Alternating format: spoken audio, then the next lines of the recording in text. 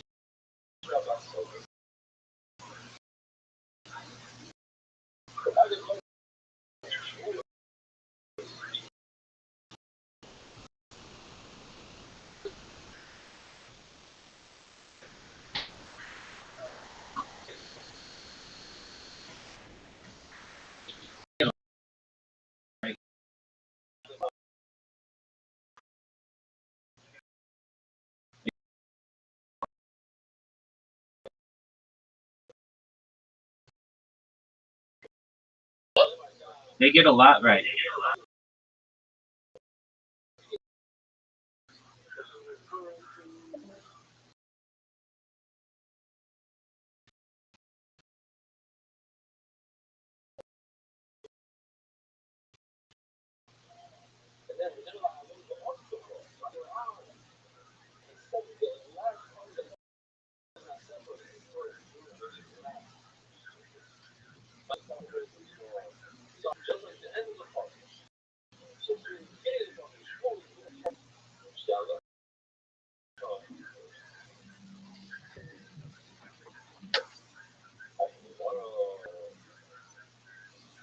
Yo, dog.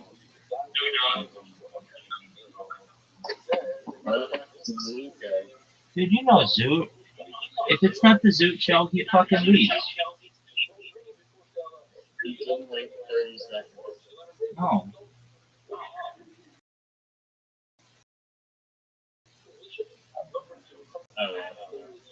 What did you think?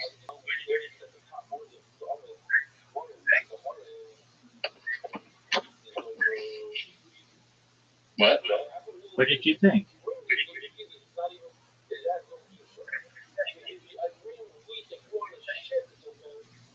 Are you saying something? Yeah, what did you think? Oh, that's pretty cool. It's like a mix.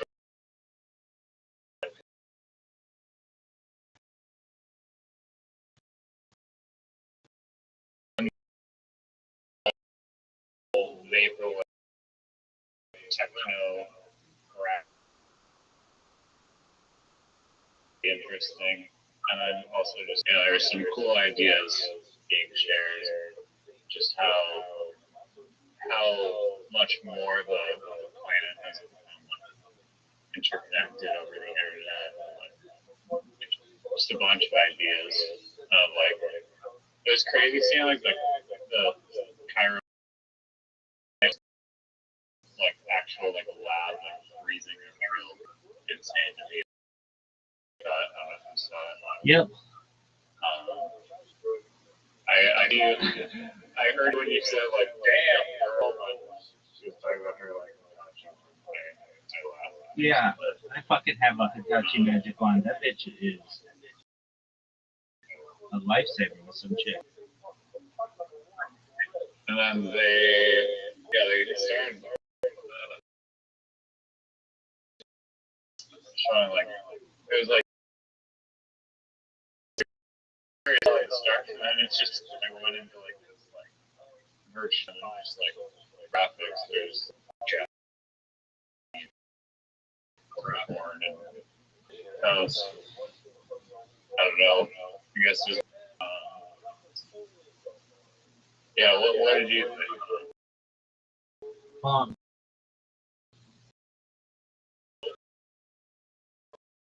Okay. In all honesty,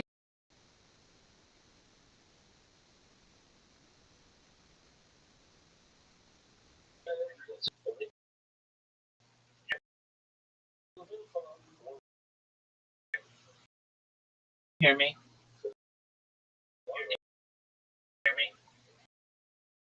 Yeah. Okay, good. And why did I mean, that's why I thought cool about it. Basically, 1996 about what it was, what it'll be like, and they're still for the most part just predictions. But today, we're at this 30 years later? I would have thought that we would be further along than 30 years. What area? Yeah.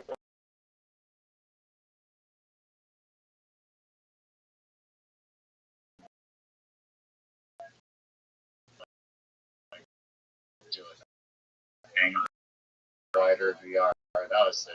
That was an interesting application. I kind of agree. I mean,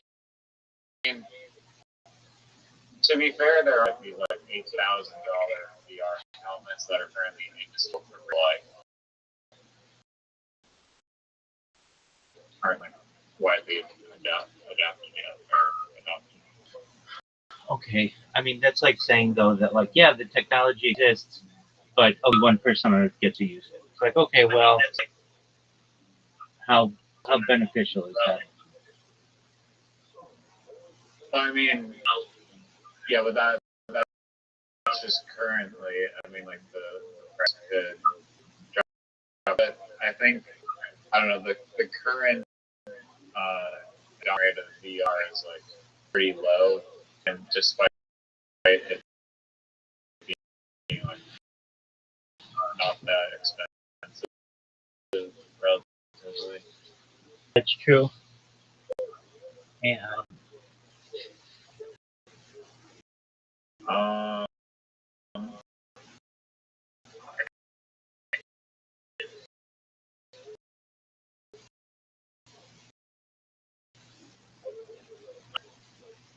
you could to VR a little bit, like when they're station VR, like if you're in like a roller coaster, you're not going to be able to feel like the gravity drop.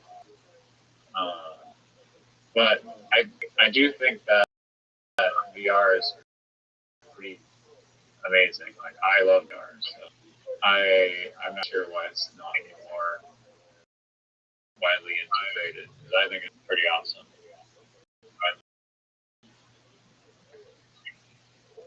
I understand.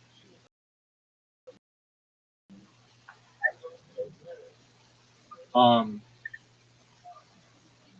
Why do you think it's not super widespread? cool people don't use it. Yeah, even amongst younger people, though, I feel like younger people don't. I mean, they probably use it way more than old people, but it's still a very small percentage. Right. I don't know why cool people don't use it. Um, you would think that Mark's into the we need to actually using this stuff a lot. Here's $1 billion, make it mainstream. We need Shohei Ohtani to make this mainstream. Here's $1 billion, use it all the time. We need, you know what I mean? Like get big celebrities to use it. They just don't use it.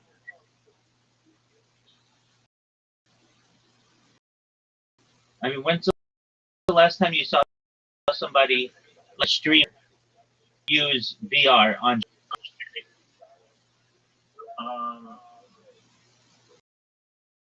I mean, I don't really watch a lot of streamers. I'm sure that this, but probably very small compared to just regular streamers. But yeah, you think like, I mean, for baseball, yeah, I don't even know if you can simulate baseball. Batting in baseball, no problem.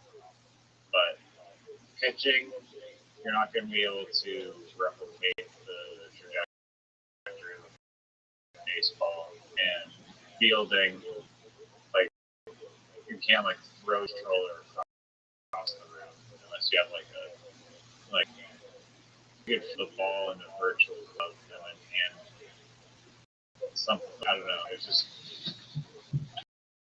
impossible basically to replicate the feeling.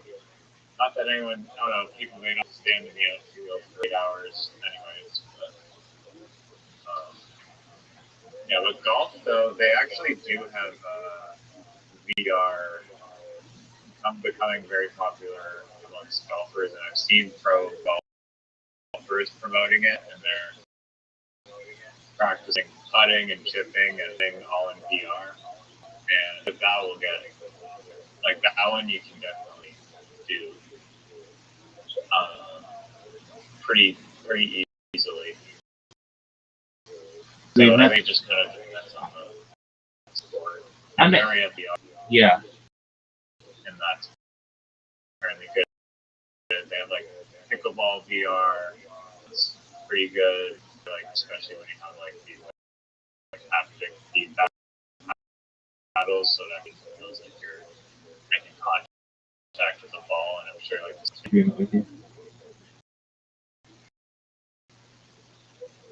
they have a cool shot at the beginning of the golf dome thing, and it's like this like double decker golf dome. That place was pretty lit. So I thought that documentary was very how do I want to say? I think it was accurate with what they described, with what he would. It was very positive, and it's like they didn't have 9/11, they didn't have economic crashes, they didn't have sins and pandemics. Like it was all pre all that stuff, and so just there was time in the world, or at least the United States, where I like so positive, and um, and it was a snapshot of what life used to be like.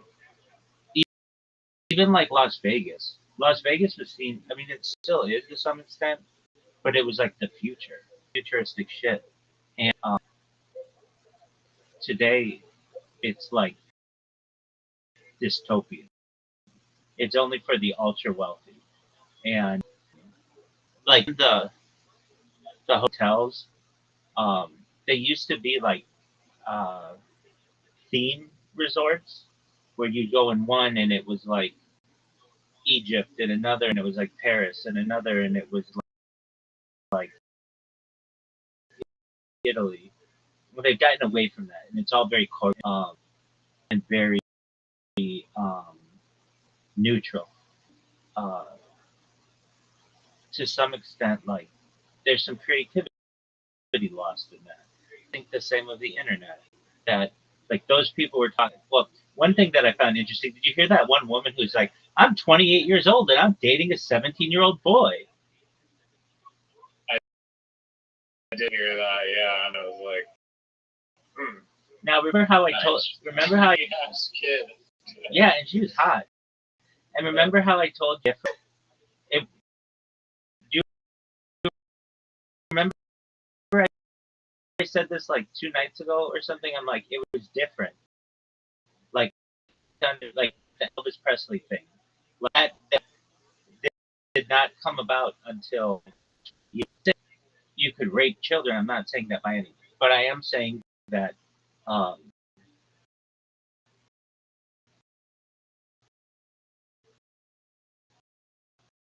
you could have a 28-year-old chick. Everybody'd be like, "Oh wow," which is interesting. Like how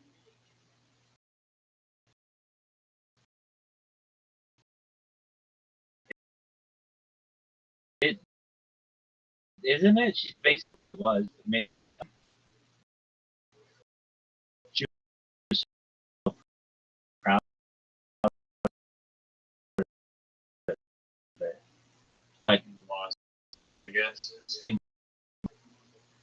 so okay, what about it? The, the graphics they used were kind of interesting.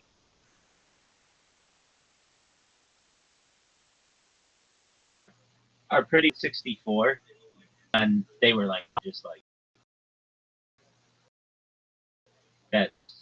That looks like a. I don't know, you saw like the GTA 6 trailer, right? Like how like hyper crazy those graphics are.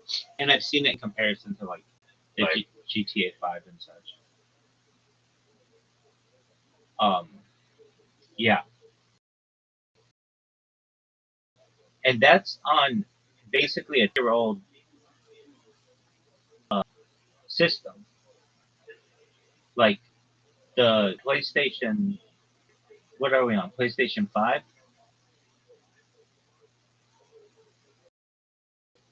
I don't know if it's The newest one hasn't come out yet. right. I release on the new one. No, Like, no. They have said no. They have said they are not, and I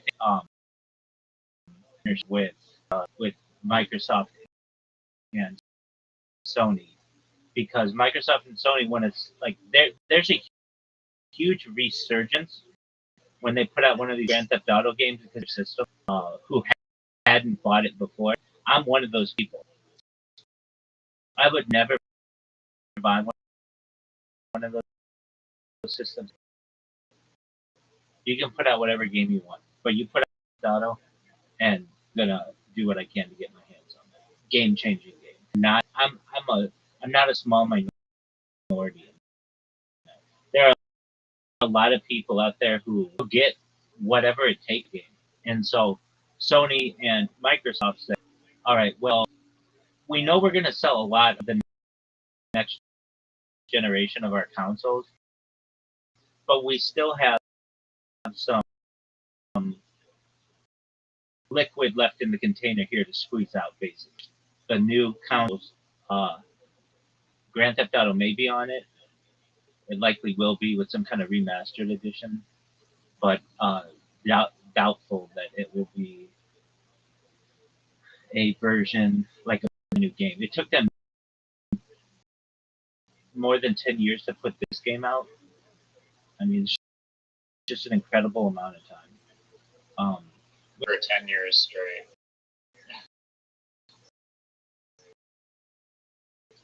I know, working on it since 2016. Oh yeah, they have.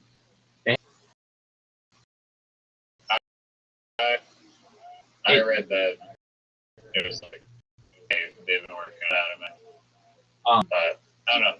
Maybe I'm wrong on that. Wait, You think it's been almost 15 years. So they want to get people who haven't bought this one. They want to get that last dollar out of those people. Yeah, well, around for like a decade. Good hell, like they'll just buy one on like Marketplace for like half the price. They're not gonna buy people. I mean, I know that I had no intention of buying it, and then I bought an Xbox 360. Like, that's what caused me to buy it. It wasn't. I had no intentions of buying it previously. But, I mean, I'm okay with that. Other thing, that documentary which I found interesting, just again, like things like transhumanism or posthumanism and nootropics and not wanting to die, like having an old lady on who's probably been dead 30 years, who's like, I don't want to die, or bring me back, and then as well. When I saw it, that's what really made me like this documentary more than I had. When I first started watching it, I was like, this is old technology. This is basically like watching a 1950s documentary on the future. Like, you're trying to tell me it's going to happen, and I've already lived it. However, some of the things I haven't, and those are really interesting to me. The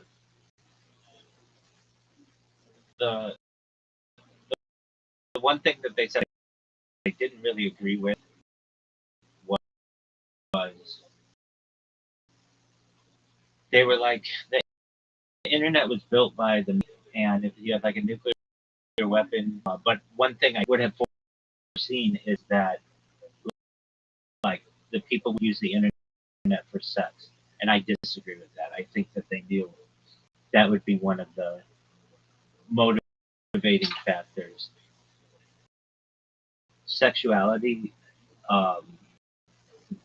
advanced. If we look at the cell phones, or if we look at the like what won out, Betamax or Betamax or let me look it up. Betamax or what's the alternative? What's the alternative to Betamax?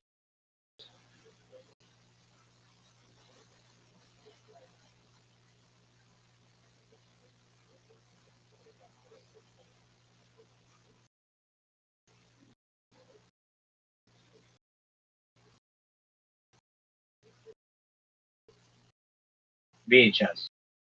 Oh, I was going to say that. Like, the reason why is because technology got to the point where video could be on a phone. I mean, when I was a young person, it was a race to see who could get the smallest phone, the thinnest phone, the tiniest phone that could fit in your pocket. That was the goal. And then a video that you could watch on, and then iPhone, and with these screens. And then people wanted bigger phones. And now we have like the offering for 10 phones. Have you seen the renderings of that? I've seen like Samsung prototypes of the flip screen thing. I as well, and I break. Like I know that little area in the middle, just by flipping it open, would like I'm probably the hardest user on phones, maybe in the world. I'm using one like every waking of my life, and maybe I'm not the ultimate one, but I can tell you, at least from Discord, Discord sends me a message every year that I'm not in the top 1% of Discord users or the top 0.1% of users. I'm in the top 0.01% of users, and so I know how much I use technology. Like even the technology tells that. And so I know, like, if I were flipping open a phone, that I would just end up breaking that. It would just end up breaking like much faster than with a normal user. But I have. I don't know. It depends on how it was manufactured and the like hinge part. If it's like some like fragile little hinge, then yeah, it'll snap. And I feel like it sort of should be like a folding screen. I don't know.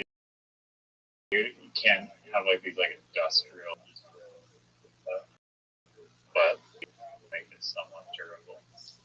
I would hope so. People don't hate it. I would hope so. I like that dude on the bicycle who like had like some weird like antenna thing and like some little bike, and then he literally just like took it apart or like unfolded it like a box, and then there's just so much computer and it's just riding like a nomad dude just riding around with his like decked out like internet.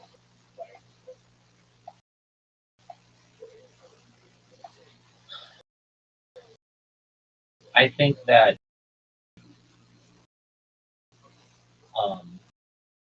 they got a lot of that, and we're not maybe ahead, which is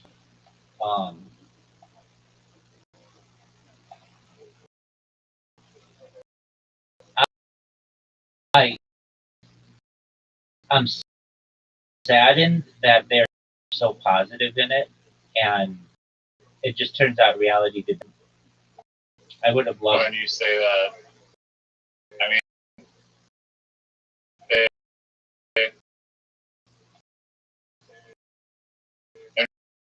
not talking about like being like plugged in. I mean, they people want to just way better than their reality because you could whatever do anything in there. Basically, it's like no limitations. Right. I don't know. It was not dystopian. It was more like, I mean, they did pose the question of like kind of what it means, like disconnect from nature and live. So I did question it a little bit.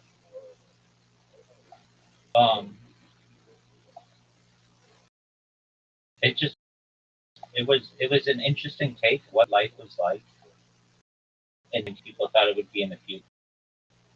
They didn't mention, or maybe they did or missed it. They did mention artificial intelligence too much. No, I mean they just used the term. Right, that's true. That's true. Because that term wasn't really around. It wasn't used popularly yet. No, that's true. And yeah, trying to think of what else affected me from it.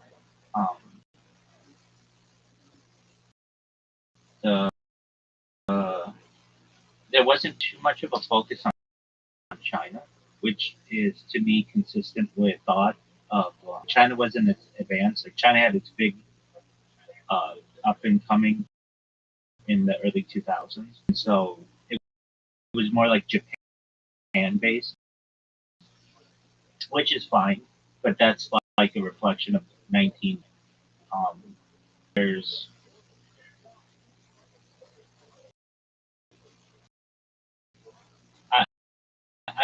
impressed with the transhumanist discussion, like maxing a little bit with the plastic surgery element.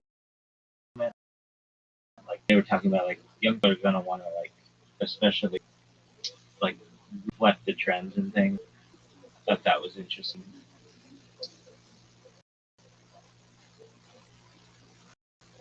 Yeah. What do I think they missed?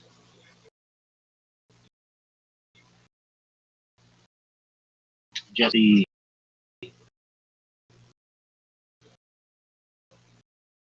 acceleration of how quickly we adopted.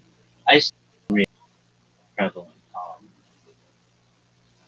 I heard this person on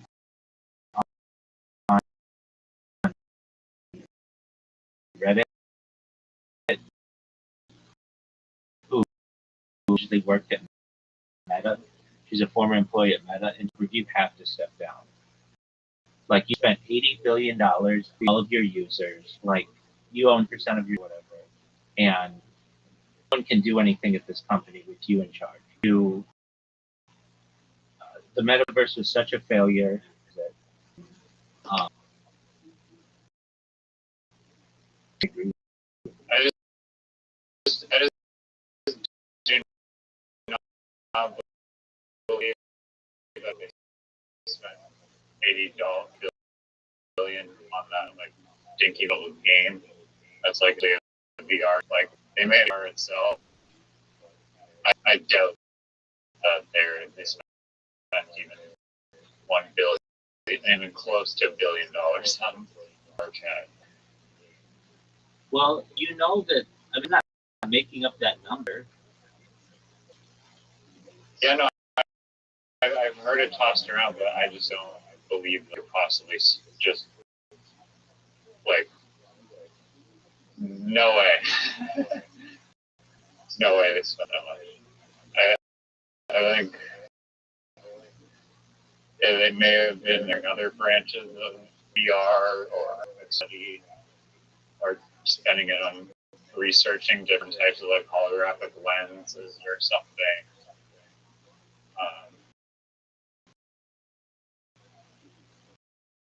Because the VR was also essentially purchased Oculus. Was the best consumer VR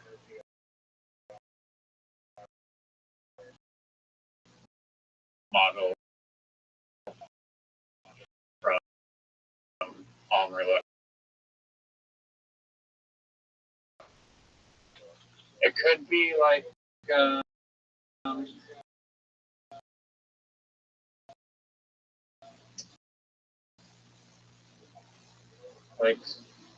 they actually take off. It might be just a little too far ahead of the curve. Yeah, but is shareholders, which is probably deserved a little bit. Yeah.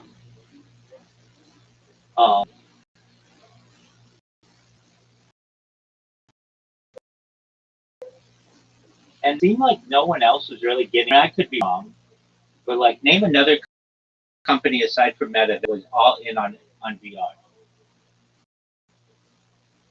But they didn't go all in on it.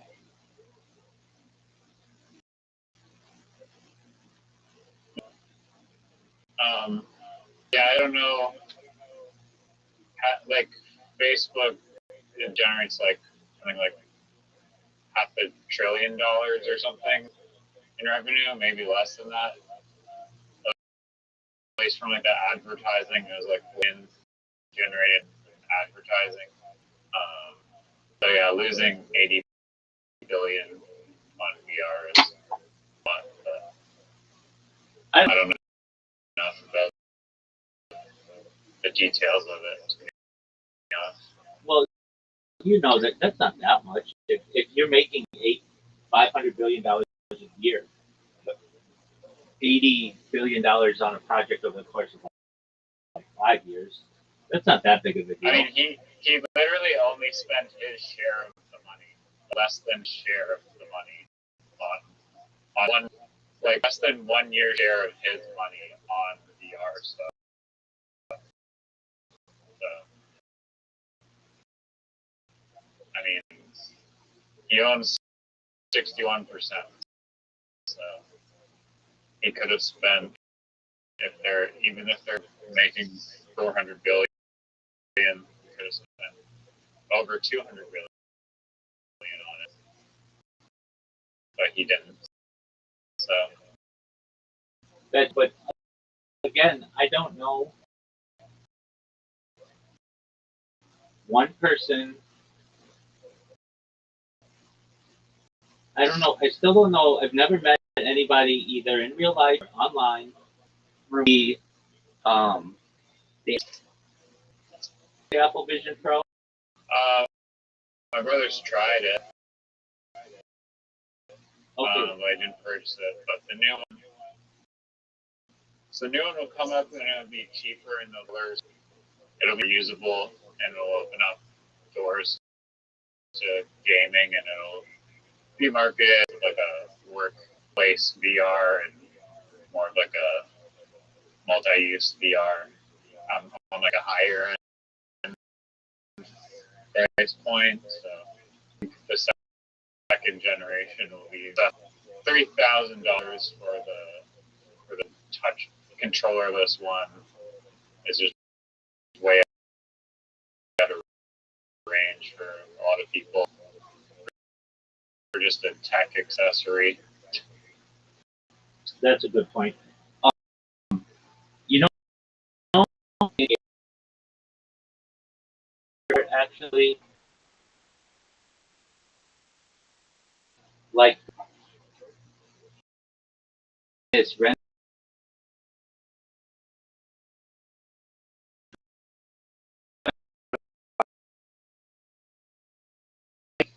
from a first-person view is it's like amazing to me when you see it through someone.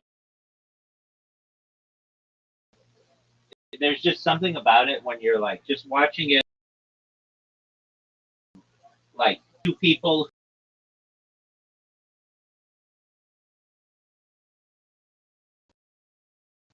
It's like, whoa, this is a really violent game. It's the same game. I mean, yeah.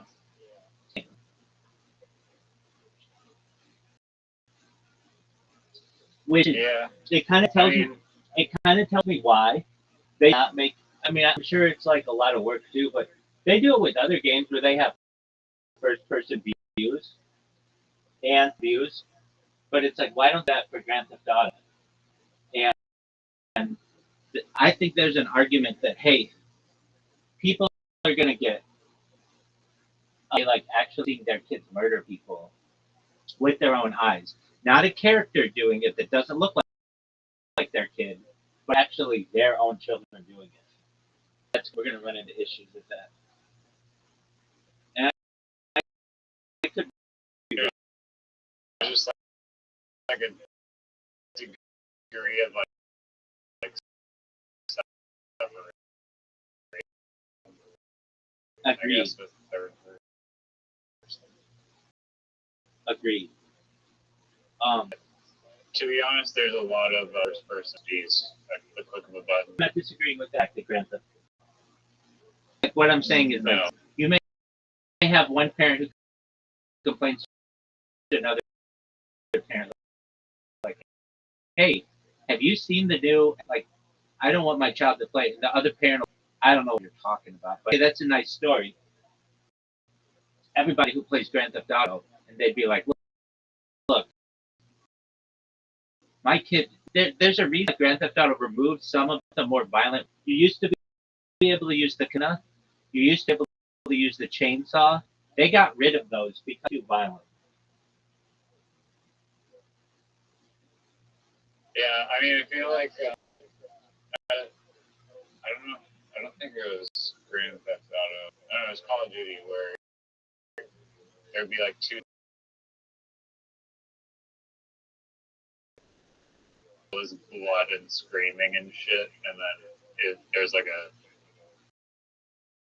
another setting where it'd just be like zero, no screaming, so it made it just like way more less violent. So I don't know if they should just have that option if there's kids. Like it. Well, the kids aren't supposed to be finding it anyway. So they have that argument that they can make, like, hey, it says rated M for mature for a reason, and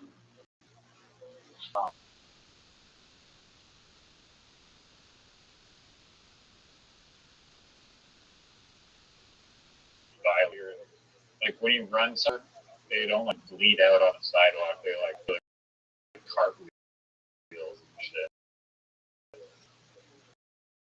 that's true. And the gruesomeness game doesn't really scare you for a little bit. It all disappears. Everything's fine again. As opposed to like, Back to a crime scene. yeah, exactly. And then there's like a little monument or something there to the person, you know, for like so brief and fleeting, and I get that. I get that. What I was trying to say though is that if you could put Grand Theft Auto in VR, it'd be popular as shit.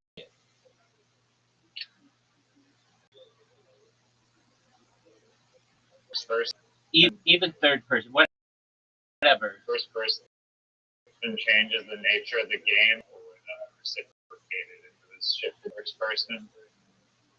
But I mean, it would be like a big pump from the. But gaming is already fun in VR, way more than regular gaming. What's the most popular? I think it's a VR. That right there tells me everything that I know. That's not a real game.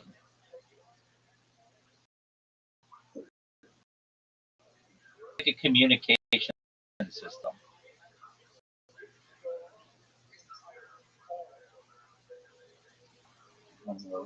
To me, or me saying to you, what's your favorite iPhone game? And I say Messenger.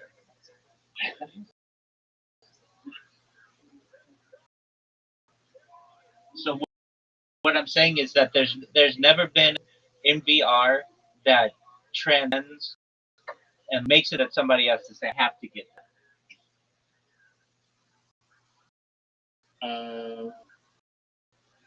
I apparently Beat Saber. Yeah, I know what you're saying, the messenger analogy. For one game, and then there's Job Simulator, Super Hot VR, and just Half-Life is also a big one. Social platforms, though, VR chat and Rec Room are the leaders. Okay. But amount of copies sold.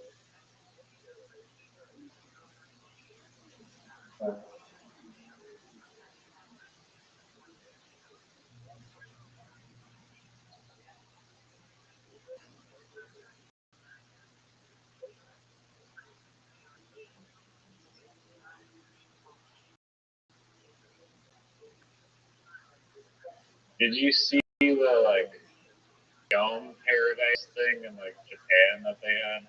Yeah. That was like mind blowing to me. It was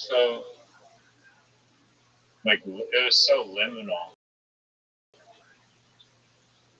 You love that shit. Yeah, and then just like the '90s camcorder footage was like shit. And just like the concept of like that like dome vacation resort was like so eerie because just like the painted sky with the clouds and shit, like the fake beach, it was so liminal. I haven't been in that, but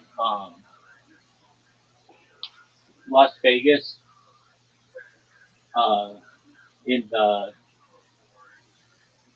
1990s, they were experiencing some of that with like the ceilings that were realistic. I remember. Um, have you been to Las Vegas?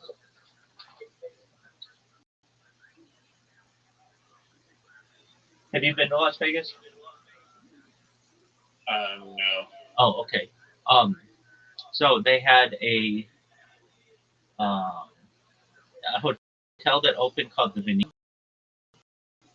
which was supposed to be like Venice, and gondolas going through it, and it had like a river that goes through it, and then the ceiling, the sky would like change on the time of day, and they did everything they could to make it like so you felt like you were in Italy, but not. And it was um it was it was like the start of that. That I've seen now. This is like a more that I haven't seen in real life, but I guess there's a or something that I saw that had an entire LED ceiling and walls, and like people would sit there, and then it would look like water was rushing all over you. Have you seen this? No.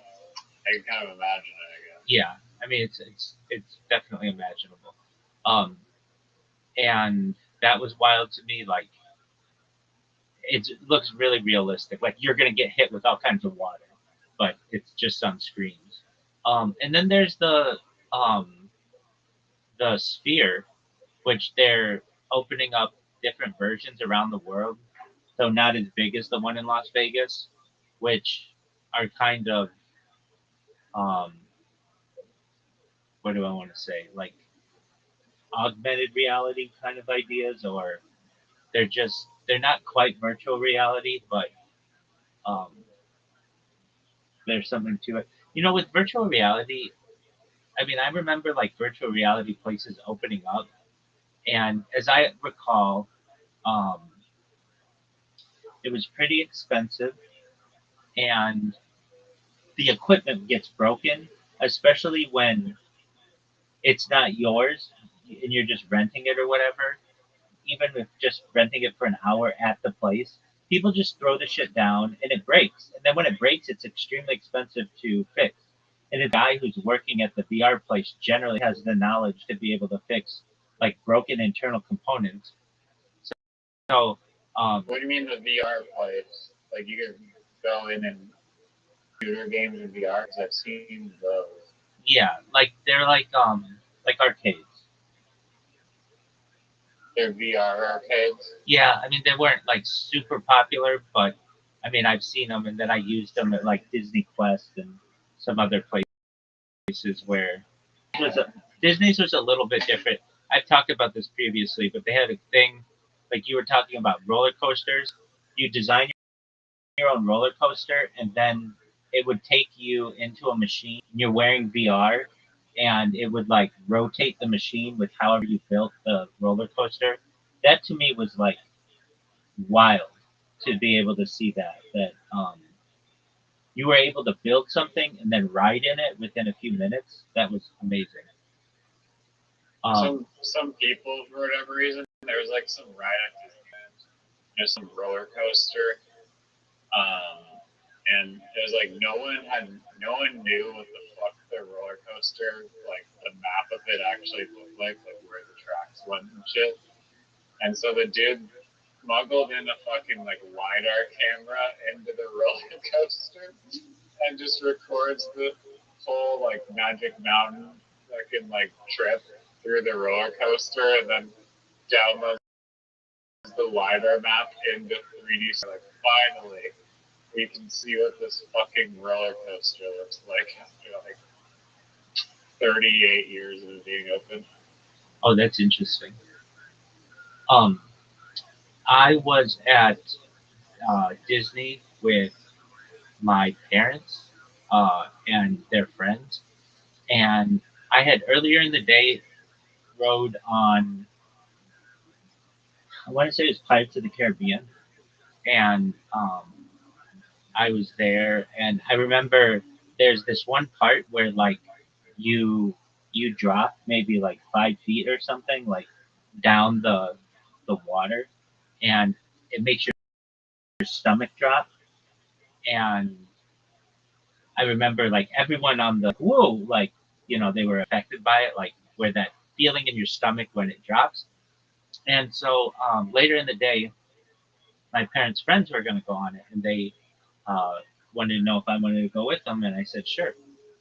So we were going on it, and as we were about to go over the falls, like where your stomach drops, I like drop my head down, like embrace myself because I know it's coming. And my parents' friends look over at me and they're like, "What's going on?" And uh, all of a sudden, the the thing drops, and they're like, "Oh, now we know because he's been on it before," and I had the knowledge. And a very interesting thing happened as we were on the ride.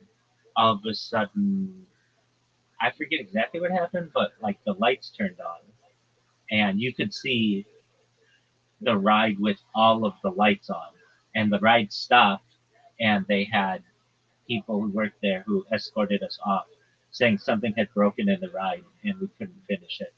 Um, we could finish it later in the day or something like that. But it was wild to see like, wow, this is just like a warehouse with like skulls and stuff.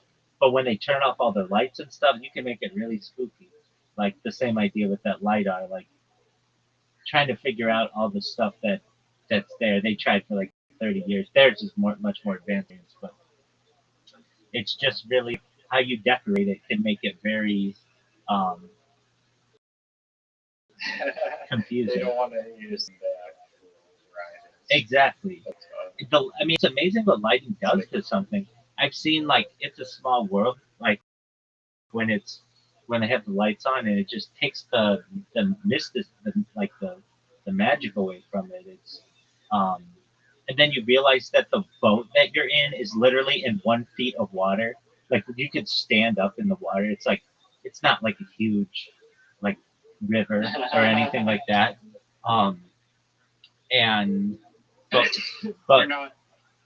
Gesundheit, You're Gesundheit. not actually like moving anywhere like you're made to believe on the screen. Exactly. You're just on a treadmill.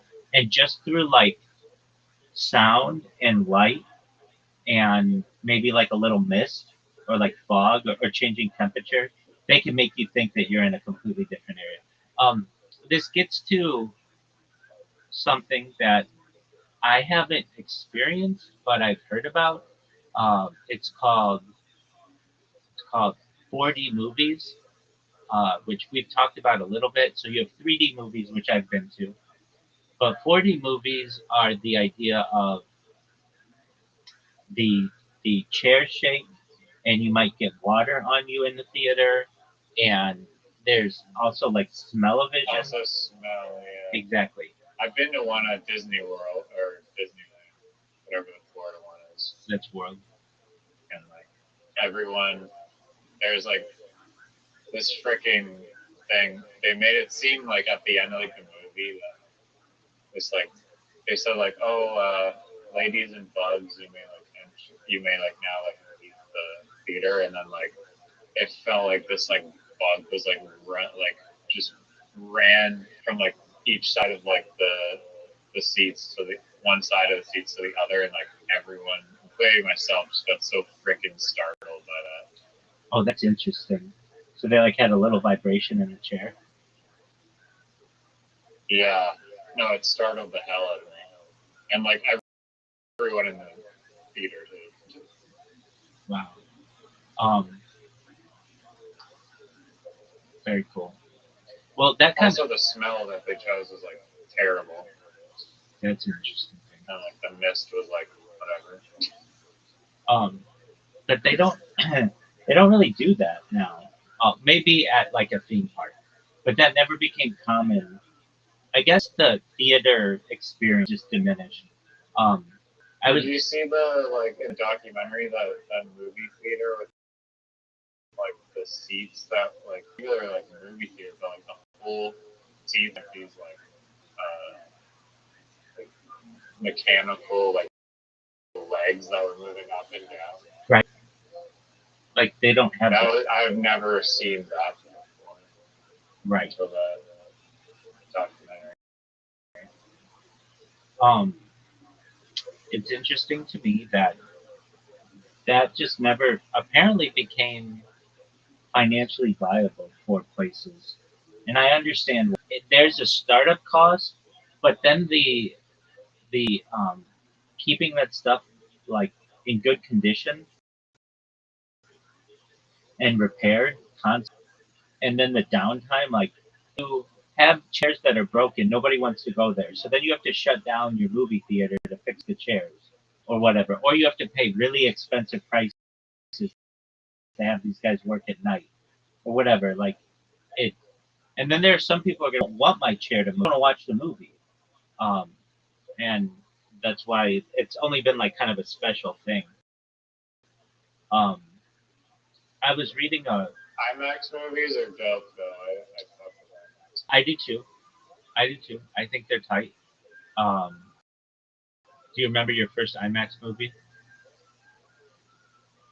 Yeah, I've only been to like, Um, but yeah, it was like some mountain climbing movie in like the Alps or something, and it was just like crazy. I remember. I think I was at Universal Studios, or it might have been in Las Vegas.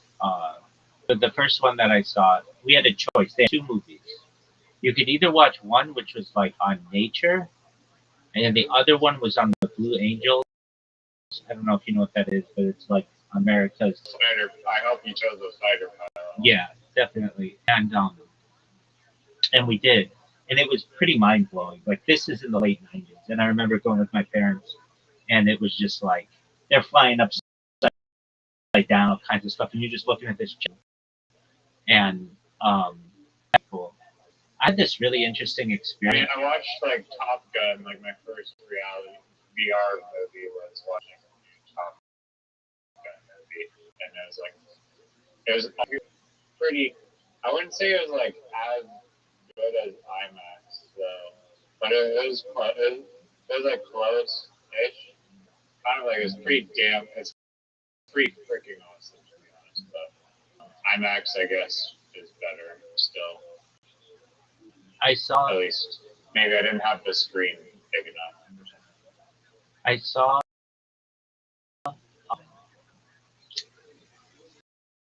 Okay, so this movie that came around 2007, 2008 that I was obsessed with for a bunch of reasons. I really liked the Beatles, and it was my first delve into psychedelics. And my friend, like I didn't get mushrooms that much. Like I guess mushrooms were maybe bigger in some places, but they were rarer in like the early 2000s, and like we didn't know anyone who lived on a farm or anything like that where you would get them.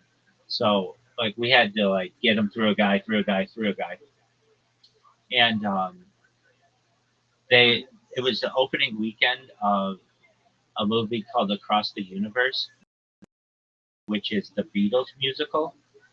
I was so excited to see this movie, like just so stoked. And I asked my friend, like, or like we had plans. My friend and I had planned this movie, and I think he had a paper to write or something, and he was unable to write. He was unable to go, and I normally wouldn't have gone without my friend. I'm usually a pretty low friend, but I was like, I have this movie, like, come on, let's go. He's like, I can't. I've got this paper to write, and I'm like, dude, it's showing uh, in the. And another thing is, I wanted to see it in the IMAX theater, and Uh, and so I was like, I'm gonna go. I want to see it. And it happened to be like I went on like a Sunday night at like 10 p.m. Like um, the last the last like movie of the theater that day, and I was the only person in the theater, and I sat in the front row and was just blown away because like I was just looking up and there's no one in the fucking theater. I think maybe a little later, like two people came, but like I had the theater myself, and I was watching this movie that was about the Beatles. That's very trippy, and it was wow. It was like Were you tripping? I wasn't acid or mushrooms or anything, but I'm fairly certain I was high as fuck, um, and allegedly. And so then the next week came by, and my friend was able to go to the movie, and we got see this movie on mushrooms. And I was like, dude, you got to see it. It's amazing. It's amazing. It's amazing. And he's like, dude, I I know you say it's amazing. I get it. Like you don't have to remind me. I know, but it's so cool. So we end up doing mushrooms, and it was uh, it was an experience unlike I'd ever had. So like the mushrooms are starting to kick in as the movie's kicking in, and it's really good. And I didn't realize it. There's this one really sad scene, Let It Be, in the middle of riots in Detroit, and there's this little boy who's just singing the song, and it's like really, really, it's like the height of the movie where it's really sad. And I didn't realize it, but my out of my pocket in between the seats, and my phone went off, and it rang and ruined the movie for the whole theater because I couldn't get my hands on the phone, and then the person called back and couldn't get it. I finally got my hands on it and was able to mute it or whatever.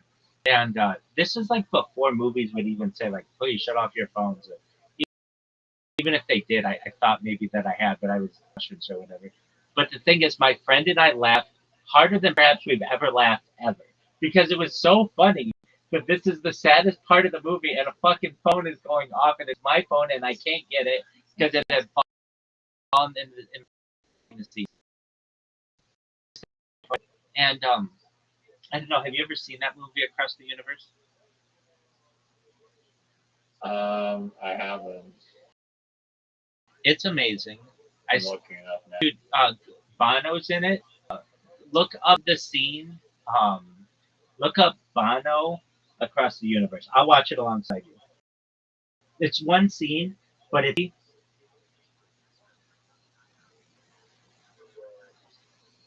It says it's a musical romance.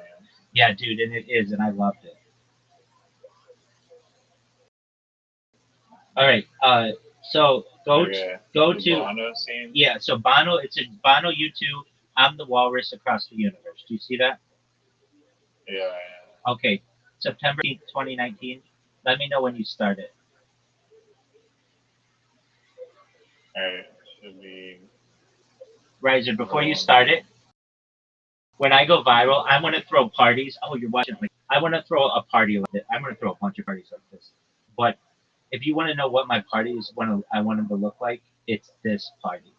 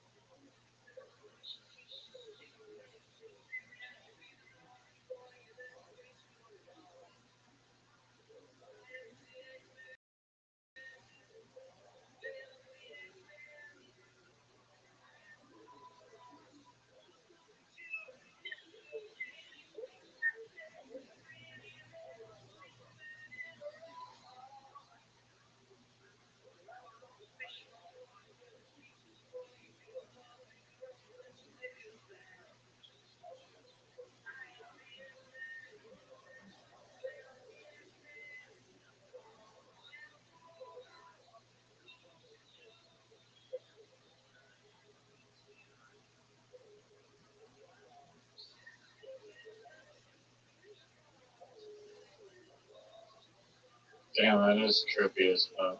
It is. And you didn't normally see this kind of stuff in movies. And like being on mushrooms.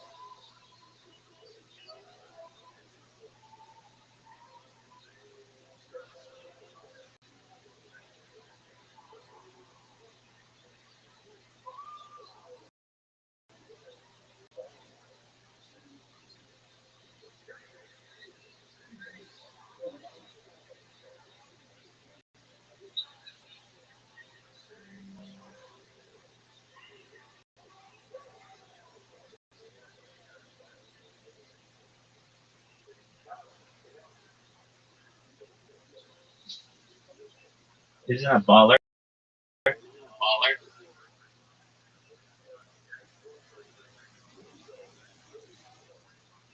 Baller.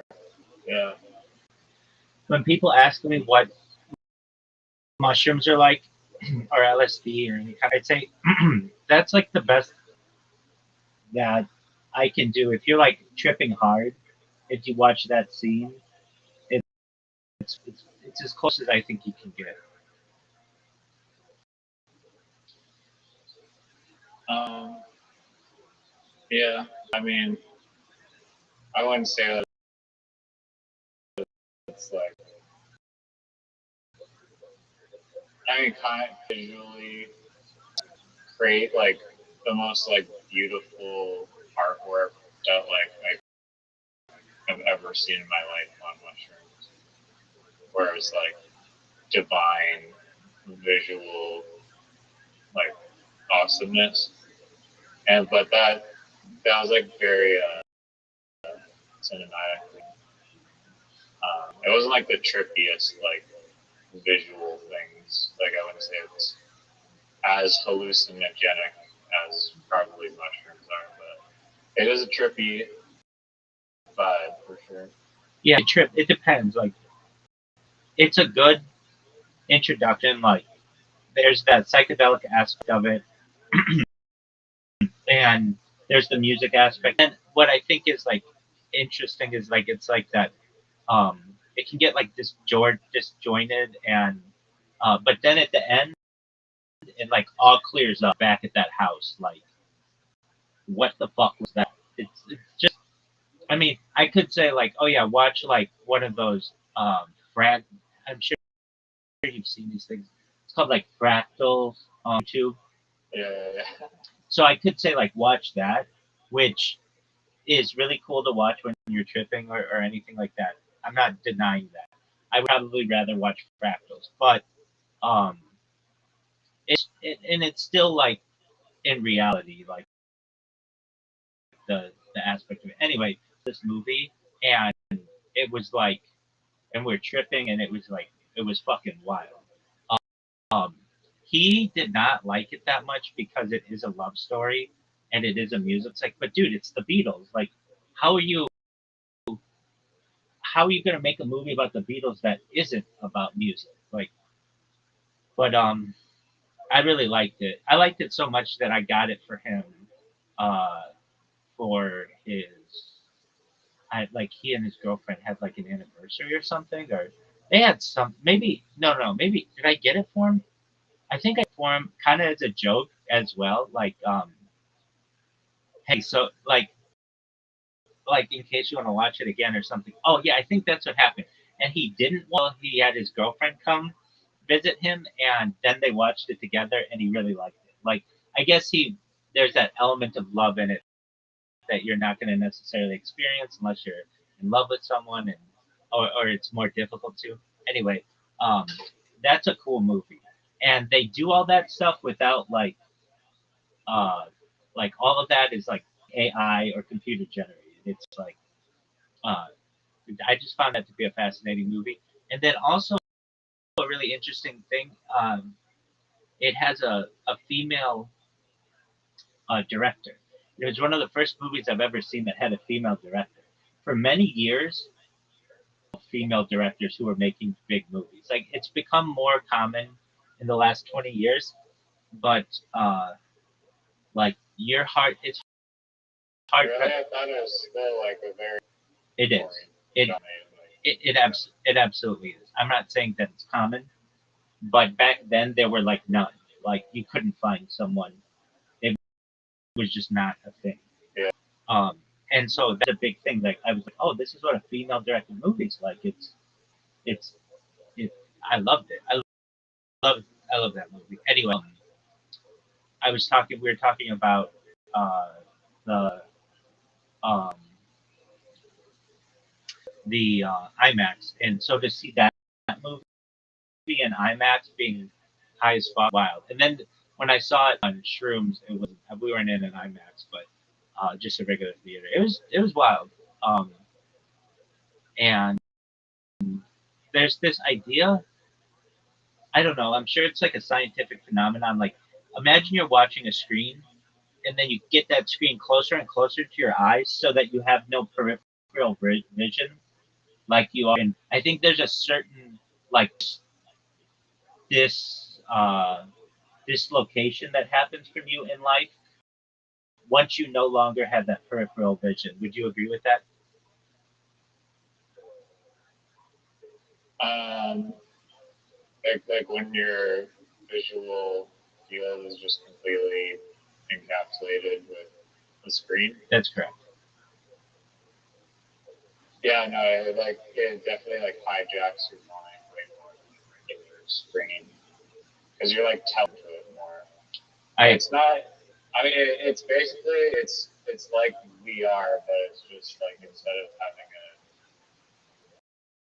a virtual reality, it's like a physical, different reality.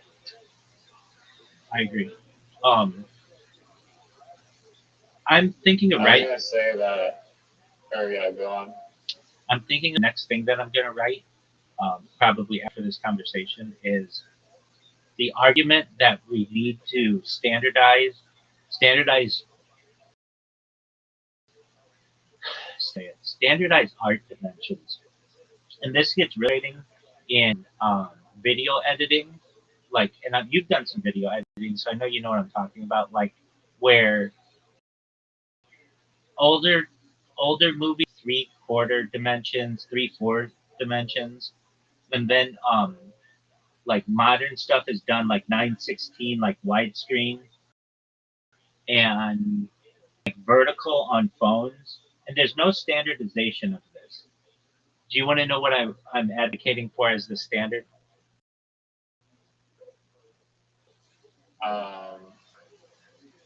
I thought there was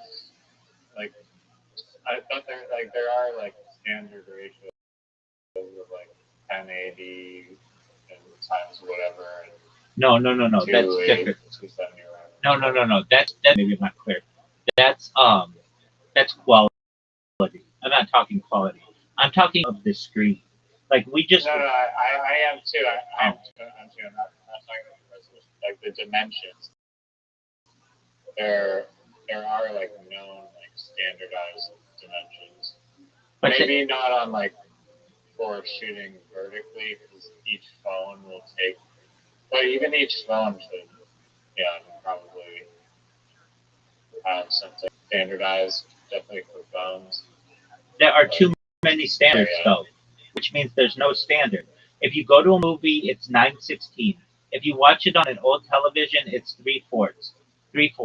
If you watch it on a phone, it's 16:9. It's the opposite. And what I'm saying is like what you just streamed there. I was watching it on my phone, and I'm like, this is really funny. because there's all this black screen and then just this little bar of what you would see in a theater. And I have said this before, and I'm advocating this, that the dimensionality of all art, we should just get a standard that it should be 1-to-1, it should be square. Yeah, that one seemed like it was almost like 2-to-1 or something. That could be.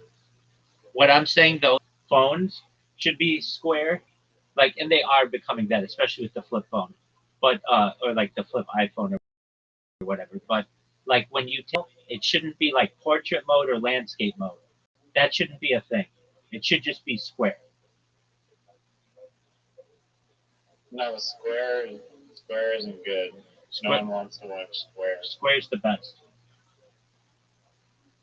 Square is horrible. No, if you look at movies, most of them, of the stuff that's important is Or one by one. yeah. Which movies are one by one? No. I'm not saying the whole movie shot 1-by-1. I'm saying the action that happens in the movie happens in a box that's in the 1-by-1. The stuff on the sides doesn't really do anything for you. No, that's not true. I disagree. Okay, then give me a standard. Give me a standard. When you set up that shot, usually it's like thirds. That's like a very common thing where it's like your subject is going to be in like one of the two of the thing is going to be your subject. Okay, then give me a standard. That. You can still do it in a square or whatever, but I don't think people want to watch squares. Please. Yeah, they do. Yeah, they do. Okay, well, you don't. Give me an example of a dimension that works on a vertical phone as well as it works in a movie theater. I'll wait. The wing works on a vertical phone. It just has the black stuff on top and bottom. Exactly.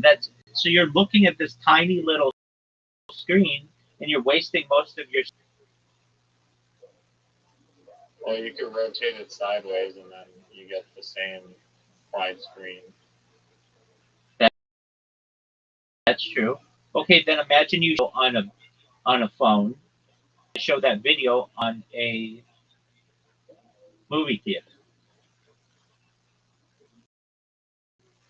So now you're just going to black sides on each side. That's why the 1-to-1 dimension works best. No, but then it's like a lose-lose instead of a like when you shoot it vertically, it's a win for the phone, and when you shoot it horizontally, it's going to be a win for like let's say like a computer. I agree. But so then one is like a lose for the computer and a lose for the phone. It doesn't maximize any of those. Incorrect. Because imagine it's a flip iPhone win-win. Then it's a perfect square. Why is the flip iPhone a rectangle that unfolds into a square? Yeah, exactly. It's two rectangles that unfold into a square. I don't. I'm telling you to be in the future. I like the thought, but I'm telling you that's how it's going to be in the future. So that means that. It depends on what the shape of the phone is. I'm telling square. Everything will. I'm saying everything will go to a square because it is the most neutral of any of the shapes that it could be. It works in a theater. It works on a computer. It works on a square phone. Well, if everything was just a rectangle shape, wouldn't it work the same? But stuff isn't a rectangle shape. Phones are vertical. And a square phone is going to be, so you're just going to have black on the top and black on the bottom. People won't want that. If you have a phone that has a square screen, that because it unfolds, people are going to want the entire image to take up that screen. And the way that that's going to be done is through a square ratio. Well, arguably in the future, the you might be in virtual reality where you're viewing things on like your full field of view, so higher retina field of view perspective, and even more than that, like 360 degrees. That's assuming that we're using a phone, like a device or something. I see everything. Like I get it if it was standardized, whatever. Why do you think they haven't made them squares? They used to. There used to be a standard long time ago with the television where it was just a square. Your television was just a square. But the movie industry got involved and recognized that it was. I don't want to say this incorrectly. Let's just look this up. This is a great question. Yo, dog. The television dimensions used to be 1:1. Why did this change? I'm gonna look this up actually in ChatGPT because everything used to just be 1:1. Very close to. You didn't have widescreen. That wasn't like a thing until like movies. Um, well, let me think. Maybe you did have like 1:1, like movies, like really early movies, but those seem square as well. Though I could be wrong. Um, we're gonna look this up. This is a great question, and if ChatGPT wasn't jerking itself off, we'd have the answer. All right, here we go. Um, what's up with dimensions of media? It seems like it used to be 1:1, like a square, back in when early television, maybe even early movies, and then it went to widescreen, and now we have vertical. What's the most efficient way to have it, and why did it change? Give me the timeline, and then also what's the most efficient way. If it doesn't say square, then I'm gonna say that it's wrong. You're basically tracking a tug of war between technology, human vision, and distribution platforms. The shape of media ratio isn't random. It's optimized for whatever constraint dominates at the time.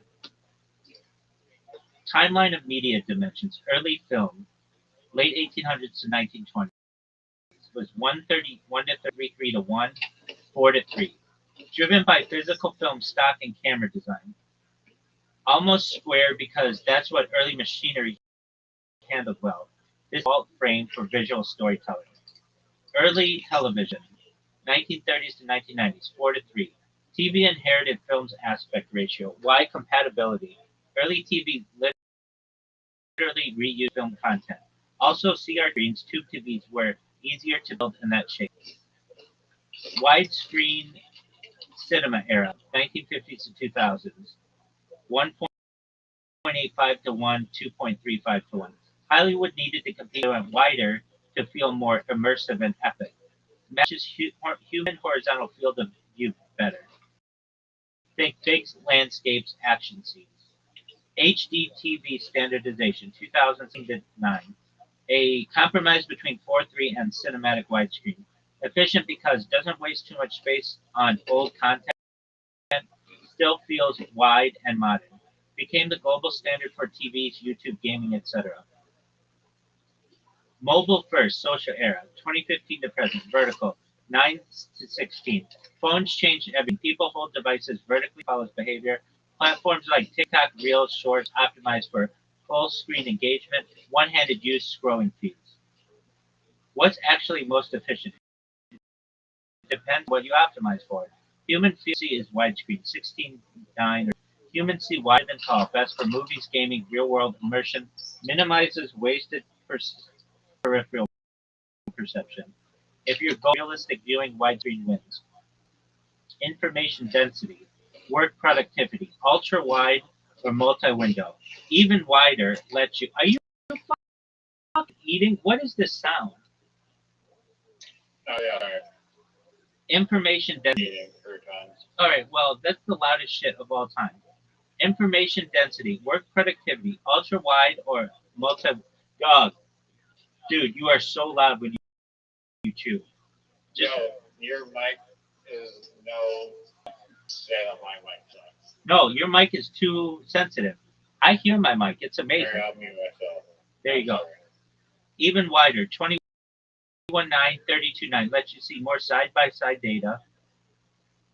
You see data side-by-side, reduces context switching. That's why traders and programmers love ultra-wide monitors. Attention capture, modern media, vertical, 916.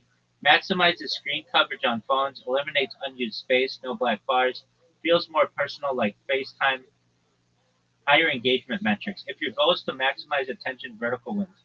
Cross-platform, 69. Safest universal format. TVs, laptops, YouTube can be cropped into vertical if needed. If your goal is flexibility, 16.9 wins. 16 wins. Big insight, the real answer. No single most efficient ratio. Efficiency, F device, perception, distribution channel, and goal. That's why we live in a multi-aspect world. Dog shit. Dog, I think one-to-one is the best, especially with a flippable iPhone. It's square, it works everywhere. What are your thoughts? I get your intuition, but one-to-one is best. Only works in a very specific case, not universal. Let's break it down. Where one-to-one strong actually is strong. Platform neutrality. That's what I'm talking about. A square fit designed into both vertical 90 and horizontal 69 with minimal cropping. That's why Instagram originally pushed it. That's what I'm talking about. I know it did. UI simplicity. Symmetrical, predictable, easy for grids, thumbnails, product shot. 3. Foldables. Your point. On something like a folded phone, square feels native. No rotation needed, less cognitive friction. For works everywhere without thinking, square is arguably the most robust.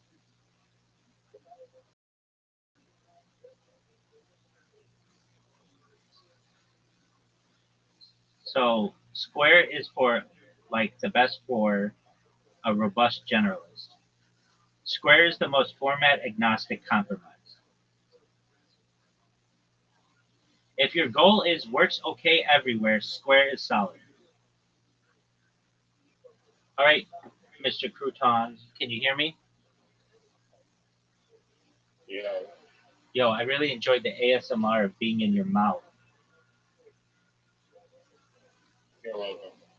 All right, so dog. So yeah, you're for cross-platform interoperability or cross-device. It's great.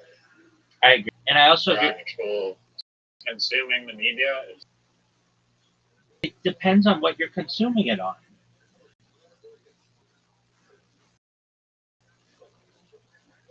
no, like the human eyeball wants to see wider.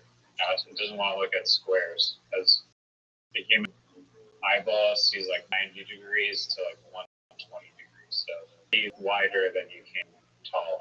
I get that, and there isn't anything that says you can zoom in on it if you want.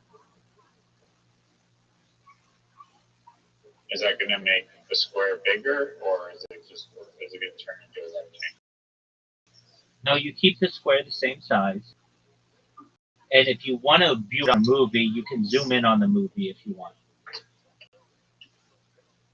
And you're going to lose vertical. That's true. That's why I'm saying they should just make everything in squares. Everything square works everywhere. Square works if you shoot like a far enough away camera lens that if you can zoom in. Square is very neutral. It's very symmetric. It's it fits circles well.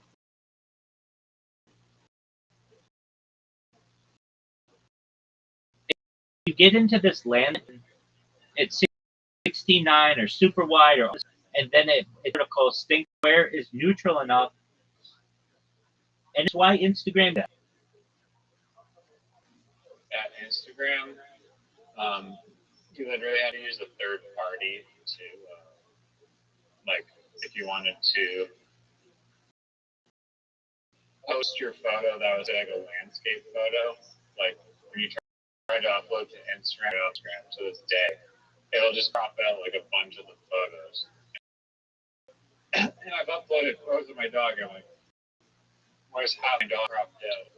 And then I have to go in and I have to like manually zoom out and screenshot or use the third-party tool to format it so that it can be uploaded in one-to-one format on Instagram. Yeah, it's just a headache. I get that. Another thing I want to see change, and this is a big one, and it's amazing to me. I go through this every day. Does not. How do I want to describe this? It doesn't like have a wide field of view, and I think that should be changed. When you Skylines? well, it distorts things.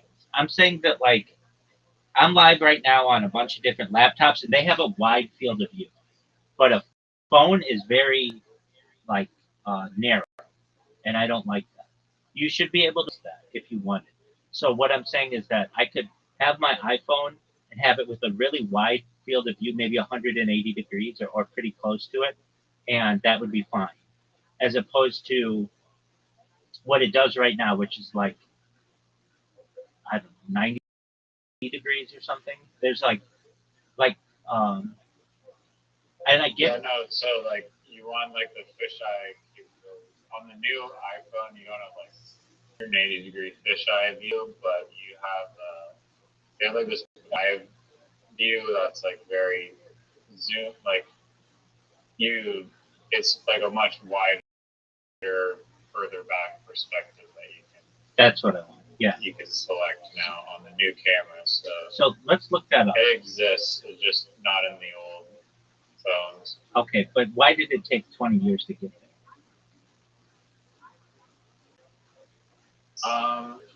China had it much sooner.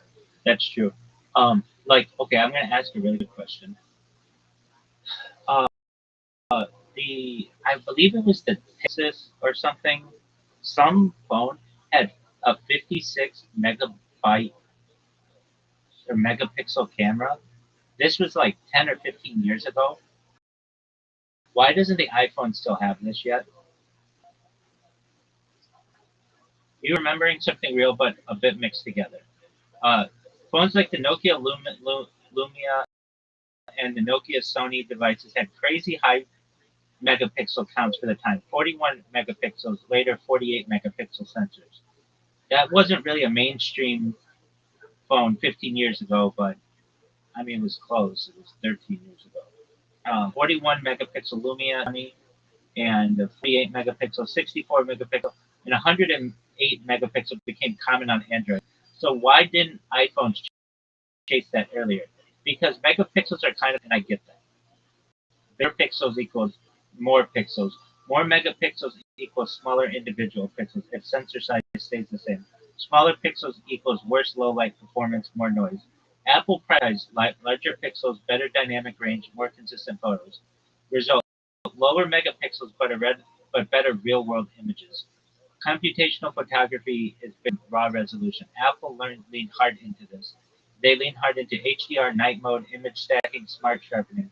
Instead of just more dots, they focus on better file size and usability. A 50 to 100 megapixel photo takes way more storage, slows processing, is overkill for most uses, social media screens. But here's the twist: you're kind of right today. Modern phones actually do have high megapixels now. iPhone 14 Pro, 48 megapixels. iPhone 15 Pro, 48 megapixels. But they don't always show 48 megapixels. They use pixel binning, combine pixels to output 12 megapixel images with better quality. The key idea: megapixels does not equal image quality. What matters more is sensor size, pixel size, lens quality, software processing. Why those old high megapixel phones didn't dominate? Phones like the Lumia 1020 were amazing on paper, but slow, bulky, and inconsistent. Meanwhile, iPhones fell faster, took better photos. So Apple waited until sensors improved, chips got faster, storage became cheaper. Bottom line, you're noticing a real tension. Android more megapixels now, Apple better photos overall. Converge: high megapixels plus heavy computation.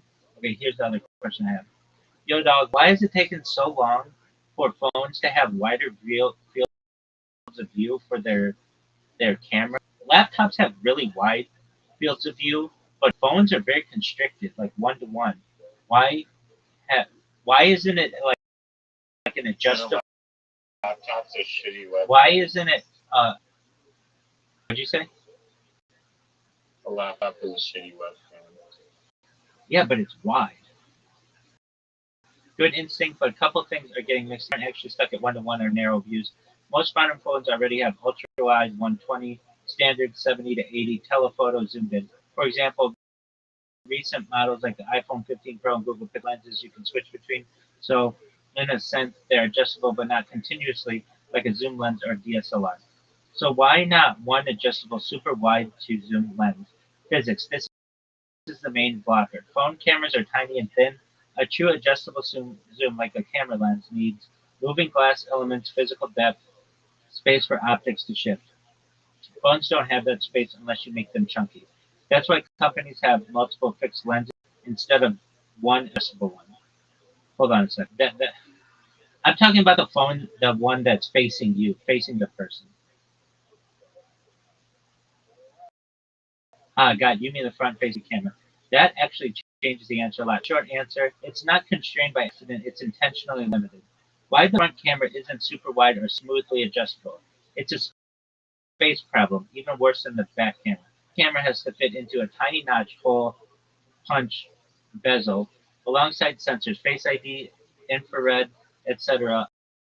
on phones like the phone 15 Pro. There's no depth for moving lens elements. So adjustable optics, almost impossible without making a phone ugly or thick. Too wide looks bad on faces. This is the big one. Ultra wideers cause big noses, stretched faces, warped proportions. That's why phones don't default to laptop style wide angles. Even though laptops feel wide, they sit farther, are used casually. Zoom calls, not photos you keep. Phones are used for selfie, social media identity. You don't want distortion. So companies intentionally limit field of view for flattering results. Distance changes everything. Laptop 2 face wide lens looks normal. Phone 10 to 18 inches wide lens looks distorted. Same lens, different distance, totally different look. It is adjustable, just not how you expect. I already cheat a bit. Slight digital zoom, cropping, face tracking and reframing, center stage style features. Apple does this on iPads. Some phones your view when more people enter the switch modes, but it's software, it's not a physical adjustable lens. Battery plus simplicity. Front camera is used constantly. Face ID apps, video calls. Adding moving optics, multiple front lenses would drain battery, increase cost, complicate the design. The real trade-off. Front camera design is optimizing for does your face look good quickly and consistently, not maximum field of view. So why laptops feel wider? Because they optimize for fit multiple people in a call. Phones optimize for make you look good in a selfie. Different goals, different lens choices. Bottom line, you could make a super wide adjustable selfie camera, but it would look worse most of the time and be harder to build. And instead, companies pick a moderate wide, flattering default, and use software to fake flexibility. All right, so that makes sense. But it makes sense to me.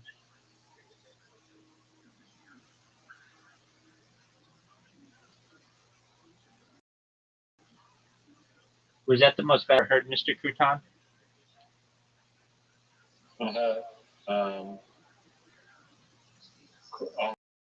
Almost the opposite.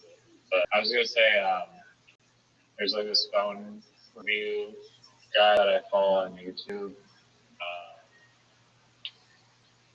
I can't remember the name off the top of my head, but phones and like the Chinese phones just like are just way better than Apple iPhone and Way better. American phones in general. Okay. And you can't like just buy the Chinese connected to like an American cell network. No, nope. I don't think you cannot. I tried. I tried. Like I was all in. I think that the computers are also more advanced, possibly, or maybe it's just the phones. No, it's both. About 15 years ago, I wanted to buy a Huawei, and because it was just like whatever Apple was putting out at the time, let's say, I don't know, 4 gigabyte RAM, Huawei was like 60 on a phone. The image quality on the like Apple was like, I don't know, 10 megapixels. Huawei was like 70 megapixels. Everything was just like way better. And I was all about to pull the trigger one, and then I looked up. Okay, so what do I do? Just take it to like AT&T and they have it like connect or whatever. And it's like, no, there's no way to get this thing to work on American cell towers. It's like completely different technology, and that's done for a reason because there's like a monopoly on uh, American cell service. They don't want to give that up, so they don't want any competition, and that's why Huawei. Nothing to do. You can't just put in a SIM card and that's it. No, it is not that easy. Let's look up the exact reasoning for this. Uh, why can't you use a Huawei phone Someone in the is United jailbroken States? one. Yeah, no, I know. I watched some guys do it, and it was so much work. It was like now they did have a soft launch. I think Huawei phones are not officially sold or supported in the U.S. due to a U.S. government ban, and newer phone models lack Google services. That was another issue too, making them impractical for most American users. And stems from national security concerns in 2019. The U.S. placed Huawei on the entity list, prohibiting American companies like Google.com from doing business with it without special licenses. This was based on allegations that Huawei could be influenced by the Chinese government, posing risks to telecommunications infrastructure. New Huawei phones released after May 2019 cannot include Google apps like the Play Store, Gmail, YouTube, and Google Maps. They run on Android's open source OS, but lack access to Google mobile services, which are essential for app compatibility and security updates in the US. While it is legal to buy and use a Huawei phone in the US, especially older models with full Google support, newer devices face limitations. No official US warrant for potential network compatibility issues, missing or non-operated banking, work, or lifestyle apps reliant on Google services. Uh, Huawei has responded with its own ecosystem, Huawei Mobile Services, App Gallery, and Harmony OS, but adoption outside China and parts of Asia remains limited. Do you want to know how Huawei can become extremely, extremely successful in the United States? Yeah. Change their name to Win. No one can pronounce Huawei. Huawei. No one knows how to. No one in the United States is going to get on board with that. If they just say we're the Win phone, everybody's going to be, oh, I have a Win. Easy as that. Just like I love that and so we were just talking about like mapping. Oh yeah, they were talking about like fixing the human body to like live forever with like new organs. They got it. Say someone comes to like the cryogenic chamber and they're like, oh, they need some stuff done. Well, it's just a matter of rearranging a few molecules. Right. And he was like this emerging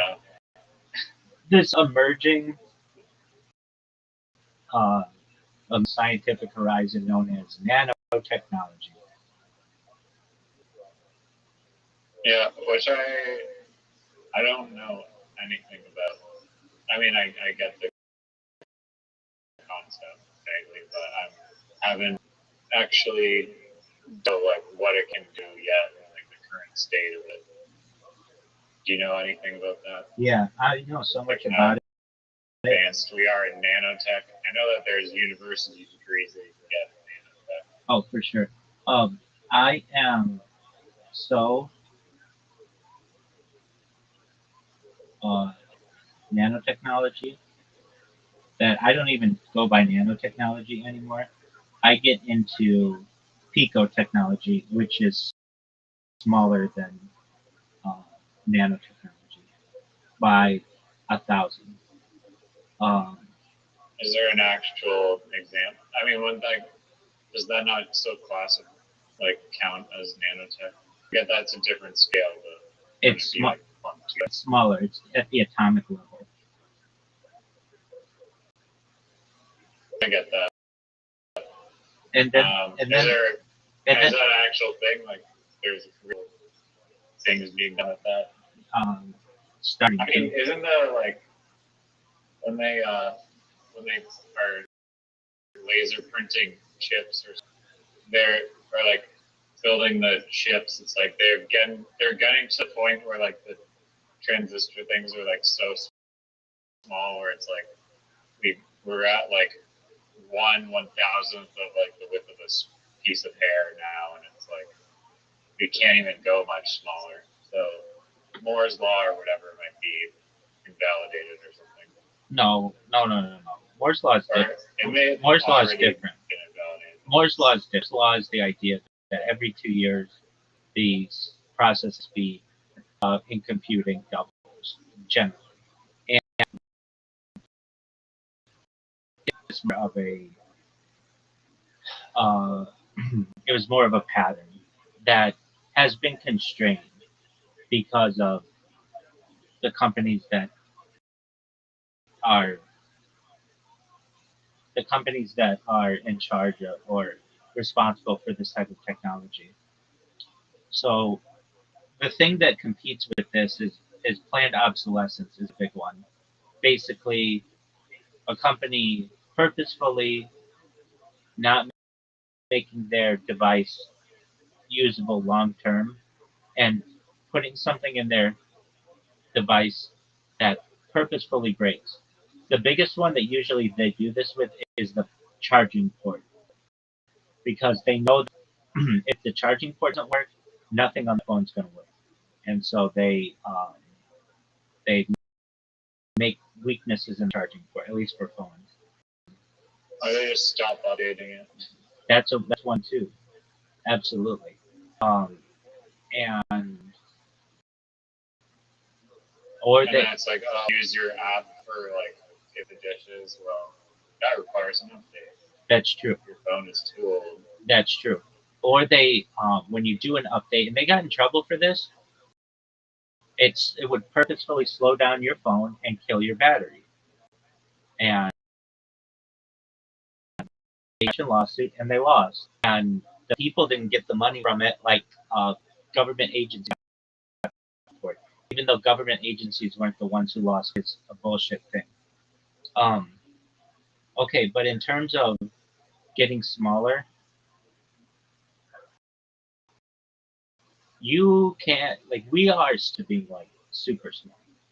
Because the stuff is really small, but you could give it 100 years and all of that stuff could be like 1,000 times smaller, especially with 3D printing, where like nobody 3D prints silicon chips right now, but in the future you'll be able to. And then when you have that kind of of an organization of a chip, you will have the ability to perhaps like make different orientations that you wouldn't have been able to with standard building of chips. Kind of like what Bob Lazar talked about, the sport model, where he was like, it was all just like almost like in like wax cooled or whatever, like a wax mold. You would be able to just create versions of that that you couldn't traditionally build with building on top of each other with traditional construction. And the idea of this stuff is already really small. Like, what am I trying to say? The thing is strange, especially in a phone, the chips. It's like the camera. That's why the iPhone has that stupid thing on the back, that hump for your camera, which I think is stupid. I think they should work on the technology to make that flat. But Apple has the technology. Yeah, no, I cannot believe that. My old camera was just like you could lay it down on a table. table, and then one you cannot lay it down flat on a table. And I was like, this is like a pet peeve and a half right here. Oh, absolutely. It's a joke. Stuff. It's a joke. It's like and you might as well hurry bigger or something. That's what I said. That's what I've said too. Make the whole thing bigger then, and then make it flat and smooth. But they know what they're doing. They know they could do that, but they know if they do that, then people will hold on to their phones longer. And that means fewer people are buying new phones. In the future, I don't know if like in the next 100 years, you want to know how your phone's going to work?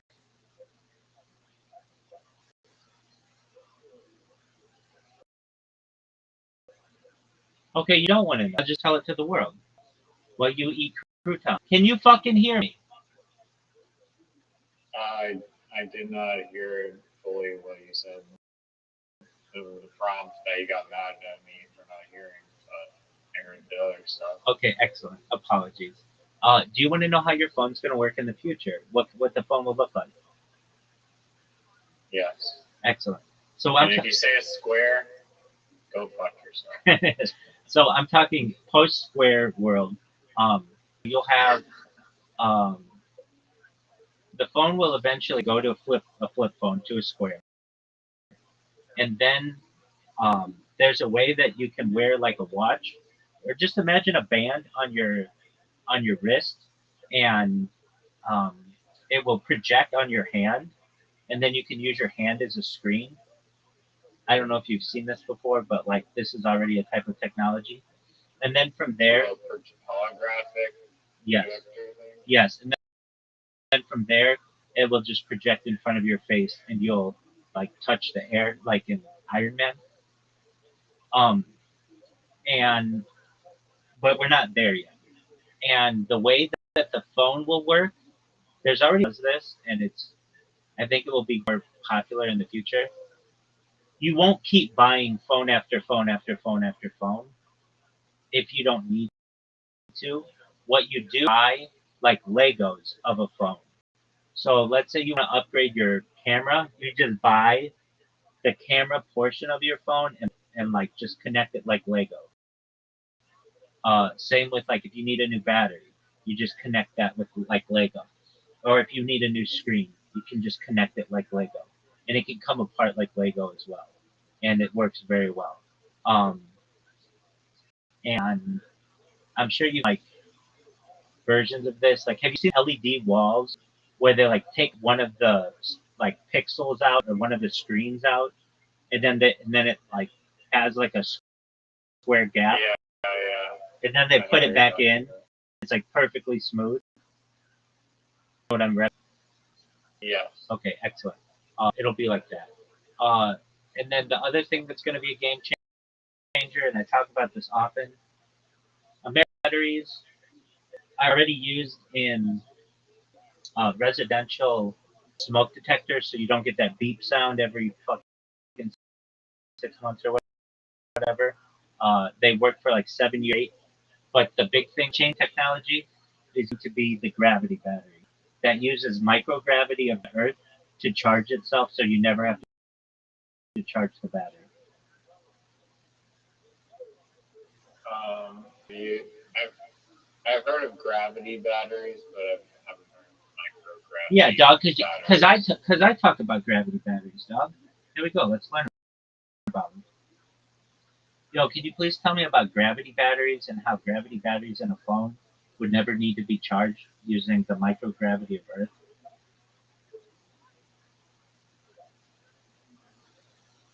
Gravity batteries are energy storage systems that work by lifting a heavy mass to energy as gravitational potential energy and releasing it, lowering the mass to generate electricity. But they cannot operate in a phone using Earth's. Hold on a second. I know they can. Because the technology requires significant height and mass. Hold on. No. That's just what the man wants you to do. Yo, dog, please tell me about future gravity batteries in phones that never have to be charged and are charged just by using microgravity of being moved in your pocket and purse and stuff. Cool idea, but the core premise needs a reality check. You can't get meaningful power from microgravity just by moving around. Hold on a second. I know you can. Gravity itself isn't an energy source. What you can harvest is motion, your steps, pocket movement, but the amount of energy available there is tiny compared to what a phone uses. Hold on.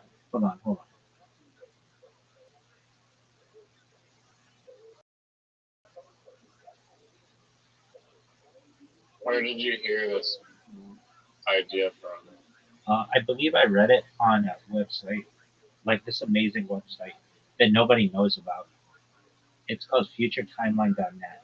And that's where I learned about like American battery. It's literally like aliens created a web and put it on the internet and then didn't tell anybody about it. And it goes into the future. Future what done that? It's so baller. I think it's called futuretimeline.net.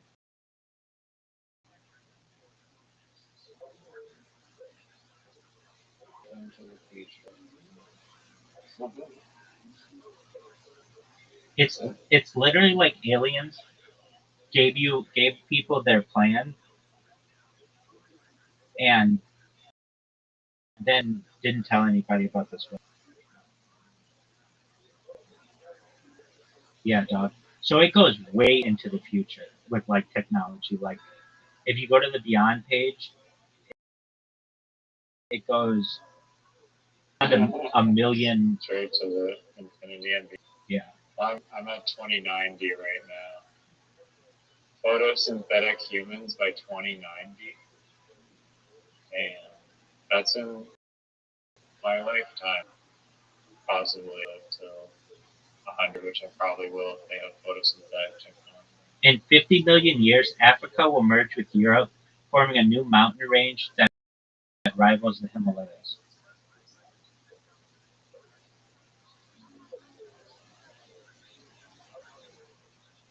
In 180 million in the Common Era, Earth will have a 25-hour day.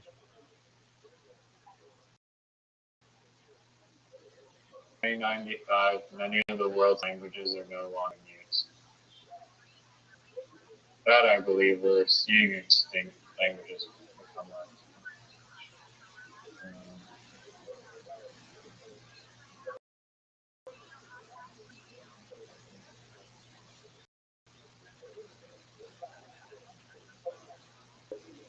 So hold on, let me look at it.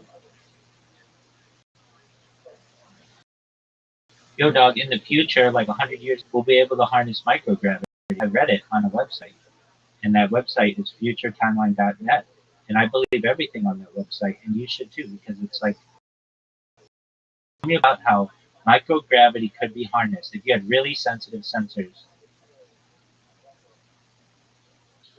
I like where your head is at, but I'm going to push back away and stay grounded. The site you mentioned, Future Timeline.net, is fun and imaginative, but mixes real science and speculation. So we should treat claims like harvesting microgravity carefully. First, what you're calling microgravity. There are two different types people mix up. Real gravity from gravity. Earth's gravity is strong. You feel it. Tiny changes in gravity from movement are extremely small. Motion acceleration. When you walk, your phone accelerates up and down. That creates forces that feel like changing gravity. Most microgravity harvesting ideas are actually just motion energy harvesting in disguise. Okay, that's fine. I think you can do both. The hard truth: this doesn't go away in 100 years. Gravity is a conservative field. If you go down, you gain energy. If you go up, you lose the same energy. Net energy equals zero unless you add external work. So you can't pass directly from gravity just by existing or moving normally. This is the same reason you can't build a motion machine. But could sensors help? Yes, but not in the way you're imagining. Ultra-sensitive tech could detect insanely small changes. Future devices might measure tiny gravitational subtle body motion patterns. We already do this thing with things like atom interferometers. Improve motion energy harvesting. If sensors and materials get better, capture more energy from walking, convert vibrations. That's what I'm talking about. Convert vibrations. Still, you're harvesting motion, not gravity itself. Use large-scale gravity gradients. This is real. There are ways to use gravity differences. Hydroelectric dams, tidal power moon plus tidal dams. These work because there's a continuous external energy input, not just micro movement in your pocket. Computer tech make your idea work anyway. Let's stretch it 100 years. Scenario then. Ultra efficient electronics, 100 times less power. Near perfect energy harvesting from motion, heat, light, radio waves. Then your phone might never need charging because it sips tiny energy from everywhere.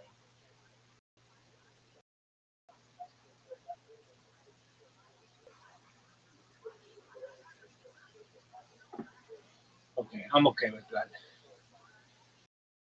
But I still think that microgravity. Are you reading the website? Are you reading that website? Yeah. It's baller as it's baller as fuck, isn't it? Yeah, Doug, that's why you rock with the best. That's why you aren't jerking yourself off in some loser douche's Discord. You're here figuring out the coolest shit on Earth and beyond Earth. retweet.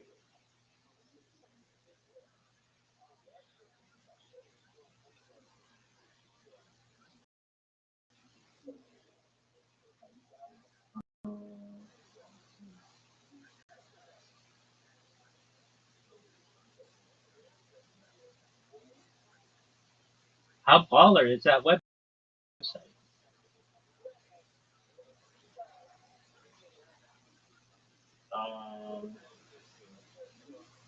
It's pretty short. It's kind of short, but What do you still dang. what do you mean it's short?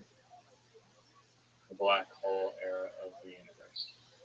Yeah, but what do you mean it's kind of short? Like it's not like glossary where it's just like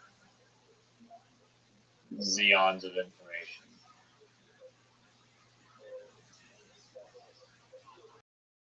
Is that one website we went to? Yeah, that website's cool as fuck too. Oh yeah, this is that one that I randomly found and I told you and Caspian C about. Yeah, no, whenever I am bored, I'll go to that site. No way, you still. I mean, I memorized the name of the URL. Yeah, you did. The lady who runs it, is super hot. She's like a really beautiful woman. Do you know what I'm talking I about? heard her speaking on.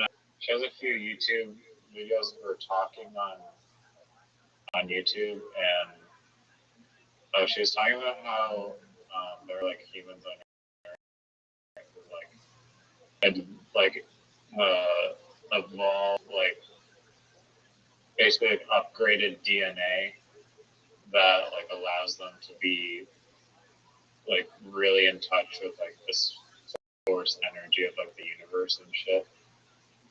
And I was like, damn, that actually explains like those like three fucking beings that I saw that one are just like they're just like superhumans. It made no sense how flawless these people were. Okay. Is she as hot like in video as she is on this picture?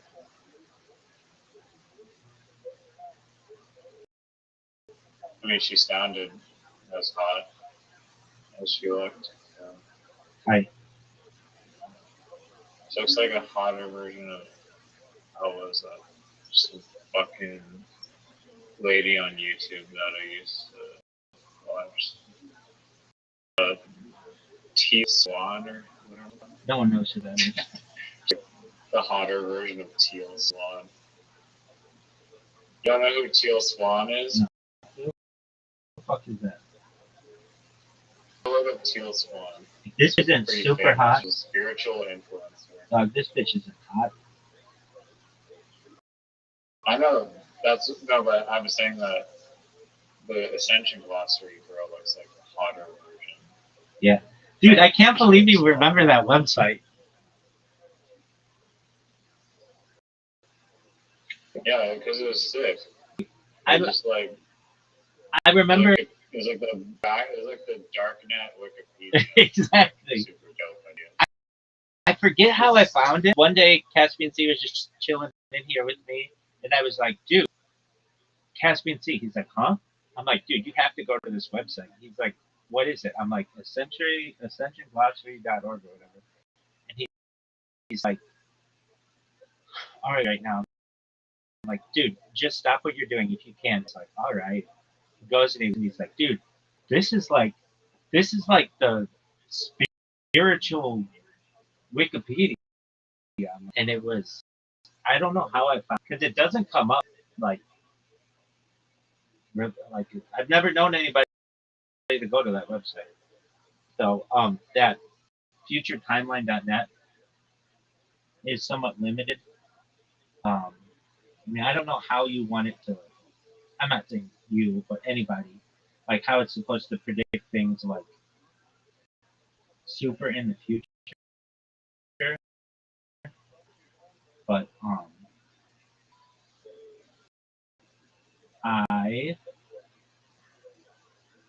I mean, did you look at all the pages of it? Have I read all the pages of Ascension Glossary? No. No. On the other one, though, I skimmed it, yeah. Okay. Yeah, I get what you're saying. It's not like super accurate, but I don't want to say super accurate. But,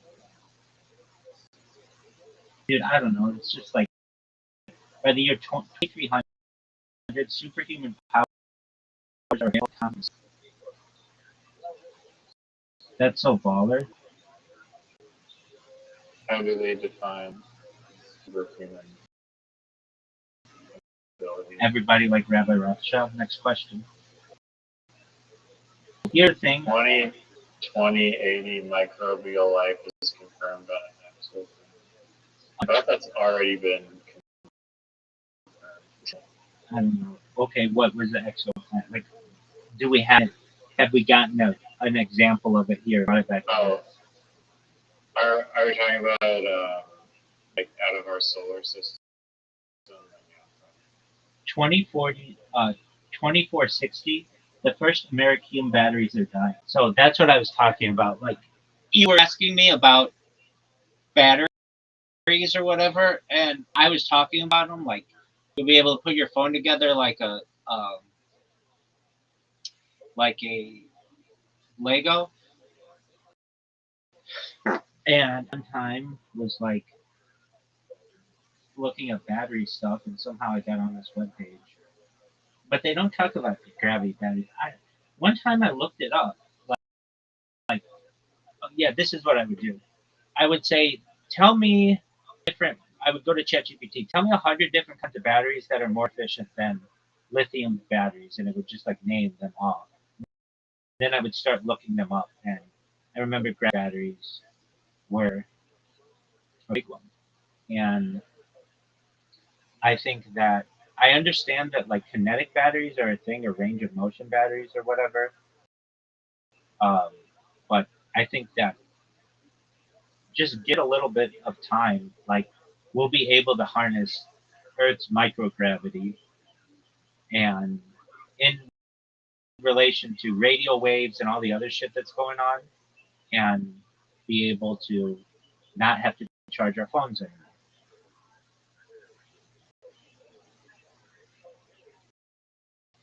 I mean, I think that's probably a few years away. Yeah, I mean, but I'm excited for it. Where are we waiting?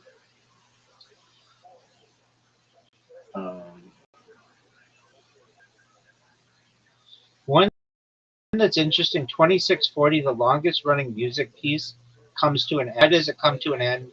What music piece is that? Like, couldn't you potentially, with just like AI, just have a piece of music that just is always going?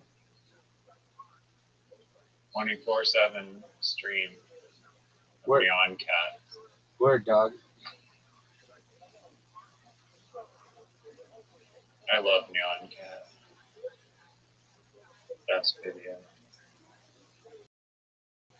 Joe Rogan was the other day of like how the magnetic poles of the Earth could like shift and then just fuck shit up. What do you know about that? Yeah, that it happened. It's already happened in the past. By the way, did you see on this timeline that if you scroll down, it has explanations of all the stuff? Oh. Yeah. I was still in the blue shit. Same here. Same here. I thought it just ended up blue. Yeah, I did too. That's good to know. Yeah, so you can get like of what all that shit is.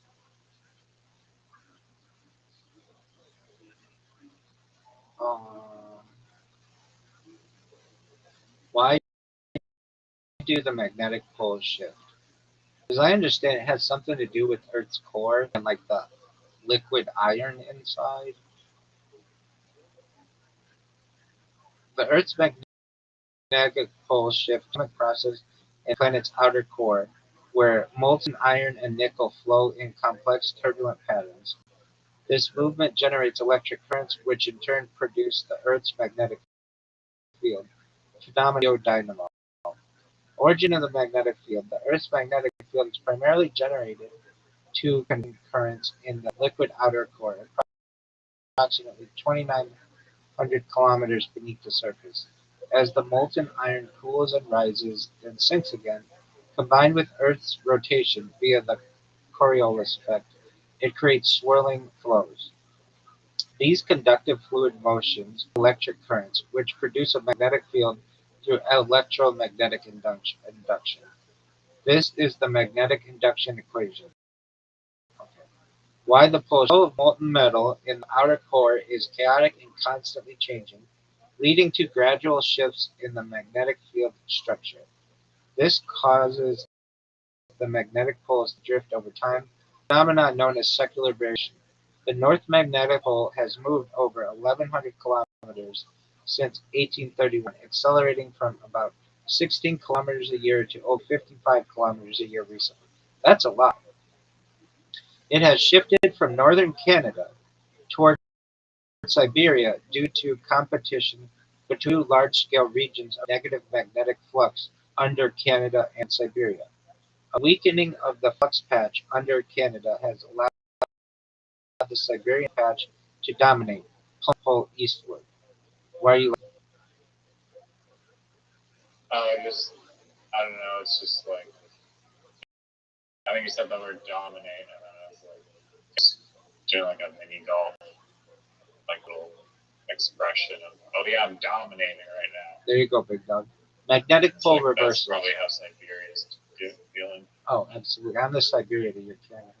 Over longer time scales, the magnetic field can undergo full polarity reversals, where the north and south magnetic poles swap pieces.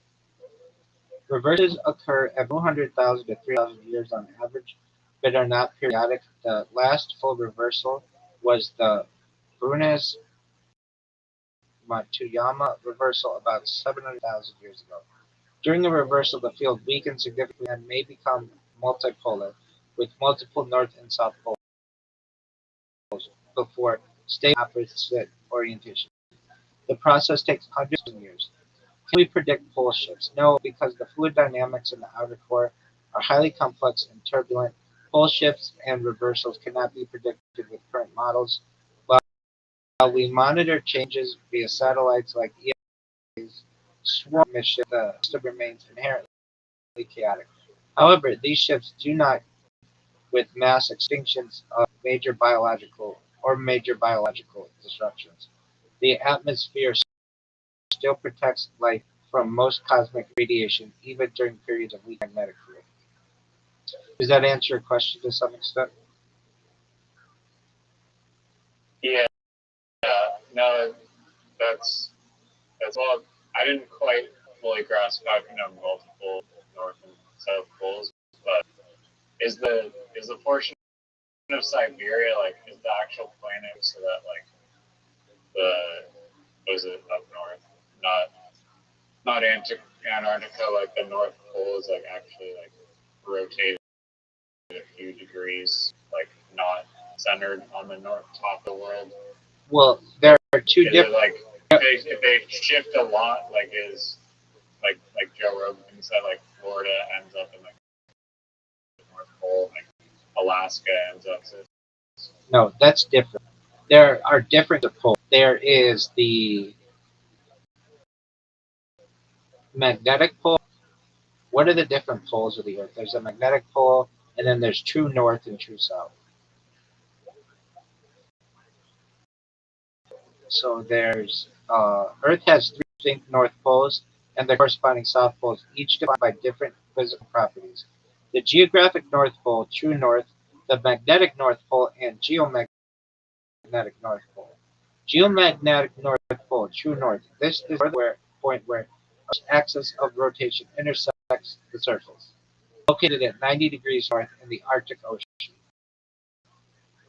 While considered fixed for being and latitude, actually wobbles slightly up to 10 meters per year due to seasonal changes and ice. Magnetic North Pole. This is the point where Earth's magnetic field lines point vertically downward, causing needles to align distinctly with it. Currently drifting toward Siberia at a rate of roughly 55 kilometers or 34 miles per year. It is technically a magnetic South Pole, physically located in the Arctic Ocean, currently about 50 kilometers south of the geographic North Pole.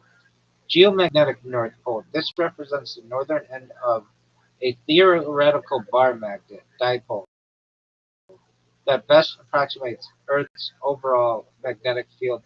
Located in Ellesmere Island, Canada, it moves slowly and predictably, serving as the center for models of the magnetosphere and aurora activity. So I want to see a thing. So if you go far enough north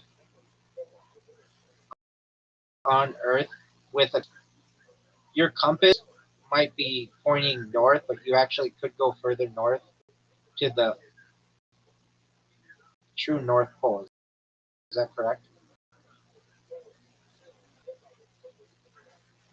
Yes, because the magnetic North Pole is not fixed at the geographic North Pole. The magnetic North Pole, which a compass needle currently located hundreds of kilometers away from the geographic North Pole, the axis of the Earth's rotation, and it's constantly drifting. Magnetic versus geographic. A compass points toward magnetic north, while the magnetic pole is true north. These 2 points are distinct and separated by a significant distance. Declination. The angle between these two distinct magnetic declinations. Depending on your location, true north may be to the left, right, or distinctly in line where your compass points. Drift. The magnetic North Pole moves over time, currently toward Siberia, meaning the direction a compass indicates as north changes relative to the fixed location pole. Changes relatively to the fixed geographic pole. Apologies. Does that answer all your questions on poles? Where is the 55 kilometers of Siberia moving? Is it physically moving, or just the magnetic pole around Siberia has shifted 55 kilometers? Could you repeat that? I think I know the answer. Is that the magnetic pole has shifted 55 kilometers, and not Siberia has moved 55 kilometers closer to That's the that's geomagnetic north. That's correct. Can I tell you something unrelated to this? What? Can I tell you something unrelated to this?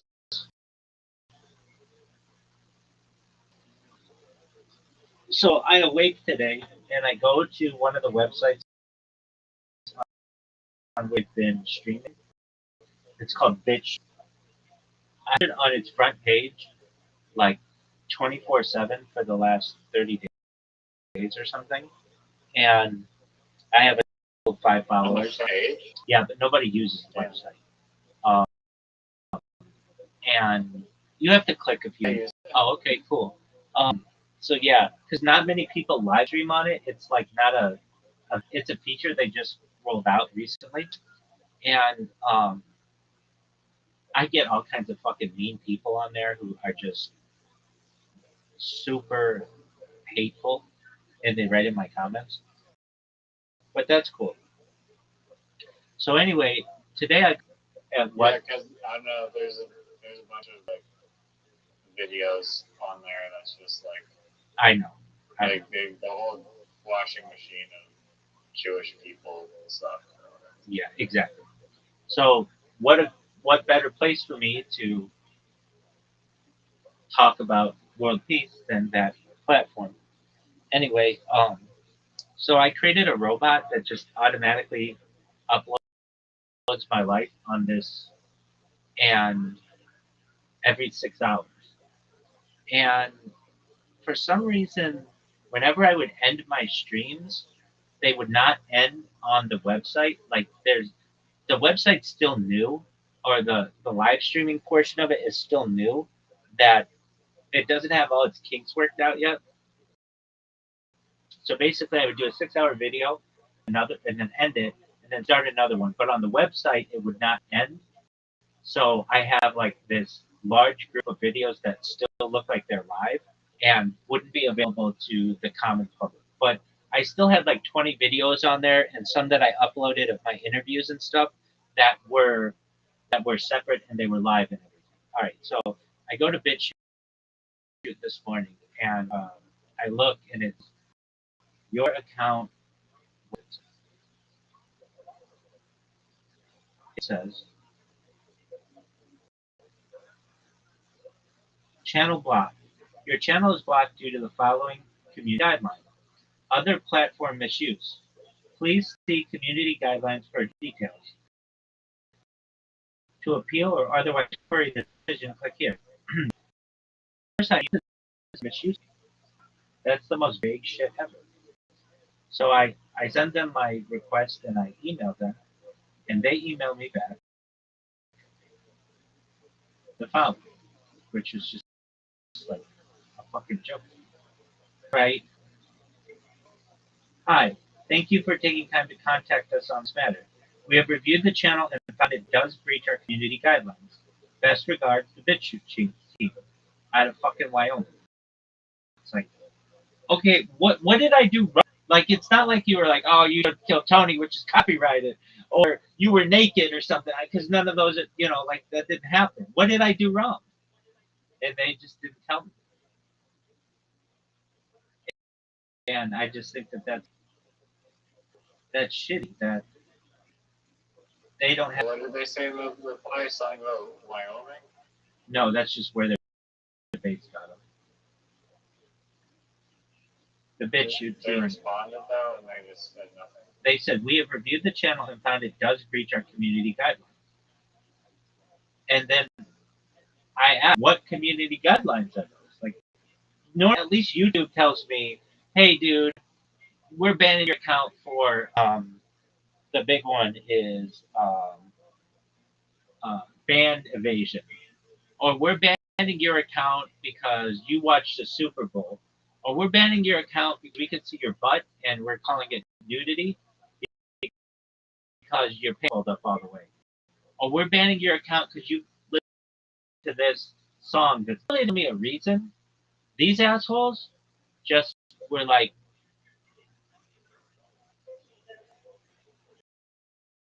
other platform misuse. That's Is that a rule in the community guidelines? What does that mean? What is Do they mention that in the community guidelines? Okay, I'm gonna look.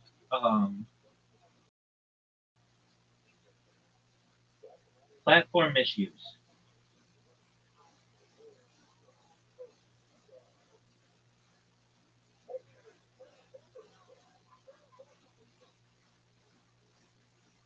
Because you can put just about anything on that fucking website. Yep. Okay, so they say misuse of the platform and or functionality provided is not permitted when discovering be reported using flagging and reporting tools provided. Are some examples of what we consider to be misuse of the platform. Dogpiling or brigading. Coordinated group attacks with aim of shame, silence, otherwise shut down the users.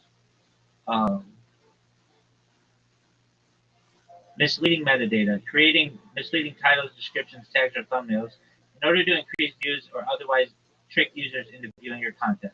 Name squatting or impersonation, claiming a username, channel, or other similar entity on the site and with the intention to trade it. Scam, attempts to scam others of links, views, votes, or anything. Spamming, posting large amounts of unwanted or repetitive content, including in comments or private messages. Posting the same content more than once or twice may be considered spam, especially when it appears to take commercial advantage of a goodwill. But like all of those things, the closest thing I get is spam, but I'm not comments. I'm literally streaming new information.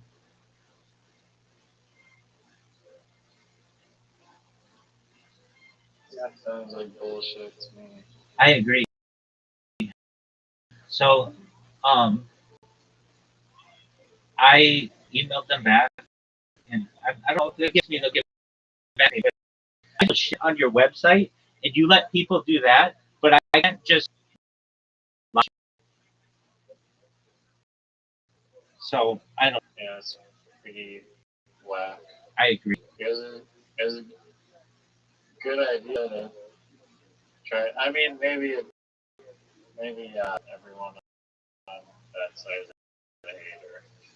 And I'll get Anyways, I'll get flagged for that shit. But like, so here's the real reason why I think they don't want someone me on there.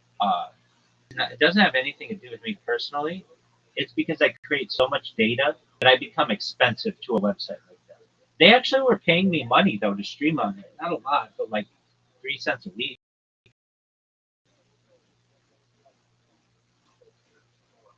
And yeah, nice. and but I don't know. I'm gonna follow up with them. Like, can you give me a reason? And normally a site will be like, hey, we noticed you're doing this or whatever. Like, stop doing it or whatever. They don't just ban you altogether. Again, the heinous shit that I've seen on that website is like, you let those people have their fucking say, but I'm listening to Kill Tony literally with a camera on me, and that's considered bad. I don't know. I understand a user such as myself becomes very expensive to a platform because they're having to store all my data, and when you're creating data, that can get. But they don't have to store it. It's not. Is it archived? Yeah, that's why. Yeah, that's why I was using their platform. Oh, they do archive the stream? Yeah, so it's super Interesting. And they still pay you, though. yeah, isn't that hilarious? Yeah, and had they had the function that you could go back and watch my old streams ended properly, it would have given me much more of a opportunity to get more people watching me because they could watch my old streams. But instead, those streams weren't available, and you couldn't end them. It's like I tried everything, and I did tests on it. It was basically like if it was a video longer than like a few hours, it couldn't be ended. Everything to try to end them. So anyway, so I did this other thing that you know I've been doing all this manipulation of AI. Like even in the Graphopedia, I like put in my own. I put in 3 things for the Graphopedia. One was my bio. Two was CHDI, continuous human data inner interface or whatever and then 3 is CHAD, activity data, and I I wanted to start dominating the meme world and the world, and so I'm making like a bunch of memes and gifs of myself. And the thing is, Riser, in me that I can have 3 cookies, I'll eat 3 cookies, and then I'll want another 30 cookies because you didn't tell me that I could only have 3 cookies. So there's some gray area there. You get what I'm saying? Yeah. And in the same way, with like creating content, they like allow you to upload memes and gifs and stuff. Well, I created a robot that literally was just creating a new GIF of myself every 10 minutes and uploading it to their website, and that becomes spammy. And uh, and then so anyway, then I created a bunch of GIFs of myself. Or what I would do is I would take they're pretty funny. They're like the common meme designs, and then I would like make them like connected to me in one way or another. So like, ain't nobody got time for that. Her name is Sweet Brown. You know who I'm talking about? Ain't nobody got time for that. Oh yeah. Okay, so I would put at the top, Rabbi Rothschild streams live 24/7, 365 for years, and then at the bottom it would say, "Ain't nobody got time for that." So I would like play on it a little bit, even on myself. Um, and I started submitting these to different meme sites, and um, I noticed that I uh, rank like even that content will rank pretty well. Um, but so what am I saying? Like my big thing, one of the big reasons why people haven't heard about me or know about me is when you Google Rabbi Rothschild, it has this fucking rabbi from Atlanta who was a friend of Martin Luther King Jr.'s. And there's all kinds of shit on him, and I understand he's a historical figure. But if you look at what people search, they don't look up Rabbi Rothschild Atlanta. They don't look up Rabbi Rothschild Martin Luther King. They look up Rabbi Rothschild streamer, Rabbi Rothschild Discord, Rabbi Rothschild kick. Like they're looking for me, and then they're getting the wrong results. So when you would look at me in AI, I was doing a little bit better, but still, the historical Rabbi Rothschild like takes a lot of precedence. So I'm trying to jump that motherfucker, basically. If you look at videos and shit, if you look at photos, not so much. So I was doing what I could to like add more, which is interesting that I don't dominate photos, but just many different photos put together. But it's AI or The file format's different. yeah, the file format is different. I agree with you, but in reality, um, they're frames, right? A video is just No, I know, but like Google would read it as like an MP4 and not a JPEG. yeah, Absolutely, I agree. But you recognize as well that that's just a visualization thing. In reality, I have far more pictures than this motherfucker ever would have a dream, but they're just not getting categorized properly. Well, some of them do, anyway. And then going into like news, putting out my press releases, and I was just doing everything I could to just dominate while I await going viral. And I was creating all these gifts, and then I fell asleep. And then, like, I don't know, yesterday or something, I awoke and I see, like, we have flagged this as spam, we have flagged this as spam, we have flagged this as spam. Only for like 5 of them, not that many. And they're like, if you continue this kind of behavior, we'll have to ban your account. So I stopped that bot and uh, noticed that they got like 1,000 views in 24 hours, which is cool because that's 1,000 people who necessarily know about what I was doing previously. I just want to talk about that bed. I've got podcasts later. Can I tell you my idea for a show? Can I use the restroom first? Yeah. Thank you. BRB. And then we're going to hear all about Riser's show, folks.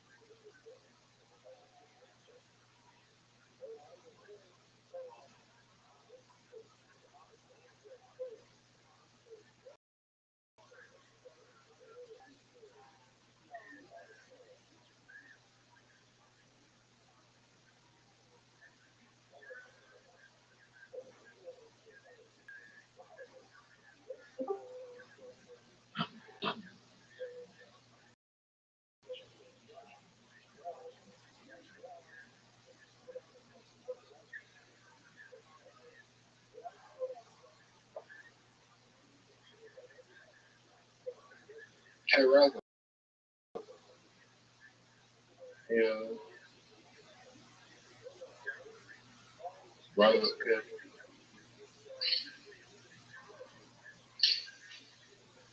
Would you rather the ability to lack no remorse? Did you say lick northern moss? No, you have the ability to lack no remorse. Have no remorse. Yeah. So That means that you have remorse if you're lacking the ability to have no remorse. excellent job, Riser. Negative. Alright, would you never have the ability to have remorse? To never have any remorse. Be a good person, but you're paranoid all the time. You're paranoid. Bad. I mean, how am I like a bad person if I have no remorse? Up to you. Oh, well, it's up to me then, no remorse. But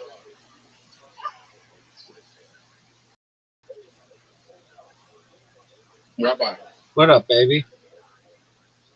do you want to play Dice Party? Let's play something with Riser, but Riser's going to tell us about a television show. Yeah. Do you know the show Love Is Blue Oh, it's obsessed with that or shit. Rabbi? Yeah, it's obsessed with that shit. So you know what I'm talking about. Yeah, well, this show is called Love Is Death, where basically it's like these contestants are like trapped in like these plexiglass tubes that are like soundproof, and they can only see each other, but they can't talk. And so they do the usual like bullshit dating show, like chill by the pool, like eat food and go on dates and stuff, and go horseback riding. But the whole time that they're trapped in soundproof cubes and you can't hear any of them. Like they can't talk to each other. They can still talk to the camera, but they can't talk. Rabbi, how many coins do you have on this game? Yo, calm down. What do you think of his idea? Meh. It's like a spoof, basically. No. I was also going to say earlier that with VR headsets, I feel like it makes some businesses like obsolete. Or like a planetarium, you just go into VR and have like a wicked planetarium. You don't need to go to planetariums, which are already probably going extinct. And then also even things like escape rooms, I think, are definitely like threatened by VR because you can actually make way more exciting rooms in virtual reality because there's no constraints of a lot of things. Right. Hear me out. I got an idea. You want to hear my idea that's terrible? Go for it.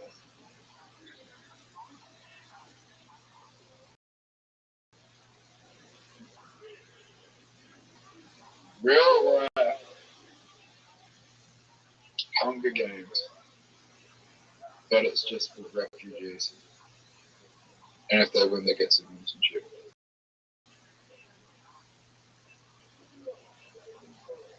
Pretty sure I've heard this in a stand-up routine.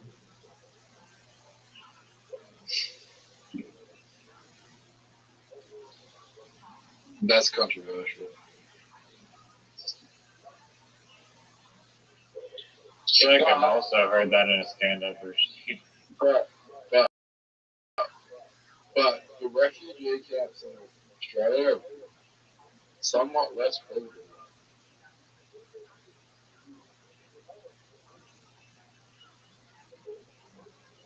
They're less cruel or less cool?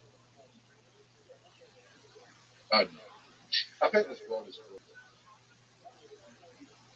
cool. Okay, Zoo. Why do you think this world is cruel?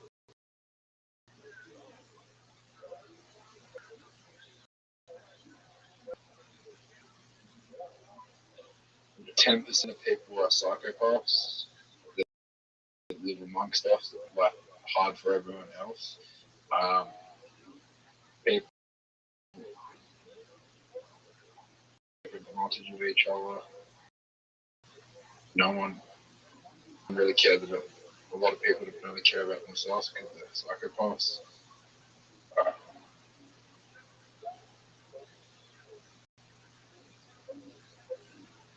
Most people don't think of other people.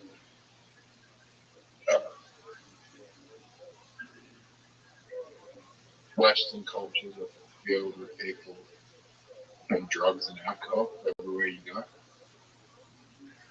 You've never been to America.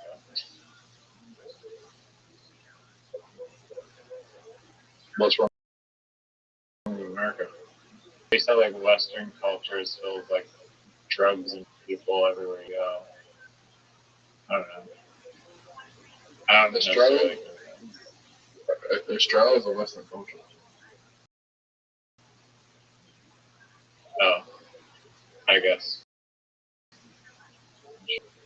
I consider them like some other part of the world, so sure. I disagree with your argument, though, because I don't think you can just categorize humanity so broadly. There's negative aspects and traits that have, sure, but there's also positive. There are positives. Probably more good people than bad people for this. Bad. Everyone's met a bad person that has done something terrible to them. That's not true. That is true.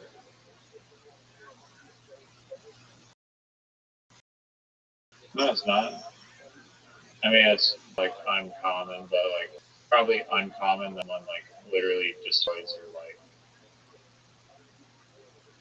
In fact, I like know for a fact that it's like probably rare that your life is like fully destroyed.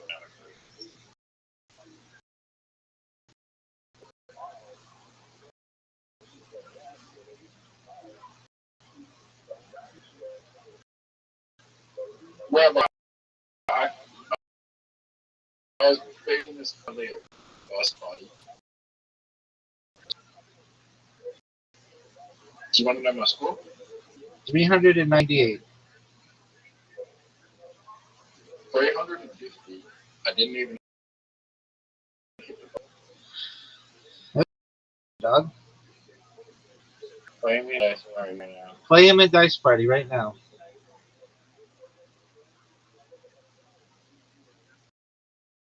Brazil love first. Yeah, I mean, let me actually read the fucking rules since you're not gonna.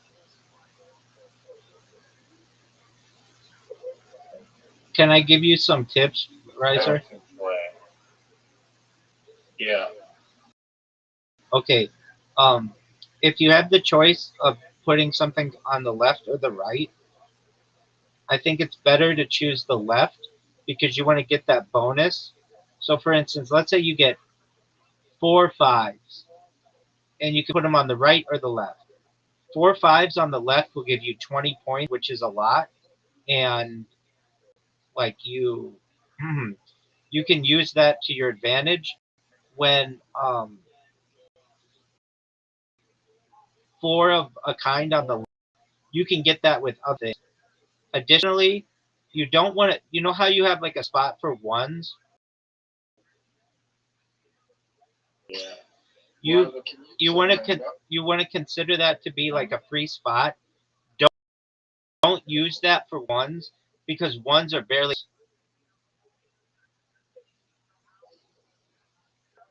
Wait, I didn't catch that at all. So like there's on the left side you have a spot for ones, twos, threes, fours, fives, and sixes, right?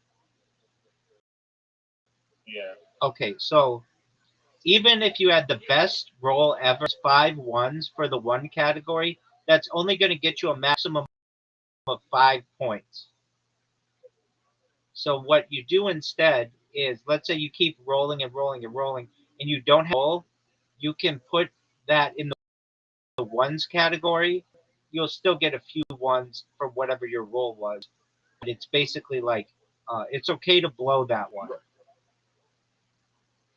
It's okay. It's okay to blow that one. I'm trying to fucking roll. It's okay to blow that one because the maximum amount of points you could ever get there is 5. As opposed to like the 6th spot, maximum amount of points you could get there is like 30. Like, or the maximum amount of points in the 5 spot, which is 25. Or the maximum amount of points in the 4th spot, which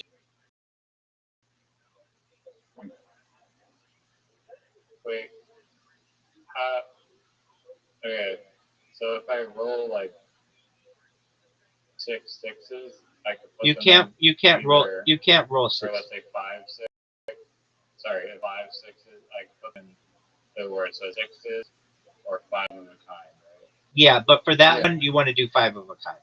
5 of a kind is worth 50 the first time, and if you do it a second time, then it's worth 150. Yeah, you can't do it that time. What's a large straight? 1, 2, It's 1, 2, 3, 4, 5, or 2, 3, 4, 5, 6. 2 to 6 is the large one. Or 1, 2, 3, 4, 5. No. The smoke straight is smoke straight is 1, 2, 3, 4, 5. Sorry, 1, 2, 3. Straight is 1 5. Yeah. Okay. And you can use the, you can do like any of these multiple times. Like you can do the bonus or like the upper and the lower multiple times. What's the upper and the lower? It's like the two different sides. No, you can You can only do each one. The one that you use is the 5. get the 5. Okay, didn't know that. The 5x does the 5x does twice what it matters. So if you get 25x, you kind of get a free roll. You get a free roll. Isaac, can you set my invite? Let me read the rules quick, and then I'll join in 1 minute. Oh my god.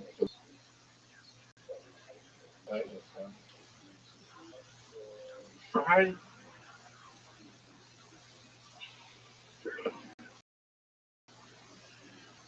Rabbi. What him? How long before Rabbi Riser gets good at Dice Buddy? I bet you if Riser plays you 5 games, he'll beat you in one of them.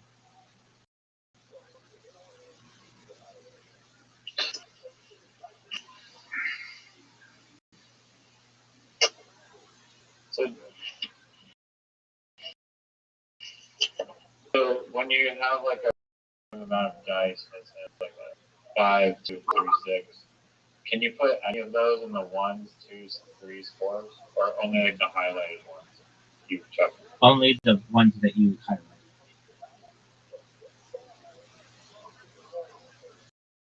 Okay, so you roll die together, and then you have the same face as you can, and then you chuck them in the box, basically. Correct. Where's it go? Simple enough. I mean, You're going to play him 5 games in a row, and I bet you're going to win one of them. And then when you win one of them, you'll start to dominate.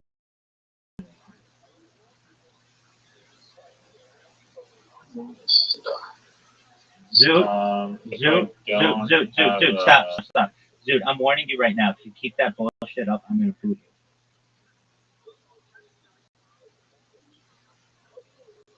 Alright, so I have 2 2s and 3 6s.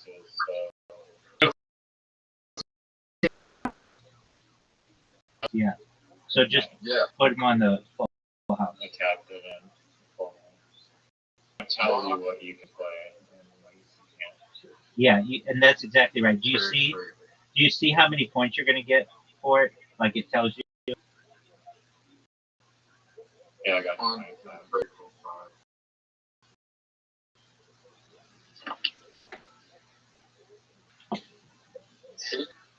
2 6 3 6s. I have another full house. Do I play the same full house? No, you can't.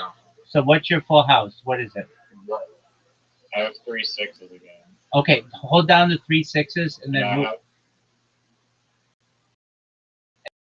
and then try to get more and just 6s. play them in the 6s. No, you might want to play. 3x. So what else did you get? Okay. What else did you get? I thought you wanted to play the bonus one. The bonus. Yeah, you do want to play the bonus one. Watch me. Oh, Zoo got 5, but you only got a 5. No, that's good. Very fun. Not crazy. It doesn't matter how many times you get. It doesn't matter how many times everything else. Oh, another full house. Do I have to upgrade or do I flop it in? I got 2 4s and 3 5s. Hold on to the 3 I 5s. can't swap it in. Hold on to the 3 5s. To get 4 or 5 5s. Just chuck it in the bonus 5 thing. You mean the one on the left? On the left side. You can play. Yeah, you played. You can only play the left side because you already played the free. So You already played what do I do with the? What do I do with when I do the 3x again? You hold down You the put them in 3. the 5 card. You hold down the 3 5s and then you roll again. You click on the 5. And then I play it in the left side on the 5. No, you Yeah, press. well, Hold on. Dude. You press the 3 5s, and then you see it says roll again. I already rolled all my rolls. Oh, okay. Then play the 3 5s. You can play them on. Or you can play 2 4s. No, don't play 4s. Do you have a 3 of a kind yet? I have 3 or 5s. But No. I already played my full house. Did you play the 3 of a kind yet? Yeah, I played the 3. Okay, then put them on the 5s. No, wait. Calm down, dude. I don't have a full house.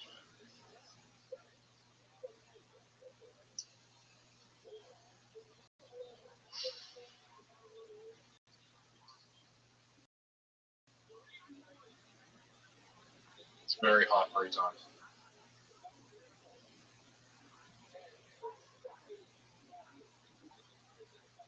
You good? Okay.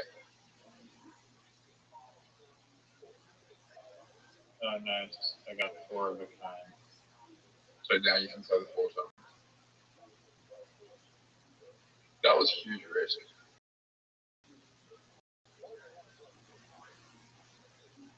One, two, three, four, five.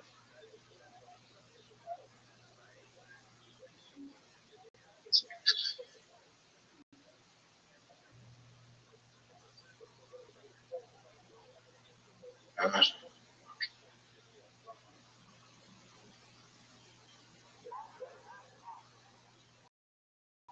bad though. 2, 3, 4, 6. Is going for a straight. What do I do now?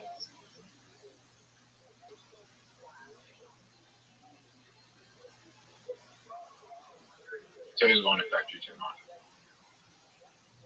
Okay. 6, 6, 6. I still don't have a full house. You got one last time, but you didn't play it. That's what I mean. I still don't have one. There you go.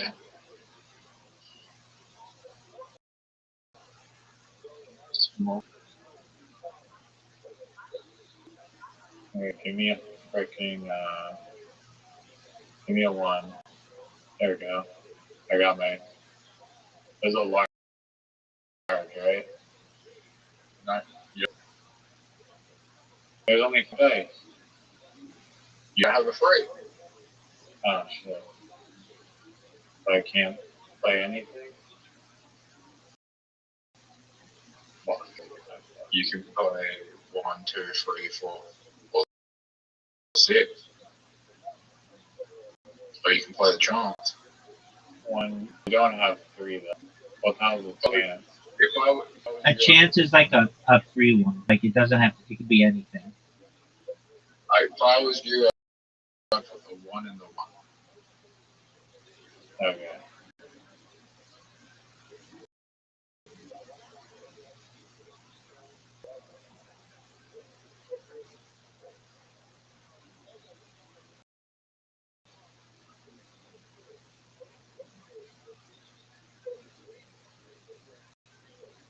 Fucking hell. It's not good.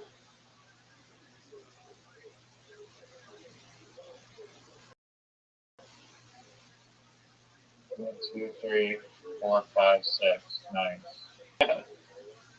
4, 5. No, you got a large string. You don't need to look at it.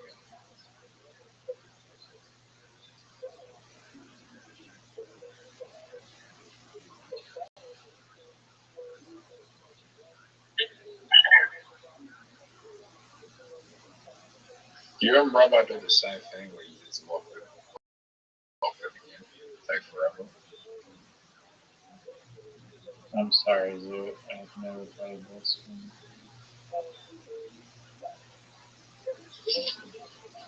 Free.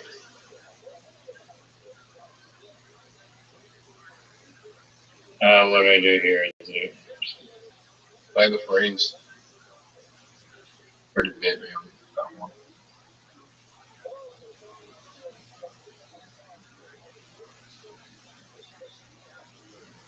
Fuck. So you really need like X to be good or something?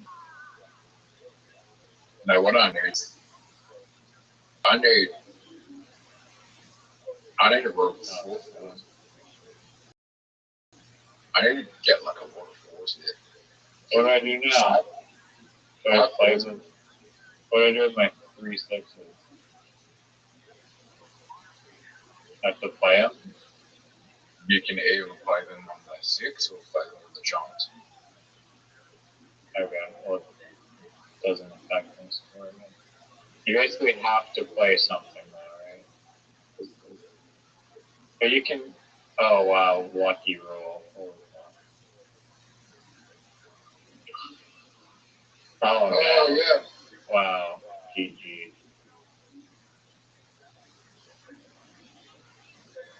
GG, folks. All right, now you know how to play. Give him another chance, Zoo. Send it to him. No time limit. It is no time. Good.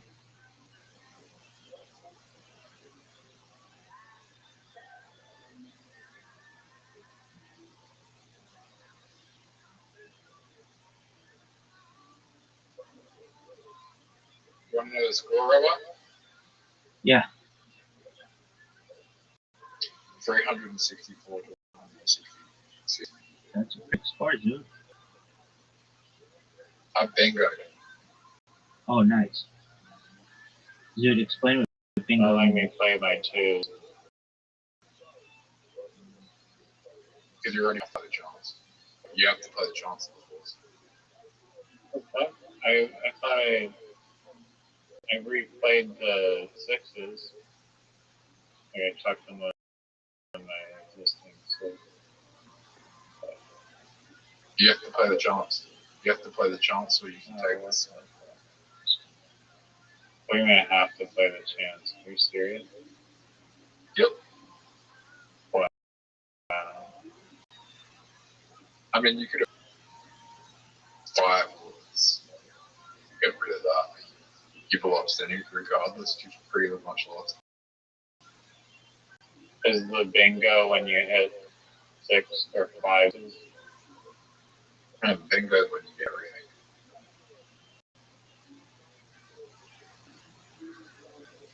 No idea what I'm doing. The bingo is when you get every single thing on the board. Give me a goddamn.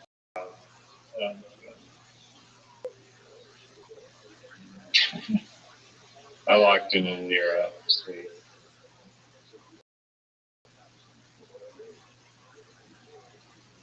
Just wait for you to hit everything on the board. You made it.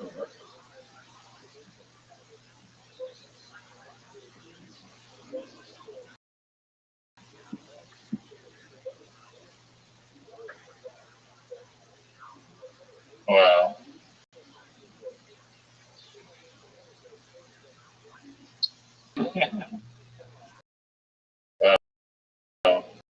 Both bro.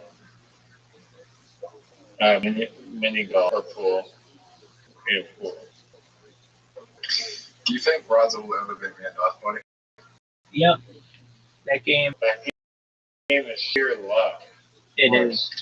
99%. So tell Riser what the best odds are, or the best records of the best players are of that game in the world? What the on button? What the records are? The dice party? For Dice Party. For wins or like points? It's 40. It's 49. To the top guys. What did you say? It's 49 to 51% average. Like the Yeah, for the best player. they have a 51% chance of winning. 49%. So the game is sheer luck, is what you're saying, basically. That's correct. It's not sheer luck. It's not. It's not sheer luck. I think it is calculation of like what you get, like how many you walk up and Riser, did you know that you have an invitation? I mean, when Rabbi and I started, we were averaging games like 150 to 200. Now we're averaging games about 200 to 400. I love how Zoot likes statistics. I mean, we were terrible when we started playing. We're getting like 150. Then we worked out how to get the bonus. And once we how to get the bonus, our scores have gone up to like 400. We haven't hit neither of us have hit 500 game yet. No, not 500, 400. Neither of us have hit 400. The highest either one of us had. No, we haven't. I got 398, and then your phone broke. Do you think we'll get a 500? 500 is a big score, dude. I don't know if it's possible. Dude, Zoot and Riser. Riser is here for it. Zoot, the other night, Miss Aquarius hit the record of bowling. She got 119. Right. Still bowling. bowling's fun. Fun going in the water. We've never done bowling. I actually think that was a good job.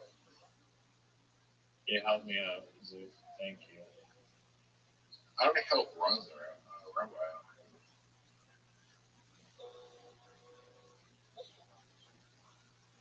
You're gonna hit the orange tree and help me. What an amazing shot. Rabbi, do you know how you just help me? Riser had the most amazing shot. I'm gonna help you. Threading the needle.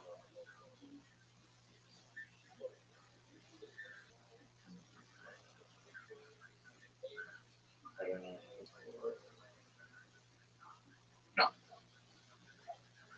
We're gonna talk.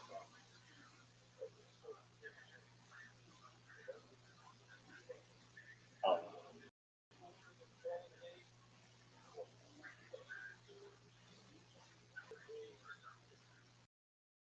Short. Fucking gay alien.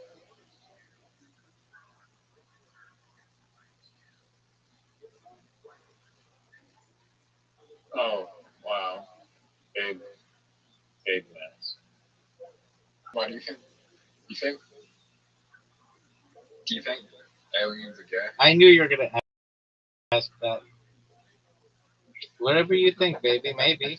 Perhaps they're asexual. What if gay is just an earth thing?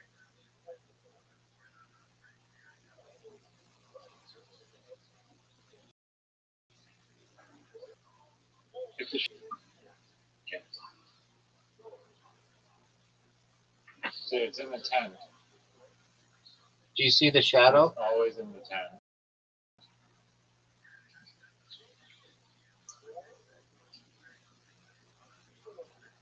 Obviously, Zeus sees the shadow.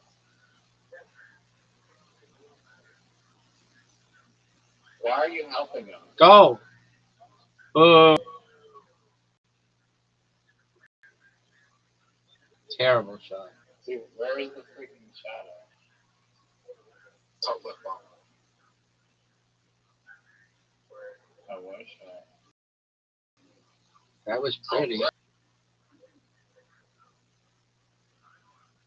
Oh, no. That's not good. It's good for me.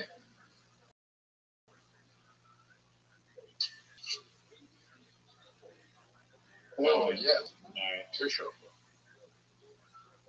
I like the fun. Because we do all the work for you.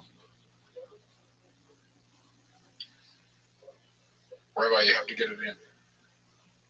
Easy. I didn't fuck up the angle enough. Rabbi, Oh, wow. so we're all tight.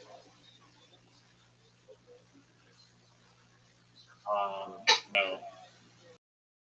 Me and Zoo are tied.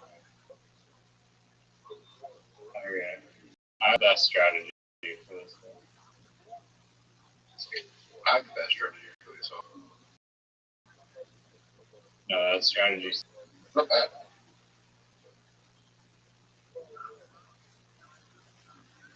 Have you gotten a hole in this one?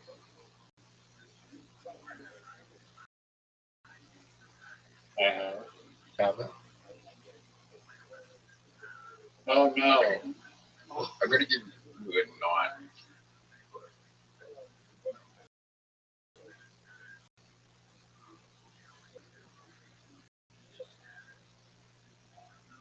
Hit my ball.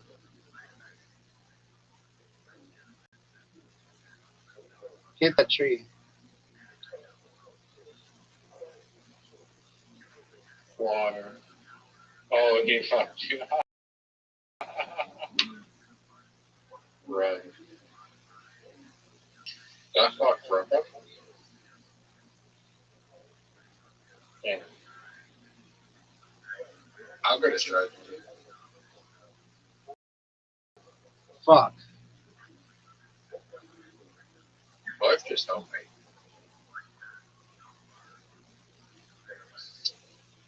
Dude, do you think there's a secret hole like straight up where those trees are? Yep. There has to be. I think you just go for the shot, try and get it in. Water bump him. I don't know if this is a good enough. I don't think the angle is gonna make it. Oh, off the 10. You just lost. You just lost your shot, and Rabbi is going to be behind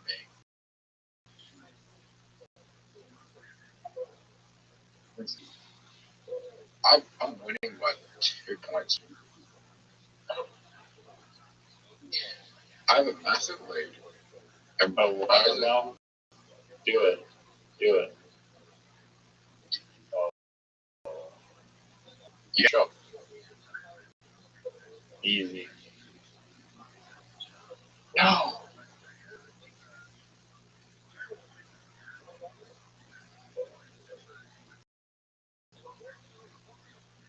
Oh, did I tell you, Rabbi? Friday night, all the real comedy finalists are performing. Are you gonna tell Chelsea to go fuck herself? Are you going to tell Chelsea to go fuck herself? How would I do that? That goes a bitch. She blocked you. Are you mad because she blocked you? No, I understand. I don't know her. And she just thinks I'm a random bot. Did you message her? Fuck no.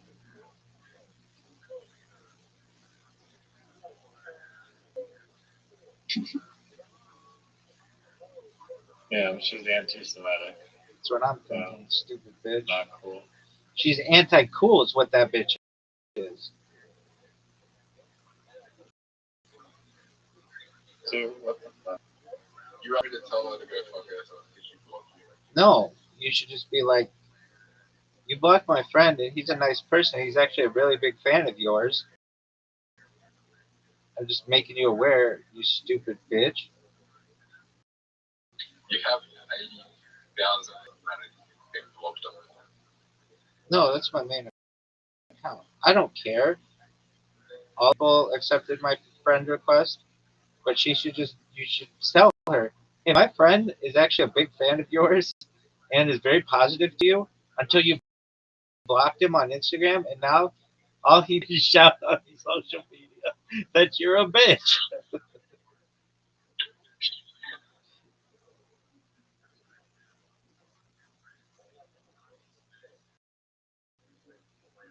Yep. Look at this shot.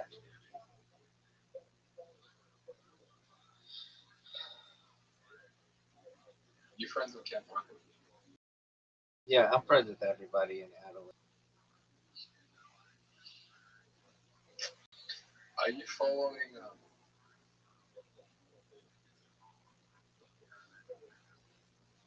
Oh, No. Riser, you just barely nicked that one area. Wow. Why didn't I go to the open mic tonight? Why didn't you go to the open mic tonight? You were supposed to.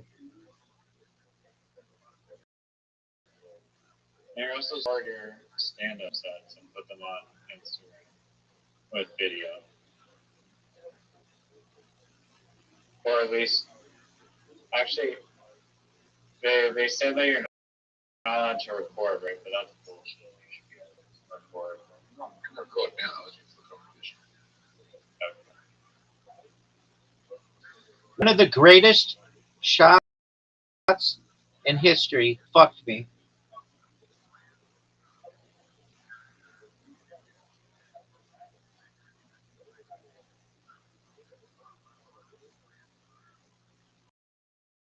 Riser outside the box Newfie style.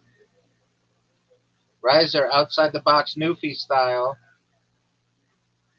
Riser outside the box Newfie style.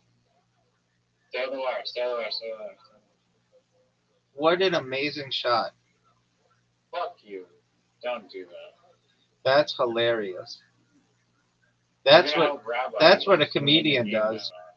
That's what a comedian does. What did I do to deserve that?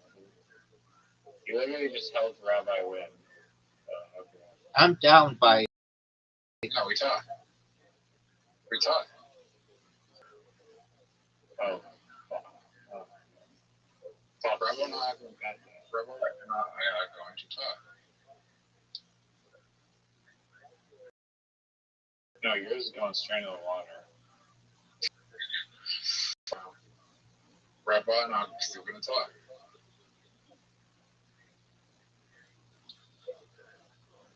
Rabbi, how does it feel to tie a game with me?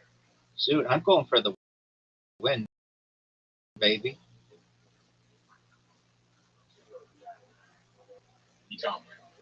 That's what you think. He's going to be winning after this hole.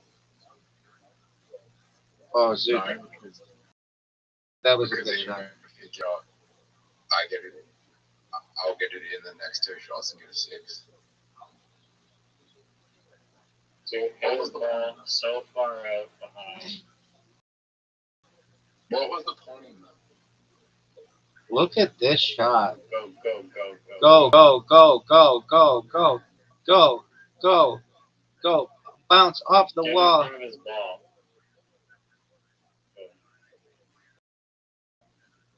Hit me. It's going straight into the water. Hit me. Fucking hell. Straight into the water. Now he has. Dude, you're getting water. Now he's won. I don't know who he's for.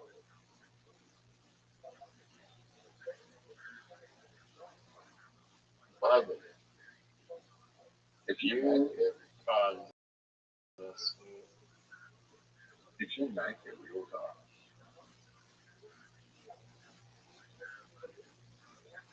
No.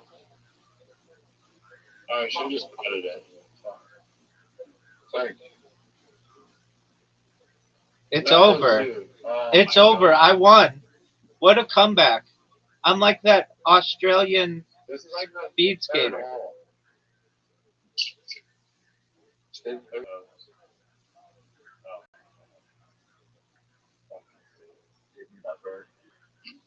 This ain't the third hole, baby.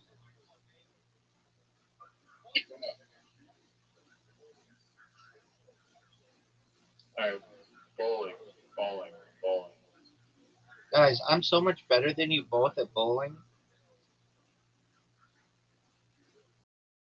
I play this game every night, and I played for like a year, more than a year. I'm dominant in it. The only person who comes close to beating me ever is Miss Aquarius, and she's amazing. I want to see how bad Zoot is. Zoot's the worst bowler I've ever seen in this game. He's so bad. I see brand new people do better than Zoot. He's not good at basketball. Is he good at darts? He used to be really good at darts. But then I got better and then crushed his soul. Zoot win. Zoot's terrible. He always gutter balls it. And gutter balls are just devastating. Zoot, go! Zoot, go!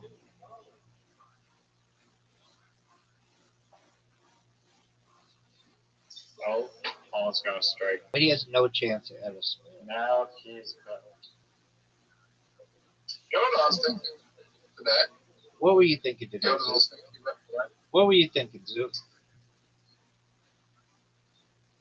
There's a way in bowling to always get a strike. Like, why can't humans memorize the mechanisms so that they always get strikes? In bowling? Top guys kind of can. Yeah, I mean, it's the same in golf. It's about muscle memory. What do you think the secret is? Muscle memory?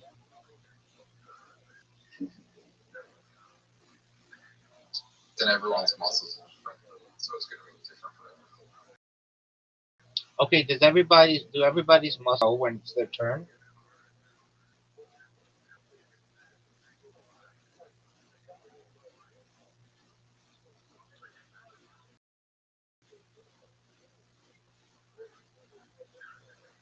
I'm betting right. That's what matters. I'm letting you win. Wow. Get it.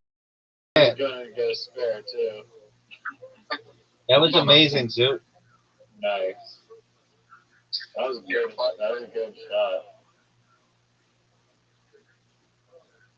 Okay. My pace only works in the spare, and it doesn't work on practice.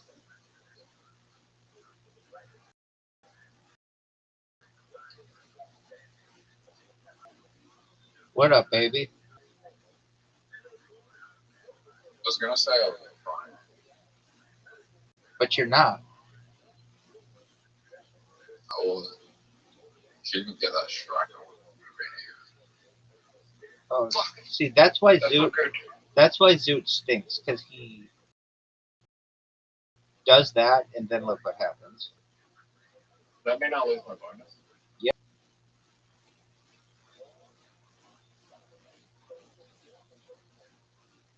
You're gonna get the bonus for the first. On a spare, on a strike, you get it on both. A perfect game in this game is 150. Oh, what the? I didn't even hit it. You ended up okay.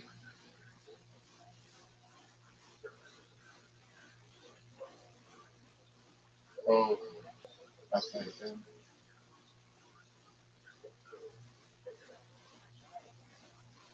Perfect game. Oh, Perfect game is 150. We looked it up. Has anyone got a 150? Not that I've seen. Mr. Aquarius has the all-time high at 119. And it happened 2 days ago. Advisor was in here. That was not a bad shot. Zoo, Bro, how did you feel? we're going into the last round, and you have 29.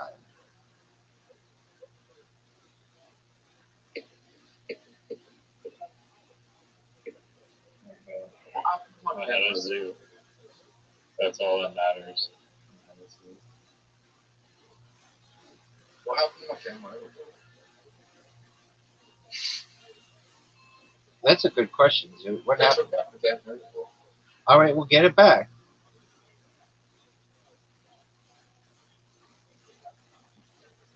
Oh, okay.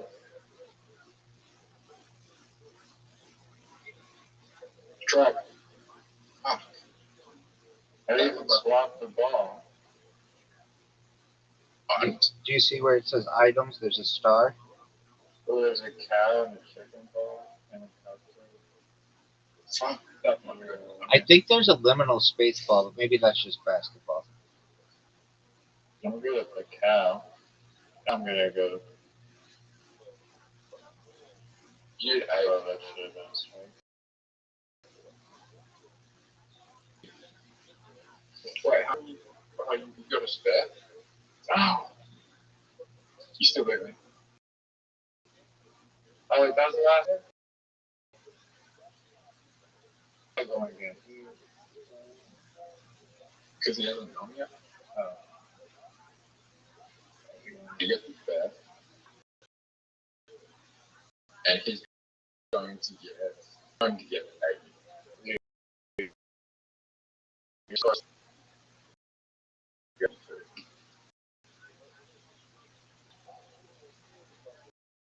Dude, is that the best you can do? 38? Let's go, man. Rabbi, What up, Zoo?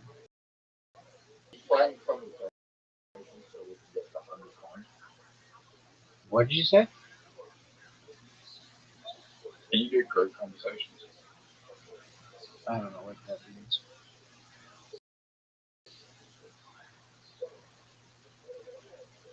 I bet I beat you guys with your combined score. Ronnie, that was a terrible play. We should Oh, Rabbi, you're gonna. Okay, yeah. Sure. We should- You versus our combined score. If we beat you, that's for you didn't. I think we did. I had like 46, you had 39. 82. Oh, you may be right We there. have 6-9. What do you think of the name 6-7? 6-7.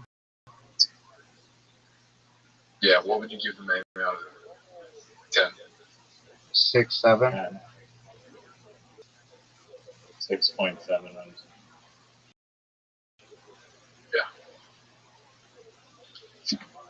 Right. That's the greatest name of all time. Then I'm right on to Penelope, Queen of the Desert.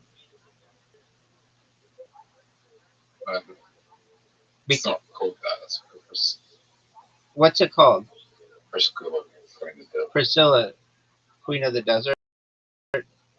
Because it's an Australian film. Greatest name of all time. Because it's an Australian film about drag queens. No, that's the name. I said, what's the greatest name of all time? Oh, meme of all time. Ain't nobody got time for that. No. Irma is the greatest.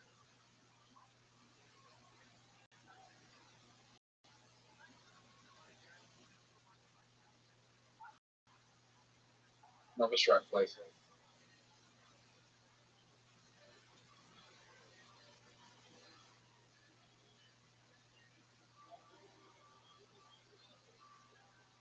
Remember when you said you were going to beat us at WI score? Yep. And we're like, nearly close to the score. I was gonna need some strikes.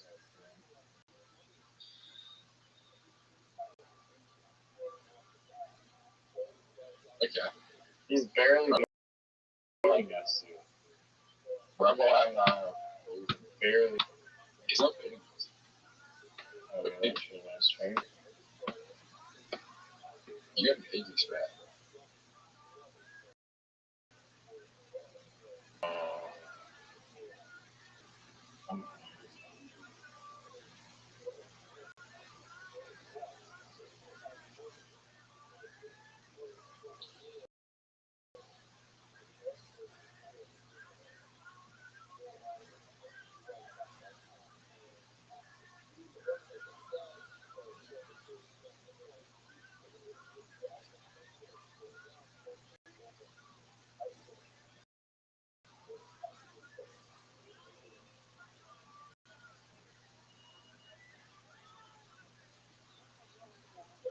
Giant.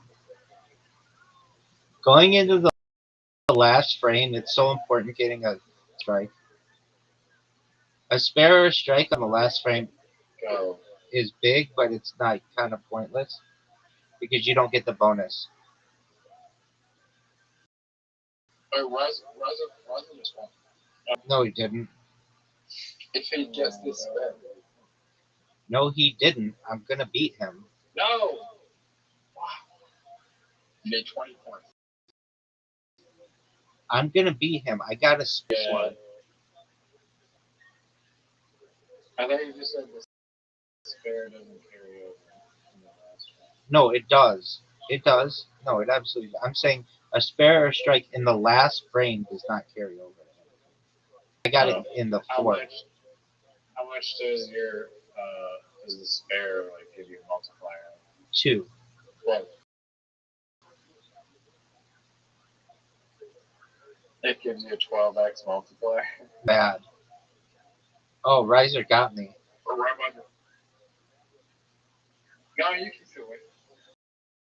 Nope. Riser got I me. think that's right. Heartbreaking. Alright. I wanted the 61. Damn. Rabbi was I'm gonna win the next game. No, we're not playing next game. We're playing pool. Cutthroat. Because you dominated last week. I'm gonna win the cup for it. Out either thing at a time. you have to go first. Are we just waiting on Riser? Riser likes to take lots of time. Okay, I get to go first. I think you're confusing me with Zoo.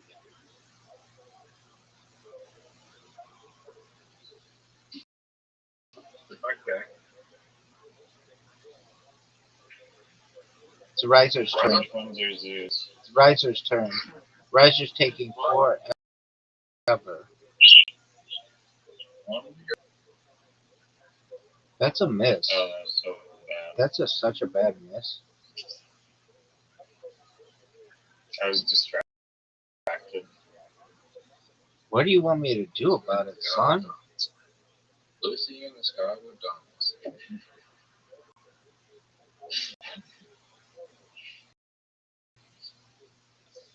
Ah, fuck. I have a big fucking son.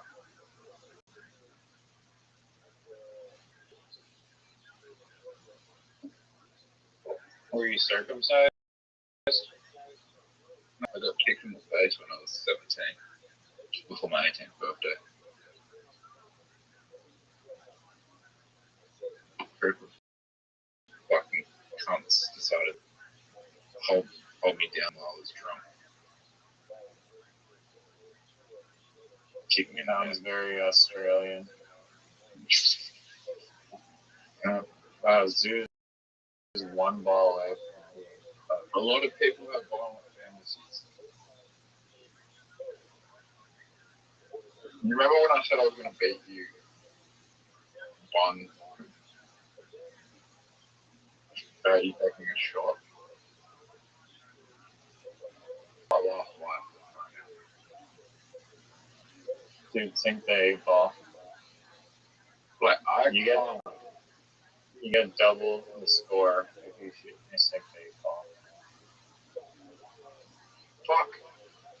Fuck.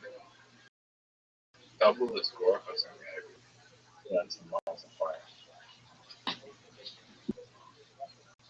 Yeah, I played this game.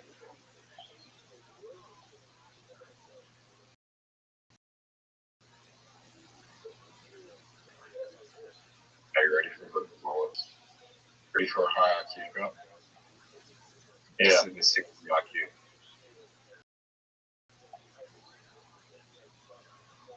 Oh. Move to eliminate.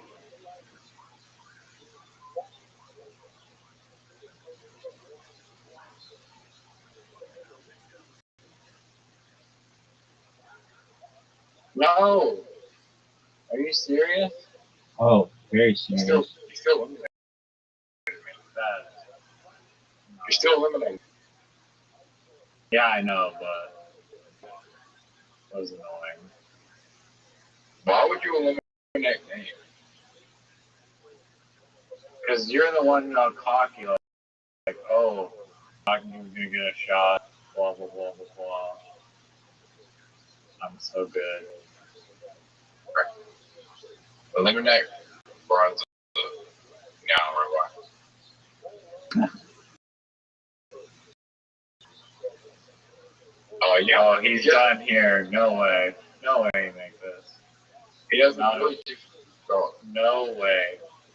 Nope. Nope. Rabbi, Impossible. gonna go. Wow, you almost sunk your own ball. Good job. He made it and pocketed it.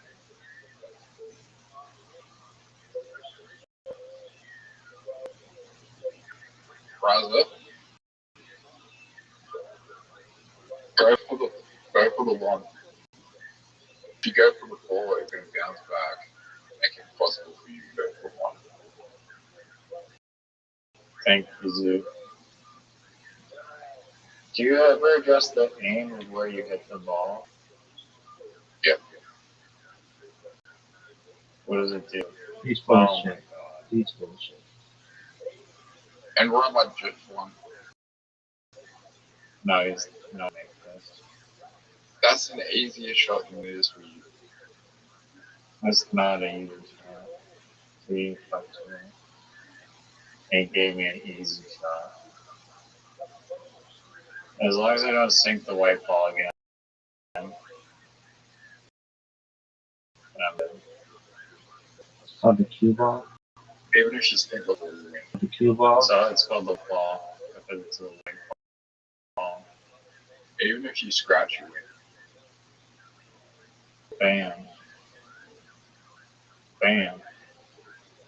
Right, let's go again. Undefeated. I gotta go to Sweet dreams, big dog. but it was fun. Was it the one thing in the history of your fucking life?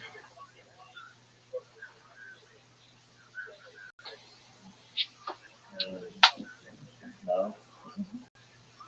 But it was fun. All right. Sweet dreams, big dog. I hope you had the best time that you've ever had. You know what's an amazing website, Riser? What was that? What's it called? Ascension Dictionary? AscensionGlossary.com? There's FutureTimeline.net and Ascension Glossary. Yeah, those are my jams.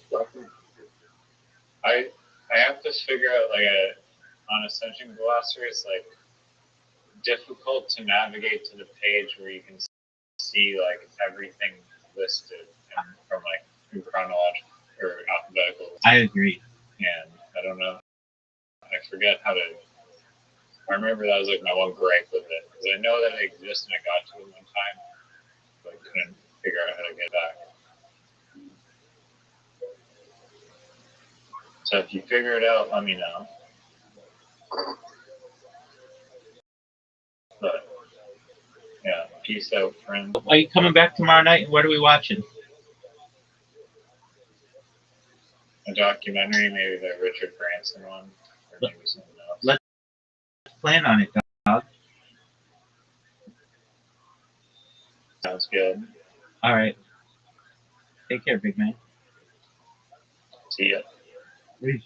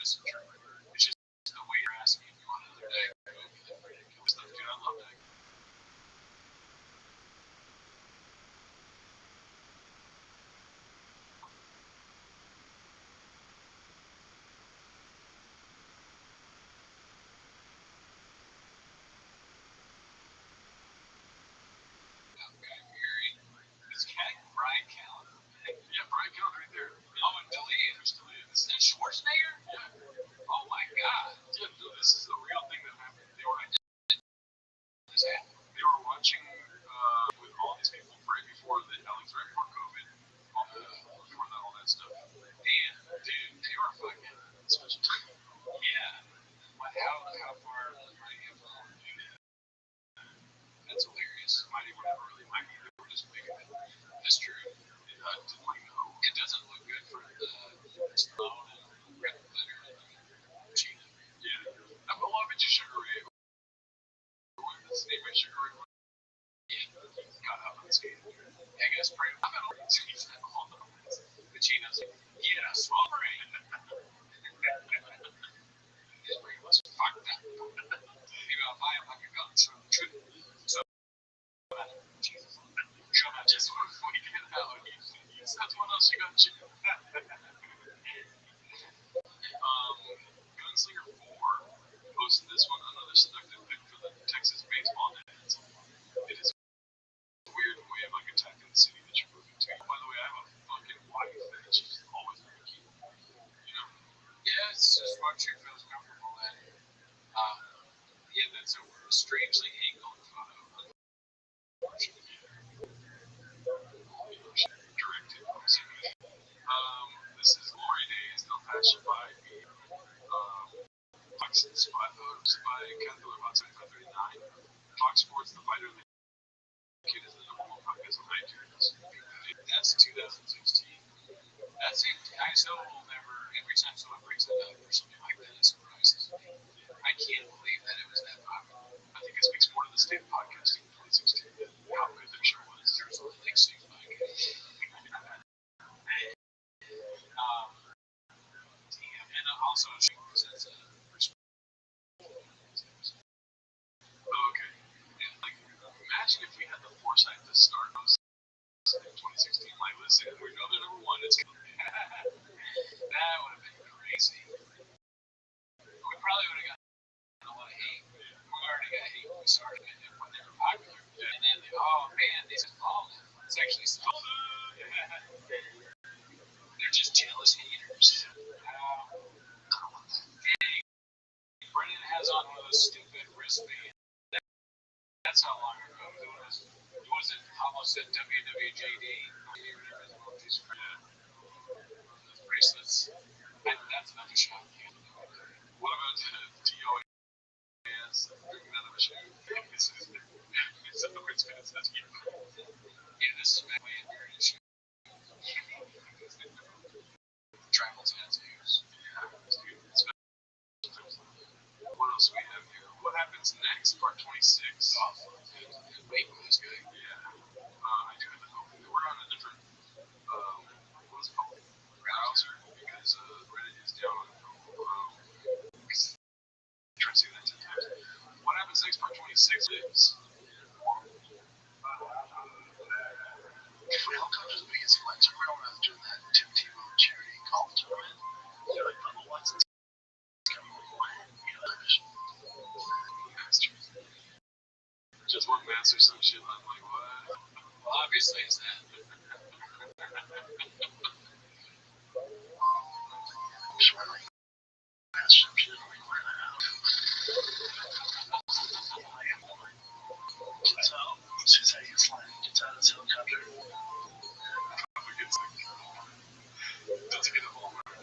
Oh, they're so funny too.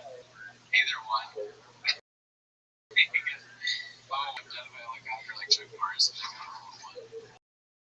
Or if I'm tipping it all at once.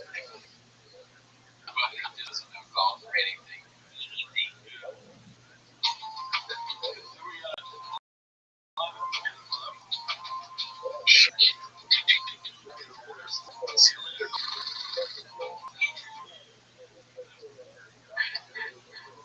Oh, lots of rules though. That'd be great. We just got out of a helicopter to make a hole in one. Yeah. He's not good at that story.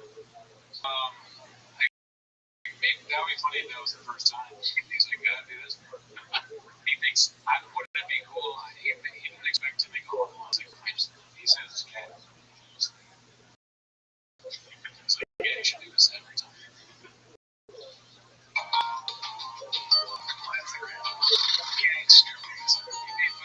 For doing a hole in one. Or it just costs $500,000. Oh, $500,000 to like ride that helicopter. Let's go. I don't think so.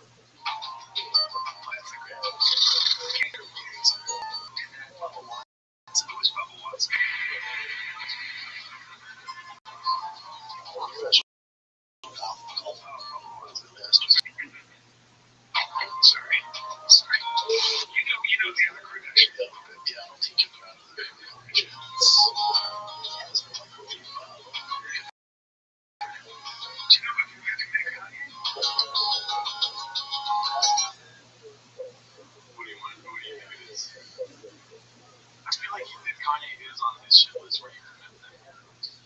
For sure. He definitely made Kanye look like we're talking about. I think it's probably yes with that. Yeah, so Hitler is dead. Let's see.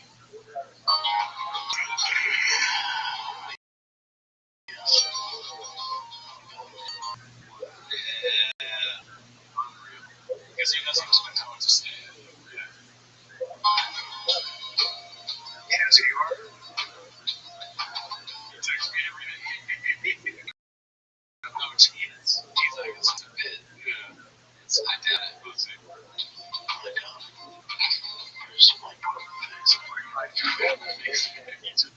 Celebrities are racist. Yeah, why does he think every non-white celebrity thinks he's a white boy or something? Works a lot, does drugs. Yeah. Are you the white boy that sells jokes all the time? You're the white boy that fights. Yeah, just out the that white boy that had a kick. People like that.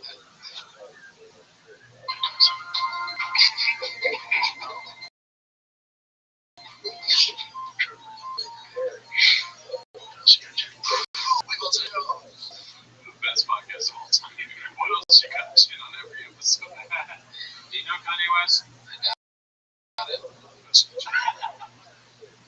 Hey, here's what's cool. You see Ethan Hawke when Steve Colbert asked you, Ethan Hawke, what happens when we die? It's his question. That's the question. He goes, what happens when we die? Bring out Ethan Hawke's answer. It's pretty cool. Say, yeah, I never saw it. Doing the voice. Yeah, exactly. That was Stephen Hawking. In his mind, he's like, oh, Stephen Hawking. He's all like,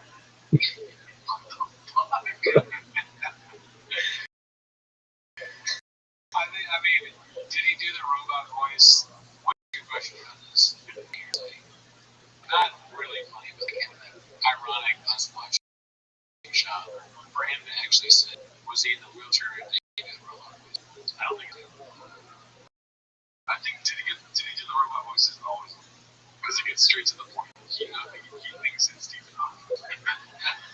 Well, yeah, because then you think, oh, did he get in like a crash on set or something? He's in a wheelchair.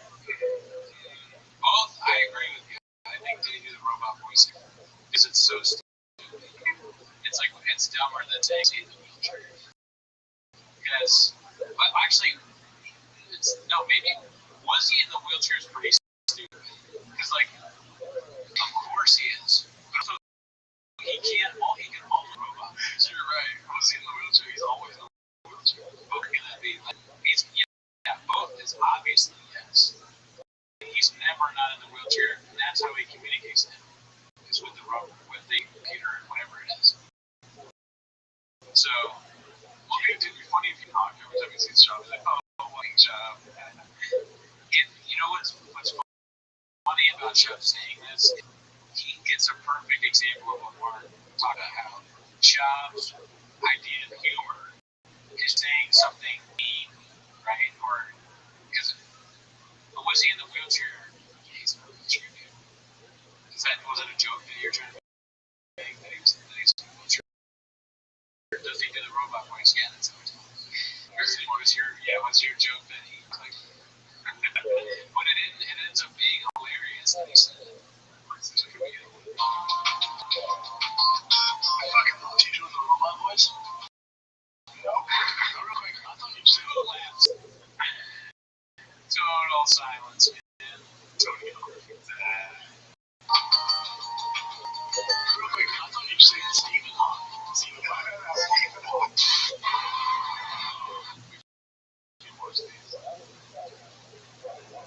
It's just the latest. It's just like heavy alert. I know they're trying to get us shut down. They're trying to shadow ban us because we speak truth to power. Yeah, they were really trying to get us to hold the microphone and stuff on their stage. It's like, that's social media. Let's see what we have here. House Socials from Big Battle 9416. We have one before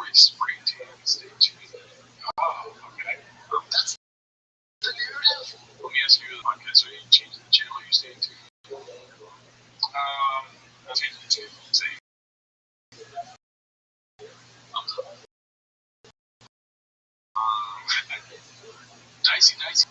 Let me open this in. Let's see Joe Rogan's name. Joe Rogan and Arsenio Hall discuss being politically homeless. Arsenio. That's why I say when you deal with Democrats or Republicans, you have to attach a year because it's evolved and changed with the time. Rogan, people are being manipulated by these two teams. And you have to pick a team. Arsenio, I hate that. Rogan, politically homeless. Neither one of them make any sense. Like logical centrist. Yeah, see, this problem is that if you're politically homeless, that means you're not far away from being homeless. You know, that means you start taking a shop.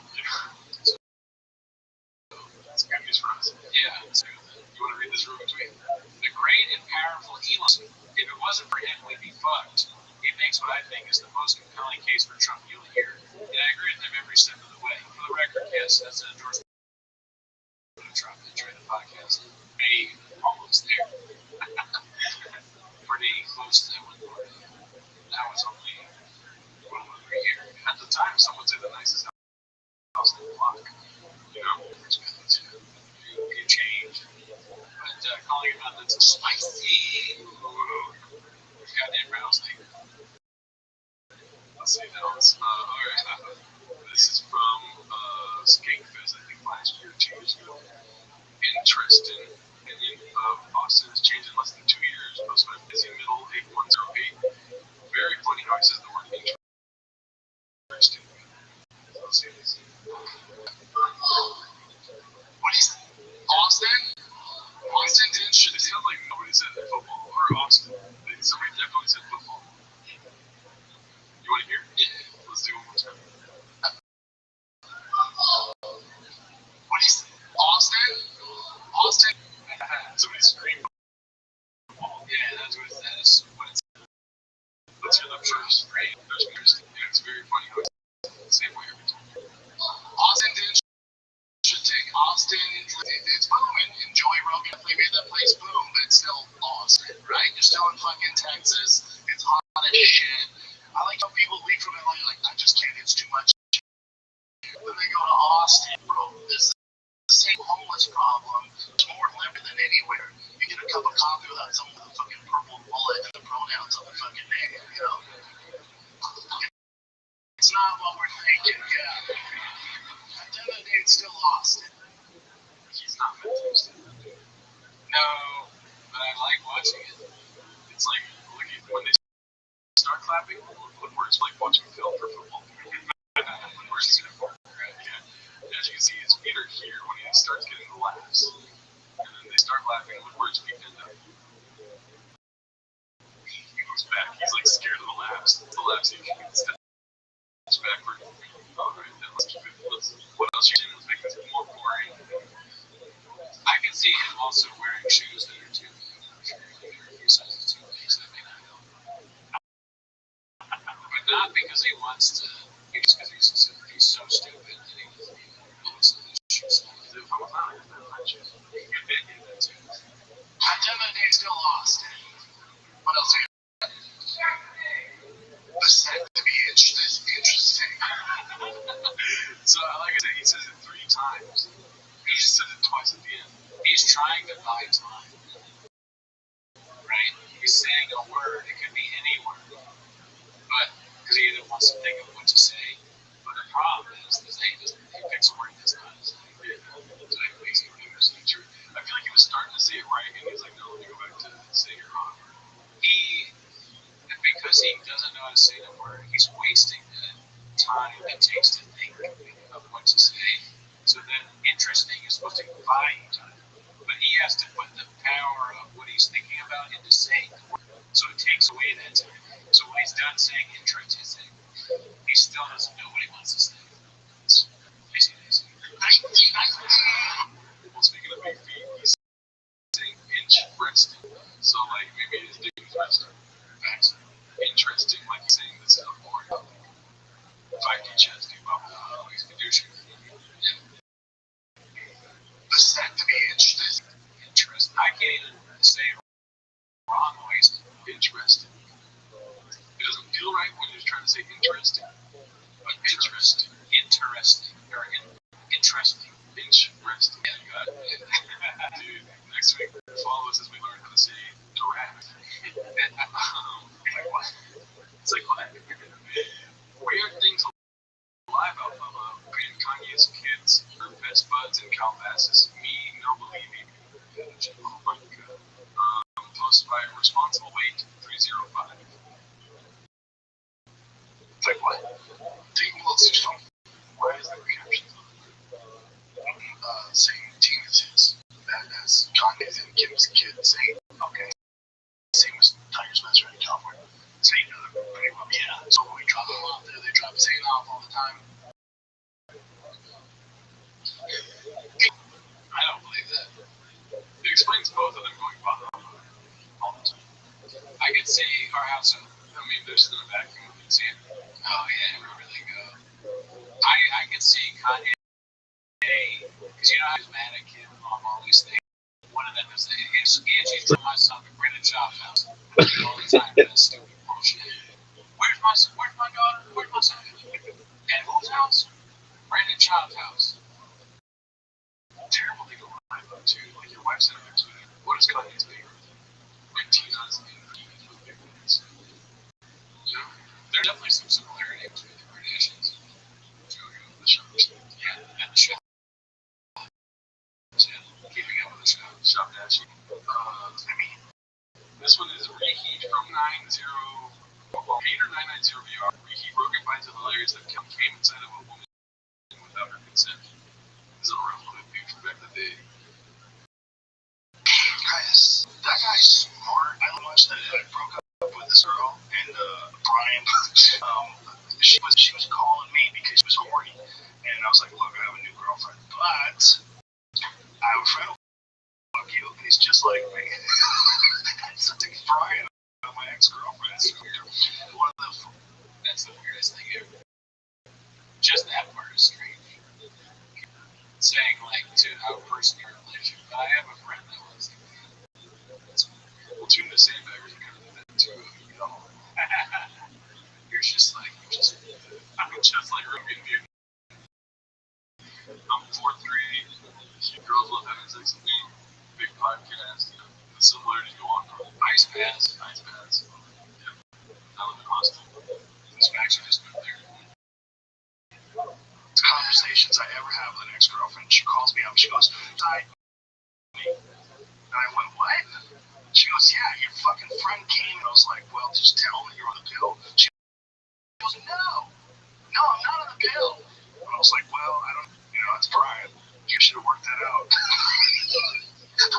Ex-girlfriend call you up mad because your friend ejaculated inside of her. I hung up the phone. I literally fell to the ground laughing. I was lying on the floor of my house going, like, it's just so ridiculous. That's Brian Callen. Brian Callen. So, that's sick of me. Like, he's happy in this joke. Brian Callen. He doesn't know what to say. Brian Callen. Like, deep down, he's like, I'm not okay with this. That's that scientist guy. And I think it's funny to bring a scientist on the show and tell the story about how you and your ex. Yeah, this is the scientist, Harvey Weinstein, right? That is something area. Harvey. That's right. It's actually Harvey. Popped up and he's like, whoops. Bring on some famous scientists, which is really good. Yeah, so much stories about friends coming and stuff. Oh. Just like dying laughing at some friend banging some whore. Yeah.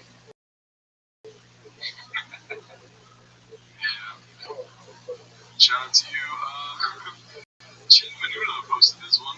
Joey got so annoyed from Brendan on last fight commitment, he now has to smash Slojo just to get even. I saw this. Actually, she got Brendan playing photographer on vacation. Oh shit. My fucking eating that muffler. Wait, give me another Viagra. He's yeah, it's actually Brendan again. That's wild.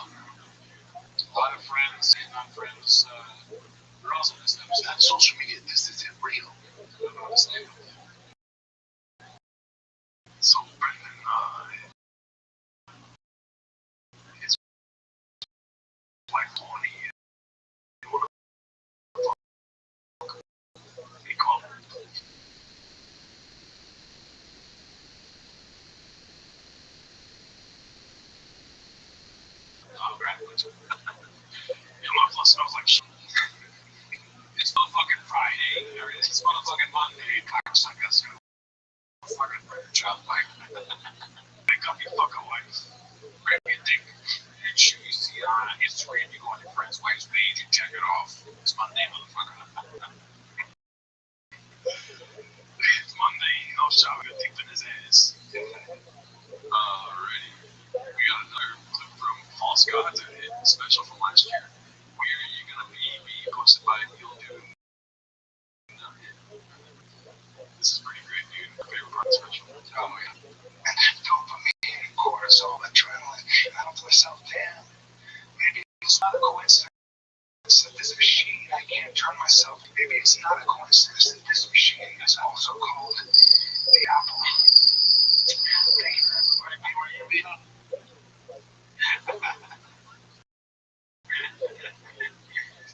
It sucks so bad. It's the worst thing ever. It's like the worst thing anyone's ever said. Yeah. Brandon Welsh told me on his stream, they were watching that special, and they're talking about it was him and Ray, and they're talking about how much they hated it. It's the worst. They can't laugh at anything. And I was saying, it's almost, I think Squall City's the least funny person he's ever seen. And I go, it's almost at a point where he's medically unfunny. It's impossible for everyone else to laugh. He shouldn't try. But he's so bad. And then, what was an apple? Because the back of his fucking. It's like, what I call a sin. Shut the fuck up. Yeah, she never kissed him again. Yeah. After that, what you did. So it's horrible. Yeah. It is like insanely bad. How can I the show with such bad stuff? Yeah, because that is a good point. I agree with you. You were talking about your friend from Iran. Remember what he said? Well, not that. I'm saying they suck so bad. How is this? I guess people like Korean. But yes, my friend was he's an Iranian stand-up comedian, very funny guy, and he's like, whatever he said, I'm not gonna. It's not like paraphrasing, that's for sure. But sometimes I put on your show, like, John is so stupid. Yeah, it's like this from like he feels bad for Brendan John. He is from a country that is literally being bombed, and he's more worried about Brendan John's life, and he also puts things in perspective for him. We gotta show the Chicago's Fat Kate and whatnot to get perspective. It could be worse. Which, if he's listening to this, I don't know you're saying that. If you want to play that well, and he's like, yeah, you guys downloads. I'm like, dude, because you would just talk. Yeah, there's a whole country around that's using their on the Facebook practice. Yeah. You're just talking about the war here. You're bringing it back to British. This is like a fucked up world we live in. If anyone's out there trying to get diet to live in let's see. So he goes, yeah, I'm a man. Kids, this weekend, I'm in California. April 10 and 11, come get some. April 10 and 11. I'll see you in person. Dude, verified. Oh, yeah. Friday, Saturday. Let's go. Alright, kids, that's it. Hey, want some fisticuffs? Okay. Fisticuffs. You want some fisticuffs? That's how you say it, but it just sounds wrong coming out of his mouth. That's ridiculous. Alright, so this is a dicey title. Breaking news, everyone. I did not see this before the show. That's fucked up. Kimba33 posted this. Opposite to OnlyFans. I did see the picture of Callan and his daughter, and it got her heavily confused on Chang's. Don't bring her into this, dude. Yeah, keep her out of it. Let's see what this is all about. Dicey, that's the key. Over under Bridges, OnlyFans. I think he's going to do that. Do you think he says OnlyFans, or do you think he just insinuates? Okay.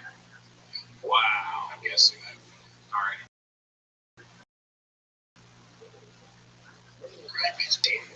Holy shit. How about that? 15 kids are OnlyFans.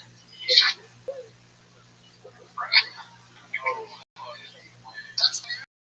Oh my god. It doesn't make sense. Put it to yourself. Why would you say that so fast? Yeah, I mean, well, that's the thing. It goes right back to it. The simplest, dumbest, most like offensive thing and degrading thing you can say. You hear someone say Steve, you don't even hear them say. You hear a word that sounds like Stephen Hawking. You hear a teen-year-old, it's just that's his comment. We should go back to making like those Back to the Future movies and make him the boy. Yeah, he's good. He wears lines. I'm turning 28 years old. That's big for me, I guess. Like, how's it going? I haven't heard from you in a long time, Brandon. I'm so fat. Okay. My wife actually passed away. You get a new wife? Fuck, I didn't want. I had something in my head about like my wife, and then I couldn't think of like funeral like completely forgot it as I was saying it. See, that's what they don't do. When Shop says something that makes no sense, he doesn't explain it. He just keeps going. He goes, "Flaming young." Did you get a flaming young? And it's never like, oh my god, I can't believe it's young and then flaming young. Chin out that part. Which we don't know. How about that? You can start OnlyFans. What? Like all my friends have to say something. All my friends are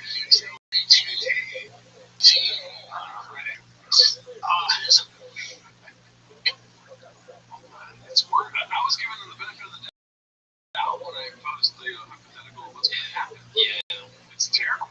No, it's very bad. Dude, if I ever have an 18-year-old daughter, I'm not bringing her up on the podcast. I'm not doing that because I'm like, Brandon's going to say something about like fucking her. I'm like, no, dude, I'm not going to do that. Well, I would never. And neither are any of my friends, or me to my friends. That's crazy. If your friends are doing that, you suck. That is so strange. Did you say 18? She is a full-grown woman. Will be in my eyes. It's like Brand's like the voice of reason at the end of it. She's a full-grown woman. Why are you saying? Jim got this problem. Because we're not Jim. Jim's like, no, I would fuck that. He just gets worse and worse. Jim, would you put her? They're just the funny. These guys. Not a friends. Alright, well, it's our episode good, and that drink coming. Snorkel gonna see so much use before the inevitable crash posted by his NILS loves movies. Snorkel Blue Days.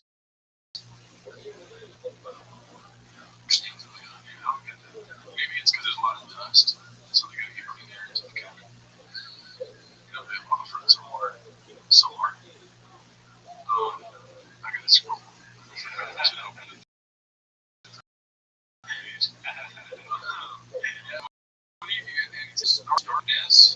I'm not a truck guy, so I don't know what that even means.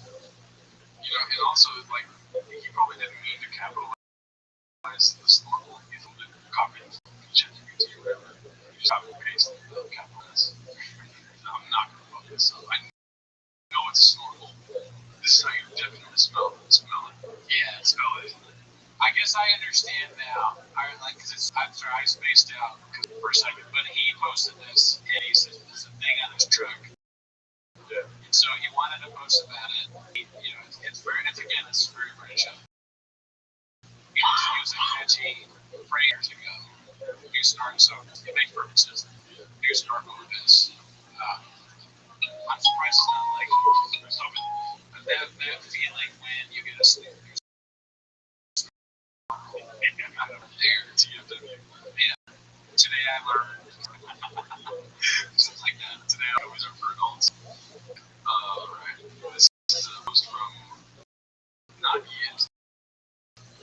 Beast of a work ethic and chin back 3.5 minutes. Let's see. Really love and miss the food truck diaries. I get this all the time.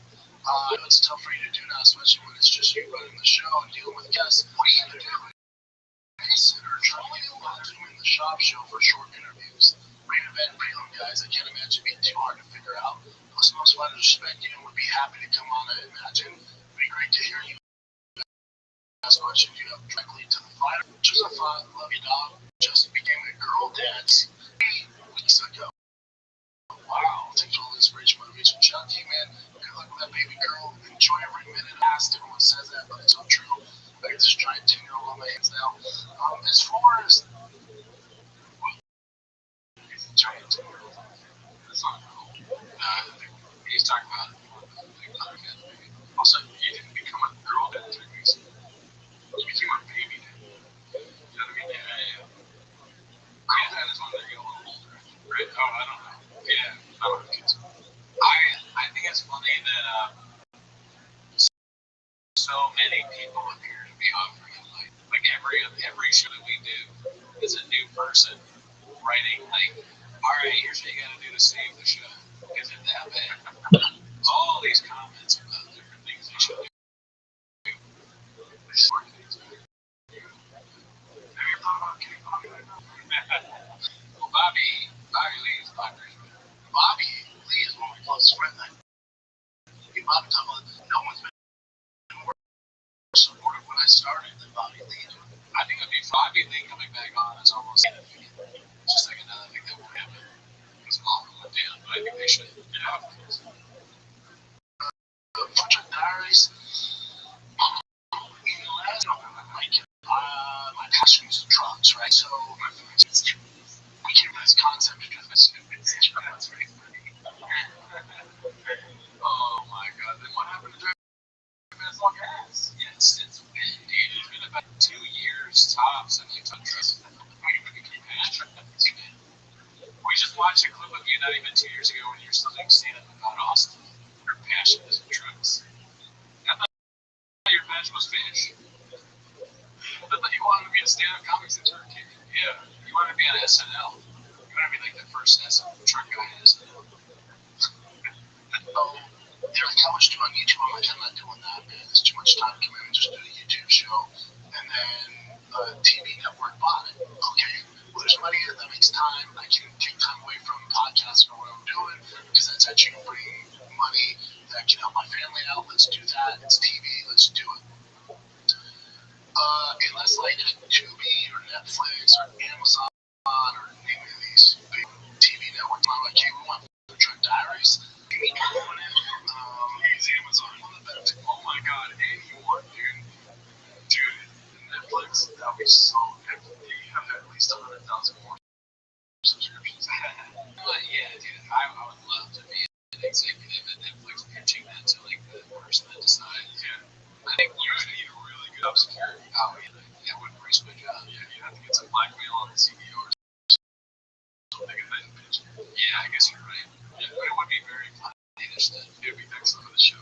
Because I think you'd say, listen, you guys have probably never heard this guy. Yeah, I barely know who he is. But his name is Brandon Shaw. You've heard of Joe Rogan. Everyone's like, yes. Well, this is Joe Rogan. Yeah, they're certain water. Yeah, they're Joe Rogan. So he's new stand. He has a following, but check this out. He uses Ryan Callen, and they're like, whoa, wait, but I think you're wrong. So, you got to sell me first. You were starting great, and then you said Brendan Shaw. Okay, you can't do that. Now you got to say all the attributes that you used to stand to be stuck because the whole mob was coming out. All the Joe Rogan things, you got to hit the picture of Joe Rogan, and then at the end, you'll be like, nothing that, industry. His name is Brandon Shaw. I know, but listen, hear all the other things I said before. Leaving. Like that one. Don't lock the door. You're right. Industry TV. He was shadow man. Like a lot of, which we fought against. There's time. There's no more DEI. Right? So then you got him hooked. Wasn't this sell him at the end? It doesn't really matter when it's shot right now. Names of Joe Rogan. Like, man, there's Rogan in the show. We best. Maybe. Here's where I sell them.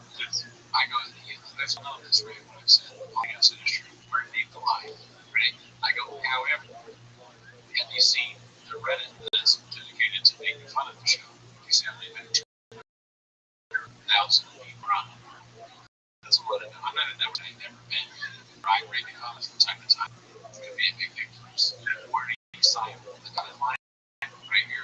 Sell me it. Do you need a pen? Boom. With Brian Callen, yes. Does your Kennedy? Yes. Yeah. Will they be involved? Probably. But we just give them fairies. We get these other guys, T-Mos. They make a show 10 minutes long. That's really. Exactly. That's what's Brendan Cooney. That's when they're like looking for a shoot. They're the top party. Janelle Camargo co-host. We can't even spell that name.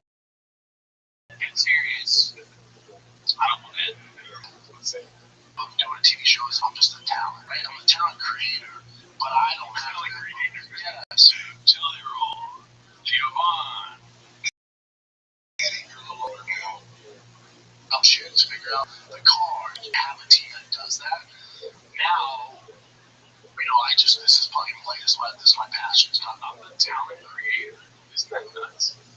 Yeah, it's crazy. He doesn't even have talent. He's creative.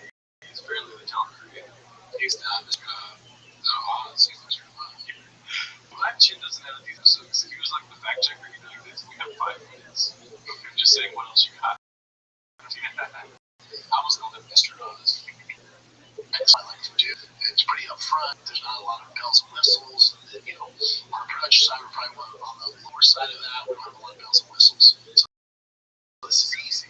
We start doing some talking people, and then also when it comes to new fighters, the guests on the show, I just don't like guest-driven show really. I know a lot of people. I'm good where I'm at. Again, if I get someone hired a booker, that also Zoom sucks. So I'm not in LA anymore where there's a ton of fighters. There's a few in Austin, but not a ton. It's just not what I do, nor do I want to do it. But I hear all the time, of course you're done podcasts in fucking 15 years. What are you talking? Of course you've done it before. That's what he's saying. No, it says more. With fighters, we gotta say somehow you consider trying to fighters to face ours. So we've done that before. Yeah, what I'm saying. I'm gonna say like, oh, do it again. No, they were doing a bunch. We had Lutana, we had Sugar, we've had guys. And then also those guys that they're making the rounds too. So it's not like breaking news. I don't even know what's going on. Yeah, it's just like, dude, you cannot tell if you're in China. At the end of the day, all you're gonna tell a fish how to swim. Granted, I don't know what's something that doesn't swim, a fox. He's trying to teach a fox how to swim, but he thinks he's a fish. Yeah, all you're gonna teach a fish how to swim is like you're a fox and a fish, Hey, he's something like a fox. Be a fox, dude. I think it's funny to say that. You swim like an animal, I can't swim. And then off the top of my head, I can't understand what I'm saying. What? I'm saying that he is a fox. Yeah. And he's like, he's swimming, but he thinks he's a fish. Yeah. He's saying, like, you gotta fix what he's doing. There's no way he thinks he's doing everything right. What I'm saying is that, running the tail on, like, you swim, you actually swim like a fox. Because he can't swim. But I don't know. That's what the point is. That's the point of what I'm saying. Do you think, can they swim?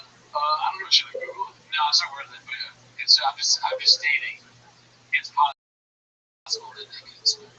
Because they say, I was trying desperately in my head to think of what's an animal that absolutely positive cannot swim. Yeah. And I can't really because bears can swim. I was like, dogs can never swim. Right. Dogs, I was like, well, they swim. So I'm sorry, I'm trying to kill my analogy, though. My analogy's great. How did I kill it? I panicked. But you're lost in the analogy. Get out. Sure, it was so good. I keep going inside. But there's no good job. Yes, sure, he's not doing anything correct. Everything's going down rapidly. He's a fox and he's no one thinks he can. And as he thinks he's a fish. Yeah. If you can interview a fox, and you're like, so foxes, I'm actually a fish. That's what I'm saying. That's what John would do. And they would make fish noises, and then you show up on air and you hold it up. And it's a fox. You're like, what do you see in front of your face? He starts describing a fox. And I don't know, but I better get underwater because I only have gills, can't breathe air.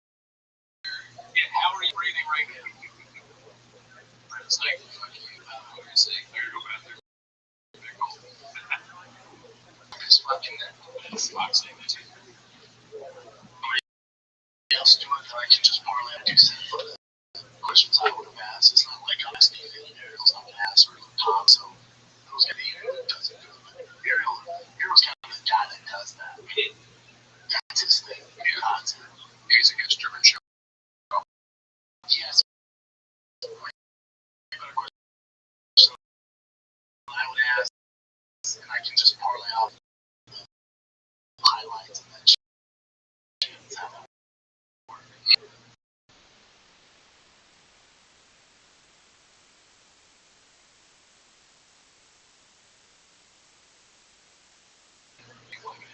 Yeah, it would be taking some soccer.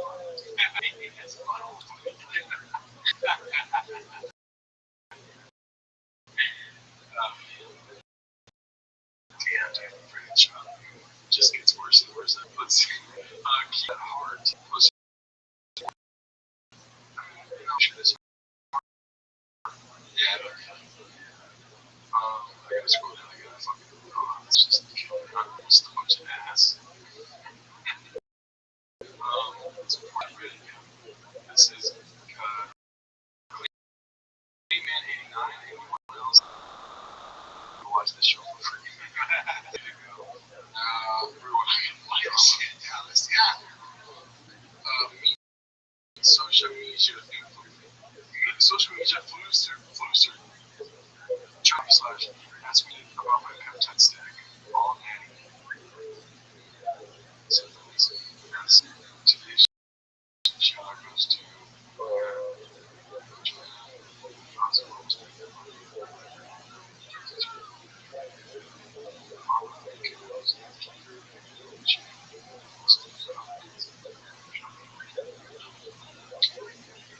I don't need to go picture here. The two of them are so stupid that anything that they look like, they could look like the greatest in the big nerd level. Because I'm worried it's going to kill me or do something bad because it's good. So if I wanted to be in really good shape, I would just go to the gym and work out, Exactly. I got to take a peptide because they said it. Yeah, dude, I drew the line when I started getting my. I know he said CBD, but I started doing it THC. Yeah. That was no big deal. It makes sense. Ready, John. Let's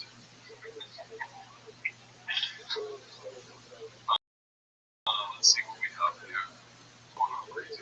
Sorry, you just got 1,000 followers. Yeah, thanks for that hot take.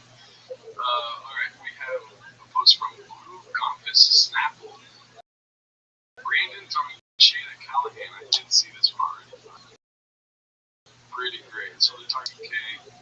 How time I saw this, it's deleted. I'm in Cal's name at all. Yeah, but Louis C.K. was like part of the bad. Where it's like, I don't know what he did, but you can't lump him in with, why still? Because they're talking about rape and all that shit. He lumped him up all that shit. Everybody did, which was terrible. There's some people that didn't. Some notable people that didn't get involved. It's funny to throw yourself into that. Yourself. He's just like, yeah, man. Even if I'm him, I don't want to be lumped into that even by myself. Yeah, I was part of all of that. For the Harvey Weinstein stuff. The case that was a similar. There was like 3 years between both of them two. Harvey Weinstein was, I think, 2016. And then Louis C.K. was 2017. Ryan Calhoun was 2020. Ryan Calhoun was like 2014 to 2026. Slide. Weinstein was actually went to jail really bad for us. Yeah. Well, yeah, but you can get accused of somebody can accuse you and say you did something 23 years ago. I know. What I'm saying, now I went to jail. CK could have packed it up, shut down, kept talking about it, being negative, shitty on podcasts, shitty in stand up. This is awesome. Shaw is fucking. This is pretty good. Shaw is crushing him. It's no more. Damn. You just drank a Diet Coke. That's why he's so fucking fired.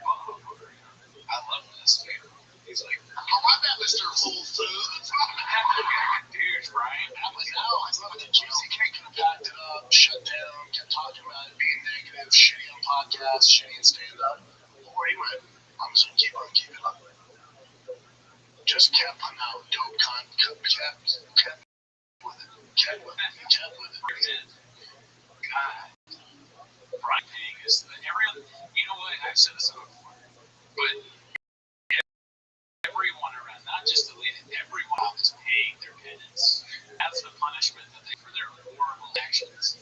At some point, if you do something bad and stand up, you will need to do a podcast approach. And he's gonna make fun of you too. And he's a fucking goofy idiot who's gonna piss you off, talk over your bits, crush you, and you have to do it because of what you did. And I hope you learn your lesson. You know, this is your punishment. Callan, Gary, that I know of. Must have done something. Oh, it's still there. Yeah, like Jim, Beanie Guy, all of you had it. This is your punishment. Jim. Specs. That's so funny. That was actually legit. Shop food. Kept with it. Nice man. He's on Netflix. Well, I'm so glad he is. I think he's great. You're gonna be real, you know. And I think he paid his price too. Which is we can all say, you see how happy Ryan is with this video. He's ecstatic. See, the thing about Louis C.K., whether or not, like, they didn't, apparently there's like a video online, there's like a 4-part Louis C.K. fucking documentary thing that some guy made in his mom's basement. And like he's arguing that they didn't give consent to have his dick shown to them, whatever. But you knew that he did. You know what I mean? When it came to Brian Callen, nobody really knew that he was about to rape them. You know? I really came out of left field for Brian Callen. I'm doing a 24. Yeah, it's possible. And there'll be a lot of evidence to be able to do that. You do 20 parts, and then there's more that you're like, God damn, I gotta do 24 parts. What is this? Monster in jail. Went back in office, I guess. Yeah, dude. Brian Callen is just so sad he has no, dude, he just refuses to accept citizens arrest. He should become a manager. So, Papa definitely didn't watch the BGL 5, plus my Key Lobster 996, but it's not available anymore. So, see, yeah, it's not there. Just not available. Should I take it out? This is posted by 15 Melody 108. Papa Kadoosh Kim Kardashian's kids from being friends. Lions friend, I guess. Blonde with lots to come back. 15 Melody 108. All of your kids on phones or tablets? Never. We don't have them. Yeah, we don't have them. I can't afford them. We don't have them. No, we don't have them. Your wife's posting aspects every day. Your kids are taking the pictures. Yeah, well, how do you do that? No, we don't let them go on YouTube or anything, but we do force them to take pictures. My wife says. Yeah, they only have phones when they're taking pictures of me or my wife when they're filming our content. Yeah, they're doing TikToks. I know me and my wife are on our phone all the time. Yeah, I don't even know what they do really there. But that's one of the reasons we have to have one of Tiger's friends come over saying, because he'd come over and cell phone messages. And instead of saying, it's the same thing. That's hilarious. Throw a child under the bus. And the absurdity of saying that a 6-year-old is a cell phone. Like, you would, that's crazy irresponsible. Because they're going to lose it. And then somebody will have your celebrity child, all the information in it. You want that? There's no way. Common sense. You're not going to let a 6-year-old walk around with a phone. At least maybe I'm falling off, but right? That doesn't sound like something you do, right? Right. Or would you? No, I don't know if it's fun. Yeah, I don't know. I mean, it makes sense that people will do it. Yeah, probably.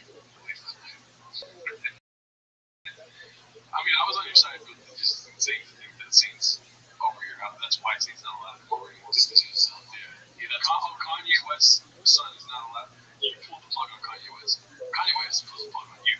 You know what I'm saying? Yeah. He finds out that, like you said in the podcast, you find out that running out with your son, you're like, we can stop that. That's a good point. I see him bossing in the backyard. He was on his phone. I go, oh, I took it from him. No one ever did. I go, oh, buddy, we don't have cell phones. I don't let my kids get used to that. So if you're going to come over and play, there's no cell phones.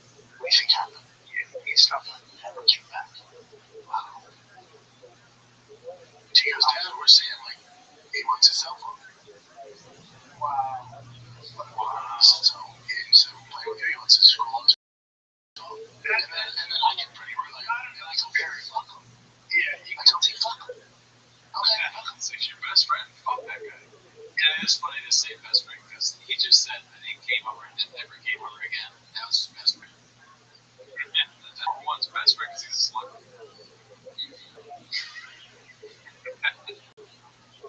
Wow. Oh my god, dude. He loves someone talking to his dad. He's like, hey, we don't have phones in that. Tell me what tickets that you're getting.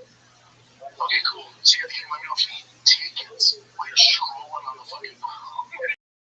I thought your phones were like 9 years old. Oh my god, dude. This is so bad. He is talking about a 6-year-old as if it's an adult. Yeah, that's weird. It's not him. Correct. It's like you are also so busy where it's also nannies to the nanny so has of hours. It's a nightmare. So you don't wish that upon your worst enemy. It's a nightmare. It's a recipe to create no motivation, create incels. It's not. Don't take Tom, congrats, man. Let me know if you need tickets. Nightmare. Not out of your hands, man. Especially out here, so you get everyone's sports specific, oriented. It's just all about family. It's just different.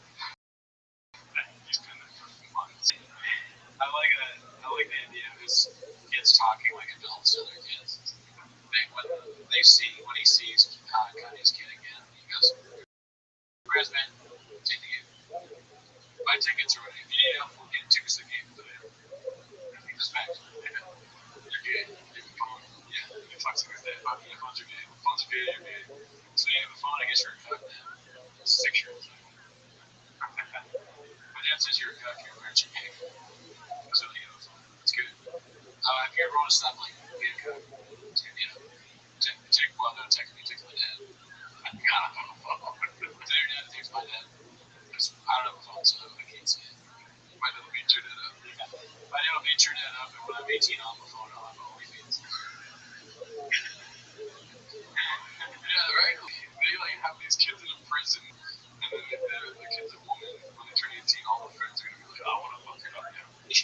That's what I'm doing. I would get my I'm 18, my dad's friends will want to fuck me. My parents are cool, yours aren't, because they gave me a phone, but if you're on Instagram, my mom posts pictures of herself. So if you're a wants to get a cut, turn 18, then you can see pictures of my mom. Yeah, I want to fuck my dad's friends. Because my life is blown up. I'm 18 and my parents are pretty for me. All that matters is that I'm really good at baseball. Yeah, I have all these. Yeah.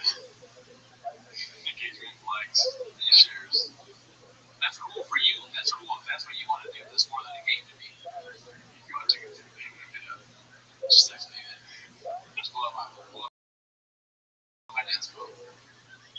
How much offensive phone up my dad's phone. See, Chin has a backup plan B. It's a church called Chin's Baptist Church. Hosted by Bipedal Autonomous Baptist Church. I wonder if that's his. I love good music. Yeah. Tall and in shape comedian podcaster who could be awful if Bob Toxin wearing a dress and Islam shows real is kind of making sense. Oh yeah, so this is from a long while ago. It's not the famous podcaster who is quotes Drake. Remember this? So around a year ago, before COVID, I myself with a famous podcaster supposedly straight. At the time, I didn't even know who he was.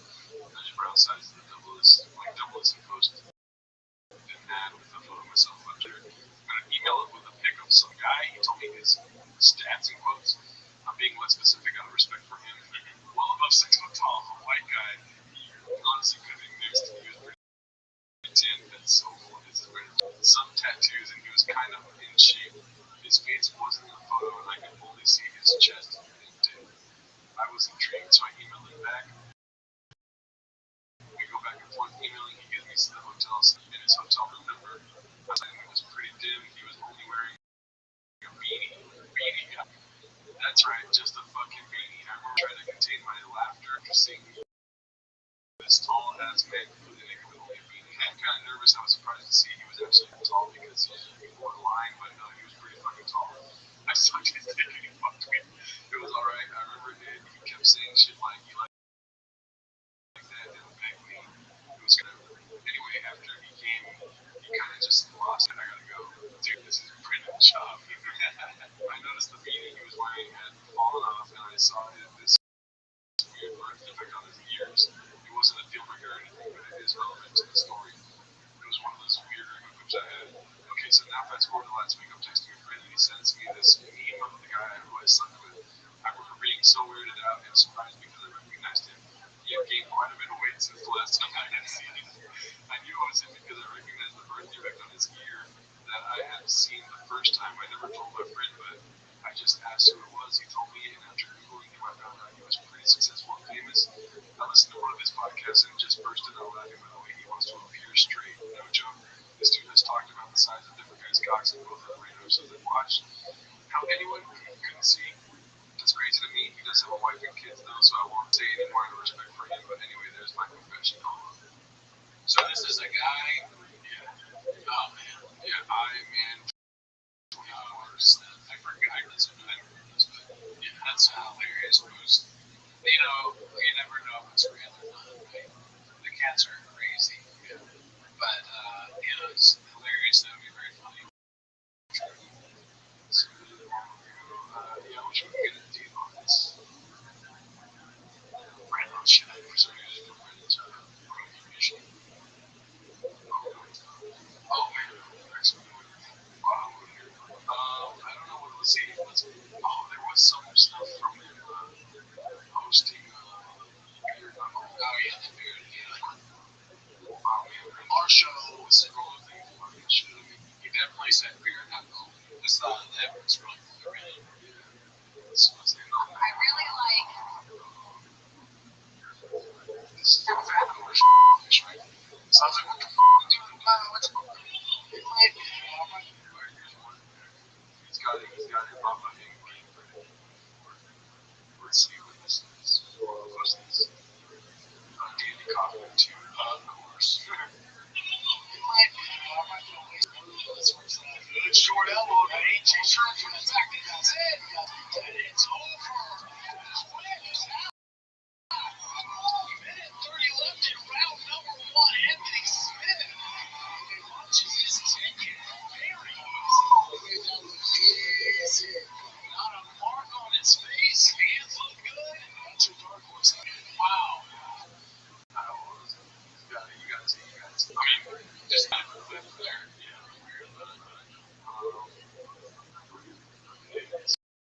So,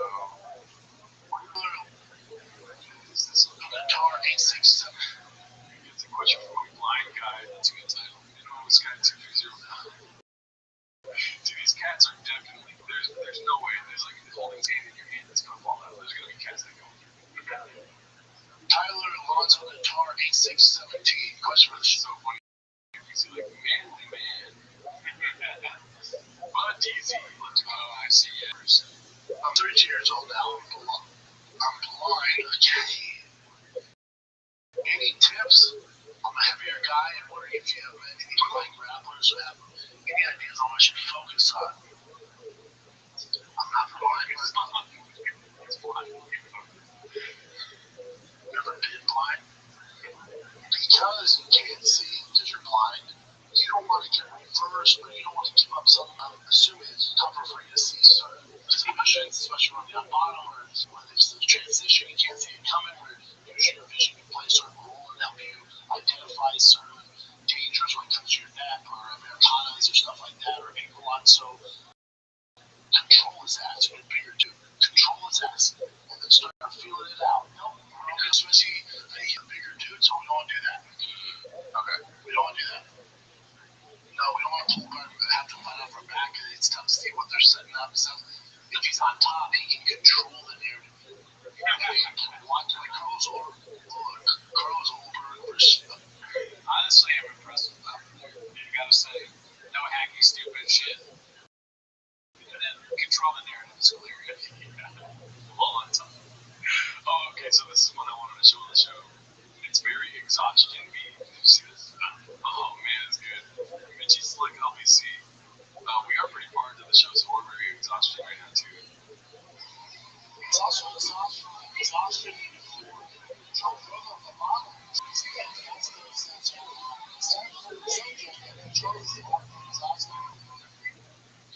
Exhaustion.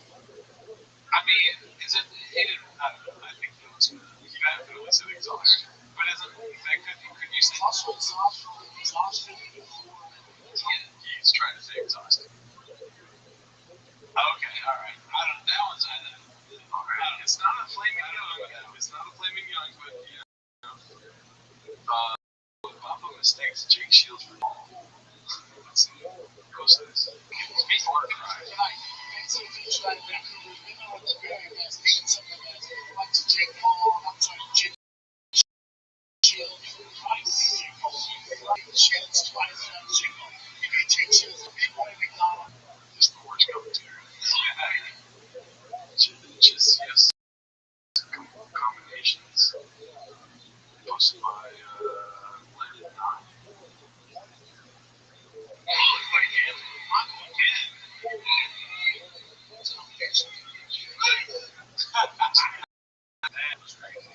That's what we're waiting for. Michael said, too.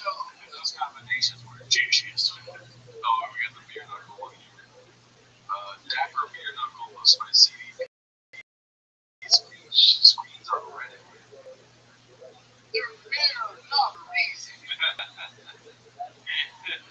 I think that's it for this week, dude. Shout out to all of you guys. Join the Patreon for early access to this show. And Say the Bagger is a podcast that I started. Yes. I think Calvin's trying to do a podcast on the Patreon, so check that out. It's good. Yeah. All right. See you next week. See you next week.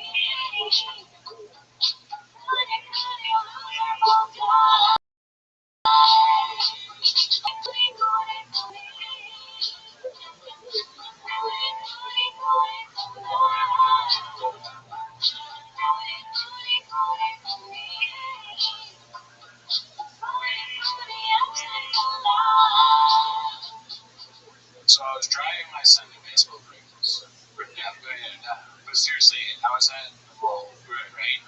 And I was at Old Navy. Ever heard of it? Because my wife wanted to get some stuff at Old Navy. We're going to see it. So I look at my phone, and I have a text from our landlord. I don't really know what he is. He's the guy that texts us about rent, or whatever problem. He's the guy I asked. Property manager, maybe, I'm not sure. Land manager. Maybe that may, I should text him, are you the land manager? What's your title, dude? Who are you? Maybe it's your family. I look at the text that says, Brendan, we have not received April rent. Please advise. April, is it March or April? Is it March or April? Do you pay in advance? Yeah, or what? Yes, so it's April. I don't know. I'm 38. You haven't paid. I haven't really learned anything. It's shocking what I don't know. There could be a whole show of things I don't know. You pay to play, not play to pay. Yeah, I paid it just whatever. You need it. Here it is. Who cares?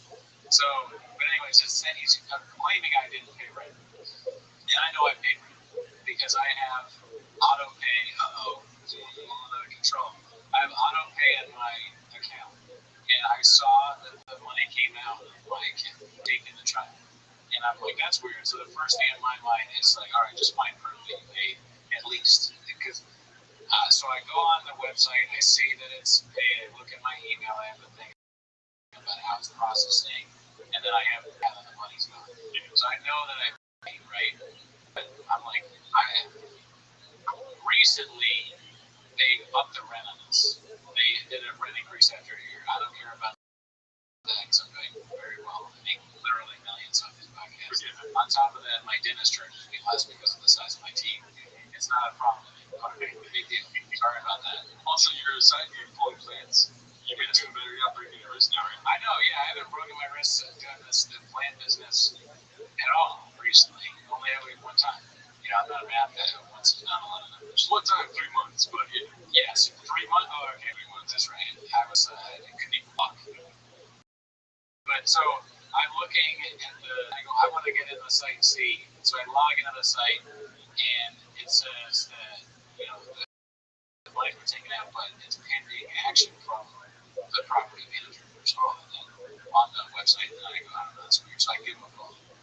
I call this guy, and I go, hey, Shaw, I should probably not say his name. Shaw, hey, Shaw. I'll call him Shaw. I go, hey, Freddie, Shaw. What's going on? You sent me this text saying I didn't pay rent. I see the money's coming out, all this. He's like, oh, yeah, and it's almost as if he didn't listen to any of the words I said. His response was, oh, yes. Yeah, see, the thing is that you haven't sent rent yet. But I had just said I paid rent. I texted him all these pictures, and I go, well, I have. I logged in the site, and it says here that it's something pending on your end that you haven't processed it or something like that. And he's like, oh, okay, yeah, that's it. Let me just making stuff up at this point. Not the conversation is one-sided, and he doesn't have. It's clear to me that he has no. He goes, oh yeah. So it's something with the apartment.com thing. You gotta log in and tell them that there's you have to prove. So it doesn't make any sense. And I go, I have to do something on the website to rent. I went in there and made the rent bigger. He's like, yeah. And I'm like, well, I mean, how do I do that? And he goes, you have to send them a voided check. And I go, a voided check? And he's like, yeah, you have to send them a voided check. And I was like, all right, well, how do I do that? I mean, it's a website. Who do I contact? I emailed him a voided check. He's like, hold on, she's here. To somebody else who's like, I guess, another property manager. And she's like, hey, it's Brendan. And she's talking to me, and I go, I sent the rent and all this. And the woman's like, what's happening is that the owner had some kind of fraudulent thing in their account, so they just need to work it out with apartments.com and send a voided check. I'm like, well, so do I need to send a voided check? And she's like, no. That's what we're doing. And I go, okay. And I said, so anything, right? And she's like, no, we're taking it right. And the money will probably come out of your account on Monday. I'm like, I already paid. So no money will come out. Like, the money's already come out. And she's like, oh, yeah, definitely. For sure then. So I hang up the phone and I go, I don't even know what just happened. Why did this guy text me saying I didn't pay rent? That's crazy. Did he send that to everyone in the building? Like, you'd be the only person who used the website. was the craziest thing. No idea what he was talking about the entire conversation. At no point did he know whether I had paid rent or not, or what I was supposed to do, or whether they received it. He's just freestyling on the phone. Oh yeah, send the voided check. Oh, actually no, don't send the voided check. Wait, somebody take over. Who runs the business? It was I was so mad, and it reminded me back to when the same guy called me. Remember we talked about the show? He called me and accused me of making loud noises in my apartment. But it was actually the squatters. Yeah, it was the squatters. Because this fucking idiot has no common sense.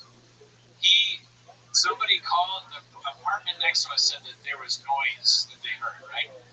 I guarantee you, were trying to be too polite that there were squatters in the room next to them. And he heard that, even though we had also called him separately from that, telling him Amazon packages are being stolen, and yet he still ignored all of that and called me and accused me of making noise at midnight. You know me, I'm silent. Yeah. I barely make any noise on this podcast.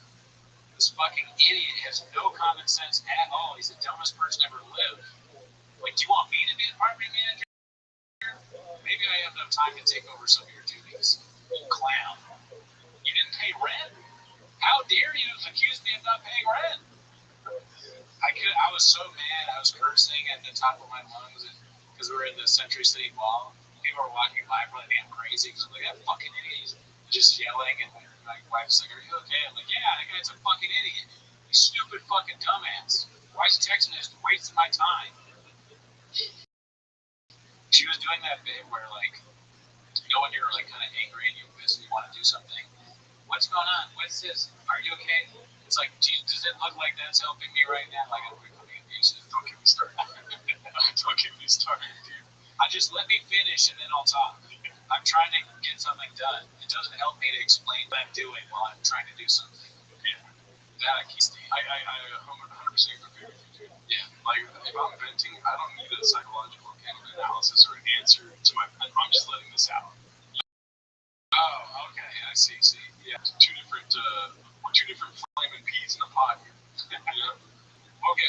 Definitely I can see so when you vent, you don't want someone to help you kind of contextualize it or have a response. Is that what you're saying? Yeah, I already figured it out. I already figured it. Scream. Because I know the right answer. When people start making it like, oh, well, you're doing great, this and that, like, yeah, I know that. But this person's fucking up. I'm talking about that. Yeah. What about, okay, for sure, I can see if you're yelling at somebody, who knows, you're just angry, so. No, it's always women. Well, I feel like you probably had the same thing too, where it's like you're doing something, you're trying to fix something really quickly, and someone's like, "What's wrong? What's wrong?" Does that bother you? Probably me, honestly. I feel like that's you when you're trying to fix something really quickly. Oh no, not here, but yeah, it does bother me. But it's like, you can only get pushed to the edge until you fall off. Just kidding. It's the worst thing to say right now. Yeah, just give me some time to figure this out, and then I promise you I'll explain. But I know and people do that all the time. There'll be like something drastically going wrong at work, right? And I won't get into the specifics, obviously, but I'll be fixing it, and then I'll get like 10 messages about it, and then somebody will come to my office and it's like, what do you think I'm doing right now? Would you like me to stop trying to fix this so that I can explain to you what's going on instead of just fixing it? Like, that just doesn't make any sense. If it's my job to fix it, then I'm going to fix it. But I'm not going to have 20 conversations about what I'm doing to fix it. You want to know what's going on in my head? Oh, yeah, go ahead. You're explaining a picture to you sitting at your desk with the fucking play toy where you're going to put the square in the circle. It's a bunch of people psychoanalyze you. It's so funny. They're like, they know how easy it is to fix. They're just like, just use the square. Because it's a square hole or like or whatever it is. And I'm like, I don't want to know about it. I'm doing it. It's my job to put this. And I'm like this, and they're like they're desperately trying to get me to put a circle in the circle. But no, it's difficult stuff you wouldn't understand. You're just a podcaster, okay? But no, like that. I try not to do that to people. Like if it's their thing to fix it, I'm not gonna go like, micromanage or desperately find out what's going on unless they're on your league. Then sometimes you have to figure stuff out. You gotta hit on about Baja mode sometimes, you know. Yeah, this business wasn't built on traction control. Nothing I touch is ever traction control. It's got a constant Baja mode. I live in Baja mode. Dude, I went Baja mode this morning. Oh man, I prayed to the lady that called me homeless all the time. Which one, dude? The one that you met. That's a lot less. You know what I'm talking about. You mean the people that walk there for Baja? True. Many of them are women. Yeah, I never vocalize it, but whenever it's me, they're like, that guy's homeless, right? From the smell. No, I'm kidding. Yes, I do. This morning. Okay, so here, let's start off with this, dude. I have this. Maybe nobody else feels this way, but there's something about holding doors for people, right? You hold the door for people that aren't your people, you know. Yeah. Right. And there's protocol. It's like if you're going inside first, and I hold the door for you, you're still first in line. You know. Like if I show up first, I understand. If I show up first, but I hold the door for somebody behind me, they in turn have the opportunity to, show fealty and let me go before them in line. Right? Yeah, that makes sense. That was the case this morning where I showed up first, but I held the door for two ladies, and they were looking at items on the menu. But it was very busy at this place that called me homeless, the coffee shop. Yeah. And I still waited for them to finish, and then they went first. I said, dude, I'm just doubling up the fucking gratuity here, and then I go after them, but there's another lady behind me now. And then the lady that called me homeless was like, I guess you're being kind today, Yeah. And then I was like, yeah, and she's busy. She turns around, and the other lady really quiet. And then she turns around and starts talking to me, but it's not me, it's this lady. And then I just go, I pranked her, dude. Oh, I see. That's funny. So did you hear what she said to them? She did that on purpose, and she turned around. This lady, and the face she made was all worth it. That is embarrassing when you say that thing to them. You say something nice to the person. That was like that. All the time. Do you know what the lady was thrown off? She's like, wait, are you next? She looked at me.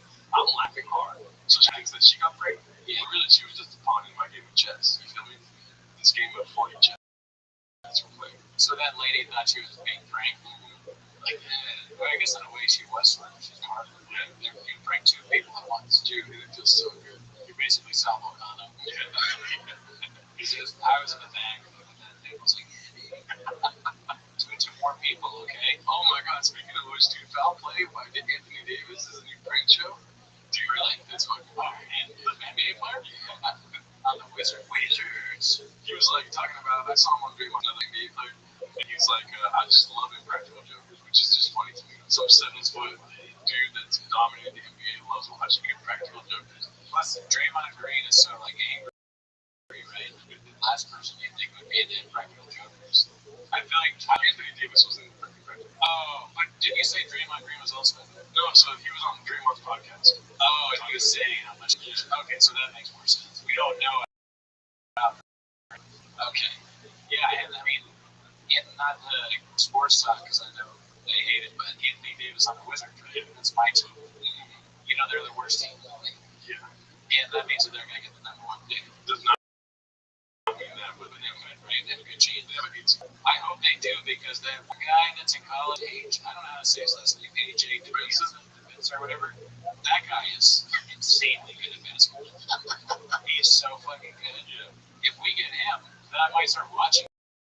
I mean, basketball could be interesting. LeBron James. Yeah, boring. X. I don't care how big it is. Nice. Not big enough. Dude, that guy AJ is insanely good. The Wizards might legit be good if they get him. If they don't, I go back to not caring at all. Yeah, it's gonna be like the Celtics get AJ DeVince or something crazy. That would be. Aren't they really good now? Yeah. That would be totally unfair. Yeah. They got it. That's what I need. I need that. You got AJ DeVince, Darren Peterson, and Cam Boozer. Those aren't. I don't know who. I know Boozer's. Dude, who's the other one you said? Darren Peterson. He's number 2. Who does he play in college or is he international? He's I think college. Okay. I don't know. Kentucky. Oh, that guy AJ way better than those two. I get do that. That would be so cool. We finally get somebody that's good. Because then they'd have him. They'd have Anthony Davis and Trey, and then they have two people that are scoring one of those guys. McCollum and Star, right? Also, Koulibaly, McCollum. Yeah, that's enough. That's all right. Sorry, we are fucking quoted. And like, and you know what though? I'm willing to do more. One thing I did do, I'm wearing the hat from it. I went to see Springsteen.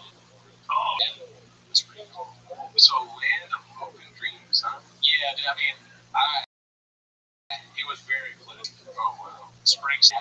You were cheering the whole time. Look at me, dude. I have my Martin Senior shit on. I've Springsteen hat, dude. I've reached the level of cringe that most people can't get to.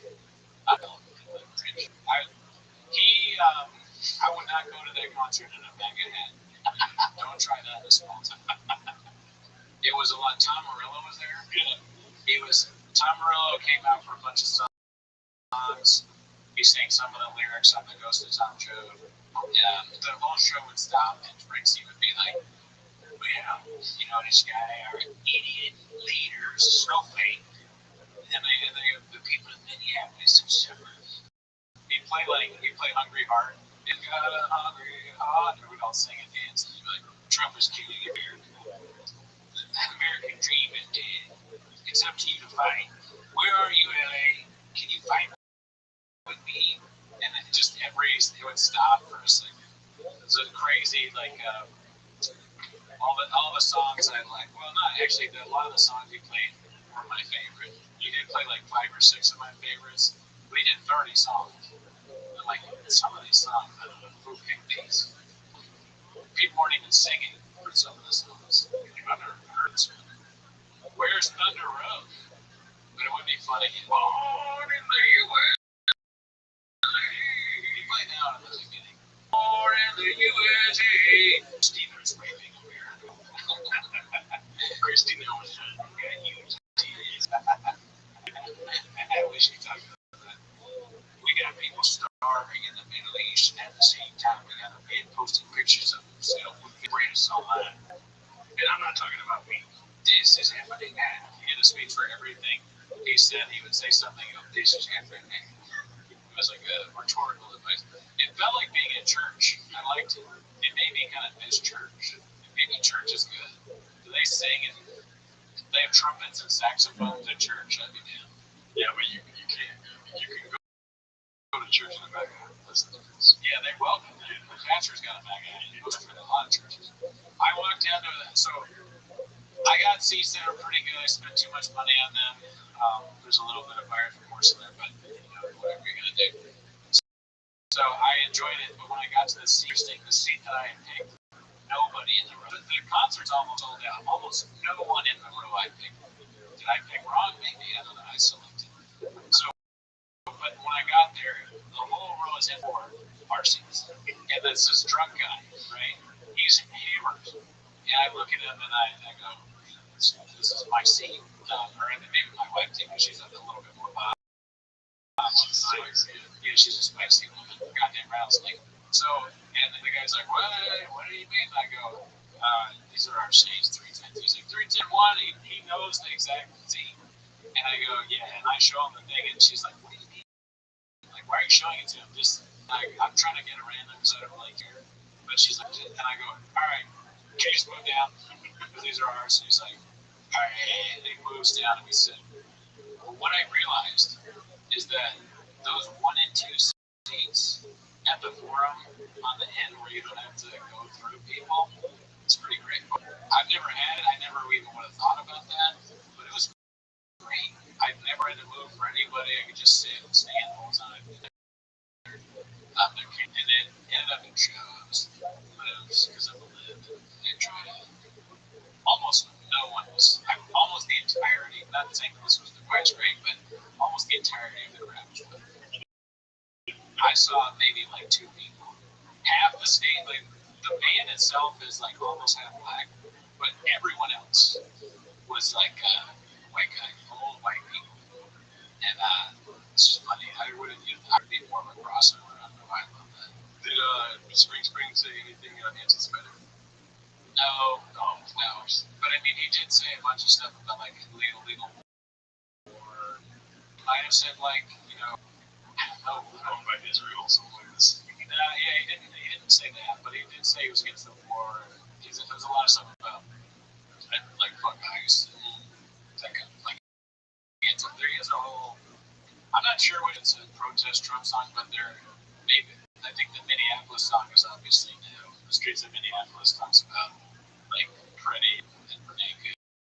And they had a whole speech about it. He's like, they shot, this kid in Freddie, and God damn it, like America, Trump's bad guys. So you one white guy that was like, just play the fucking hits. I don't want to hear this political shit. And maybe, but complete silence and I think it's probably Springsteen that either doesn't care about the conservative fan base he has or they don't exist. Yeah. One or the other. Is that, who's the other guy? Bob Seger? Or no, who's has the band, right? Or what is the band? The band, yeah, the East Street guys. Yeah. It's a huge band, and some of them are famous because the drummer, Max Feinberg, was Conan's drummer in the show. Steve Van Zandt, that's the guy from the Sopranos. And then the saxophonist passed away, R.I.P. Clarence, but his son now plays the saxophone. Yeah, they had a bunch of the dad playing the saxophone while the son was playing on when the son was taken out. That's another one I think. I heard about this online where the saxophone player got the microphone was like, we have to but even the son's old. I think they probably love it. I know. But yeah,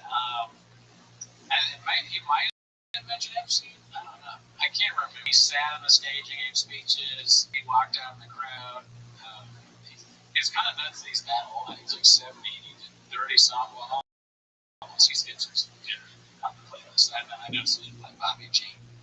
Are you like a couple that goes to the concert listening to the music? As opposed to, like when you're in the car.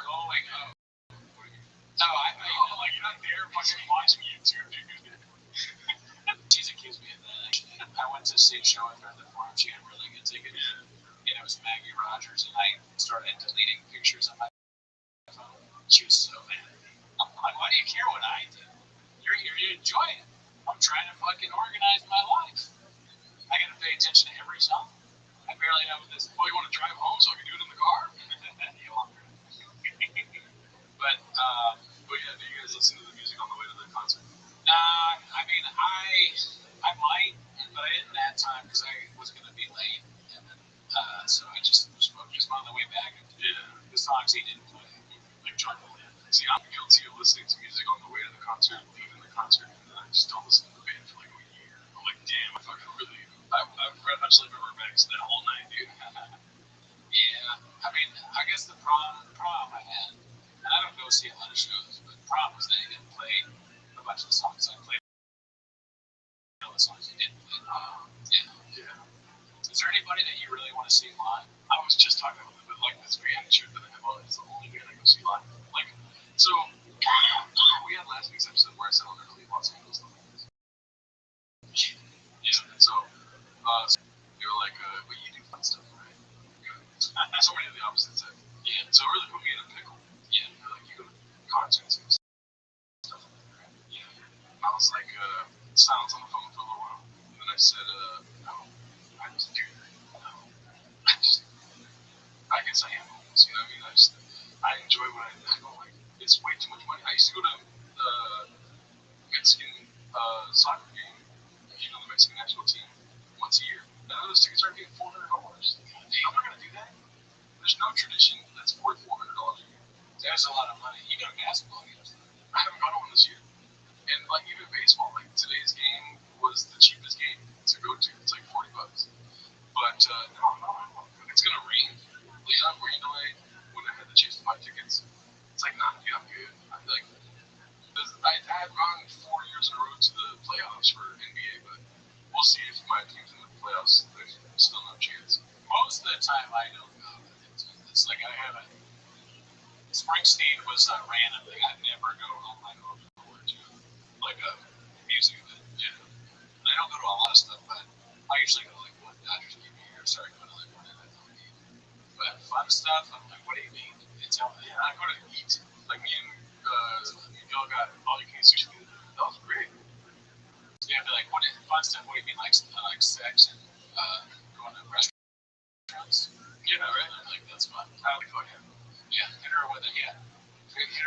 quid pro quo. Here with that, like, well, do you like having sex? Yeah, but I'll do it in the most toxic way possible. Okay, let's have sex first, then we'll play with the concert. And I'll just like manipulate her and never want to go to the concert. Like, what do you think about biking? What is it? Biking ships? Yeah. Ask her about that. Let's watch Vikings on what's the show? Oh yeah. And what do you think about the Greenville Pod? Yeah, I have a podcast. That's pretty fun. Yeah, that's what I should say. Yeah. Fun stuff. Yeah, I like my podcast. You listen. Subscribe. Listen to your podcast. I don't like girls that listen to my podcast. Yeah, you don't want them to, right? No. Yeah, I don't really want like people close to me to listen either. But dude, I dressed nice for this comedy show last night. So what's that mean? I dressed nice. Like right now, not nice because I bombed, so I'm never dressing nice again. Suit? No, but I was cleaning. You know, you walked in here, you're like, wow, this place is really clean. You know, like that. But I cleaned my desk, and while cleaning my desk, I opened a drawer. Maybe it hasn't been opened since 2021, right? Yeah, that's a joke. So please don't think I'm disgusting. But I opened it up, and there was a beach towel. And I was like, that's weird. There's a beach towel on my desk. I haven't cleaned this thing in a long time. You know what I mean? And then underneath the beach towel was a nice black shirt. I was like, oh, guess what I did? Guess what I did with the shirt? Put it on. I was like, oh, and then threw it towards my room. Like, we'll figure that out later. And then last night I had a comedy show. Before the comedy show, I had a birthday party to go to. And I'm like, how did they dress like a birthday party? I don't even know anymore. And then I look at the ground and I see that black shirt. I'm like, here we go. Dust it off a little bit. And then when I had it on during the day, there was cobwebs on the side of it. Straight up. One girl was like, are those spider webs? And I was like, yeah, I found it in my desk. In my apartment? So I wore this black shirt with black pants. I look like Johnny Cash, dude, with my Doc Martens and shit like this. You know what I mean? Let's talk about how nice I look. Didn't like that. Usually wear pajamas. I told everyone that. I usually wear pajamas all the time. I like my jammies, dude. I'm usually in a unitard. You know? And then I go to the comedy show, and dude, I'm just not funny when I dress nice. It's the audience's fault. Yeah. If you're not comfortable in an apartment, what do you think it is? It is the dressing nice. I never dress nice when I do shows. Well, like, why do you think that is? Is it that you're not comfortable, or you don't look the way you should be, or something? Yeah, like, it doesn't match. You can't be like shoving Sharpies in your ass dressed all nice, you know? You can't eat fucking dead squirrels in a nice suit, you know? Yeah, it doesn't match your twat at You're so pajamas though. That's like, yeah, I just woke up. Everything makes sense. You know? It's like you want to look like, I know you don't eat breakfast, but to be funny, you have to look like you just ate some pancakes. Exactly. Or you just made coffee. Yeah. Something like that. Yeah. Yeah. I feel like if you're dressed nice, they already figured you out. This guy listens to Frank Sinatra and he's trying, you know what I mean? Like something like this. If you're just fucked up, they're like, oh, we gotta listen to this guy, you know? What's this guy doing? I've always thought about that when I did stand up. Like, I kind of want to try wearing a suit, a full suit, just to see. But when you do that, if you don't do well, again, it makes it super fun. Yeah, because people are like, a suit guy? That's a good thing. But always with the suit guys. You see people that every once in a while, they're always in a suit. Yeah, it could be for work, but probably not. I think that's funny if you don't have a job, you put on a suit, you do comedy. You live in a truck. Yeah. It's like, because, yeah, comedians do that. They fucking live out of their vehicle, and then they still put on, like, they're going to do Johnny Carson. You're still doing that in 2026? How's that? Yeah. But it's something. Anything that kind of puts you in a more unique category could be good, right? You grab people's attention. There's no offense, but a lot of people probably also dress like they're in pajamas. So I've thought about that. Should I dress a certain way? I've heard comedians talk about how you gotta look good. Yeah, you gotta wear a bandana with a cowbell. You know? Yeah, and yeah, you have to have a fucking cowbell. You're gonna sunglasses. Yeah. I mean, cowbell. But something you can do make you more memorable. Is that more memorable? Remember. I am. No, that was on purpose. Come on. You know I do. Do you have anything else to talk about? Yeah, I do. I fucking I did this team building thing, and part of it was going to cake decoration. Have you ever heard of it? You know what that means? I can assume. Yeah.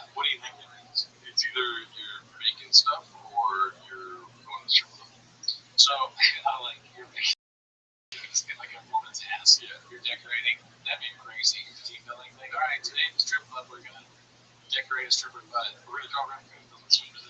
Yeah. But anyways, yeah, no, don't do that. It's a lot of glitter. Don't decorate any cakes in the stripper. If you learn anything from this podcast. But yeah, so it's this thing.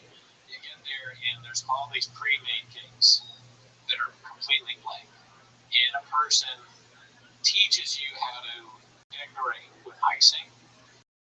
She's at the front table, she's got a TV going, and it shows her hands. So everybody can watch her decorate, these things. So she's going through it and all this. The beginning of the cake decoration thing, I am tired because it's been all day long. I've been, doing all this team building stuff, and I go, I don't really care. I want to participate, but I don't care. So I go to the bathroom. So I go to the bathroom for like the first 15 minutes of the presentation. I get back, everyone's in aprons, they're sitting down. It's clear that it's far too late into the presentation for me to understand. So I sit down and I turn to the person next to me and I go, is it like this? Do you do this? And they're not really looking. They go, yeah. So I take the icing, this big thing of icing, and I have a filler that you're supposed to put the icing in, and I just start globbing it in.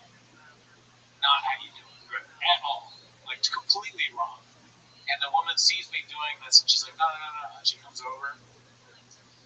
You're supposed to, so it's this plastic thing that's open and has a little pointy thing at the end. What you're supposed to do is fold the plastic part down so your hand is like this, like you're cupping it. Take a glob of ice and put it in, and then push it all the way to the bottom, and then push it up, twist it, tie it, and then you can squeeze so it doesn't squeeze out this part, and then you can just do it. What I have done is left the thing, put the thing in, so now I'm trying to hold it. I have icing all over my hand because it's like completely full, and she's like, no. I want you to know how to do it, so I'm going to give you another one. And people are watching me, and everyone's laughing, and this other person's like pretending like I'm kind of, a slow learning guy, or they're like, oh, you're doing a great job, Brendan, don't worry, Brendan. And everyone's like laughing how bad I am. And then the woman starts defending me. He's actually doing a pretty good job. It's very sad. And I have icing all over. She's like, take a wet one. I'm like, wet one, constantly wet.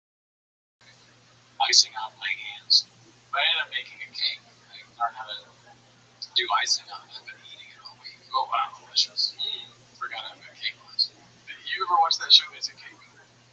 You've asked me this before. I still haven't got a chance to watch it. But if somebody were to think it got made on, I guess it's good. I mean, delicious cake. I recommend them. I forget what they're called. I do that, but I go to the fucking paint and sips. Okay. I got these paintings on my wall where you follow me with the painting. Okay. I mean, we kind of did it with no sip part. Yeah. No, I mean, I don't drink either, but I have LaCroix and whatnot. Oh, I've never done it so they have alcohol there. I've done enough of these. I've done 4 or 5 now, maybe, where I've developed a protocol where I go there and anyone that talks to me, I just ignore them. You go solo? No, I go with people. Yeah, you know what I mean? But when I'm in the zone, I don't get out of it. I see. Yeah, there's gonna be, and I tell everyone that comes with me, I'm like, yo, it's a war. You know what I mean? There's gonna be people that don't fucking follow instructions after this.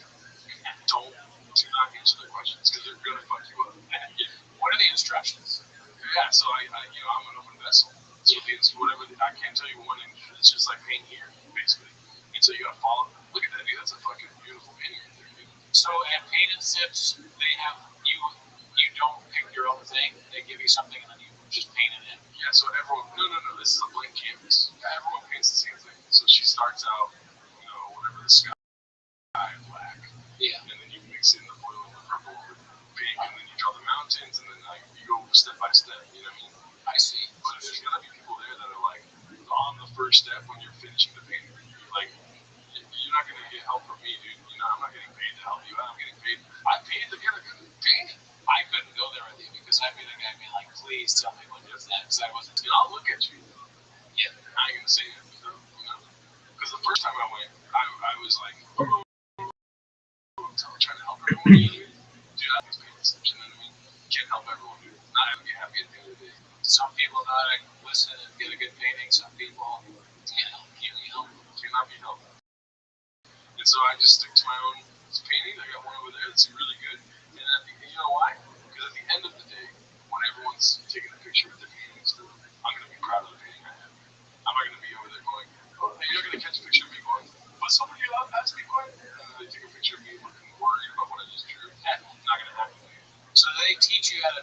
a mountain, right? And then you can paint your own kind of mountain, or It's literally the same thing. Oh. You go step by step. so everyone has something that looks the same. Yeah, everyone gets the same thing. But so you get to choose your own colors, or no, they're all look the same. No, they all look the same. Oh, Yeah. interesting.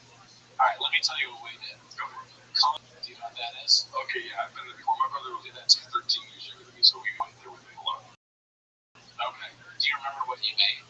No, I was doing a lot of drugs at first. I was high on the handy dude at Club Mine for sure. You used the bond, and then they had you to paint. Because that's when I was looking. So Color Me Mine, if you don't know, pottery thing where they have all these different blank potteries. You can pick out anything you want. They got bowls, things for plants, animals like dogs, snakes, bearded dragons. I did sharks. I had a bowl full of sharks. Really? Oh yeah. So there's that, but they also had 2 bongs. Isn't that surprising? That's weird. Yeah, there was a bong and another thing you smoke weed in, and I'm like, what is that? So I was like, that's a bong. Really? I thought it was for plants. I really didn't think it was for plants at first, but I also thought that was a bong. So I picked the bong. I got a little plate or whatever, and you sit down and they give you this thing that has all the different, it's like a palette. You write which number you want, and then you can paint it, and then I guess you drop it off, and they kill it. So I made like a little weight in. I didn't really want people to know I was doing this because it's kind of cringe, but I was painting the Irish flag. Oh, wow. Yeah, and someone's like, are you painting the Irish flag? And I was like, yeah. I didn't know what to make, man. I didn't want something big. I wanted something easy, a small thing. Yeah. They were like, your thing is so small. And I'm like, yeah, but I just want something small and easy to do. I don't want to paint a gigantic fucking thing for plants. I don't even like plants. Yeah. Plants suck. I agree. Yeah. It's just they bring bugs. They stink. And bacteria and pollen and stuff. That too. They're everything about them is bad for you. A friend of mine is starting a pottery business, or I'm trying to tempt him into starting a pottery business because they're good at pottery. Yeah. And so she was trying to think of a name, and she said like Terra Vida. And I was like, what is that? She goes, you speak Spanish, right? She goes like land and life, or whatever. I was like, that's Terra Vida. You know what I mean? It's kind of like Terra Vida. You know what I mean? And then by the way, shout out to the parents. The parents are passing the parents. Oh yeah. The world famous passing. What's it called? So I started looking up. I had, you know, I'm a horny guy. What's it called? Pottery on Viagra. Like that's you're not gonna find that. You know what I mean? Probably not. SEO, search engine optimization, dude. You search a pottery Viagra, you're gonna pop up. And then she was like, no, that's stupid. Whatever. Right. Yeah, I'm right. You're wrong. You know how I work. Right. And then we started looking. I'm like, what about rock hard pottery? You know, I'm really on this boner thing. Okay. I was flaccid, but rock hard pottery. Yeah. And I look at rock pottery, guess what they make? Rock hard pottery. I'm guessing they make pottery. Well, what kind of attitude? Whoa. I can see that. Yeah, it's a thing, right? Yeah. Like doing a thing of your penis, which I call like a, what is it called? A cast. Oh, yeah. Yeah. But look at these things, dude. It's just a bunch of dicks. Like, here's the thing. What do they call them? Asteroids. Butt plugs. There we go. Here's the thing about these. They're pottery. You can't put these in your, No, I think it's to probably, somebody decoration like that. Their name is Benny Goody. I'm just kidding, but that's the rub for me. It's like, you're gonna have me put some clay in my ass. I don't think they're actually going to do that. But because if it was dicks, like I understand where you're coming from. Yeah. But if it was dicks, then they would be dicks. But they're not. These are like, how much do you want in your ass? Like a fucking tape measure. Just do it. What's the text saying? It's a new year. Let's hope it's the sexiest one yet. Rock hard will see you in the right direction with a fucking. This is definitely in my ass emoji in a heart. I think it's just to get you horny or something like that. Yeah. Oh, like feel the itch. You're like at work and you're like, oh fuck. I don't know. I don't think you put it in work. No.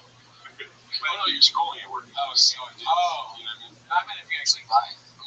Because I remember I used to, remember the told you about the guy that showed me his dick, and like not actually showed me his dick. I remember all the time you told me about this. Yeah, there's been so many things. When I was a dog walker, the guy's like, check my computer, and then I'm making a dick pic. Wow, remember that? Yeah, that's wild. The guy, his house was full of like sexual things. Wow. You know, kind of just naked statues and stuff like that.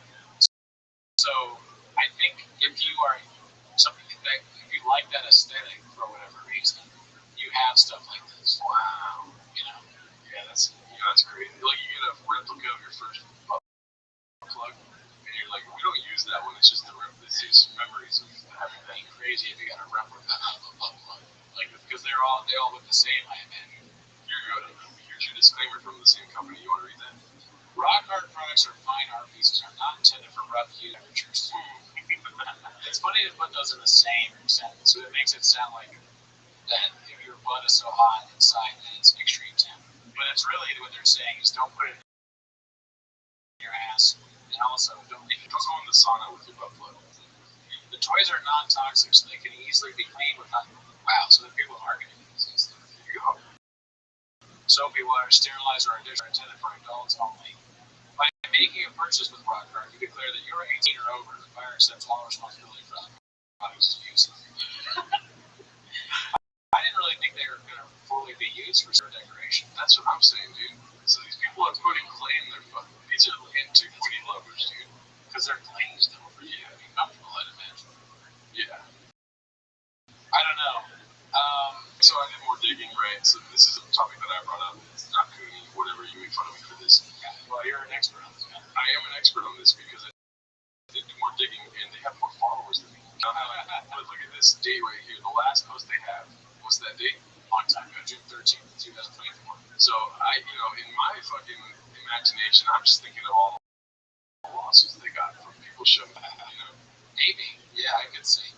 They have a disclaimer, so the disclaimer means people have tried it before, or they're worried about people trying it. Yeah. And then, another thing is they have this up here. They have exclusive handmade adult quote toys. They have it in quotes. Interesting. They're making these things to put inside of you, but they're like, we can't be really cool about it. We have to make sure everyone. So I was told that they were just decorations. But toys implies that you're going to use these. Mm-hmm.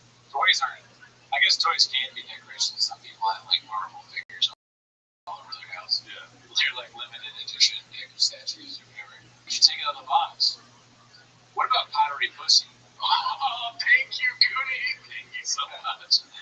Pottery pussy. That sounds to me, pottery pussy is a better name. No offense. Yeah. Pottery pussy, not really around, dude. All of ceramics, I don't really like the way that's. Well, look at this coming soon in May 2026. Pussy power pottery. Or pottery penis. Pottery penis, not bad. What is this though? What is the use of this? Maybe some like nacho dip or something, And then when you finish all the chips, you're like, oh, this is a vagina. That's funny. A bowl is a ferment's vagina. I like that.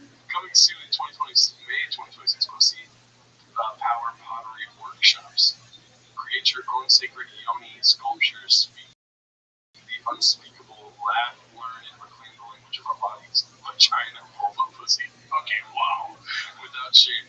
This is about embodiment, power, and radical self-expression. A cozy, held space just outside Exit Earth, where nothing about you is too much. Spaces will be very limited. Message me if you feel a pull. No likes. 2 days ago. I just like it. Be interesting.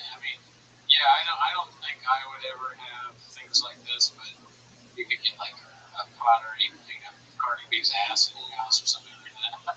People ask you if it's a decoration, you go, it's Cardi B's ass. You're hippie. And then do you fuck it? And then I guess you can fuck it. If it's pottery, I'm not fucking it. Yeah, it would probably not be that comfortable. Short-term relief for a long-term problem. You're gonna have a cut in the dick, Oh. Gross. That would, if somebody saw you with your penis in a pottery thing, it wouldn't be, that would just be a hole that's probably big enough for your penis to fit. So what do you get? It's not even going to do anything. So maybe I'm getting way too detailed here. I was going to say you have to look in the mirror and reach around to yourself. It's just a problem, dude. Like, let's leave pottery as pottery and sex for sex. You know what I mean? Here's the thing. I do this show at the Free Spirited up the street from here. I live really close, like next door to this place, right? Yeah. That's doxing myself. But what's it called? They love me. I brought a lot of people to the show when I came. It was great. We had fun. I bombed, but it's fine. It's fine. It's fine. I sat on the stool, but I didn't push it away to, like, you know what I mean? I did fuck the stool after the IDA. Here's the thing. They loved me there. When I was leaving, the owner of this bar, I was like, all right, I'm out of here because we'll get to this right now. We have 10 minutes to talk about the drama. I want you to see the drama after the show. Oh, okay. Spoiler alert for this podcast. But when I'm leaving, she says, come by tomorrow night. We're having a bunny night. What's that? It's fucking chicks dressed like bunnies, dude. Like furries? No, like, she said waifus. You know what a waifu is? A white person? No, waifu is like anime. People that are living, bringing anime to life as like cosplay, but like you love these woman characters so much you want them to be your wife, like your wife. Oh, that's what it means, waifu? I don't know. No, waifu is a term, W-A-I-F-U. Yeah, it's something Japanese for fucking furry. I think it translates to furry in Japanese. I love that. I thought it was waifu. But waifu, yeah, that makes more sense. It's a Japanese word. It has nothing to do with American stuff. So they're dressing like bunnies, and she told me that the only rules are they're not allowed to show tits or vagina, and then her show asshole though, because we all have one of those. And I'm like, what the hell? What is happening here, dude? And then I was like, I'll be here at 5 o'clock. Yeah. If people are willing to show their buttholes, that's a problem. Yeah, no, I mean that. Yeah. Whoa. That's taking furry to another level. But then not that I've always learned. I know that thinking about furries, how do they have sex? Well, furries have sex in their costumes. So there are rules for furry sex too. So can you show penis and vagina and butthole and a furry? Like, if I'm gonna start making basketballs, I gotta know how to dribble a basketball. You know what I mean? If you start making furry costumes, you gotta figure out how you guys are gonna fuck. You know? That'd be funny, yeah. Like this right here came with my furry costume. It's a manual on how to fucking set you free. You would just walk around dressed as a what? I don't know, as a dog maybe or a bear. Characters, you know, like you want just like a Teletubby. You can have sex with a Digimon, something like this. So you're a Teletubby. You're walking around in the purple cell. There's a dick hole. Your dick's just waddling around, and it's actually like a mission on your stomach. You know. And your butthole. I mean, it's like that. Do you really want to have your butthole out? Maybe if you're straight, you keep your butthole closed. Let's be honest though. If you're a furry, are you straight? I don't know. Probably. Could be. I don't know. What about that would make you gay? No, I know. It's just a joke. Yeah. Oh, yeah, not a real thing. Not to get to this. Oh yeah, because if I'm dressing like an asshole. It's funny, yeah. What are you attracted to Teletubbies? Not you specifically, but if you have sex with them. When I was younger, yeah. Just kidding. If you're having sex, yeah. I feel like there's one character I see all the time in a furry costume, and it's just different colors of that character, you know? Because there's that one dog with like the big fucking nose and the big ears. I think I know what you're talking about. Right? And then I always get confused because furries, is that connected to EDM? Because I feel like people dress kind of like that when they go to those raves or whatever. Sometimes there's somebody you see in downtown, you see like people that look like they're going to go to a rave, but then there's also a guy in that dog costume. You know, he's dressed like, he or she is dressed like the Doge dog. They're walking with a bunch of people dressed normal. Like, is that why he's dressed like that, or does he have the Molly? Is it if you're in a dog costume, you got Molly? I don't know what the rules are. Yeah, I was at EDC last week, and I got a fucking light show for Minions, dude. You know, it was lit. That's funny. You go to one of those things, and then the person that gets you high is Crash Bandicoot. Yeah. It's like, last night I got high and fucked. I fucking dude. Did he come? I fucked Dude, I fucked Frogger last night. It was nuts. That's how furry people talk. There's like, guys when they're younger, they go, "Oh, we got like American Pie, we got to lose our virginity by prom." Or dude, we go to that party, you're gonna try and get sex with Kirsten. You're gonna hit on Sari. You're gonna hit on Tiffany, okay? But instead of that, it's like you got fucking Princess Peach. You got Star Fox. Yeah, man. That's probably what they talk about. Yeah. Dude, fucking. I can't think of it. Who's the chat in the furry community? Like Falco. Like, oh, dude, Falco's fucking everywhere. That's a Star Fox thing. Yeah. I'm just thinking Star Fox right now. I like vaguely remember. I know it's a game where you fly a plane. I can't remember the characters. Yeah. Nah, dude, I'm good on that. I feel like maybe my sex game, like I said, the Final Frontier, when I'm 60, I'll jump into all these communities and just like wreak havoc, you know? Who would you want to be? Furry community. Mario or Luigi. Mario or Luigi. Because cosplaying to me is kind of like furry, right? I think you could definitely be furry Mario. I guess they're not really, none of those guys are particularly furry. No, it's just a mustache, really. So furry that means that you gotta be an animal. I'll be Yoshi. Yoshi, but he's. I guess they're all furry because it's felt that's the costume. Yeah. So you can be anything. I'll be a furry Yoshi. I'll have Yoshi with me. I might do Kirby. Kirby's bald. He eats a lot. He's essentially me. Kirby, or what's the thing that's the yellow that goes around? Pac-Man. I mean, man, it's a built-in game, dude. You find this Pac-Man. Yeah. You find this Pac-Man. Yeah. When Pac-Man came out, he wasn't fucking. He was just that yellow thing eating. But then he started posing like, dude, he was fucking. And when he had the boxing glove, he's just like that, fucking ready to go, dude. 4D chess. You figure out a woman that you think is attractive that always dresses. Yeah. You go there as Pac-Man. It's a great opening line. Like, I didn't plan this, but you are Miss Pac-Man. What's your favorite color? Yeah. Which ghost tastes the best? Yeah. Oh, I'm so hungry. I've been eating all day. Just put a Pac-Man jokes. You go. And then you go up here and you make the noise that and then you put it in your hand. If she goes for it. And then when it says no, when she rejects you, go game over. Yeah. Fuck, man, that game, I was listening. But now I'm fucking to it. Okay, we can talk about this now at the end of the podcast. I was drama yesterday. Or I saw it yesterday. I don't know when you saw it. I saw it also yesterday. Wow, dude. Shout out Psycho's like that. We were in the same theater. Sounds like, what'd you think? Dude, it was a good movie, dude. Oh, I liked it. Spoiler alert. I liked it a lot. That was funny. It was hilarious. Yeah, I could not stop laughing the whole movie. Yeah, I was trying to think of what, and then I asked my wife what she thought. It had to say, and she told me one thing, and I hadn't even thought about that. And when she said, I was like, that's probably what I don't know what I thought. What did she say? I can't remember. Okay, when you hear that, the other, that's how fucking dumb I am. Hey, what did you think I was trying to say? I don't know. I'm interested in what your wife thinks now, though. To me, it was just obviously about school shootings. Oh, I remember. Yeah, let's go for it. She said that it was talking about the importance of, actually doing it. Like, if you just think about doing something, is that a big deal? It's does it matter what stops you from doing what you know what I was thinking?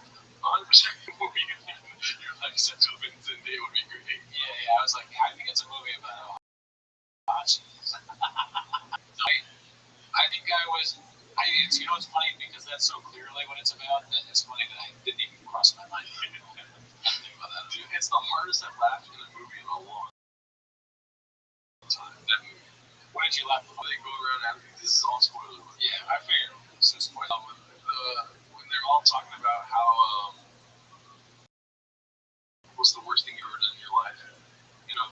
The first guy starts saying that the dog, and it sounds like he fucked it. But he's selling like he fucked the dog. Yeah. But like at the end, he's like, no, we just whatever. We didn't take the dog for a walk. Whatever the fuck it was. I'm like, well, you're talking like you fucked the dog. And then it went around, and then on the fourth one, it was Zendaya saying, yeah, she planned a school shooting. Yeah. And I'm not laughing at that part. I'm kind of like, oh wow, this is the plot thickens. I had thought she was deaf early in the movie. I thought she was deaf because she killed somebody. That she shot the guy. Oh, that's good. It's 40 chess. Yeah, that's good. Because that scene where they're talking about the worst thing you've ever done is happening for a while. I'm thinking kill somebody or something like that. Yeah, it's the worst thing she's ever done. Anyways, she played a school shooting, and the first thing that the lady said was, "My cousin is in a fucking wheelchair because of it." I could not stop laughing. Really? Yeah. I had my eyes closed, like belly laughing so hard. Yeah. The scene I laughed the most at. Well, actually, why? That's crazy. It was so fucking. Was everyone else laughing too? You got dude. The rules of the game is that it's okay to say you're different. And the first thing she says, it's like, "Fuck you." Yeah, that was ridiculous. Yeah. I don't like when people like do. It's like, oh, did you think I brought it up because that? So yeah, it's like, yeah, I almost want to respond the way you would to a child, because it's obviously I wouldn't have brought it if I had known that you would get this matter. Like, come on, be serious. But of course, you can't do that now. People are fucking too soft. Also, is it nice? I played the game the best out of all of them. Like, yeah, I fucking. This is literally the worst thing I've ever done. You know? Yeah, she was honest. Yeah, very honest. What I thought. She's hot as hell. Just kidding. What I thought was the movie, and I didn't really think this was about, just what made me think while I was watching it, that gun violence in America is so prevalent. It's all the time. School shootings happen all the time, and people always act like it's this shocking thing, but it's really not. And then they talk around it, and no one ever really does anything about it. It's not funny, but what if it was? You know, like just the level of like unseriousness people have for gun violence and just bad things that happen and unwillingness to be honest and talk about things. It is kind of ridiculous in all this conflict. No one's ever honest about anything. Yeah. So that's what I was thinking, but that's probably not at all what they're doing. That's just my read on it. But the scene where they're taking pictures and it starts out with a young woman. Yeah. I was laughing hard at that shit. That was funny. So I just saw the like relationship arguments because everybody could have maybe not everybody, but like, I related to where they're at the diner and he just starts crying. I was like, that was me once, dude. That was me once. Wednesday. No, when I was apologizing for something and I was just like, just couldn't stop crying. I was just like, I'm so fucking sorry. Yeah. Do you, at the end, since there's so much players, do you think they just start completely? Probably. They're probably not gonna be. Yeah. Shit. Playing this fucking school shooting video game. I wouldn't even care. If she told me that, I'd be like, oh, I might want to know more. But I definitely wouldn't have been fixated on it. Like, it made me happy about movies. I'm like, damn, dude, that's a good. I didn't know anything about the movie before going in. Yeah, that was an excellent movie, right there, dude. Yeah. It's very good. Like everybody in it was good. Acting was good. Funny, and it's not. I guess a knock on it for some would be that it's too funny on such a serious topic, but I don't really agree with it. Yeah, no, dude, people take themselves too seriously. You know what I mean? I don't know, and also it reminded me. I don't do stand up at all anymore. I stopped doing my stuff about school shootings, because I probably have plenty of things with it, but it's a great advertising opportunity for on-school, like online schools. That was the gist of it. But that, and then sometimes when I laugh, other times I was like, like what do you buy? And I don't know. I think everything can be funny. Yeah. But that was definitely funny when you're always laughing. So it was surprising. I didn't see it being a movie about school shootings, but yeah. Did you hear the chatter online about the director? So the director apparently had some sort of relationship with a 16-year-old when he was like 22 or something. Yeah. Isn't that nuts? Yeah. He's not American, so he's like from some of the countries. I'm just kidding. I don't know. I have a feeling that they don't. You know what I mean? Because people online are really up in their panties about it. You know what I mean? I have not. I didn't hear about that. Yeah, director, the guy that produced it is very interesting. Oh, okay. So I was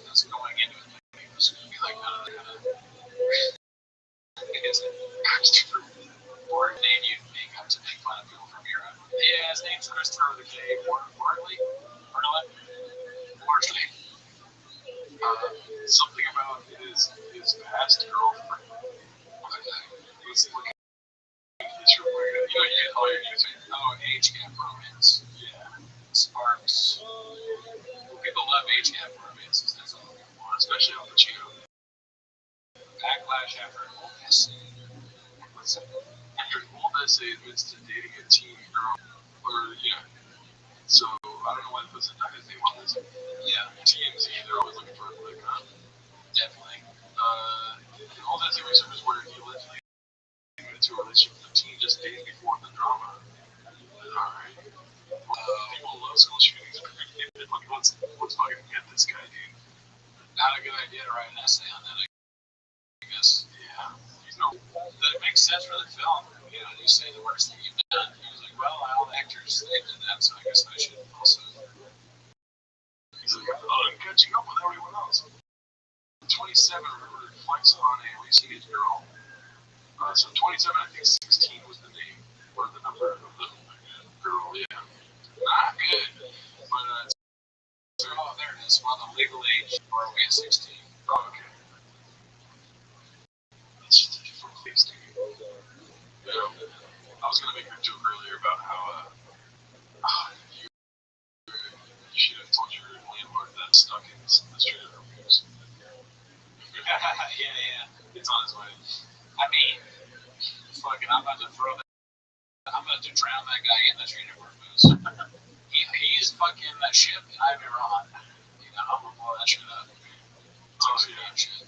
Well, check out our Patreon. I did an episode with Miguel Gonzalez. They did a curveball. Nobody saw that coming. You know what I mean? Oh, hell yeah. We got Miguel back, dude. We got Miguel back audio only. It's called Sandbaggers. I call my ex on the show. Yeah, it doesn't go well. Yeah, crazy that you did that. Also, we get early access to our other show, Tim. There's a shop on the Patreon, so keep that in. And you might get a Cowboy podcast spot. Yeah, we're thinking about that. That's facts. Or his other one, he's with a word. Yeah, a word. Yeah, it's just pretty good. We're going to keep him out of his little cage for a little while, but we'll have him pop out eventually.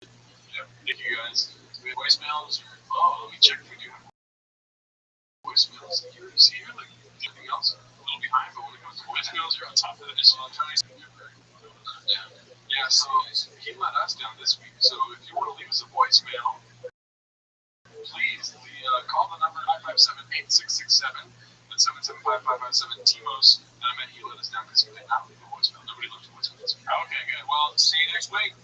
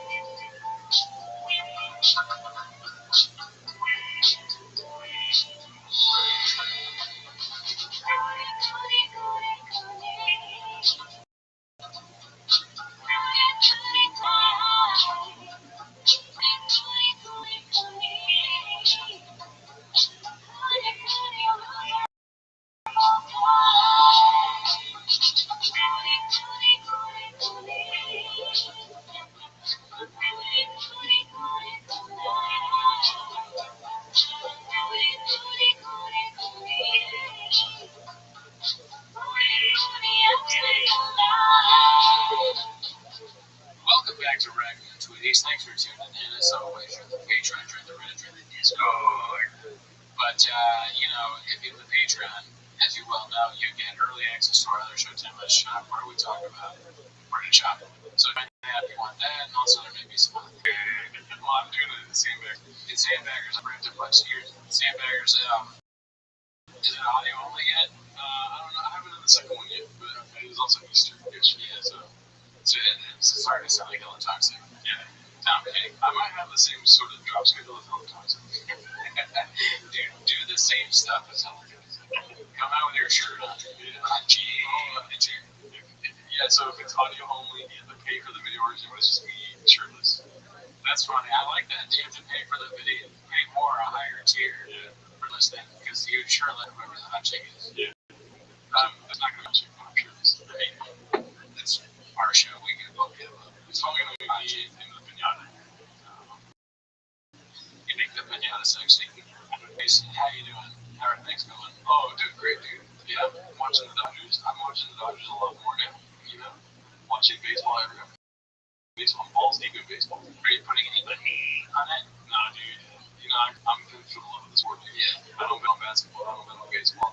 Basketball's a little black vessel lately. You know what I mean? Luka Doncic is injured. Austin Reeves is injured. You know what I mean? Kawhi Leonard's. So That means that LeBron James' son is going to play right in the playoffs. well, yeah, this is how I know you frequent Twitter. You know, that's That's how I know. Yeah. But is it? I mean, is it a joke? It's probably a joke. There's no chance he starts. He's so bad that the two are well. Is Reeves or Johnson a guard? Yeah, they're both guys. Right. So he's so bad that two guards are out. He's still not going to play. I mean, I'd probably be like second team. Yeah. All right. Well, anyways, Off the visit, you feel me? that's yeah. I mean, you know how I've been doing. You've been talking. Well, always. I mean, that's just a given. I'm always making some stops with the doctor. Yeah. In fact, No days off. no days off. In fact, I do have May is the Graves. I'll see if I'm still, whatever all the side effects I have. Can't get hard, too hard, gay, homophobic. What are the? I don't even remember. All those things are still going on. And then I'm staying the same dosage of Vyvanse. Stop testing blood pressure because I just don't care whether it happens. And no, what I've been doing is calcium. Oh, wow. You're still deep in the calcium. Yeah, dude, this is the new. It's going to be Vedic pregnant. Okay, so I'm going to bet on myself. But no, not really. Is that a good investment or not? Probably not. Not right now. Not if you talk to people that know me and work with me. Yeah. I won that bet with UConn. I don't know how they're doing right now. The game's going on. I don't care. It's really about the money. So I put a very small bet on them winning this game, but I win. Oh, nice. So I'm sitting pretty. Wow, dude. So this is like the golden days of your betting. It's gonna go downhill. Yeah, this is the part that we remember.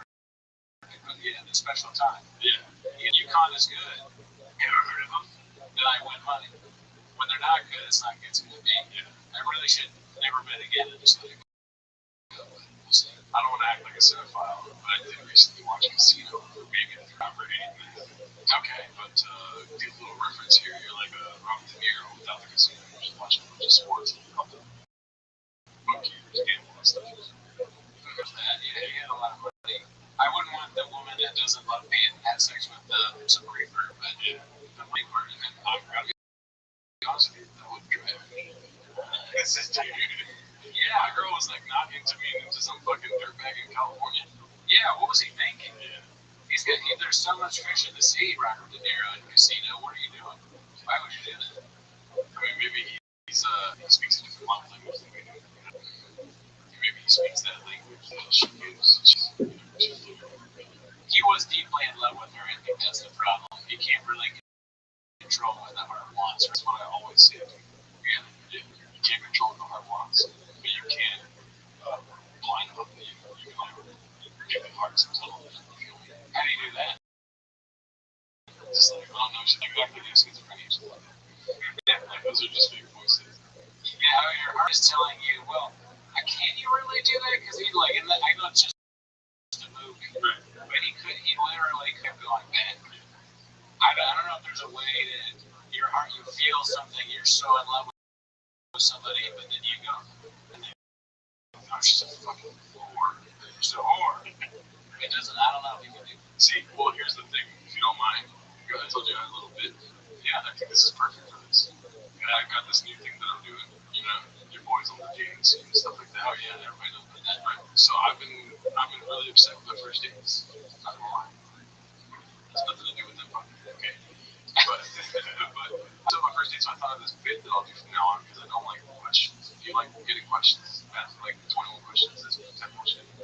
Yeah, I have a toxic trait where I like, talked about the center of attention, whether it's good or bad, they know that. Oh, So of course I like questions. you're gonna love this thing. That'd be good. Yeah, I like questions. Who can, you know? Oh, you do? Okay. Right. But I don't think they have the upper hand when they start introducing you because they already know their answer. You know what I mean? Like, whenever a girl asks me, like, again in my life, if they're ever like, where, if you could visit anywhere in the world, where would you go? You got this question? I mean, it's been a while now, but you got it. Yeah. She's obsessed with this fucking question. Yeah. So they'll be like, if you go anywhere in the world, we're obviously on a date. So I'd be very excited. Thank you so much for asking. Yeah. And then I get my glass and I go, ding, ding, ding, ding. And I'm like, everyone in this restaurant.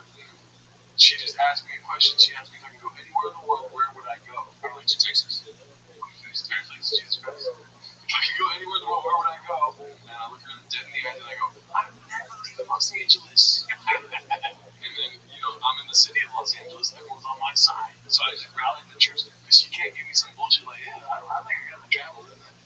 Now she's got to deal with the whole fucking place. You know what I mean? Yeah. Right? Yeah. Would this be before or after you demanded chai tea? I'm drinking chai tea. You got the chai tea from the waiter that hates you. And you're like, hey, everybody. They're like, oh my God, they get relapse that night. So I watch like, oh my God, look, he did. No, but so you got the chai tea in your hand, and you're taking the chai tea.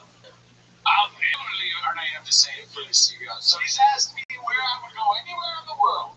And then I stare at her and I go, I never live in Los Angeles. You have to keep it's like you're at a sport, everyone in, and who's not going to cheer for Los Angeles when you're in the city? You know what I mean? I think they would cheer. I mean, the new season of Love on the Spectrum is out. Watching that, if you do that, people will think that you are also on the spectrum. Look, I'm on trade together. That is a very honest spectrum thing to do. Like, just stand up. She, I don't know why I give you Al Pacino, but she just asked me if I could go anywhere. No, I mean, it would be funny to do it one time, maybe. Oh, I mean, okay, so you're not going to watch it, you're not going to like it. No, I like it. So, actually, it makes me want to travel. You know what I mean? Oh, okay. So, like, I'm going to go to New York for 4 days, give myself 4 days. Yeah. And then have a first date, so find somebody in New York. You know what I mean? Take them on the first date. And then, again, they ask me that question. It goes on, this question. And I get it more than 10. Excuse me! Excuse me, if I can go anywhere in the world, where would I go? And I stare and I go, I never leave in New York City. Okay, and I just, all this New York type stuff. How about this? It's the same bit, okay? She asks you that thing. So you get up and you go, I guess you have to have a chai tea everywhere you go. Whatever drink you end up getting, okay, you got horchata in your hand this time. Yeah, you go, everybody! Yeah, maybe a little bit. I'll give you that. Maybe there was, alright, I apologize to more than one. So, you get up and you go, hey everybody, she just asked me if I could go anywhere in the world, where do I want to go? And guess what? I want to go to Dallas, Texas. That has nothing to do with shop. Sorry, let me pick something else. That's way too shop. I even want to try not to do shop. I want to go to Park City, Utah. And I'm going right now. And you leave the date. How about that? Okay. That's a great exit thing. And you go to Utah, maybe. Yeah. And then you just keep doing it. So I have a traverty in this where you get a ticket from what I just said. Oh, like, because I'm telling the whole world I'm going to Park City, then I actually go to Park City, Utah. Is that what you're saying? Yeah.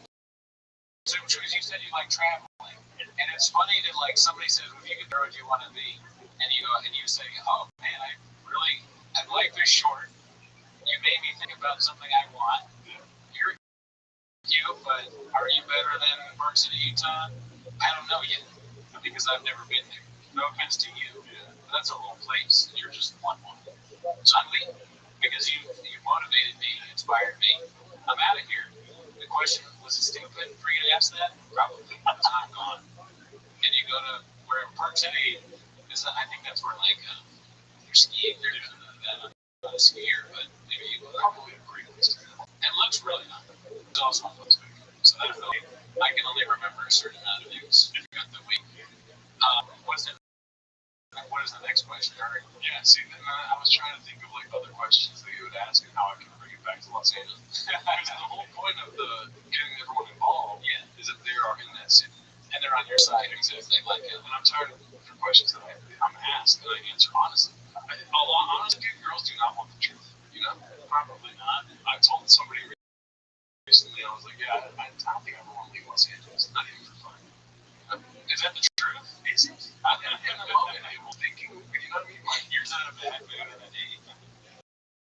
I don't know. I guess if I had to go somewhere, I'd probably fucking go to the morgue. It's like a terrible attitude. If I had to go somewhere, I probably would get this fucking day with you. I would never leave. I don't want to leave LA, even on a trip. That's not true. You like going on a trip. But like, let's be honest though, dude. I just met you. We're not gonna make plans. You know what I mean? And then like it's part of like the whole thing where they have to like be Want each other's. It's like, no, dude. Just fuck me already, dude. You know what is funny about that? If the girl's motivation for that can either just keeping the conversation going or seeing what your interests are. If she's really like she's asking that because she's so sick in her mind that she thinks that if you say the same place she wants to go, that it means something. I mean, it would be kind of cute and nice if it was. You say like Iceland, and that's like where she really wants to go. Like, dude, don't get me started on ice tripping with you. Yeah, she's fucking. She's like, you know the Iceland's great, Greenland's ice. But I mean, it's like a stupid thing. I think it's just like a way to know that you like traveling or something about you. Yeah. Right? Yeah, I like to keep a thick veil. You know what? Yeah. Stop. What's a bad answer to that? A bad answer is I'm never leaving Los Angeles. I guess that is, yeah, that's the worst. That is a terrible answer. And that's why you said that one time. I'm trying to like, what is worse than that? I think you picked the worst answer possible. You weren't even trying and you picked the worst possible answer. Now I'm sticking to it because I got good news so hard about some random chick. And I'm just like, all right, well, fucking next time, you're gonna hear about it from everyone. I wonder what she said. Like, you're not want to leave it. Like, she got kind of like, She was trying to be like, how can I approach this kindly, whatever. yeah. And she's like, you know, like, Oh, okay. So she did say, okay. What's another answer? What's another question that chicks ask like that? Like that you could, because I like the idea of like it's all LA. It's kind of, you know, it's funny to bury yourself so deep in a hole like that, like right away on a date, and then to dig yourself out of it, try and convince her that no, I just really love Los Angeles a lot. I'm a very positive guy. I love LA. But how do you come back from it? What's the question that they ask? What do your parents do? Like you just start lying. My mom is the mayor of Los Angeles. I was in here. My parents actually founded, or my great grandparents founded Los Angeles. That doesn't make sense. my great grandpa's name was Angelus. Girls knowing always ask me if I've been on Kilton. How can I bring you back to Los Angeles? Oh, I was on Kilton. Everyone, she's in, you know, I'm gonna have to bring everyone into it. okay. I've got one, but I mean, Okay, go for it. all right. So you say, does it come to anything? Ding, ding, ding. Hey, everybody. She just asked me if I was on Kiltony. I got one thing to say about that. Because, like, they say, I'm on Kiltony. I wanted to say another word. I wanted to say a word to use on that, but I don't think you can say that word. You can't say that one. You can't say that one. I'll block it out. Oh, you all knew what word I was thinking. And I don't say that word. We say it on Kiltony. So, yeah, bring it back to Los Angeles. Oh, sorry. No, now you just said the C word in front of the whole bar. It's funny that I made it so much worse. Because, like, before she's like, this guy doesn't want to travel, but he just called me the same word. All right, I'm sorry. So you go, she just asked me if I have ever been on Kiltony. Because, you know what? Fun fact. Kiltony started in Los Angeles. And then it moved to Austin. And a lot of people say it's not as good now because it's like, you know, a lot of people aren't that. They're kind of, you know, edgelords in the Austin scene. So I was on it when it was in LA. It was more fun and more grounded and not about, you know, celebrity. I understand we're doing a podcast. Yeah. Okay, you're some constructive criticism. Yes. Like, you're not hampering anyone. You're giving them like a fucking Wikipedia of Kiltony's history. Yeah, That's true. Yeah. Do you want to try one on this one? I mean, I ain't never leaving Los Angeles kind of work, but for Killzone. Oh yeah, for sure. You just keep saying. She just asked me if I was on Killzone, and guess what? I'm never leaving Los Angeles. That she really doesn't understand what's going on. Yeah, dude, I'm not connecting any dots for her, dude. She's gonna figure shit out on her own. You know what I mean? I'm making dots for sure that she can try to connect. Okay, so you go, hey everybody, she just asked me if I was ever on, and then you play the theme song from the Chicago Bulls, like, what is it that Michael Jordan did? How does that go, whatever? Yeah, it's like, yeah, I know what you mean. I can't remember. If I would have been funnier if I could remember it was, that's shit. Don't do that. Shit. Fuck. Hey everybody, she just asked me if I was on Kill Tony, and guess what? I was on fucking the best episode ever in the belly room, in Los Angeles, California, the Comedy Store. Was Too Short, the rapper. That was in the main room. It's even better. What's it called? So like, these are not. AI does not know first questions. What's a guilty pleasure movie or show you recently watched? Why would anyone ask that on a date? I've never said guilty pleasure on a date. Never.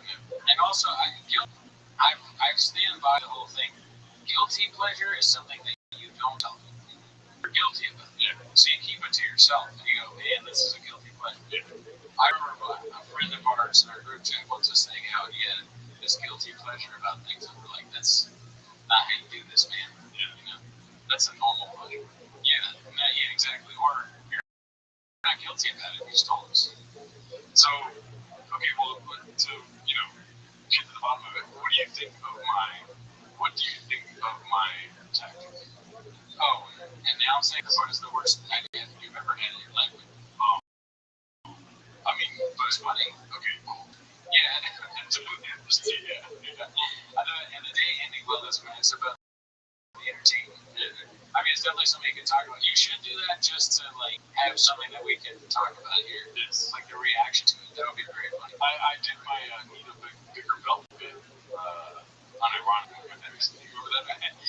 I remember the words, but what is it again? It's when you're eating dinner with a lady and the waiter. By the way, I'm starting to hate waiters. We watch starting. Yes. Okay. Yeah. No, I'm starting to hate waiters, dude. Because there's been like 3 or 4 times in the recent 2 weeks where I'm in the middle of a fucking store. You know what I mean? And then they can fuck about what's going on at the table. And he's not even asking for food or like anything like that. If you want picture, where you just go, are we right over here? Yeah. You know what I mean? And I'm looking at like, dude, I'm gonna fucking fight you. You know, I wasn't ever gonna leave Los Angeles after this interview. But so I'm starting to hate waiters. Oh, so the need a bigger belt thing is when the waiter comes back around and goes, how are we doing over here? Anything else I can get you? And I go, I don't know if you got a bigger belt.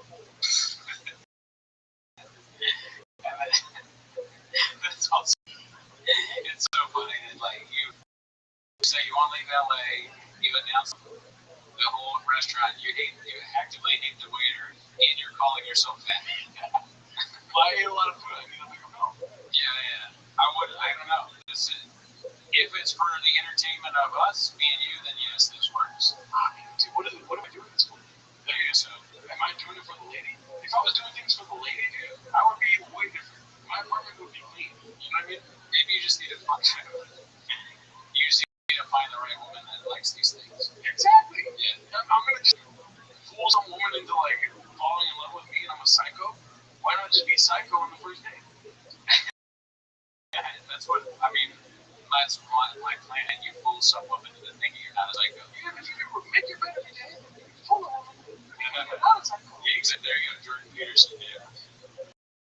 These questions are crazy, right? Some of them.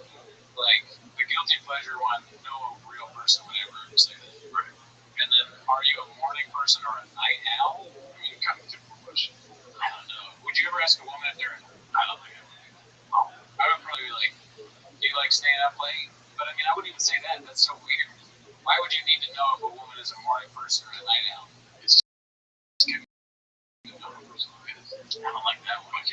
fine. Guilty pleasure is a weird terminology. I would just be like, who's you're into? Like, you know, wait a minute. Are you listening? Sorry, say that one more time. So these questions are really fucking my head. Right. Good. My issue is with like the acceptance of my answer. Are you a morning person or night owl? And I go, usually night owl myself. And she goes, you dumb fuck. You're a night owl? You just stay up all night? Is that what you fucking do? You idiot. You know what I mean? I hate that part of it. Where it's like, okay, got you answer the question now. Like, obviously, you're a morning person. I got that from that, but I didn't need all those name calling. You know? Yeah, I mean, if she said, like, if she completely doesn't agree with what about it, she kind of sucks. But if you're such a morning person, you put your fucking profile. And profile. Whenever they finish, I just go, something spicy. What was the question you were saying? If you were a cartoon character, what would your daily outfit be? Oh my god, that's crazy. Wouldn't it be more normal if you were a cartoon character? Which cartoon character would you want to be? My outfit. Yeah, that's kind of weird. If you said that to somebody, they would think you're crazy as hell. You saying that to your intent. You're going to have a cartoon outfit? Hey everybody, she just asked me if I was a cartoon character, what kind of outfit I would wear. Guess what? It would be a Dodger. Or like, because I am leaving Los Angeles. Almost sounds like a strange SNL sketch. What is the coolest place you've ever visited? That's the normal one. Los Angeles, California. Yeah. What's a topic you can give a 20-minute presentation on with no preparation? Brandon Chop. But that's a good question too. I don't think that would be weird. No, I wouldn't, because these are way too like formal. Dude. Like, I think what's the most shit you can fuck around around 20 minutes from? It's flexing. What did I map do? But the problem here is like the normal things that you ask on a date. Where are you from? Like, oh, have you seen any movie recently? You have siblings, that kind of thing. They're not going to put that on here because that's what you already ask. Like, they assume that everyone is smart enough to already be asking those questions like AI does. Yeah. That's why they don't put them here. This is like a step above that in AI's mind. Yeah. And that's my read on this. I think we're witnessing AI not know about this. I don't think yet, for sure. What is your favorite way? These are so weird.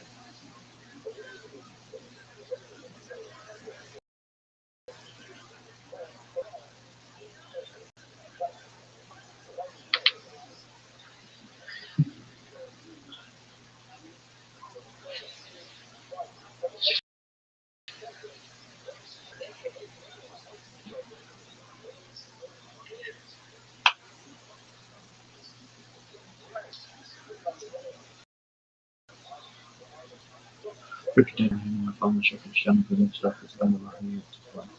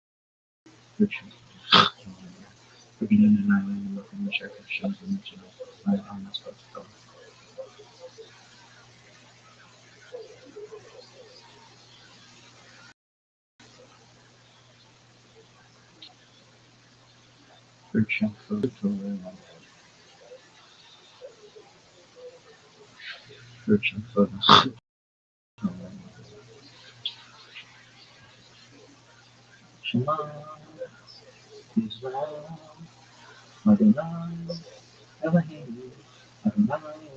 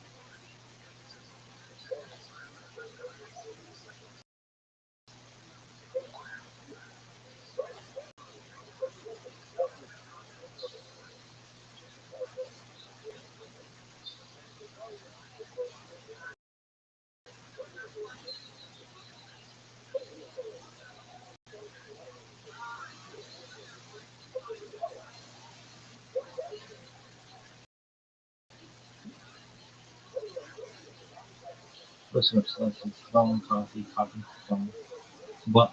Kabbalah coffee, Kabbalah. It is 3rd of ER 5786, Monday, April 24th. Just blaze. 37 of Avenue, Chicago. 3631 Sun, 35 Enosh, Sun, Southwest 1. 3436 325 Keenan, Son of Enosh is born. I'm not gonna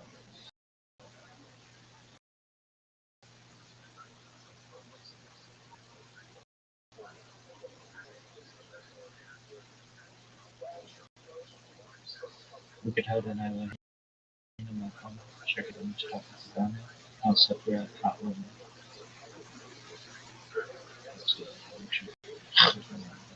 Look at that and I went in my phone.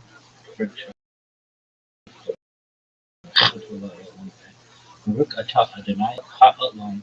The stuff with Tivani al Sephira hot home.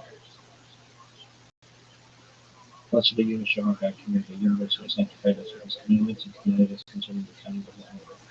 Day is 19 days, which is 2 weeks and 5 days of the moon.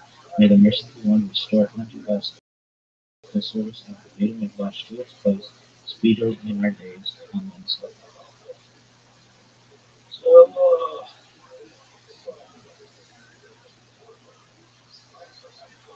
God, I'm making so many fucking moves of his bits. Or is he? I need to look. Let your head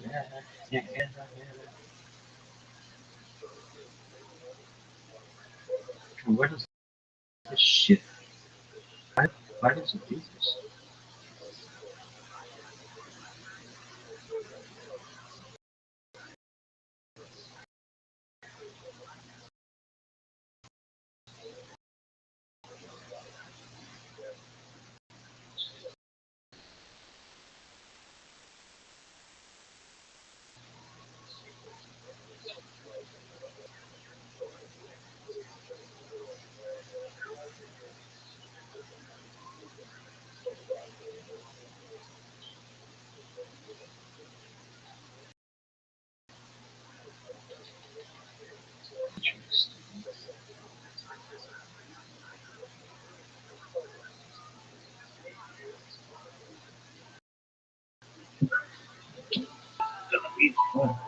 Folks, really?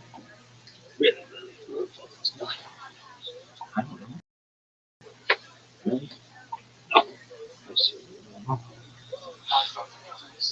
Justice.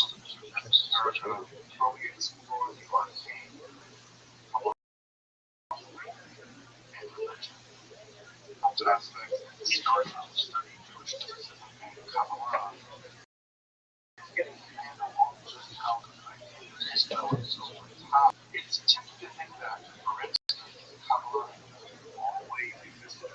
I haven't read Kabbalah at all. It's athleticism. Of course, neither of these positions is really tenable. Such notions developed greatly through the ages and are still developing. And there are now, and there have always been, numerous. Look at this athleticism. House, I am a fucking dangerous man. Really? I can do. I have battery power and a mouse. What's up with me? Really? Did you? Ram? This is bullshit. This athleticism. Look at this one. Look at this one. This athleticism. Look at this one. Huh.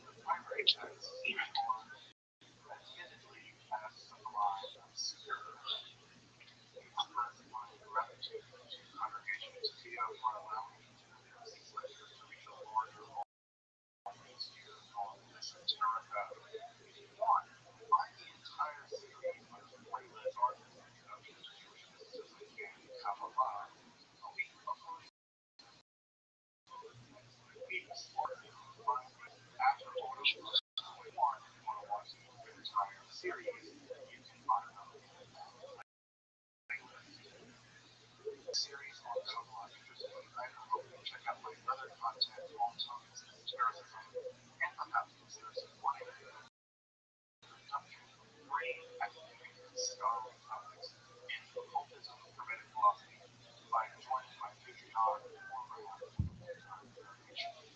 You can find those links below, and I really appreciate it.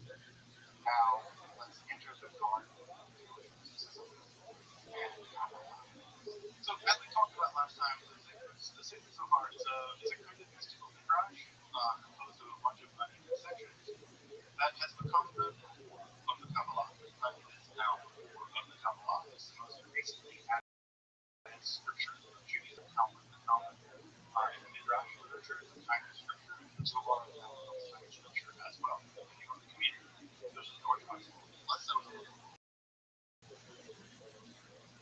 It's composed by Moshe DeLeon and spoken around him sometime in the late, although it's traditionally ascribed to Shimon Bar Yochai, which is a century sage. And some of the core concepts we talked about last time was the idea that God has a limited aspect, and that should be not as an aspect of God dwells in our world. That is how we experience God. God's limited aspect. And part of what's going on in the Kabbalistic drama, in the Kabbalistic theory, is that the goal at some level of Kabbalah is a kind of sacred marriage between Israel, Shekhinah, and the Shekhinah Israel in the upper Sephirah.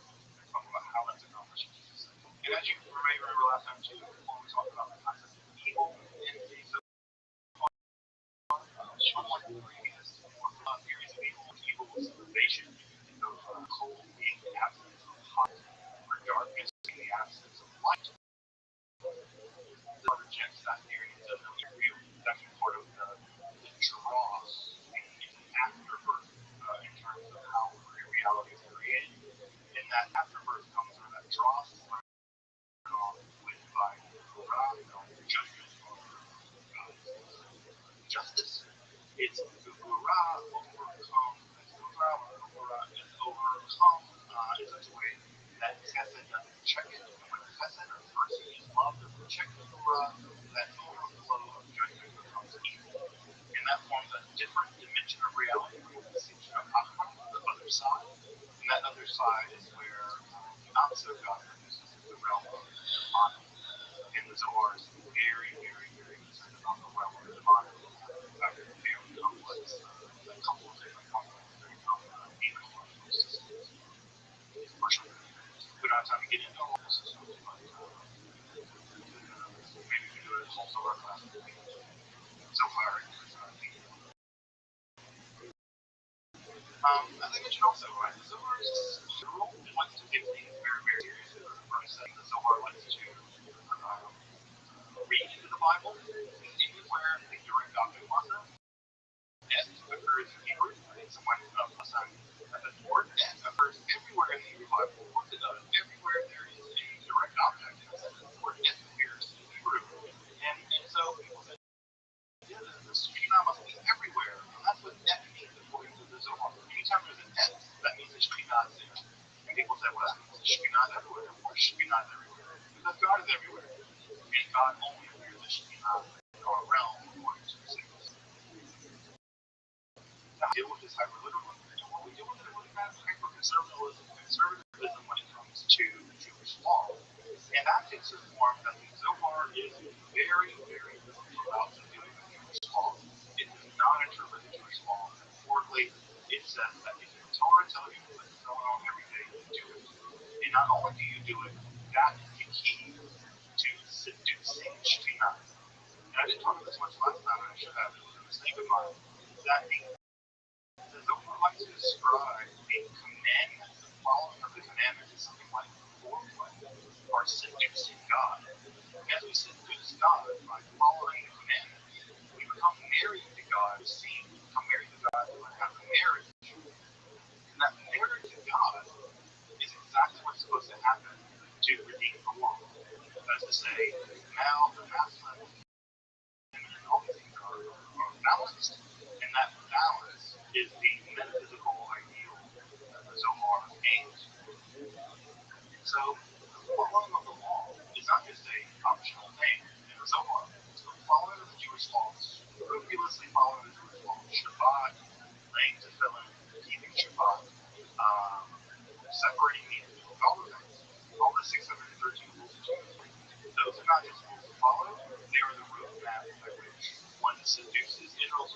God into the sacred marriage.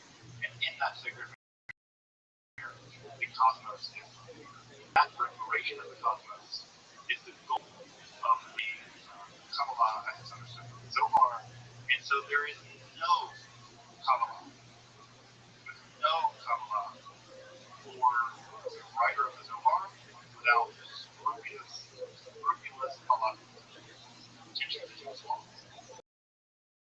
That's what I really one point I want to drive home. I'm not trying to say that non-Jewish people can't appreciate Kabbalah, and non-Jewish people can learn from Kabbalah. I'm saying that the writer of the Zohar does not imagine there is a Kabbalah, not Judaism, that's not even imagined. There's no Kabbalah outside of a strict Orthodox Judaism. And so the idea of keeping the law is helping the world, preparing the world, giving charity, and doing activism. The writer of the Zohar would say, sure, but you got to do the other stuff too. It's not enough to give charity and help make the world better. Materials, you have to very carefully keep the law. You have to make sure that you don't wear clothes that have linen and wool put together to nothing, because that destroys the earth. It destroys the cosmos. So, observing that is so it's a very legalistic mysticism. I know that the phrase legalistic mysticism sounds bizarre to us because it's kind of pervasive. It's just feeling and emotion. It's just experience. But that's not true for Kabbalah. It's about obedience and transcendence. It's about immanence and transcendence.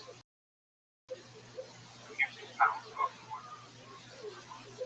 So now again, I'm not trying to gatekeep here and say that non-Jewish people can't appreciate Kabbalah. I'm not saying this is the Zohar says. Does that mean you have to accept the Zohar says? More than your business. It's on you. Don't know you. It's on my vessel. That's just not true. Now, does that mean you have to be bound to that? No. I don't want to lie. I'm going to tell you my God's Zohar. To be honest about what it says. Now, what it says, do with it or do it with it. Do with it because you have to. That's your all your whatever right and what it says. There.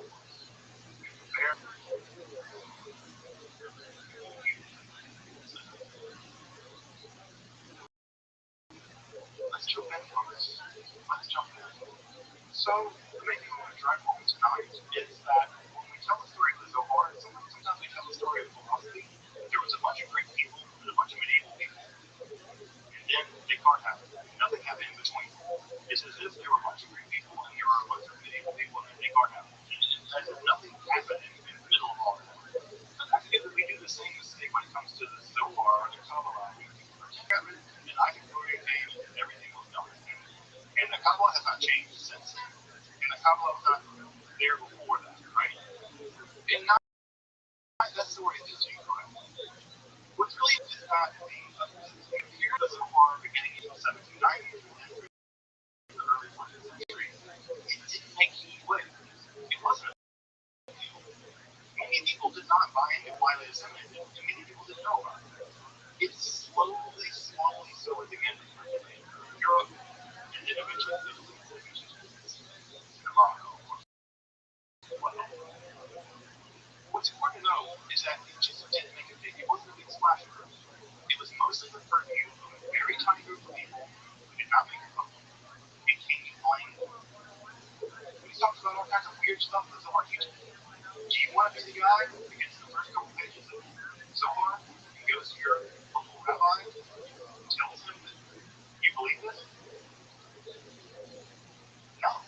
Crazy. The Zohar sounds crazy now. Do you really want to be the person to go and go, yeah, mountaintop, let's talk about Zohar. Team in a village in Germany. You're like, you mean that we have to get married to God? What are you talking about? They're going to think you're crazy heretic. So what the Zohar is kind of parceled out in sections all around. We're hearing chunks of it. No one really got publicized. People are still playing the cards pretty close to their chest. Again, this is a pretty dangerous time to be Jewish.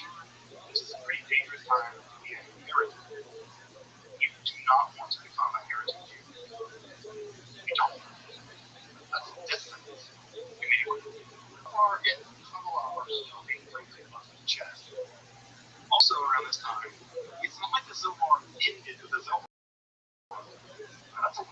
say. But what ends up happening is that after the Zohar as we have it is kind of done, there are Zohar-like documents that get produced. After the Zohar, the most famous document called the Tifnei Zohar, another is the Rabbi, and these two documents are actually probably produced in the same people that produce the Zohar, not quite the same, but they're so associated with Zohar that they're kind of Zohar-like. So much so that in the modern version of the Zohar, they're attached to the Zohar. They're kind of like an apocrypha. They're kind of like Zohar apocrypha. Which maybe not quite true, but they're put there and they're not quite the same as the Zohar. Although I will say that in the modern Daniel Matt edition, that's a 12-volume massive edition that's out now, he does not trend it that way. Although Tifnei Zohar arrived in many ways more popular because they're more coherent than the actual Zohar itself. Like digests of Zohar material. So we also have a kind of the Zohar as a kind of half-life. We have the main Zohar and we have the half-life of the Zohar. And it sort of continues to exist in a stream for a couple decades after it's actually completed its life. We don't even know how it was disseminated. There's a great book that I have back here about it's a study of about how the Zohar actually got published and how it got disseminated out. And what we now think is that it was never disseminated out in one complete text. It was always parsed out into chunks. And those chunks kind of moved around. And one of the things the early printers had to do with the Zohar was collect all those chunks and then organize them into one text and print it out. So it was a mess. It was also just a mess of a text, even in terms of its dissemination. One of the texts we do know of, however, that was incredibly maybe was a very small section of the Zohar Siyuta, which is without a doubt the most complicated Zohar section. It's only about 10 pages of the Zohar, maybe they're big, but it's the most enigmatic section of the entire text. For whatever reason, this is really, really important to people, and that's a text that really traveled far and wide. It's an incredibly difficult to understand section. I probably read it enough time that I can tell you that even trying to now it's and starts. So we do know that some sections of the Zohar proved very popular early on, and some sections didn't. So it wasn't even like it was received clearly in what kind of literature. What we think happened was that Zohar was kind of sent out in digests, and people in various communities found certain parts interesting, certain parts not, and it was kind of spread out like this. In the generation after the publication of the Zohar, we basically have three major things that begin to happen.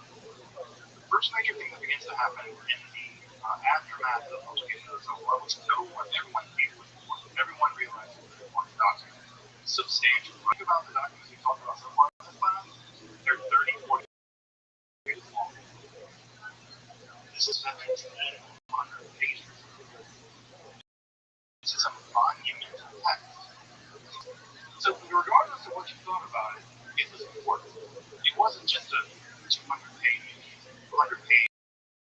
sticker by here. This was a monumental piece of literature. So there were three basic reactions to it that followed the aftermath. The first of it was, what does this text even mean? Remember, this text is written in an obscure dialect of Aramaic.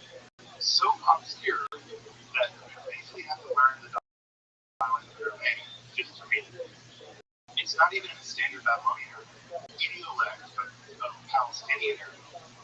It's a very, very strange language. So just to try to figure out what it meant took about a generation. Secondly, many people did not buy it. They didn't believe it was real. They thought it was a forgery. There were many Jews who thought it was a forgery, and it's dangerous. It's full of heretical nonsense ideas, and it's going to get people to become pagans. And so we have, for instance, a very big story of Jacob, and he saw parts of the Zohar actually in Palestine, in Shem, in Palestine, and he read it and thought, this is really weird. If it's real God, I want to understand it for sure. So what did he do? He went all the way to Spain to try to find out where this thing came from. He did the detective work. He traced it. He went all the way back to Spain. He made it to Guadalajara. He made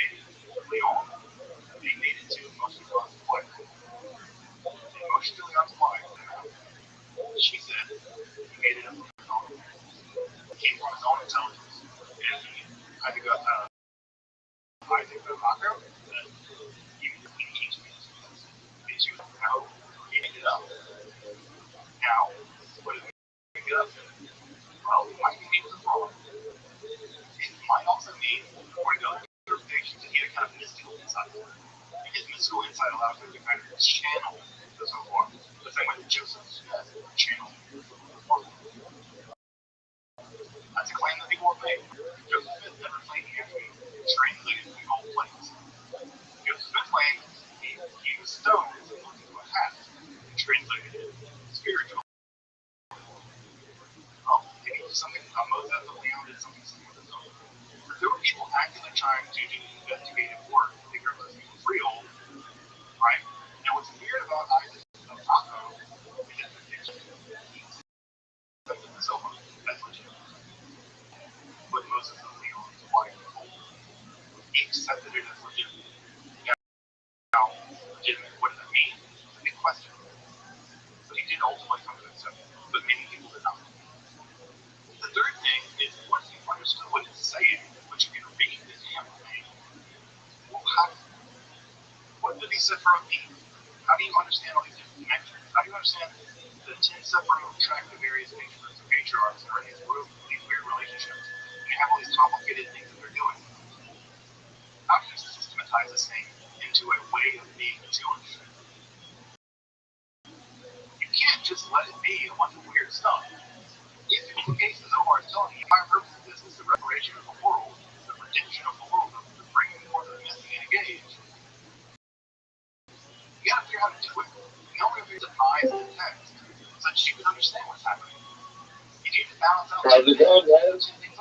Yo, Rabbi, what's up, bro? Hey, how you living, Pam? I'm busy. I'm busy right now. Feel free to come back at another time. You sent me the invite earlier today. Okay, Maybe big man. yesterday. All right. Well, we're listening to a podcast right now. Feel free to listen to it. You're good, big man. If you want, come back in a little bit, and I'll be happy to talk with you. Yes, sir. Thank you so much. Absolutely. Pleasure to have you, my friend. May God bless everyone. Hey, thank you, big dog.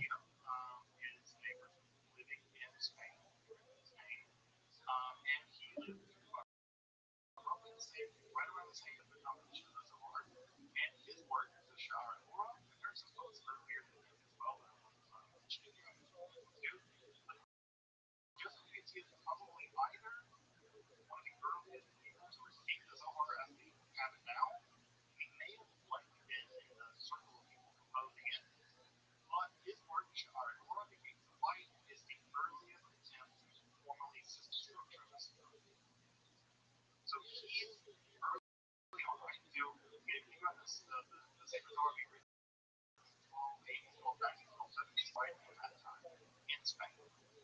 So he received the Zohar, he's one of the earliest systematizers. And his book, Sha'ar Torah, is one of the earliest attempts to systematize it. And also, this is one of the earliest books that were translated out of Hebrew into Latin to give access of the Kabbalah to Christians. In fact, if you've ever seen this image, that is the frontispiece for the translation by Rikius of Joseph Sha'ar Ora, because he had translated here as point of light, Sha'ar Ora, right? So here we have it. And look, here we go. The earliest depiction of the spirit. You can see it cut there.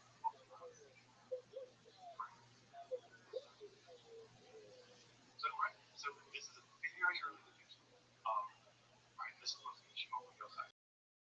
Right?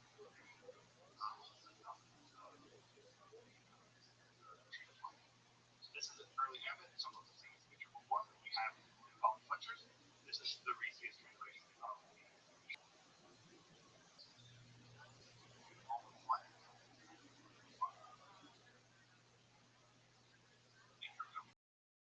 So Wikipedia is one of the earliest suppliers. And that's going to be really important when you talk about the Zohar to understand and systematize is going to be very important in that process. Another really important early Kabbalist document is going to be important here. It's going to be the Nachman's commentary on the Zohar. And Nachman's commentary on the Zohar is going to be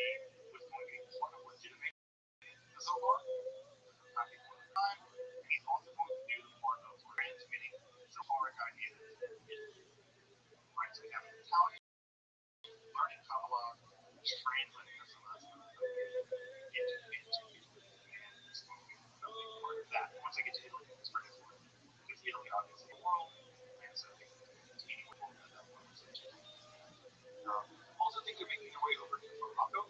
It's also very important. Morocco is going to be an incredibly important spot for the development of Kabbalah, and we're just figuring out how that works. How we got to Morocco, the huge Jewish community that it was until the 20th century, basically. So Moroccan Kabbalah is going to be called Kabbalah. It's one of the things we're focusing on the movement of Kabbalah in Morocco, the development of Moroccan Kabbalah, which in many ways, like many Kabbalah, but the studies not something that's very, very important. You can imagine why. The archives are very difficult to access. You have to read medieval manuscripts in four languages. It's tough. You basically have to be trained to do that job and not do it alone. So this is one of the spots that future scholarship is going to focus a lot more on. Also, by the way, it's also going to decentralize Europe a lot more. So much more like Morocco and Iraq. We talk so much about Europe. Being very clear about this. One part of the story. The reason why we're part of the story so well is that a lot of Europeans have done that work so far. Do not be fooled that Kabbalah is a European-centric phenomenon. Do not let that be fooled. You just don't know about the rest. You haven't done the work yet. You don't have to use the work that we have a prioritized with. What's also important to know about the development of Kabbalah, and I call the interregnum period between the writing of the composition of the Zohar and the rise of Lurianic Kabbalah, is that there were other Kabbalah that were. It wasn't like the Zohar was going to win. The Zohar was one weird document that was out there. People were seeing it, but it wasn't like going to be the only thing. At the same time with the Zohar, the version of the Kabbalah that dominated the Zohar, is actually called the Esophageal Kabbalah. There was another form of Kabbalah that developed. This intellectual form of Kabbalah actually was much closer to philosophy. Remember that the Zohar has a very like philosophy. There were other forms of Kabbalah that were developing. Remember, God was developing in Spain, France, and other places. And there's another form of Kabbalah that's much more cozy to philosophy. In fact, they want to combine Asian philosophy, Islamic philosophy, the Sacred Torah. They want to combine all the three about philosophy, all the three about Kabbalah into one system. They don't want to kick Kabbalah. They want to kick philosophy to the road. They don't want to kick rationalism to the road. They want to actually see this blend together. And so there are forms of Kabbalah that begin to develop, like I said, in Morocco, that are much more cozy with the intellect, with Maimonides even. And these forms of intellectual Kabbalah are completely distinct from what's going on in the realm of the Zohar. Now, you don't hear a lot about these because they lost. The Zohar is going to win, right? Louis is going to win. But these other forms of Kabbalah are just as legitimate, just as worth studying. Now, what ends up happening in these forms of Kabbalah is that the spheres are there, right? These forms of Kabbalah accept the Sifri. They accept the Helium Circle and so on. They accept the spheres are real. They're just not parts of God. They're the parts of God that actually are part of our intellect, that are an image of God inside of us. And so they're not objects that are working as speculation out there, right? The latter is not from me up there. The latter is from in here to God. The latter is in here. It's in the intellect. You can climb it in your mind, in the intellect, not ontologically out there. It's all in here. You go in, not up. Form of Kabbalah, intellect is still. And what you do is that you go inside of your mind and through a process of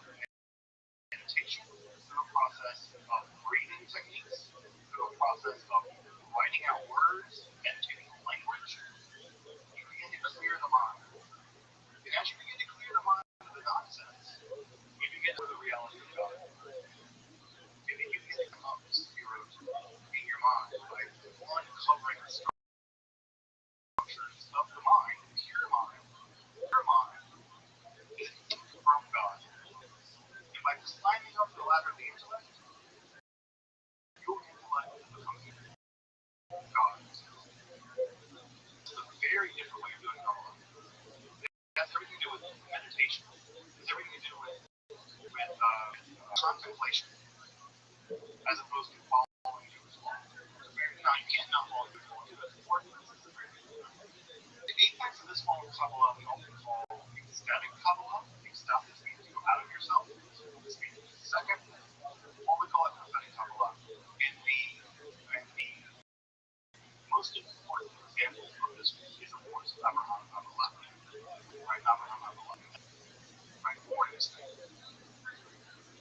Again, this is a Ashkenazi person who is very good for all the feeling this Kabbalah. Kabbalah was born around 40, died around 1291, so born right around the time of the rise, the rise of the Noah. But his writings can't tell you the meaning of it. Right around the time it was being written, but there's no evidence he roamed around a whole lot. He roamed around. If you look at his travel log, people are jealous these days. Down, so to be able to travel around without Latvia. In fact, he traveled as far as Iran. He's trying to find a mystical river called the Sabbatyon. There's an idea that there's a mystical river called the Sabbatyon beyond which the 10 lost tribes of Israel together. And you can find the river and bring it across, and you can begin the process of redeeming the world and bringing it to the side. Very early on, I love it. Yes, that's what we call them. But the rules passed in chaos. Time here, 1240, 1290, the high point. Say it. So that was a good time. He had reached it. And so eventually heard that. I love the Bible. The Talmud had one text that he felt was very dear. And that was my monarchy with the guy blessed. Now, we don't associate mysticism with my monarchy. Most of us do not associate mysticism with the covenant. But in fact, you got most people, what is your most ancient mystical text in the history of Judaism? You got the what? I will have to tell you the truth. Smart. So around the age of 31, he returns to Spain after traveling around a long time, and he begins to have these, what he would call prophetic or ecstatic experience on by some of mixing the magical techniques that he probably adopted from the world of Ashkenazi, right? Also, some techniques that he's been developing from Yetzirah. And what he ends up developing is a very complex system of breathing techniques, combination techniques, and body techniques. Many of these things are being picked up from the system in the traveling in the Islamic world. And he's probably using techniques that you've ever seen in the world of dervishes and people like them who have been trained to by body breathing techniques. It seems very likely that Rabbi is figuring out some of those kinds of techniques as well. And what ends up happening is Rabbi develops a prophetic form of Kabbalah. Now, this prophetic form of Kabbalah would have about a half a dozen books to be written, the earliest of which is Yashar, right? And these insights that he gets, we'll talk more about how he achieved them in just a minute, but these mystical insights that he gets eventually convince him that he is, the Messiah. As always, as you probably know from Jewish history, the most dangerous thing you can believe to be. If you want to get yourself killed, start believing the Messiah, you're dead in no time. So he believes he's the Messiah, and of course what he does is he does what any rational person does. He goes to Rome and tells the Pope that he's going to convert to Judaism and begin the process of the world. Well, the Pope basically was going to be arrested and killed, and Lafayette's great luck is that the Pope dies of a stroke or something. He dies. And Lafayette is briefly arrested by the Dominicans or some such, released. I don't know how he got that lucky, but, this happens by the way to several people in history. You challenge the Pope to this or that and whatever, and he's killed or dies. So, again, we're done. Let's listen to the Pope, but I'm glad that I'm not allowed to not get the show down.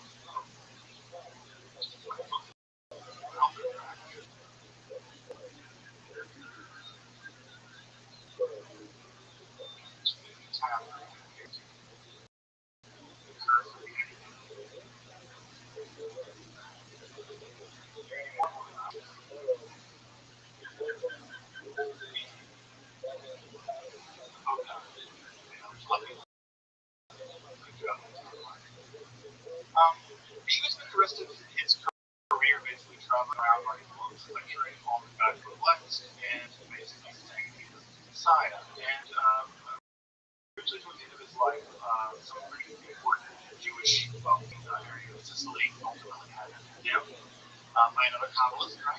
Shlomo Nimbus was a very famous Kabbalist who was friendly with Kabbalah, and he had him basically exiled in the spiritual history about 1291. So when his happening, it had a lot of the advantages. We don't know what happened to him. He died or disappeared or become a cultist. He'll come back later and save us all.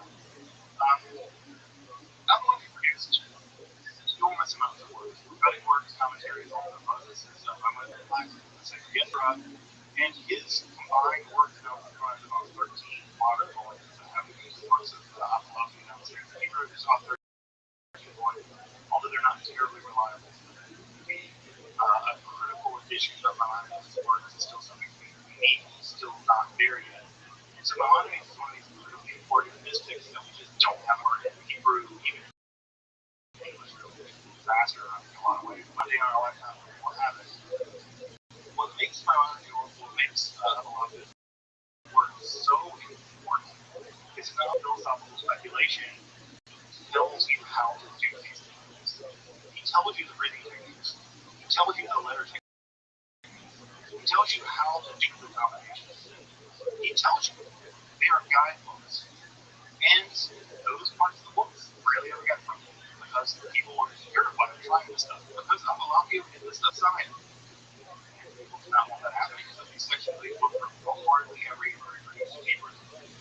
I do have them in Hebrew, and they're complicated. It's all about combining letter values and stuff like that.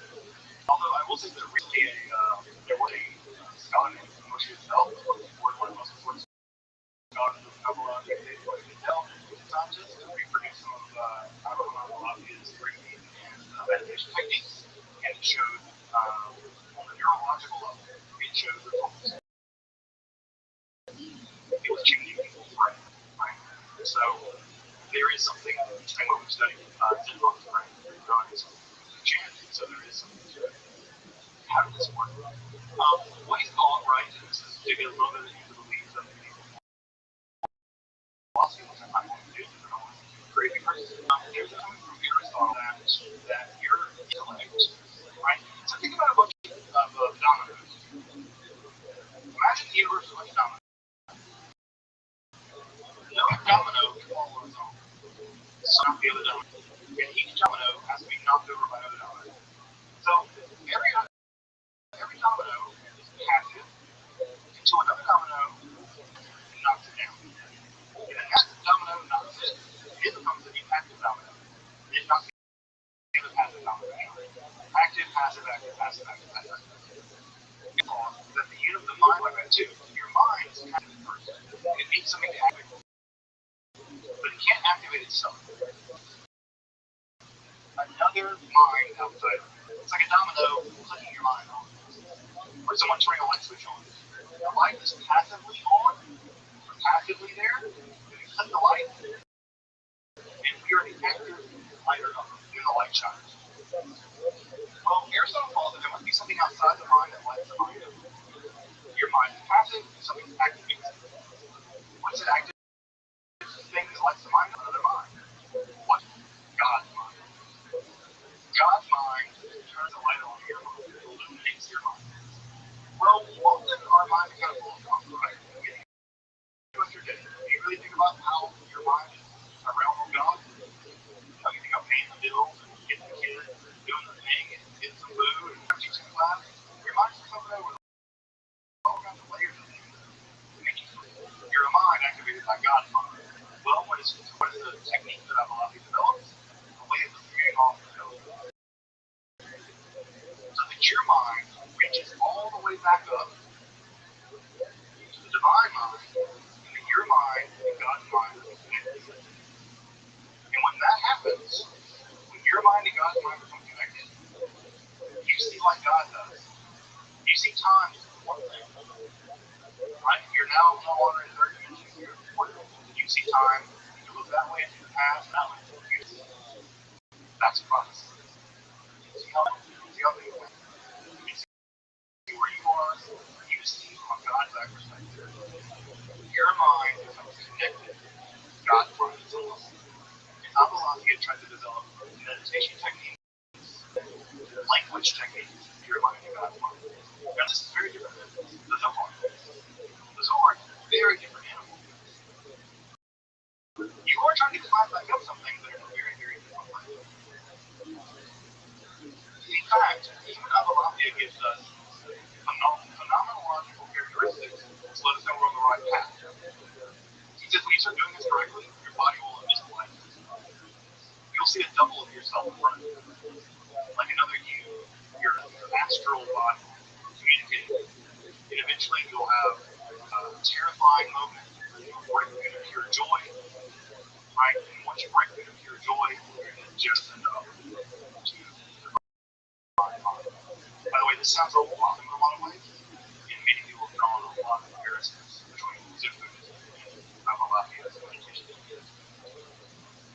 So, this how-to aspect of Avalapia's work was always viewed with a lot of suspicion by a lot of Jews because of how Avalapia turned out, and also because it's the idea of joining with God is a very controversial idea in Judaism because you get kind of treated if you're not. That's a little weird. But Avalapia's ideas were incredibly interesting. His ideas will get redeemed back into mainstream Kabbalah. And I would say that now, Avalapia's ideas are being brought back in and synthesized at some level.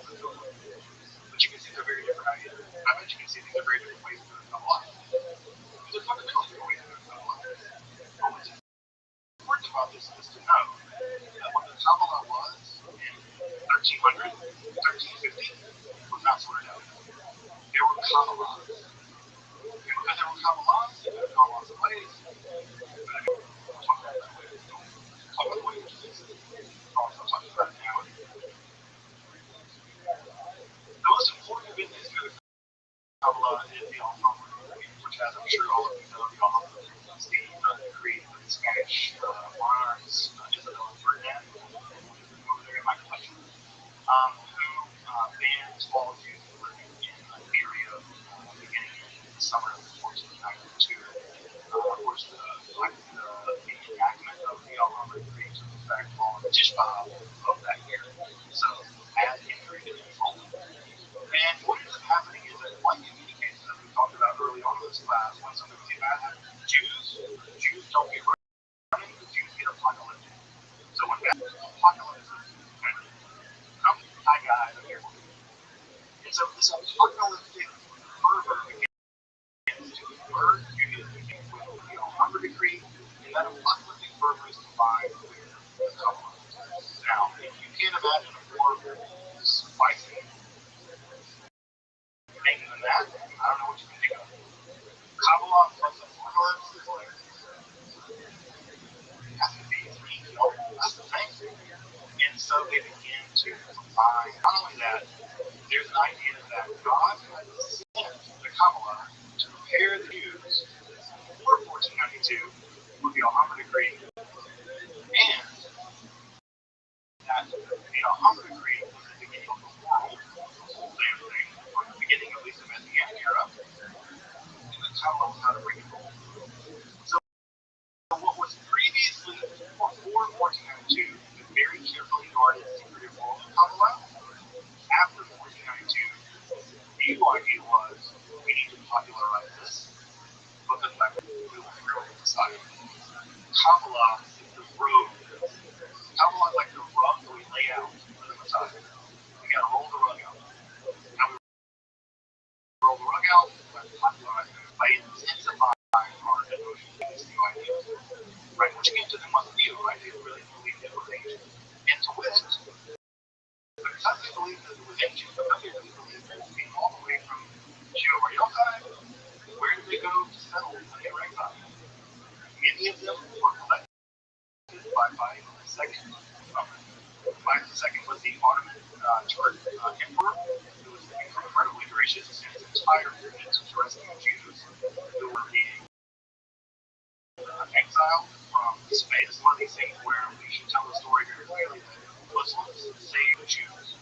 Pius II recognized this a very important thing for his empire, brought Jews all the way to the Ottoman Empire, By the way, in 1492, there was no printing presses in the Ottoman Empire. In 1493, there was one in Salonika, by Jews.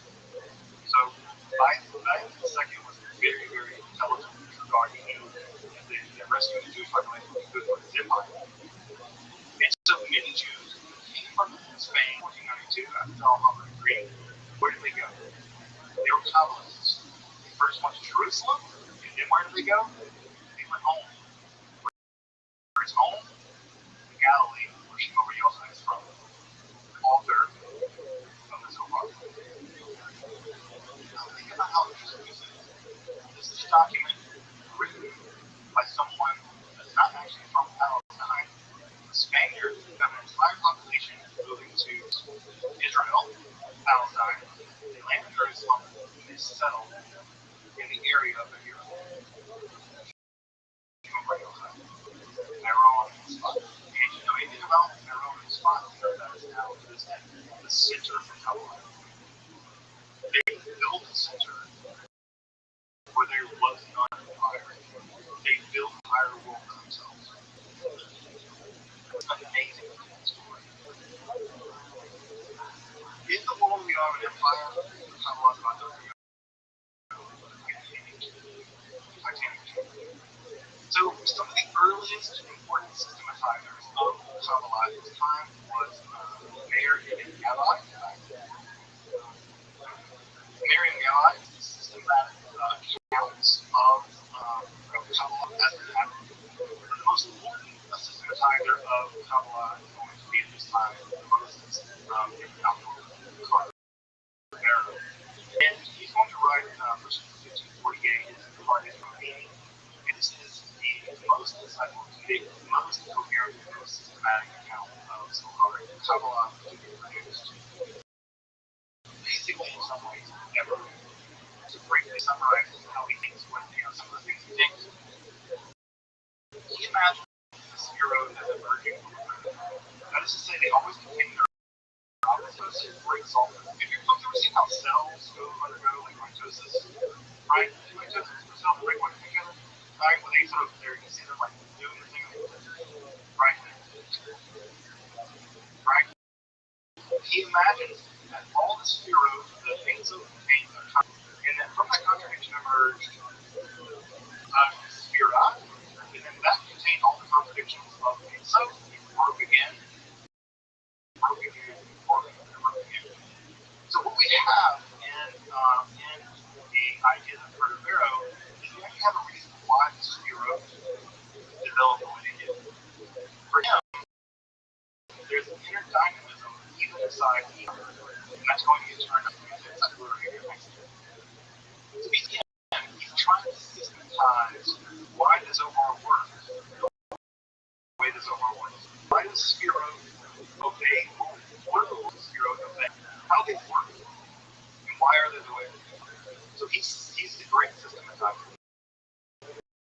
Another major work that he has is a text called on all Zohar. In fact, this commentary is so vast that a modern edition is still not done for it. There is no modern edition of what they're talking about. There's still putting it out in Hebrew. I think it's 24 volumes at this point, but he spent decades working on it. It may be done time. The modern edition will be done in Hebrew in our lifetime. An English edition is not even radar. Just to get standard Hebrew edition done. This work is so magical. It's I think been in the works since the 60s, and I think it's like 124 volumes. Massive. That he produced was a document called the Tomer Devorah, the Poetry of Devorah. This is an ethical, very tiny little book, very, very tiny little book. You read it that way. And this is an ethical version of Kabbalah. This is trying to understand Kabbalah as an ethical program. How to be a Kabbalah function. Typical Kabbalistic books, these are books of Kabbalistic Musar, and how to be a Kabbalist, be a Kabbalistic function. In fact, many of those are responsible for talking about a lot of Kabbalistic ideas. In fact, some people ask me, what Kabbalistic book would you read first? And I tell them, the advice them, that I was on there before. If I write any calculus for first, get a calculus on there before. Because that's the easiest way of getting into a conversation. You go buy copies of it. So he also wrote this text on Memora, very important ethical work of Kabbalah. The Court of Pharaoh was the great systematizer of the generation. Anyway, I'll speak for myself personally here. I wouldn't really do, but I will say I prefer Code of Pharaoh's system of Kabbalah in many ways from a philosophy. More than I appreciate the psychology. Now, I'm not going to say that because it's allurated and easy and everything at all times. That's why I would say that Code of Pharaoh's system I find much more vigorous, much more systematic, much more philosophically involved. So I appreciate Code of Pharaoh's way he deals with. Now, his elder brother-in-law, right, Shlomo Alphabets. Now, you may have never heard of it, but I mentioned some of the song he wrote, a little ditty called Let's Underneath. If you ever practice Kabbalah Shabbat, service on Friday night, welcome to Shabbat, if you ever sung Let's Underneath, you could be a Kabbalah. Congratulations. The entire service of Kabbalah Shabbat was invented by the circle of people like Joseph Alphabets, right, and people like Cordovero and people like Tara. They invented that entire service. That entire service invented a whole clock by Kabbalah. And less underneath is the high point of that service, Kabbalah became the Sabbath to the Shabbat. And so also he developed some full like study sessions and became important to the development of the Shavuot. We were done a team on Shavuot. Stayed up all night. Those kind of ideas are also figured out in the influential alphabets and symbols. In fact, alphabets and Joseph Caro, second, they moved Palestine for an entity of Nagi, a preacher, Shekhinah, told them they had to relocate to Palestine and go to Joseph Caro, who we know more famously author of the definitive document of Jerusalem. There is no more important document in Jewish legal history than the Shulchan Aruch. It was produced by Joseph Caro, the Kabbalist of this time period, the consultants of the Magi, sometimes as the Shekhinah, sometimes as a embodied version or a spiritual version of the Mishnah, rabbinic text. And so much of modern Judaism, whether it's like Shulchan Aruch, or whether it's ritual, like Kabbalah Shabbat stuff, like Masodini, or it's other things, all of this is being formed to develop in the 16th century, in the aftermath of the 1992 disaster of the Muhammad decree. It's being developed by Kabbalists to populate ideas in the sacred Zohar to basically roll out a red carpet for the coming of the Messiah. They are popularizing these ideas as part of the messianic redemption of their lives. So these ideas, which were very closely hidden, are now being published, put out there, rendered out there. Make song about it. If you've ever been to a synagogue ever, you're living in the shadow of these people doing Kabbalah in the hopes of using ideas to welcome and herald the Messiah. Now, I don't know if you knew that you were doing that here. You were. So, Kabbalah Shabbat is running a service. Begin here in spot. Right? At some level, begin here in spot. You're in the no reason, not underneath, no reason to like for it. It's all about world and pride. Getting here in spot on the Shekhinah. It's Kabbalah all in all.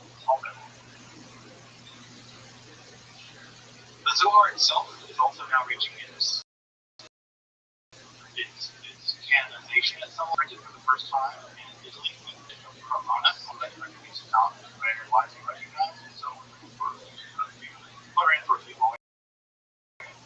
The definitive edition was also printed around the same time as Mantua, and the standard version, the 3-volume version of Mantua, became the standard edition. So the Zohar is now available.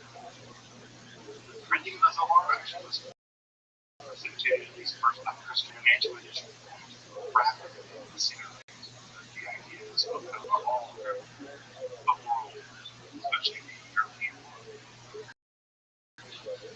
Cordovero can surpass next time.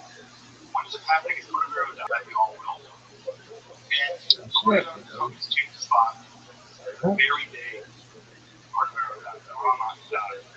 And above the funeral train of Cordovero, of the Rama, in that glorious soul, a pillar of fire reached up to heaven.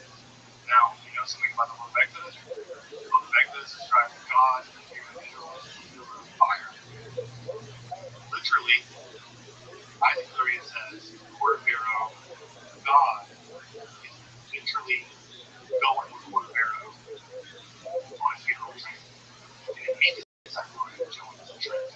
Luria, the Arizal, the lion, comes to the spot and spends only a few years in spot before he dies. But the few years that he spends in the spot before he dies very young. Died. He spent a few years teaching, and the 3 or 4 years that he spent in the spot, or 2 or 3 years he spent in the spot, were going to transform Kabbalah forever. The teachings that he imparts to two of his students, one time other than the students of Israel Saru, not as well known, but between Saru and Chaim Vital, really more Chaim Vital, Kabbalah is going to become completely part of Jewish theology. Kabbalah, as we know it, is going to basically become Luria Kabbalah. The Kabbalah, as we know it, is going to be the Kabbalah house of Islamia and Chaim Vital. And what ends up emerging is that Chaim Vital's version of Kabbalah is very peculiar and which would become the authentic, definitive, final version of Kabbalah. That's a huge deal. He will set the stage for all further speculation. Now, what's also important here is that the Christians thinking of this Kabbalah also got interested in this messianic version. They also got interested in the Jews. They had some weird secrets. The Jews at this point, beginning of the 15th century, especially those, were taking interest in Kabbalah. It was actually not Kabbalah in Christian Kabbalah to be a really important part of the development of what we now call Western esotericism or the occult. There was certain magic, things like that. These ideas are going to be incredibly important when we get to Christian esotericism and the rise of occultism. Right? That makes sense as well. It's going to be Vital, Chaim Vital, one of his Luria students, who is going to provide his Kabbalah. If you ever study Kabbalah, where it's consumed, attraction, which is from Ram, the revelation of the world, Shira, right, the shattering of the vessels, the idea that there are broken shards of these vessels. If you've ever heard any of these ideas come from Luria and Kabbalah. There are versions of Kabbalah and Luria based on this. What we're going to do next week is we're going to dive into Luria and Kabbalah. Luria and Kabbalah, as I said just a moment ago, is Kabbalah. It's become the baptized version, if you like. It's the definitive, the authentic, standard version. There were other versions of Kabbalah that existed prior. Luria and Kabbalah were a phenomenal version of Kabbalah. So notice what's already happened. By the late 16th century, the Zohar is already accepted. There's no doubt anymore basically on it. The question is how do we interpret it correctly? Luria is going to be a nominal version of Kabbalah. That's something that at this point, 1572, I'm alive about 300 years old. 1270 is when it first began. By 1572, after the Life of Korea, it's going to 100 years. So by 300 years, this is Omar's version. It's going to affect every version of Islam. Consider very well, energy, the ritual, putting on melon, blood, healing. It's going to affect the same. Korean and Kabbalah be standard mechanism, which all we'll come back next week. We'll begin the process of handling the Korean and Kabbalah. Welcome, thank you for joining me as I explore the Korean Jewish mysticism and Kabbalah. Again, wonderful network providing accessible, free, and scholarly topics of Kabbalah, academic philosophy. Consider supporting my work on Patreon or perhaps one-time notification. Until next time, I'm Dr. Justin Sled. Thank you for watching.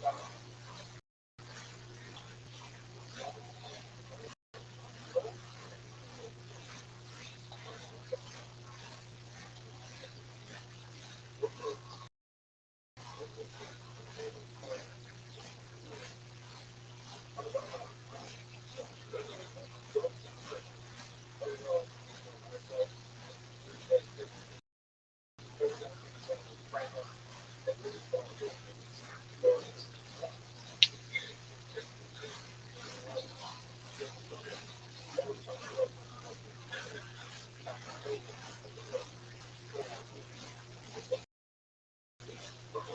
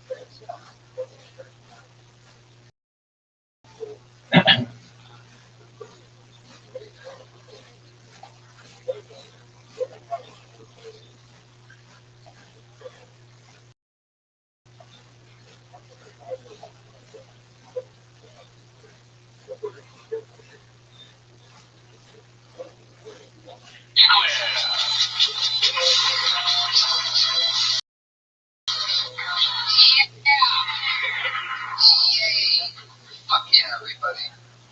Hey guys, John. This is it's an awesome vibe in this room tonight. There's a cool layout, like we're like in a big Kennedy hall. It's fun. The diehards are out tonight. Give yourselves a hand for coming out. Who needs the masses when you can just have the highest quality people in the world? I'm glad you guys made it. Happy Monday to you. It's been a big weekend, Brian. Yeah. Fucking big weekend, man. Yeah. It's the 11 of wrestling. Bad things happened last night at WrestleMania. They moved me emotionally in a very deep way. The Undertaker, but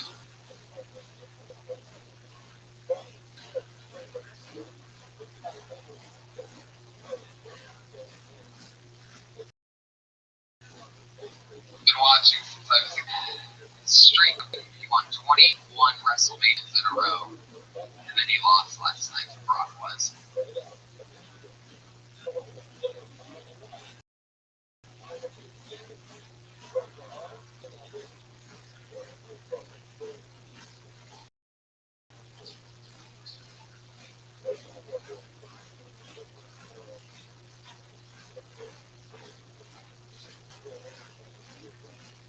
Part that stood out to me as something that, could be something interestingly promising is when you said, and you were wondering what they were thinking, and you went inside of her mind for a second and you said, don't talk to me, I don't feel pretty, or whatever you said about that.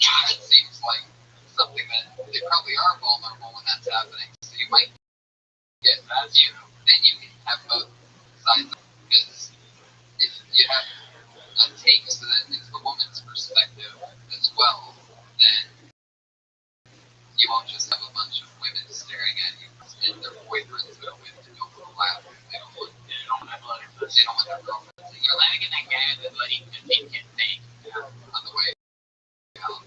They don't get the fuck bloody pussy. I would love to hear your girlfriend and you going over that joke to your girlfriend. Just to see her face and her reaction and her reaction to her friends. Jeff, thanks for coming on. He's on Twitter, and Jeff Halper is here. That's JFALPER. Jeff Halper is here on Twitter. It's fun. Stayed in the pocket for a minute. He committed to it. He committed to the bloody pussy. Yeah, he went for it. I mean, that's definitely metal. So he went down on that bloody pussy Titanic. The universe where all girls have squares all the time.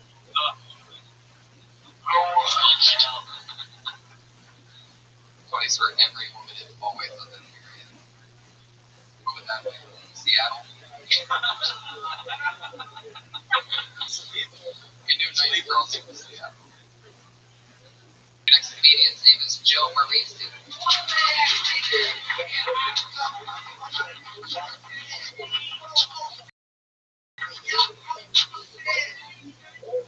Right, thank you guys. Talking with a friend the other day, well, 3-year-old single man, and he goes, Joe, so come on, man, what do you think? What's a good age? Settle down, get married? I was like, 14. I think absolutely 14. 8th grade, top of the world, get yourself a cool lunch table, get yourself a good folding chair, one that's now wild one, you want to be sitting upright, get your little carton of milk, you want white milk, not the chocolate, get the sugar, get your peanut butter and jelly, pick out that hot girl, biggest breasts, and you got it. You got 30 years, kind of 38C and 14, you got 30 years of firm boobs.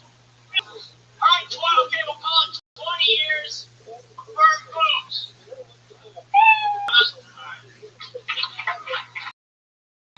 What are you going to say there at the end? You don't have to.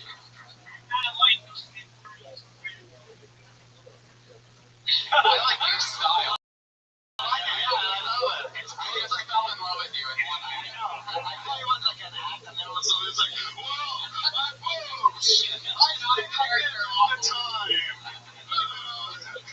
It's like Stevie Wine Chick. How he talks. Get the same Sarah Wine Chick delivery. Joe Marisi. Fuck yeah. Passionate about boobs. Yeah, and best thing in a good relationship. I guess it's the blood. Yeah, that's a mine. It's a mine. Yeah, that's a fun premise.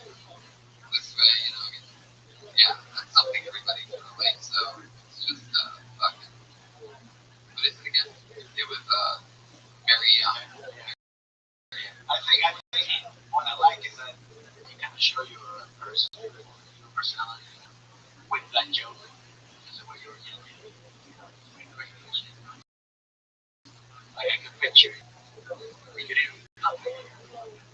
Yeah, no, I'm sorry. But yeah, but that's fun. That's good.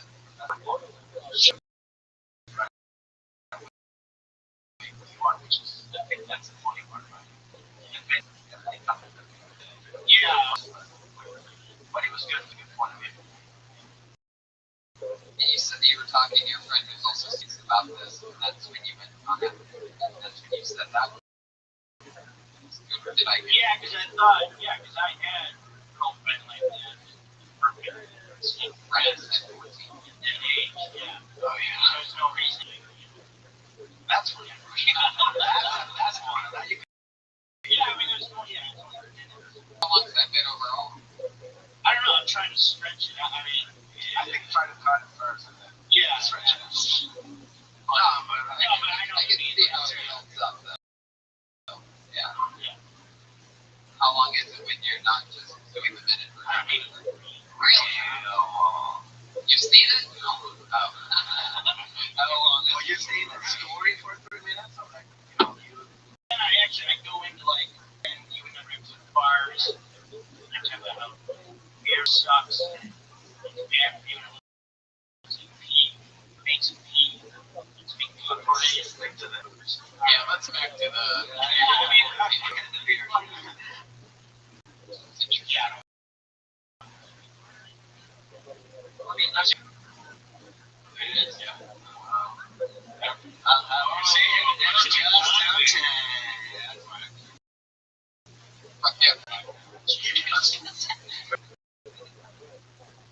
What girl's name did you date when you were 14? You want to call her out over the podcast? You want to call her out? You follow her? You want her back? Have you thought about finding her? She watches on YouTube. Yeah, so. Look, we have to see each other. Maybe for 14 14-year-old daughter does that, you know. Never too late to go. She respects you. You went after her daughter. You just tell her the whole thing. You want to lock her down. That you have good kids for 30 years. She'll go for it. Eating your kids. Oh yeah, that's leverage galore right there. Really fuck with her brain. That one that broke your heart. And then the sisters that are gonna be like, question about sex. You're fucking my ex-boyfriend. You know, it hurt. One of those to my bucket list. Like, I had nothing pretty cool in my bucket list. I got my goal. We have a couple in mind. I did the black house goal. You know, let the girl get before you make your first move. I would say It would be 18. I would say go to the Philippines. The 12 year nice guy at the beach wants some ice cream. Bye-bye. See you soon. EU. I'm right.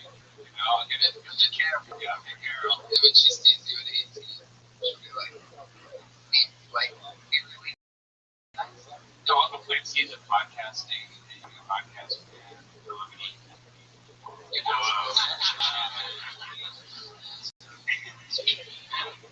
that'd be fun though. You go sit down again over here. Yeah. Do you guys ever date a comedian? Anybody? No. Yeah. I know you've done some so wrong. You're not exactly. How are you, comedian? No, but no, I haven't been that. I don't know.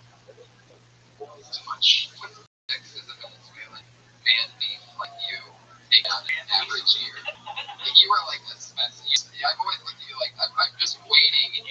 The fact that sitcoms haven't picked you up is blows my mind. Like how you got to the radar. Unbelievable. But what is an average year like 700, 900 chicks? Jeez. No, You don't really. I really don't. I mean, I sure like it. But you like aren't you Francisco nowadays is every occupation. It's He's weak on snow. I'd like to come inside.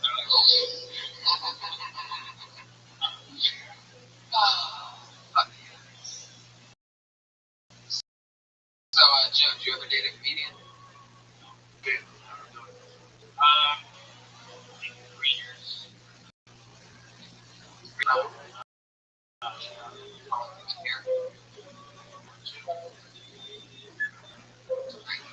Yeah, fun. Oh yeah. You have an amazing delivery. Natural. Like anything you say would be like, you give us like the first line from like the Pledge of Allegiance or something. Do you know that? Yeah.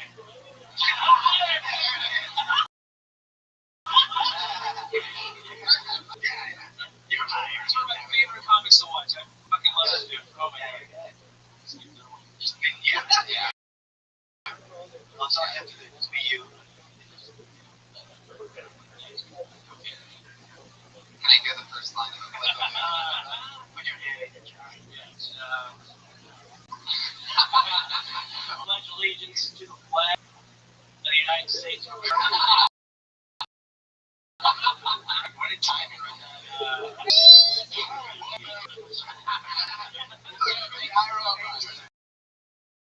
Awesome, Joe. Thank you. So it's fun to find funny people. He's at Joe Marisi on Twitter, Joe MARRESE.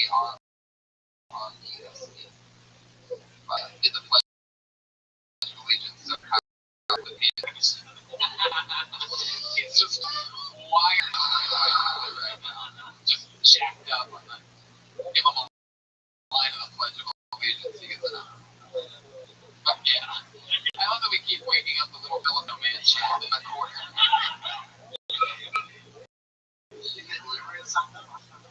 Fucking guy is not only one of the people who pulled out of the bucket, but he's also one of the best people at getting pulled out of a random bucket of names.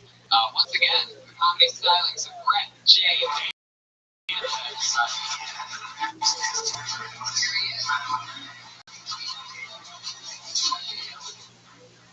Hi, my name is Brett Manson. I love Asian women.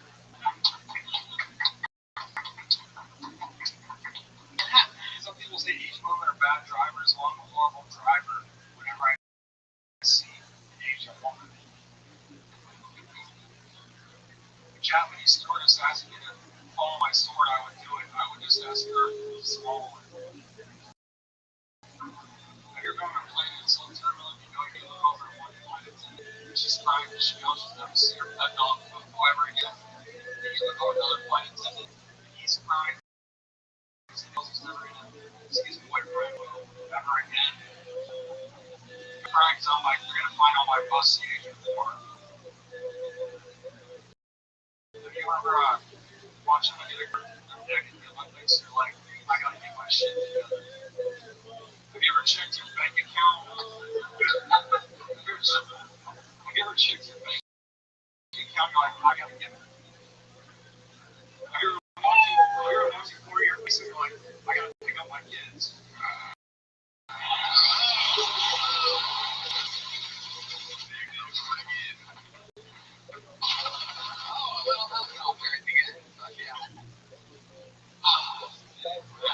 I couldn't even hear the end of it. Yes. Is opening. Can I say what I think is opening line should be? Hi, my name is Brett Manson. I like murdering Asian women.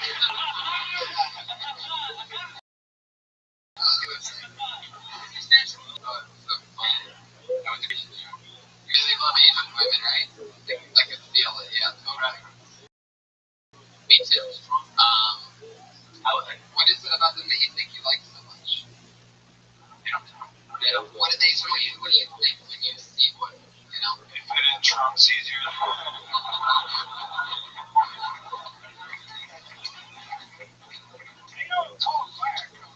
They usually never go missing. Yeah,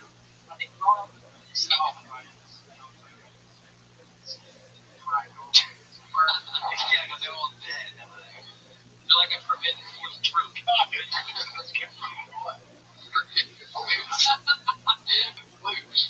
Oh, I love it. You get a lot of massages. You should.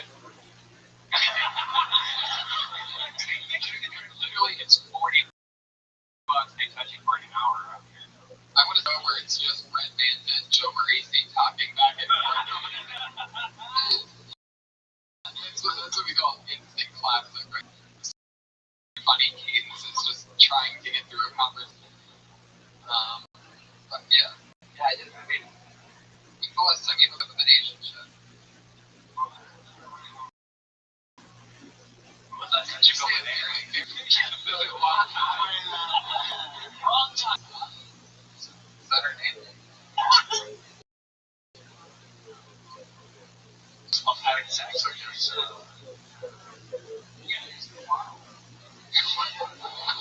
You know what? You're married? Yeah. Really? Oh. I got you, Asian, right? That's right. You got the best kind. Still be 11 in a while. Pussy. It's like Japanese airline services when I had to go there for Jesus. I mean, like, there is no dude, you know. There is a little thing where airline checks have a cuteness edge. Like you could put a 4 in an airline. You know, so like a 7. Yeah. Agent on top of that. We're not sure where I would be. Like a gladiator time, I'd be going quickly. Back and going here. Like, the assassin.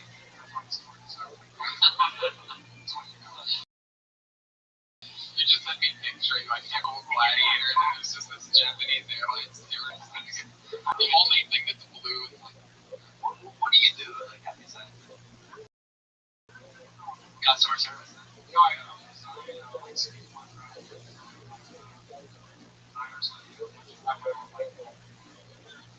But yeah, for the Japanese woman to work.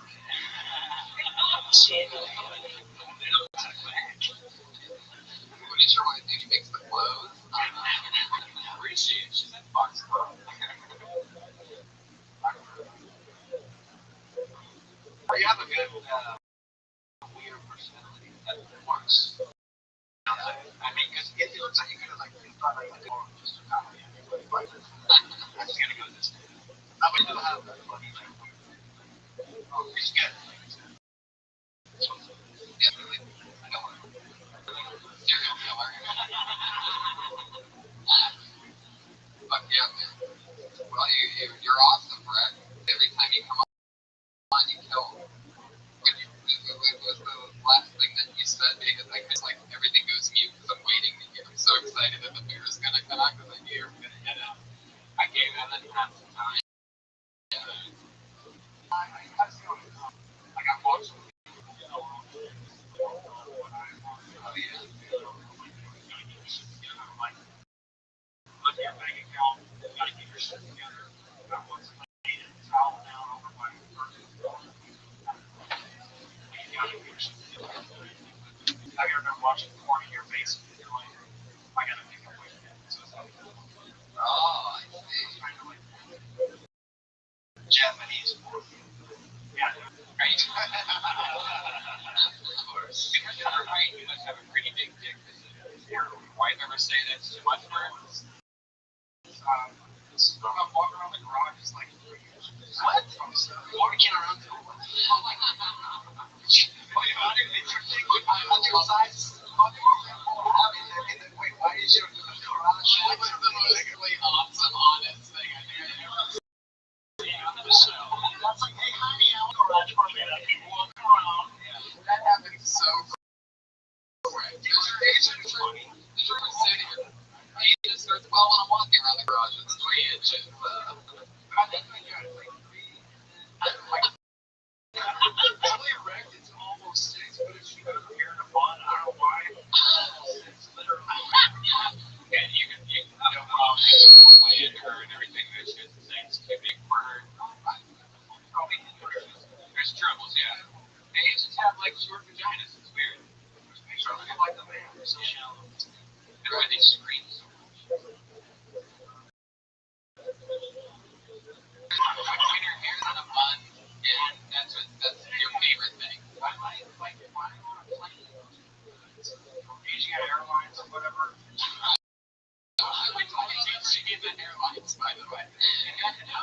Sorry, the 2 planes that have crashed recently. The one in San Fran and the one in it's all in Asia. I've been to like Indonesia. That's why you do it.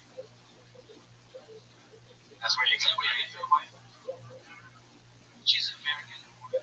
How did you get her? Did you like stop like I actually know. I was actually growing up on Fairfax. Wait, what?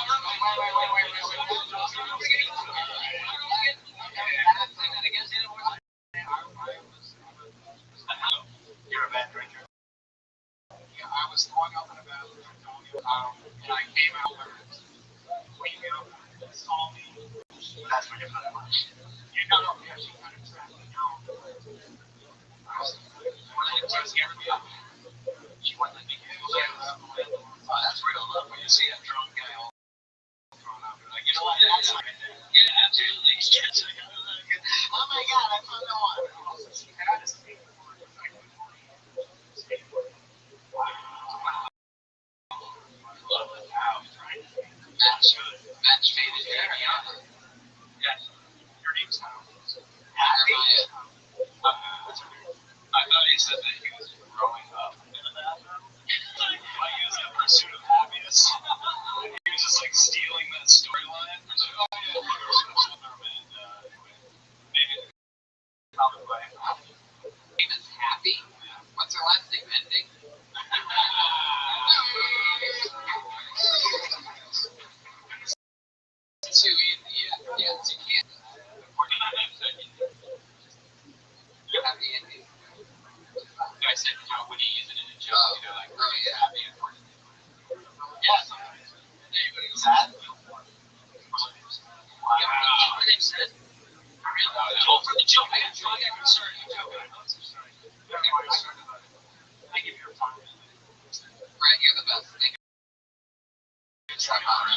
It's on Twitter, Brett J. Bantha.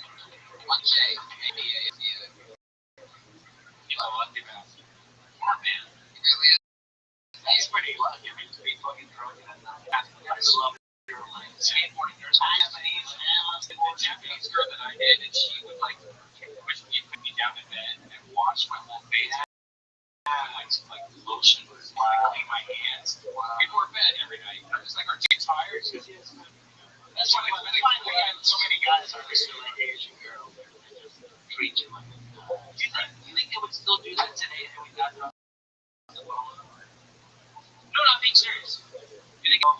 They are. I think it probably did. Like, they probably think there's something really hot about like the powerful bomb dropping. Pretty easy to snack one up, so that's positive. It's true. I like the tragic stuff. Yeah, let's get one more in here. Let's do this.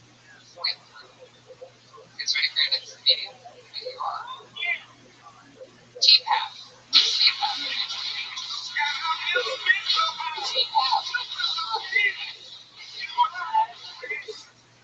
Everyone's got the creepy friend you can't take anywhere because guaranteed hot block. So we're out one night at the bar. We're outside smoking a couple of cigarettes, talking to a couple girls. Of course, who comes up. His way of hitting on women is, I guess, creepy to say the least. But he comes up, we're talking. It's a little cold outside. He starts rubbing this girl's arm. He doesn't know her. He tries to met her. She gets the most horrified look on her face. And I turned to him and, dude, what are you doing? He said, keep it warm. And shit. Alright, two things. Number one, that's not conventional conduction, so science is off. And number two, cover her arm, dude, you don't know her. It's creepy, none of us getting laid now. Thanks, bro. He doesn't get it. He keeps doing shit like that all the time. Man, it's not myself, that's all I wanted to say. There you go. T-Path.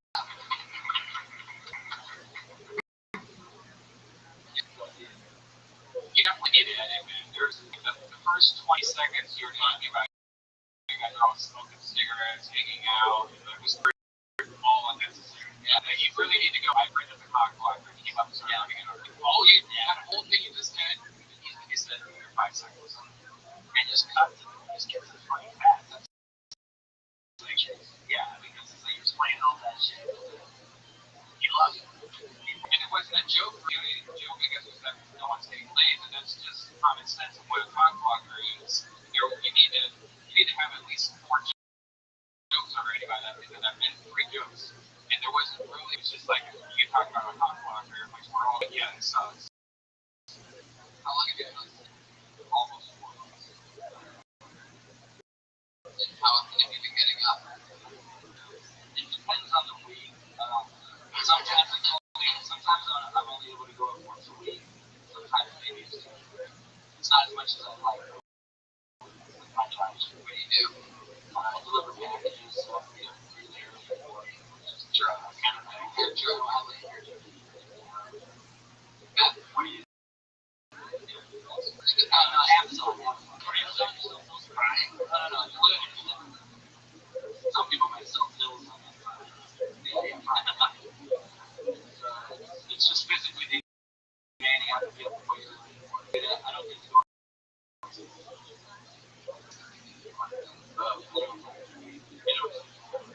minimum. Wow. So it's like 5:45 in the morning and 10 to 12 hours. I get like any weird. Yeah, okay. Every week there's something, but the last week I got cussed out for delivering. What happened? Got to this apartment building, and it was one of those intercom door build. Yeah, but it sounds just like that. But so this one, it didn't work, so I rang the apartment line. I waited about 15 seconds, and then I started to leave to my next stop. And I get back to my phone, and I hear this girl screaming, "Hey, hey!"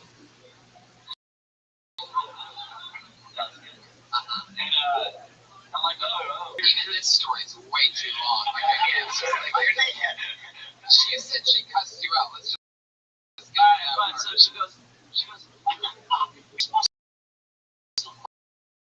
I'm like, I waited 15 seconds to go through the intercom. Yeah, it doesn't fucking work.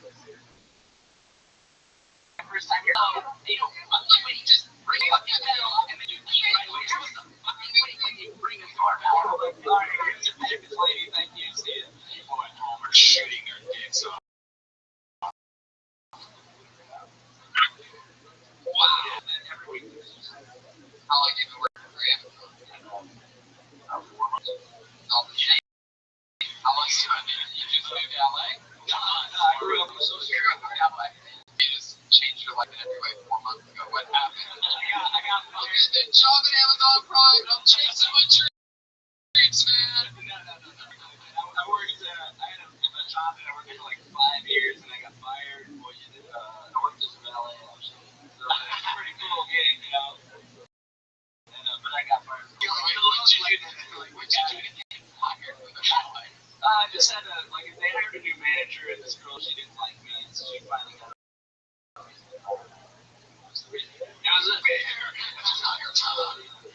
It was basically I dropped an F-bomb in front of a coworker, which is totally common, but he ratted me out to her, and they said, "Oh, well, you can't use that language."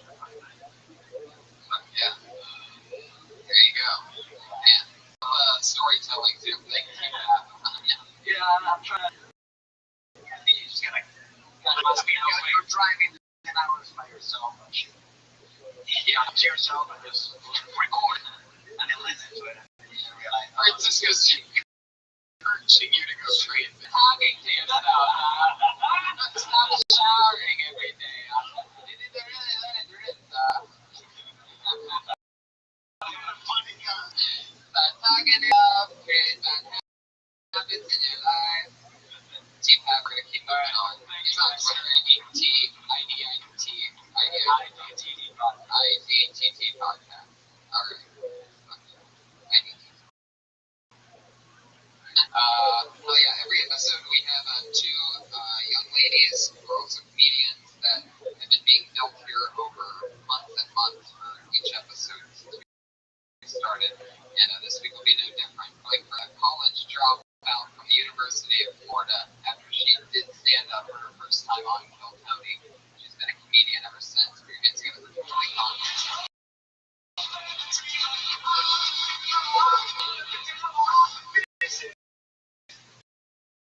Hey guys, so when I started, I really wanted a puppy. I was finally bored and I had no puppy. Find a roommate. Really cool. There's no finding a roommate. I don't know if you guys do that or not, but it's a process. Like, I had to like check backgrounds to make sure that you never asked your former roommate. And like, when she wanted to get in, I didn't know which paperwork. Which weekend she started shedding in the shower. Bitch. Like, I could have just gotten a fucking dog. You know what I'm saying? Like, but I guess, they're living with me. I don't have to look after her shit. She doesn't sleep in my bed. She's up to date on her vaccination. She doesn't shit out for her.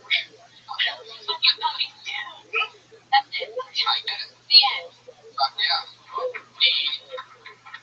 I'd rather.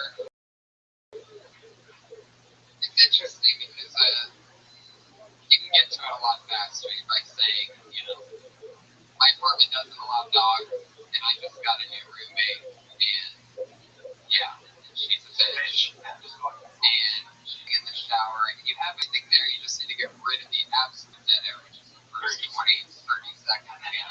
Have like but I think just for saying it, that like, more of an opinion about what their point of view is. The dog might be.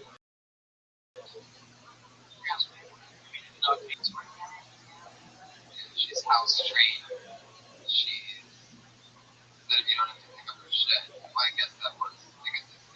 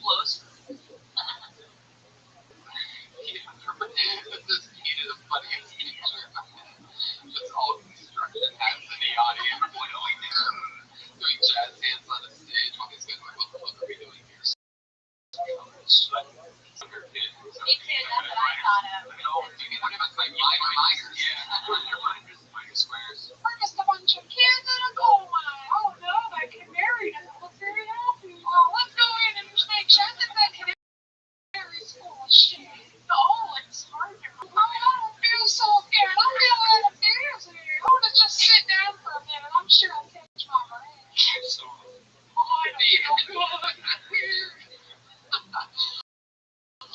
I'm dying.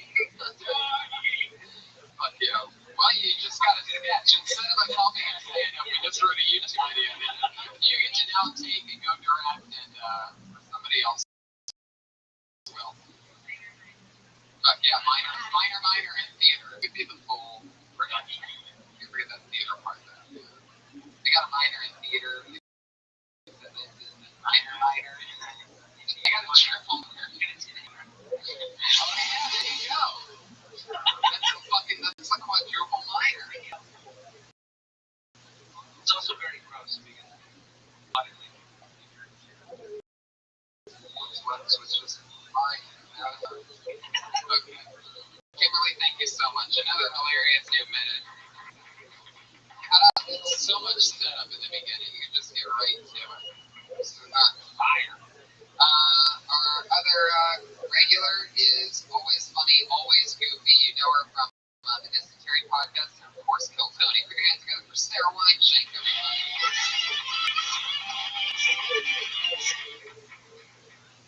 Not quite right. Not fully crazy, but I don't think I'm quite right. On Saturday, guys, I spent 2 hours on Pinterest looking at photos of baby animals. 2 hours.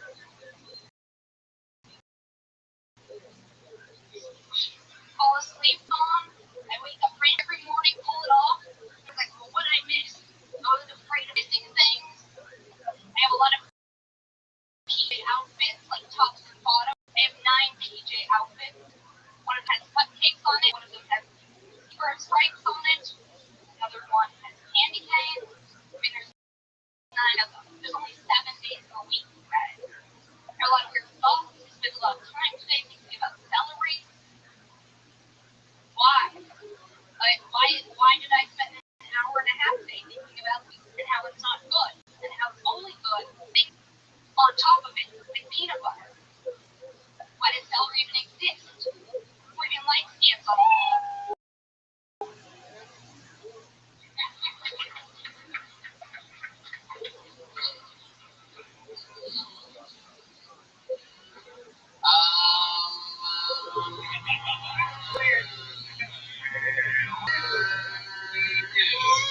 Julius doesn't count. That was amazing. So I got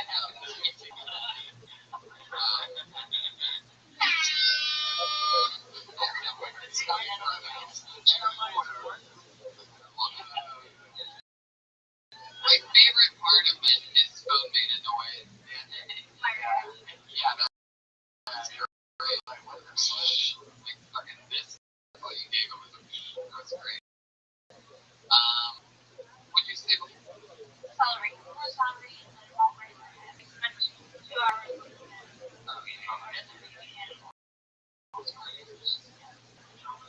Yeah. You do? Yeah, top and bottoms. Full on like PJ outfits. Wow. Yeah. You change. No. Well, I have my favorite. I just have 8.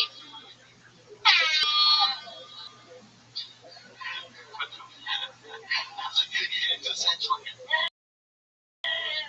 Those of you listening to the remember that sound effect from the Vine that you saw Red Band post right now. At this moment live.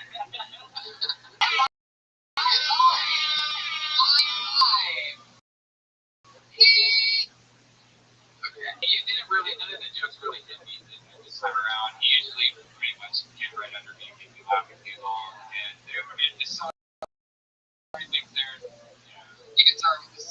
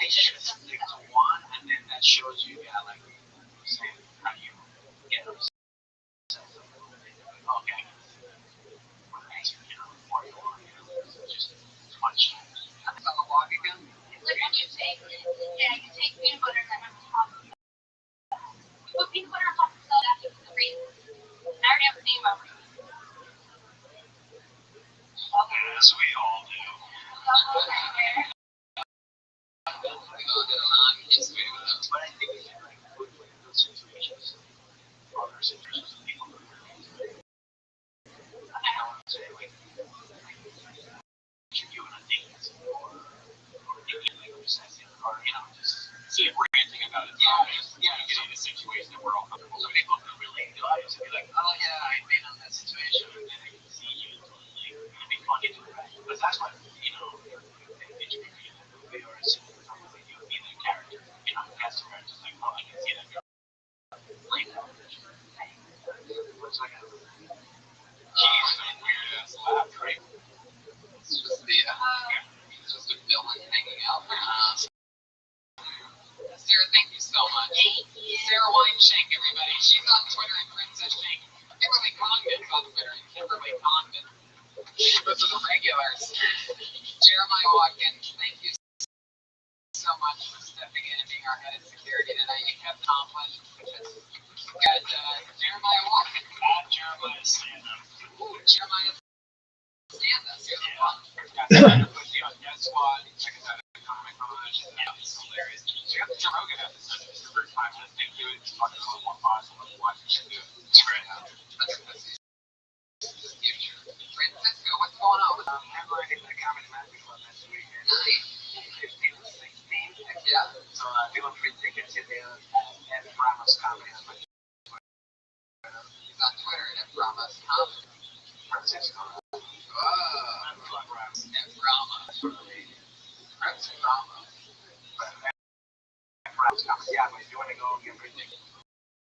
Sandro. Y'all's speed on Twitter. DALLS. It's like all speed, but I put the D in the beat, so I'm a very clever person.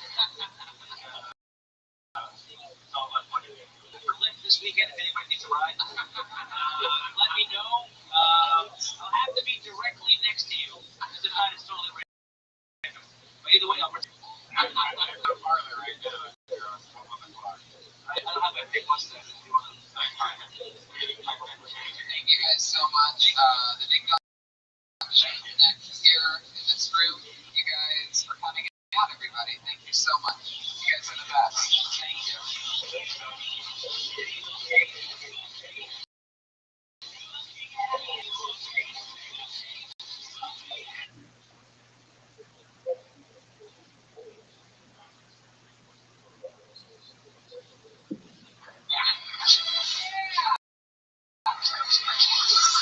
Wow, how exciting, everybody. Yeah, Geopack back in the room for this episode 47 of Kill Tony. That's how I like it. I like it when the back of the room is filled, because who needs an energetic front row? And you can just have, I feel the spirits of the podcast listeners fill up this room.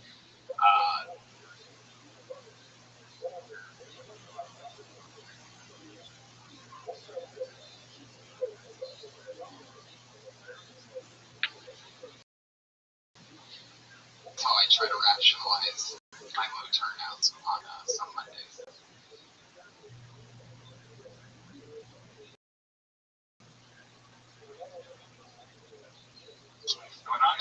It's a beautiful day. It's another fun Monday. I'm excited to be here. We have a big weekend coming up. We're going to Portland, Seattle, and Vancouver this weekend, which is going to be crazy. You, me, Tiffany Haddish, the Cat Pack reunited again, and that's going to be a lot of fun. Fuck yeah. I was just talking to you about this outside. I'm listening to the drinking that I was 2 weeks ago, so I'm kind of nervous this weekend. I kind of cut back and working on those like healthy shit last week. I'm kind of scared to drink that much. Is that you? Oh my god, please. Ice cream machine. You can see 47 of here, please. Unbearable. Oh my god. I'm not going to drink like weeks. That was too much. I learned from that day flying out of there, I felt like I was dying.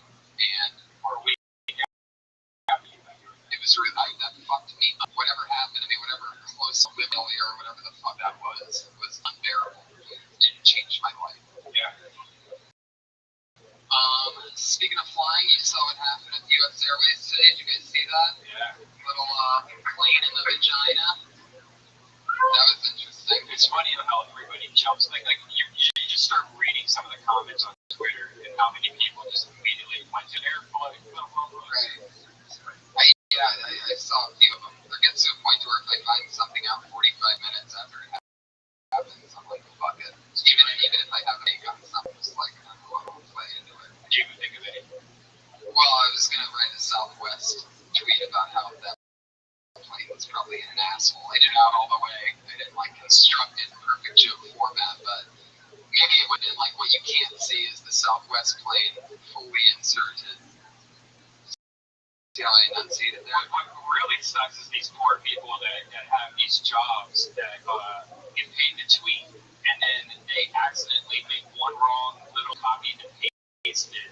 Yeah. Person send the tweet to them and just reply to it, not the actual link that the person pasted. Right. So it's funny how these poor kids, they're probably like 18 years old, you know, like getting fired and getting like get sued from UAs for like costing them millions of dollars.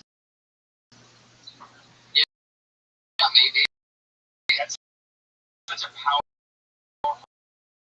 position to have as like a tweeter for a big company like that.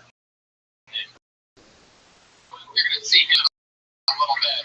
He's very ready to be back on the show.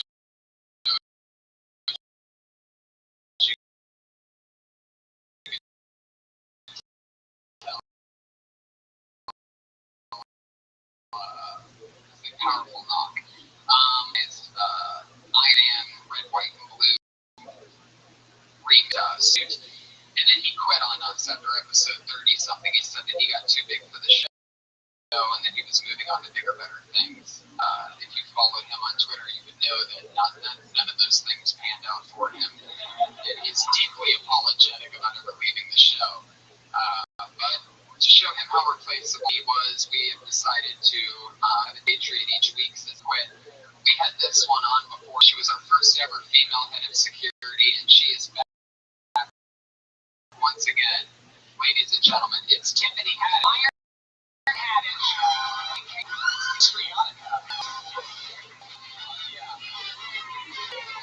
Tiffany Haddish is in the building. What's up? I love that. I love you in that suit. Oh yeah, you rock that shit. Your dreads coming out of the. Are those called dreads? Is that? Oh, kinky twist. Fuck yeah. That's real, right?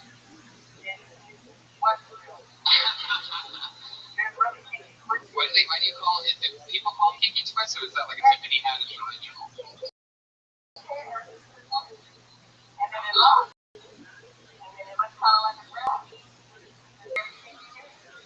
pretty sweet. It looks like the Predator. Is that the right mask? What happened to the eye? Josh, what happened to the highlights? Oh, great job, Josh. The world's worst producer, everybody. Josh Martin, notoriously always fucking up. Figured out immediately how to do it this time. We just forgot that there's just a button inside that you have to press. You want to do it real quick? Still early on in the episode. Probably still. We can edit Josh out. Yeah. There it is, everybody. Look at that. Game changer.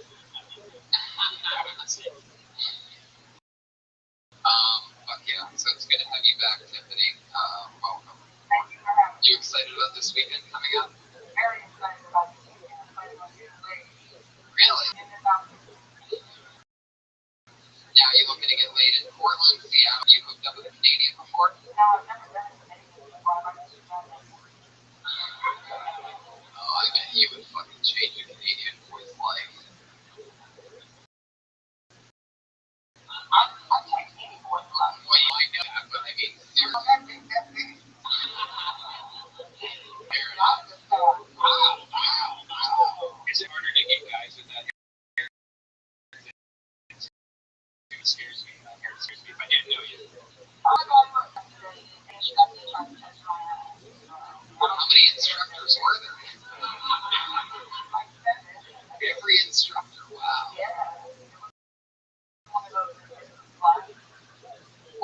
again? Boxing. Yeah. Wow. Fuck yeah. Just beat up whoever you get laid by. Just fucking show them. Are there black women in Vancouver? Or is she gonna be the only? You've been there before? Yeah, I've been there more than Okay, we just got word from the back of the room. There are 4 black women in Vancouver. There should be 5. I'm so glad to have you back.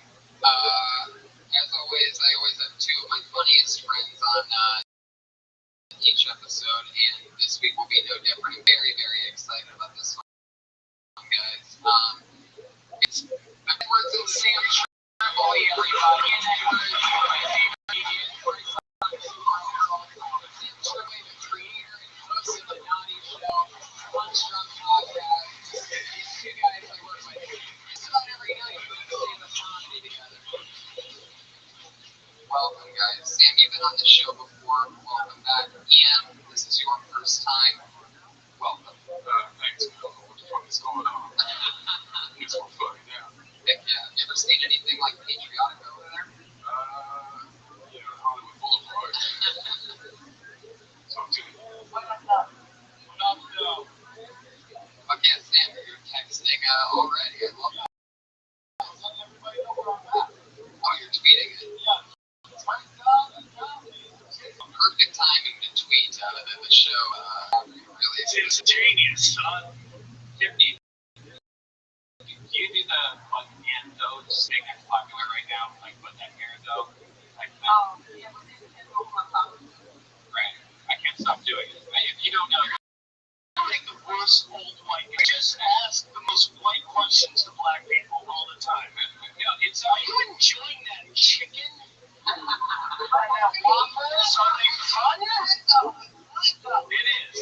Chicken, waffles, and watermelon. Some of my favorite things. Have you heard that though? Have you heard that the thing that's popular right now? It's like I think it started off with a video where it's people are saying, comedy guy. Thank you, Comedy Storm, by the way, for always keeping up on your equipment bill. But they're saying, like, if somebody posts a photo like a fat kid eating a taco, and he's really fat, and the thing under the picture says, "Oh, I love tacos," and somebody will make a comment like, "What's that fat kid though?" or something like. I can't even. It's the dumbest thing to try to explain. But once you know what you have no idea what I'm talking about. No idea what you're talking about. You're growing old. I'm trying to keep up.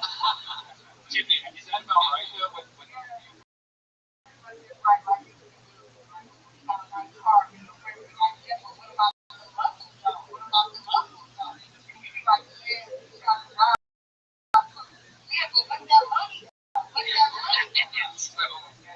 Wow. Yeah, the kids are fun. That sounds bad. That's like a new thing. That's a useful thing. Yeah. It's useless. Like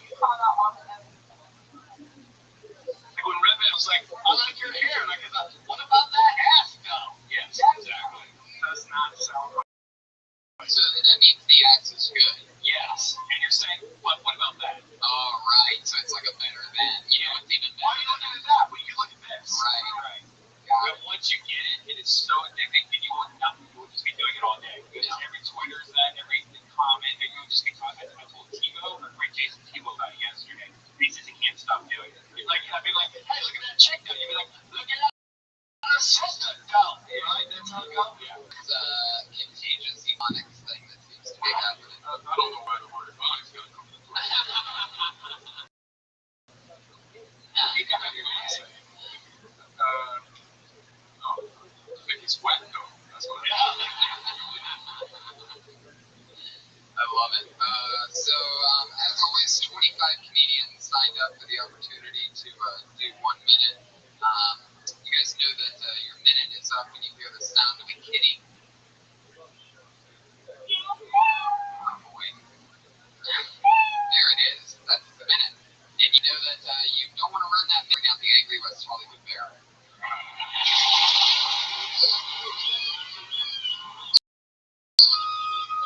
Angry tonight, guys. Teaches you immediately not to run the light and show this. So, Tiffany, did you have any questions for Ian or for Sam, by the way? Well, I wanted to ask podcast. It's on Playboy. It's on radio. Yeah. Will I ever be on television? Who are you, the voice inside my head? My mother? Someday, let's hope. I mean, yeah, we're working on it. It's always a process with the wonderful people. It's a great place. Very happy. And watched the show. But you act like what? You're on a blacklist or something like that. You come back anytime you want. Just walk up. In that outfit, why not? You bring the glitter. What about that flashlight? No. Oh! for Ian,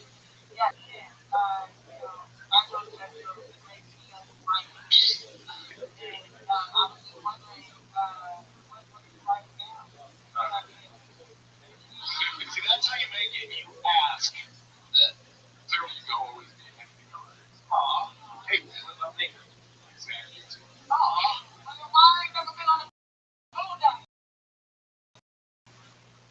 It's a cartoon. Not like you sold them. Like, So you've asked us 2 questions about how we can help your career, pretty much. That's no problem. I love it. Fuck yeah. By the way, just a quick shout out to our sponsor, McDonald's. I'm loving it. What about that McRib dough? Nothing better than the new strawberry lemonade shake. At your local McDonald's, where I'm loving it. What about them chicken nuggets dough? They're great wine by now. Awesome. What about that homeless guy? We love McDonald's, response to McDonald's, where I'm loving it. Fuck yeah, everybody. So over 25 comedians signed up for the minute. After their minute's up, we talk to them. Maybe we try to help them with that joke. Maybe we just ask them questions, try to figure out more stuff that's funny about them. Ladies and gentlemen, are you ready to begin 47? 47? Can you believe it, Brian? How many? 47. I didn't even know there was 47 comedians in the world. No, this is episode 47. Oh. Comedians signed up. Put your hands together for your first comedian tonight, everybody. It's Derek Connie.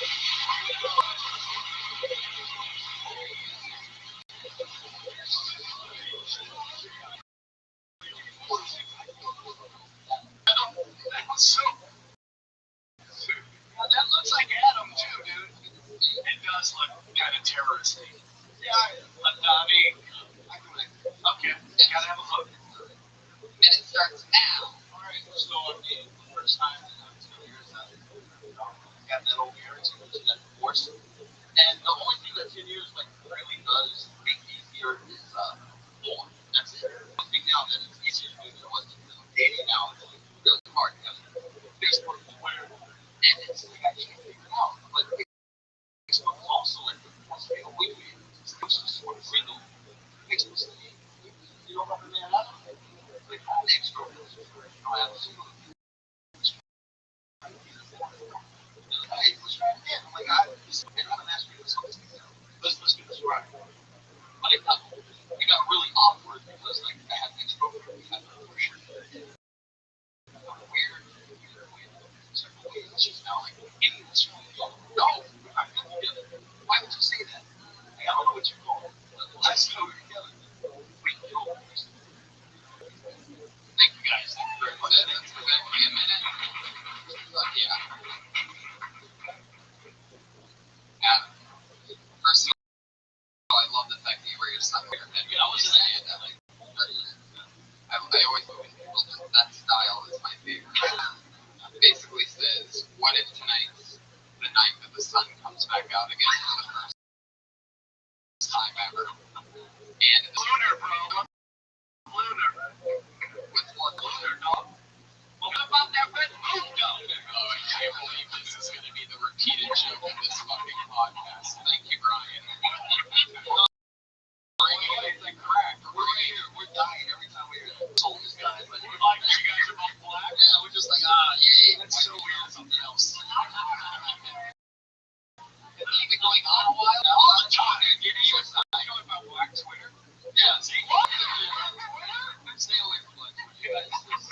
Black Twitter. Oh, that's it. What, we can't go on Black Twitter where black people meet more. Isn't both of those things just world star hip hop? Yeah. Likely to do that. Comedy though. I just say something. I was very nervous at first. You started off, I don't know if you were just nervous at being on stage here and doing this thing, which I could understand.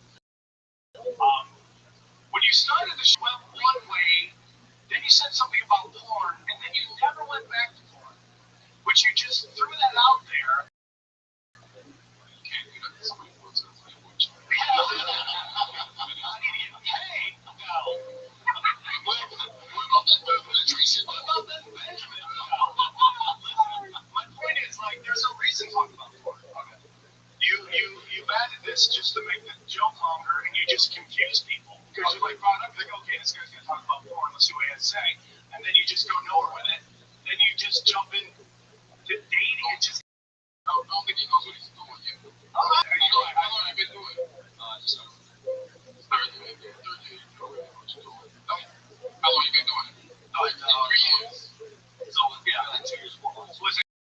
Do you think there's some code? No, he's just trying to get some shit together. Right. And I think he thought there was some jokes and punchlines. Yeah. And they didn't work. He just kept going.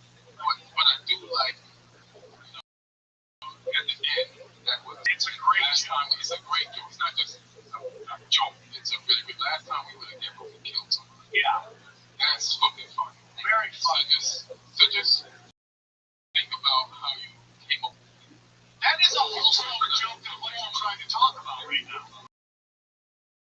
Which is you're trying to talk about you've been married and now you're trying to date. That's one. Now a whole nother joke is, you hook up with you?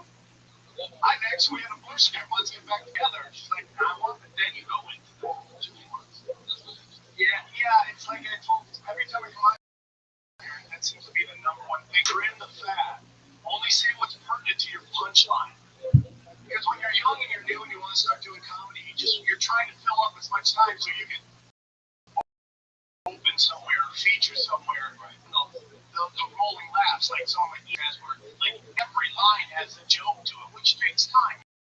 Yeah, but that's the first one. You got to be clear. Only say what's pertinent to your punchline. You've been out here for 3 years. You've been out here for 3 years. So you started there. No, I started Great scene. I just got here last night. Wow. Great scene. No, I'm here. No, I'm out here now. I was out in San Diego for about just one month. Let me guess, a minute? It's your first account. Second is the office. This is your first set. In front of people, this is my first set in front of people. I'm like doing a stand up in here.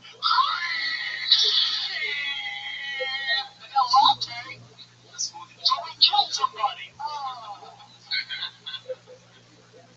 It's good. You know what I like? It's original. I didn't expect that. So, I mean, I hate when I know what jokes somebody's gonna do by what they look like walking up on stage. You went totally different. I thought it was really funny, and you got something to build with. I wrote it. I'm like, this is never going to last. Right. I wrote nothing. Try in front of normal people, not a bunch of sick fuck comics who think abortion's a perfect punch. It is a funny joke. But just, just use that as the roadmap for the veteran version. No, just look at how comics don't do. They don't look at their best joke. I tell every young comic, look at their best joke. And then apply the joke they're trying to write. Because people, when I was a young comic, we come with a joke, sometimes it's like, look. Oh, yeah. You got these jokes that work. You don't know why those don't work, why this one works. But you should examine the shit that works. It'll help you make the shit that doesn't work. Right. Within that little bit, you have 3 different premises. You have trying to date after marriage, which is a great thing, and I always tell women, guys learn when they're in a relationship because they got to keep the kung fu strong. Girls just got to dial up again, and they're getting dick slung out of everybody. In a relationship, Yeah. But then you have that.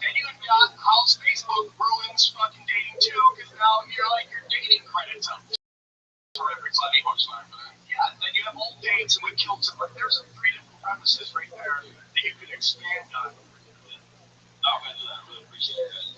That's Adam Condon, everybody. Welcome on, Adam. You live here now? The newest LA comedian, everybody. Adam Condon. You're fun to watch our soul die. Just got in today. The coffee shop and then this. That's exciting. Did you ever have a joke when you first started out that you can't believe that you ever did on stage? Embarrassed about it? Yeah. For sure. I used to have a joke. I used to have long hair down here. And I used to have a joke about. That's true? Yeah. That sounds like the beginning of a joke. No, that's a true story. I had hope. Yeah. And I had a joke about how I lived in Vegas and we would do stand-up at the Hard Rock Casino. And they just the Hard Rock Casino, which is ridiculous because everybody on the walls are drug addicts. And if all would be left would be Lyle London. I had this thing where I put my hair on my head, and that was just completely retarded. But it worked. And that's always weird when you have a joke that you don't know why it works. Right. But every time you say it, people explode when you're like, I have no clue why that works. Yeah, how about you? It's not embarrassing. I have tons of embarrassing things. But I don't know because they were embarrassing. I'm going to tell you the shit, man. She used to have really long hair back in the day. Used to have dreads. Full on dreads. Keep that Jamie. No, Kinky Twisted dreadlocks are two different things. Oh, I'm sorry. I thought I learned something. I'm gonna get some. But they're both just as dirty, right? No. Like, can you clean those better? Like Cleaning, just like you clean braids. What the fuck? Like, yeah, I don't know how you clean braids. Shampoo, okay? but Stretch it and wash it and blow it dry and boom. Ready to go. This Kinky Twisted, so stay twisty. But what about that root, though? that part, no. What about that watch? So, you get one of those Samsung Gear watches. Oh, yeah. Do you love it? Have you heard using that camera? Oh, just. They can use it for titty shots, but not post. Yeah. That's like that's this year, man. That's the big thing. At least one of those things that everybody is releasing watches. I felt like it's kind of almost like Google Glass, where they thought they'd be everywhere and only like creepy fonts have them. It's great if you work out. Work meters, meters. Well, the watch is nice. I'm talking to Google. I only know gangsters with those watches at this point. Yeah. Comedy gangster. I think the watch is bullshit. I mean, I got it because I got it for free. Might as well just be on your phone. Yeah. Unless you're like trying to get let me get a job on that. Make a phone call with that watch? Yeah. That's the only good thing about it. Like, it's better than a headset. Like, you can totally get like a conversation. Or back then, get excited by it. Yeah, I'm here right now. James Bond first. Yeah, Monica type. She need one. Shit. I would put that on Amazon wish list. You have one? Yeah. Those aren't just for adult film stars anymore? No, it's for cute comedians too. What's any guy have that, by the way? Any dude ever put up an Amazon wish list? No. Do you really have one? Yeah. Really? Yeah, it's a good video, though. Unbelievable. Why not? Free shit. People are always asking, like, hey, how can I help Death Squad? And I'm like, you can either donate, buy a shirt, or you want to donate something that's video. That's why I have a wish list. Yeah. What's on your wish list? I don't get to see it. Hit search Death Squad or my name. It's on Death Squad. So somebody has to go. He tweets it every other 5 minutes. Oh, yeah. I wish list is good because what's on it? What's on it? I got one of those Roomba. The Roomba? Yeah, the Roomba. I put that on there. I also got the board.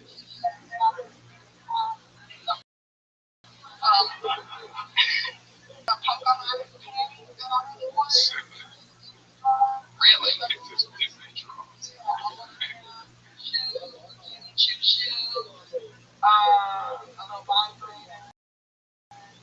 On the wish list? I'll get you that. Save it for this time because I don't know. No, you broke it.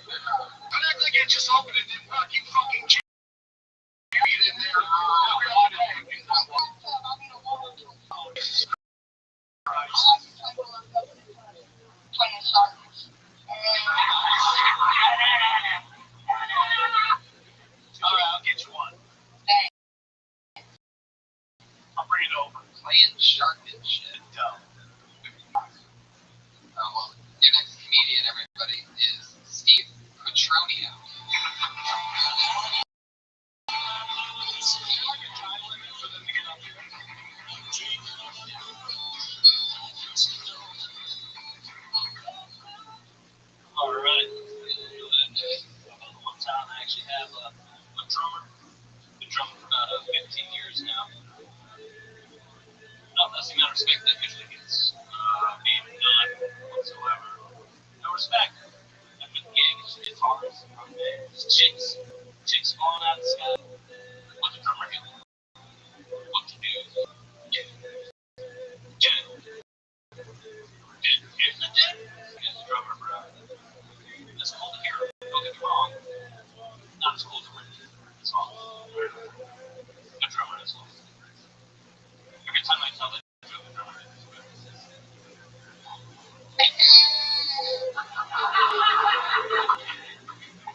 If I get twisted, my claim to fame as a drummer is I used to play the chord of Hunting. The third. Y'all didn't even know he existed. Formed the band Punk the Lights. Thanks, I'm Steve. Fuck yeah.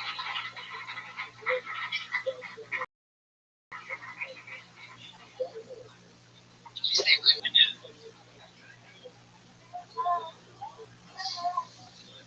Fuck yeah, that's what happens.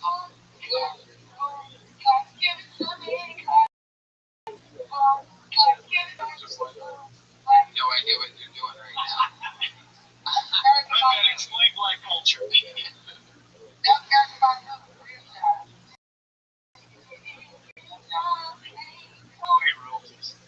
really play with George Clinton III? We were sent to a record together in Tallahassee. Unbelievable. It's just too hard to explain. Be like, we had a recording session and it didn't happen, and I'm finding. Oh, because then you have to hope everybody knows his dad. I mean, a lot of people do, but not everybody does. Like, if something got a little girl, she knows who you're talking about. Yeah. Do you know who he's talking about? Tell me who he is, real quick. George Clinton III. Who's You George know what Clinton? she's gonna get, so she's gonna say that Bill Clinton's cousin. She doesn't know. It's all right. That's very good. So you think somebody whispered it into her ear? George Clinton is a jazz. I said 20-year-old, right? Well, she said thank you. It's a compliment. Yeah, I definitely agree. How come she does everything you say? I say something, she gets lippy.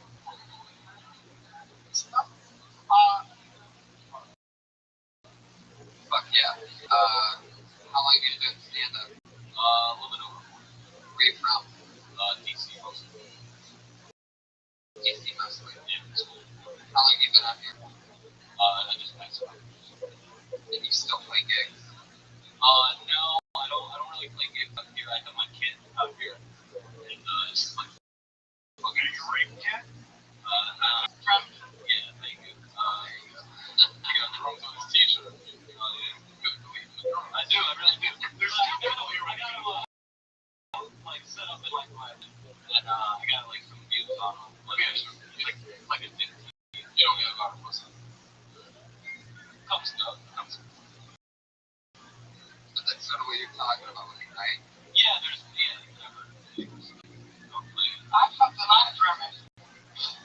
Really? I don't think anybody's surprised by that.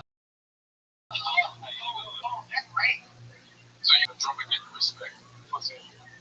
That's one way, yeah. See, I always heard that drummers did get pussy. Do you think maybe you're the drummer that did get pussy? I always heard drummers. I heard it goes lead singer, then drummer. Yeah, gets kind of going drummer. Yeah, I got the anomaly.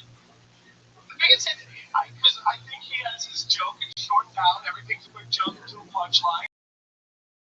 I think it's like, how do you get in that? Because I think when you said drummers don't get pussy, I was thinking, I always heard they got pussy.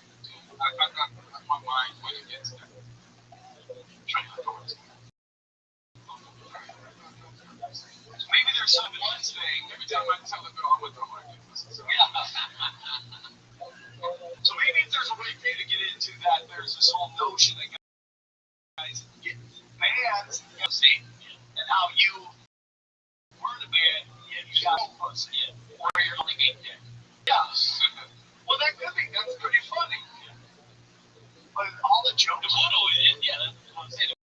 The would always be guys after shows. Like, man, we were fun there, like, how about like some ass from a chick? Like, that would be nice. Is there something about your drumming that makes you look like you might like me? Jerk off the drumsticks or I something. think that's a great line right there. Maybe it's something about my drumming. He just reads with I love dick or something. I think there's one of the codes I didn't know about. I always felt drummers got laid, so I think you're kind of going against the grain on that, and you kind of got to talk about it. I think your writing style is good. I didn't see you waste any time to get to a punchline, which seems to be the biggest thing when I do this. But I think it's fun. I just think that opening thing kind of grind the gears with the crowd a little bit. You definitely have a great body for drumming. You look like a drummer. Drummer's probably the most smelliest and sweatiest ever. Yeah, I mean, those lead singers with leather pants, that's gotta be nasty. You're at least fitting. Yeah, but like, you're fucking doing wrong by far. Right, far. Like, there's no real singer. Yeah. How come during drum solos, drummer never talks? Feeling, hey, ladies, I'm a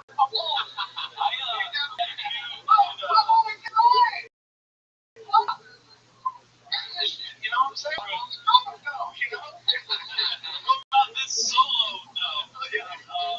It's just too much focus counting and really hard because I'm going way harder than usual if I start yelling, how about getting some pussy after this, though? Like, I'm going to fuck up the solo, and then desperately nobody's going to want to. What's more important, the solo or the fucking YOLO?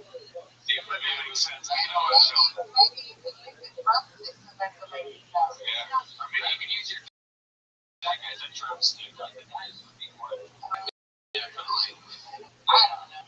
You said you didn't heavily while playing drums? No, like if I'm doing a solo and I'm like really into it, I can be able to start yelling and figure out.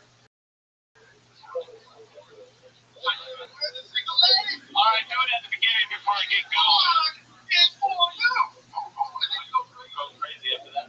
Yeah, that makes sense. This one's for the ladies. Another song. I keep talking, you're like, stop getting pussy.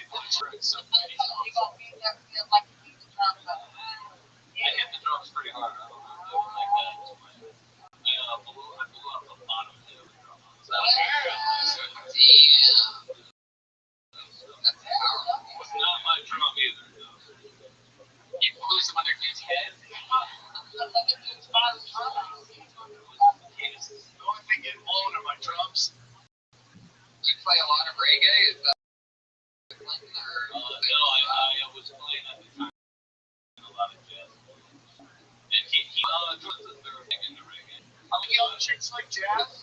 No girls go to jazz shows? No! Exactly. That's a problem. Yeah. That's right. But they didn't give a shit about me afterwards. The chicks that shows. What type of chicks came to the show? Yeah, the college. It was college.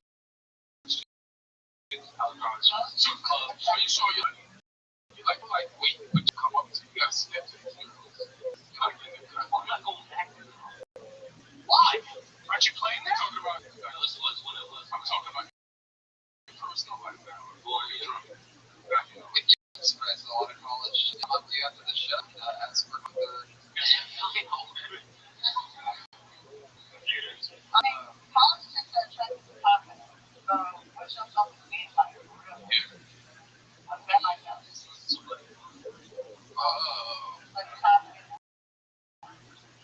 The microphone.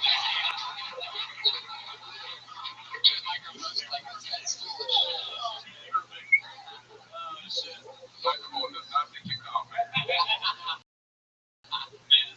Got it. Good stuff, man. Thank you so much. Radio, everybody. Yeah. That's why the joke is rough, because it's not. Sometimes when people don't necessarily real at the time, the crowd can sense it. I don't know. You ever see like a rich comic going, "Oh, I'm so broke"? You're like, "Motherfucker." Yeah. You're there for the real broke people, and it doesn't come off as real. It's true. Steve Petroni is on Twitter. Steve Petroni and Adam Conant is on it. I am Adam Conant.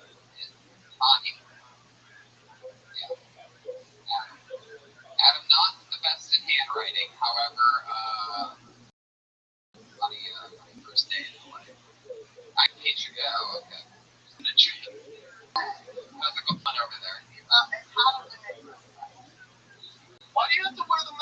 You don't have to wear the mask if you don't want the mask off. She is everybody.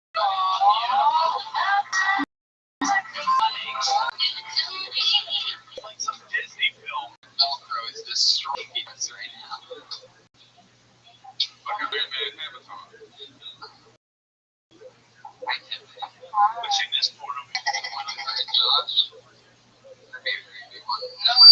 Anything that Josh does is great. I think they want to bang. I saw some chemistry in the two of I them. would love to watch Tiffany Haddish just dominate you. Just drink it and dim right off. How are you? I love that. Can I get a ringtone of that? I dominate that ass.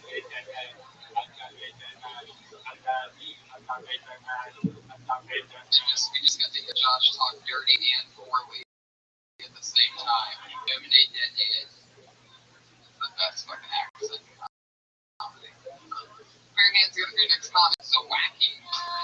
So wacky. Here he is.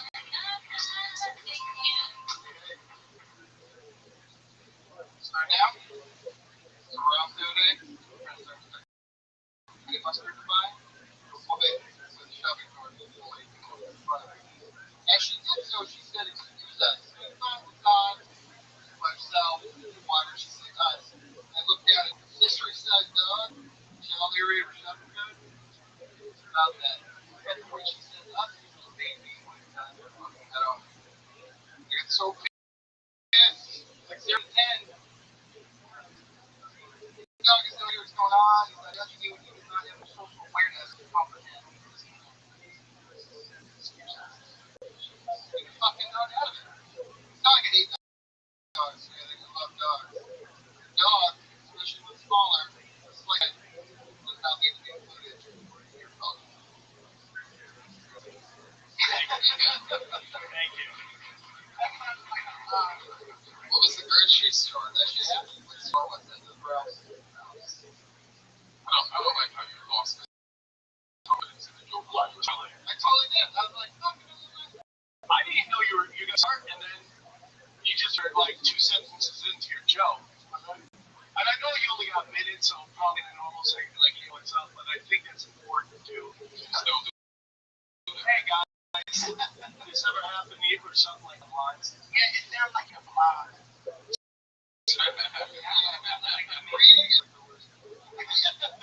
Just keep in mind that part though. I think the premise is funny. Yeah. The lady sucks. Yeah. She said, "Excuse us." And then what did you say? I was baffled. I was like, why did you say that? What exactly did you say? I did nothing. There was no actual words. She said, like, she was literally walked past me next to me going, and I was like, I saw the little dog. Kind of like, he was like, yeah, what up? He kind of like turned his head. And I was like, oh, and then it was just over, and I was like, yeah. That's what you should have been And then I saying. went back to Sometimes when you have a funny story, just the story by itself, it's a funny premise, but what actually happens as it plays out for real may not be as funny. So you have a funny premise, and you got to add some fake it a little bit, raise the stakes, which would have been funny. It's like, hey, excuse us, like us, it's like me and my dog, and then you go into this crazy dog lady, and then the dog doing what up, brother? That's funny shit.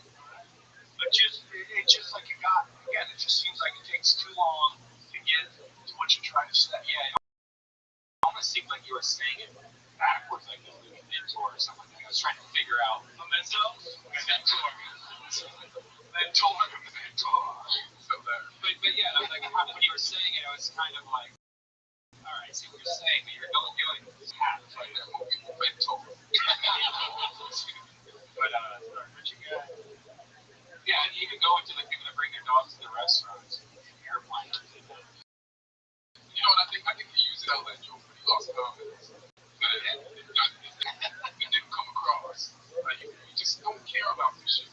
You don't care about this shit. That's that much that they didn't have in the first part. The second part, that part. When I was young and I used to go over to the improv, and all my friends were first starting to bubble up and starting to work from open micers to book shows, and they would go to the improv, and they would tell their first joke. If it didn't get laughed, you would just see it just crash and grab that plane and just float into the building. You know what I'm saying? Like, they did not. That's not it, man. If you don't get on the first one, you get on the next one. If you don't get on the next one, you get on the one after that. And sometimes they don't even know that was supposed to be a funny part of it. Just a funny setup. You're the only person that's Yeah. Labor haircut. I think they'll have done that. Yeah. Edwards and Tiffany Haddish and very brave. They deserve that. Used to be more appropriate than so that was like, suppose you're saying, oh, I was around doing something silly, literally trying to pick the honey mustard. And then this was, you were in front of the honey mustard when it was happening. I was trying to start with honey mustard. And then she was like, you gotta come take a stronger product. one thing is funny because we were going to honey mustard. Oh, like, yeah, talk about it. Oh, yeah, I gotta look at honey mustard. It's fun. It becomes hacky. And you hear 1,000 guys going, guys, you ever go to the store to get tampons? And then they don't know the price, and they're like, price check on jail. And you're like, oh, there goes my manhood. You know, it's just like, it's inside. I like more if you were really looking for honey mustard. Were you really? No, that was like a true. No, yeah. I'm just saying, yes, I use the honey mustard. I like putting on sandwiches. What's your favorite kind? What was going through your mind for picking one? Like, you know, the sweetest honey type of. Well, there's like the regular honey mustard, and then they have spicy, then they have like extra sweet honey mustard. It's like it's already sweet. Honey, so everything's honey mustard. There's a little up there. So, can't handle that honey mustard. I was like, I bought it, and that was the one I bought, and I just loved it. And then you talk about how you're just on this fucking vision quest for honey mustard. This crazy bitch bumps into you. I was like, excuse us, it's just her. Now you're going into that. Definitely everything you just said, honey mustard, I think there's something there. And you go with the Jack Daniels one, like, and you find out that it doesn't get you drunk or something. They had to feel like celebrity shit their own honey mustard. You know, right? You know, it must have celebrities out there. Yeah, Ray, Don Clowney Hunter, Caesar. The dog whisperer. Weird people like us. You know what they should do? Remember Crystal Clear Pepsi? Yeah. They should make clear mustard. So that just looks like kids. Yeah. Just sandwich. Yum, yum. No, I swear it's honey mustard. It'd be great if you look at your cheeseburger and you have a bunch of honey mustard on your cheeseburger with all forms. It's weird. It would be bigger. It looked like hand sanitizer. It would be like glitching your cheeseburger. Yeah. Somebody's gonna die on that. Yeah, that's why they stopped doing Crystal Pepsi. Yeah, that was weird. It looks like water. She was around for like 2 hours. Yeah, it's the best fun. Did you see that guy on the internet that drank a bottle from like 1990 or whatever? Yeah, he was like throwing up everywhere.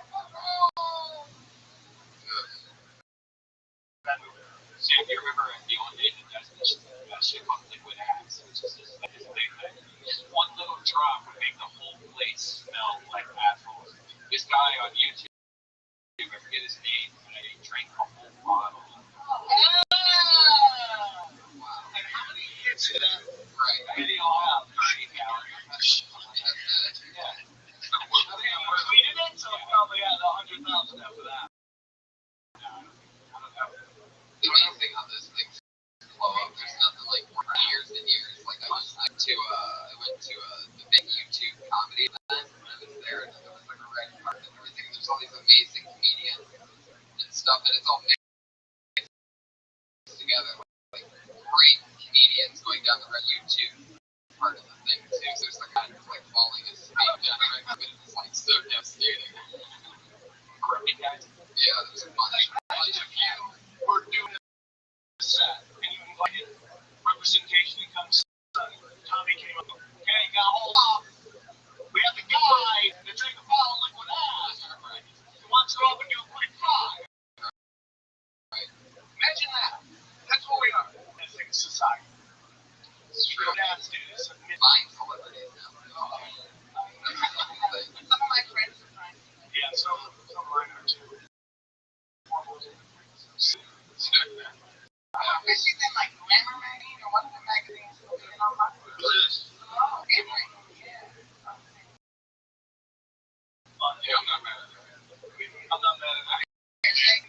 amazing. So would you spin your mom's face and be on the cover of Vogue? You were thinking about that one. Everything in my body is sensitive. I don't be like, oh, this is a bubble. Yeah. What about LA Weekly? Would you do it for LA Weekly? I love Blacktail magazine.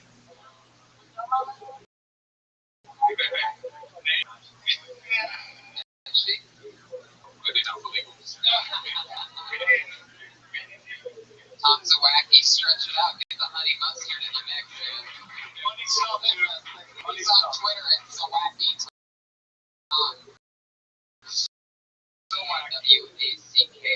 That's your real last name. Fuck yeah, enough honey mustard jokes out there. Not enough. You can be the honey mustard guy.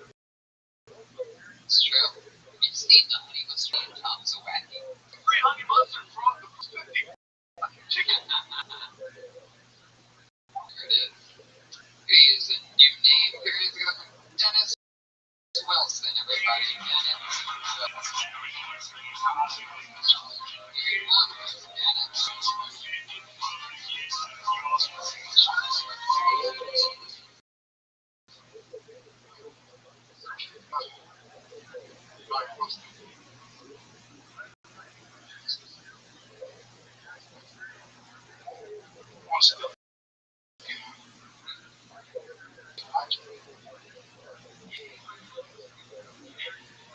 I almost have one.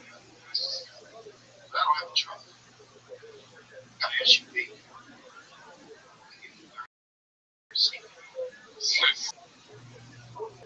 I'm South in Los Angeles, so a lot of my friends get killed every day. It's not my bucket list. So a lot of people, they do stuff on their bucket list. I want to stop a cop. You say, aren't you worried about getting shot? Like, no, I'm not doing this. Somewhere like Dennis. Right in the middle of these brands. You worry about Dennis Wilson. Dennis, fuck yeah. Funny stuff, dude. My first advice, if I could, I don't want to jump on your buddy. Next time you're naked, call, just walk, dude. You were out of breath for the first 30 seconds. Fuck, hour walking out there. Take a breath. You deserve it. You're funny, man. Hey, you're from South Central? Fucking like, How you been doing this? I like the way you came to say you see. I know you say it sounds very, but you just seem like kind of nonchalant. I said, well, this guy keeps nonchalant. I said, it's all about the same. And you didn't, you know, and you just said, all right, I like it, man. It's funny shit. Good jokes. original. I heard it. You do that stuff. No,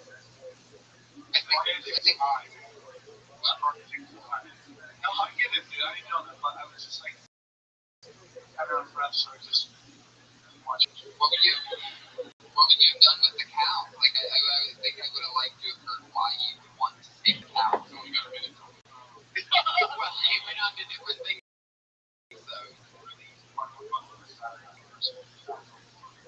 Yeah, that's fine.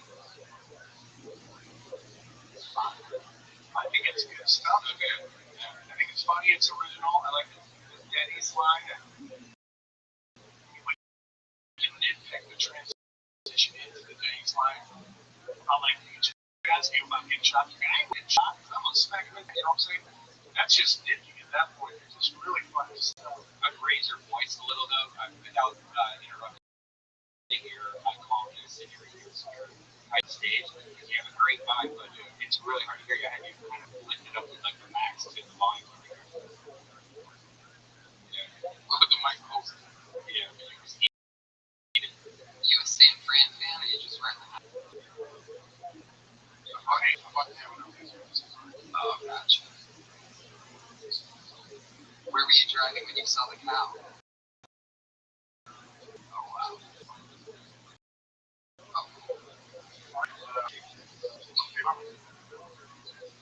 Well, thank you so much. Me and Red Band are so happy that. Really funny stuff. There he goes, Dennis Wilson, killing it. In and out. Doesn't have a Twitter, so find him on Facebook. Twitter, yo. He's my first uncle on my granddaddy's side. Really? I believe you. Is that true? Yeah. Oh, shit. He's your first uncle on your granddad's side. Yeah. So he's like Tiffany, where are you from again? South Central Los Angeles. Wow. And he went to West. Have you ever seen Dennis before? Yeah. There you go. At the weave spot? Oh. That's where you see your uncle at? That's what people say they are. Just even money, dude. Just can't go wrong. All that for good. I love it. Okay. Let's keep bumping it along. Exactly. You be the man with the wig on. I know. I'm trying so hard. I'm trying to pull it somehow. I have no idea what the name is, but hopefully this is it. By the looks of things, it could be by this name. Ladies and gentlemen, we're going for Chad Strong.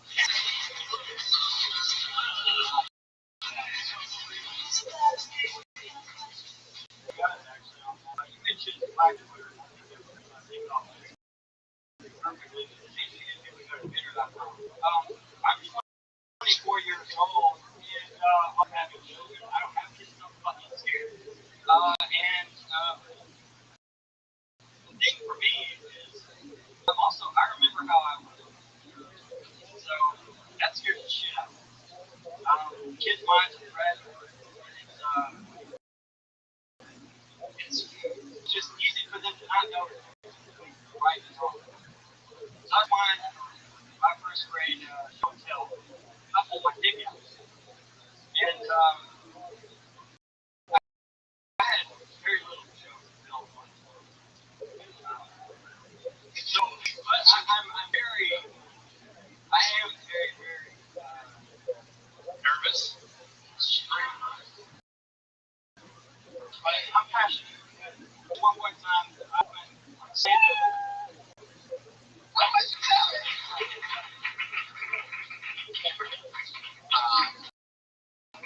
I'm standing up like you're asking. Yeah. Your girlfriend back there? You can't look her in the eye. Your chick? So this wasn't your chick. Did he hit on you like that? Was he like, oh, shucks, lady? Hope to see you sometime. This is my first time on stage. Oh, wow, there it is. We did it again.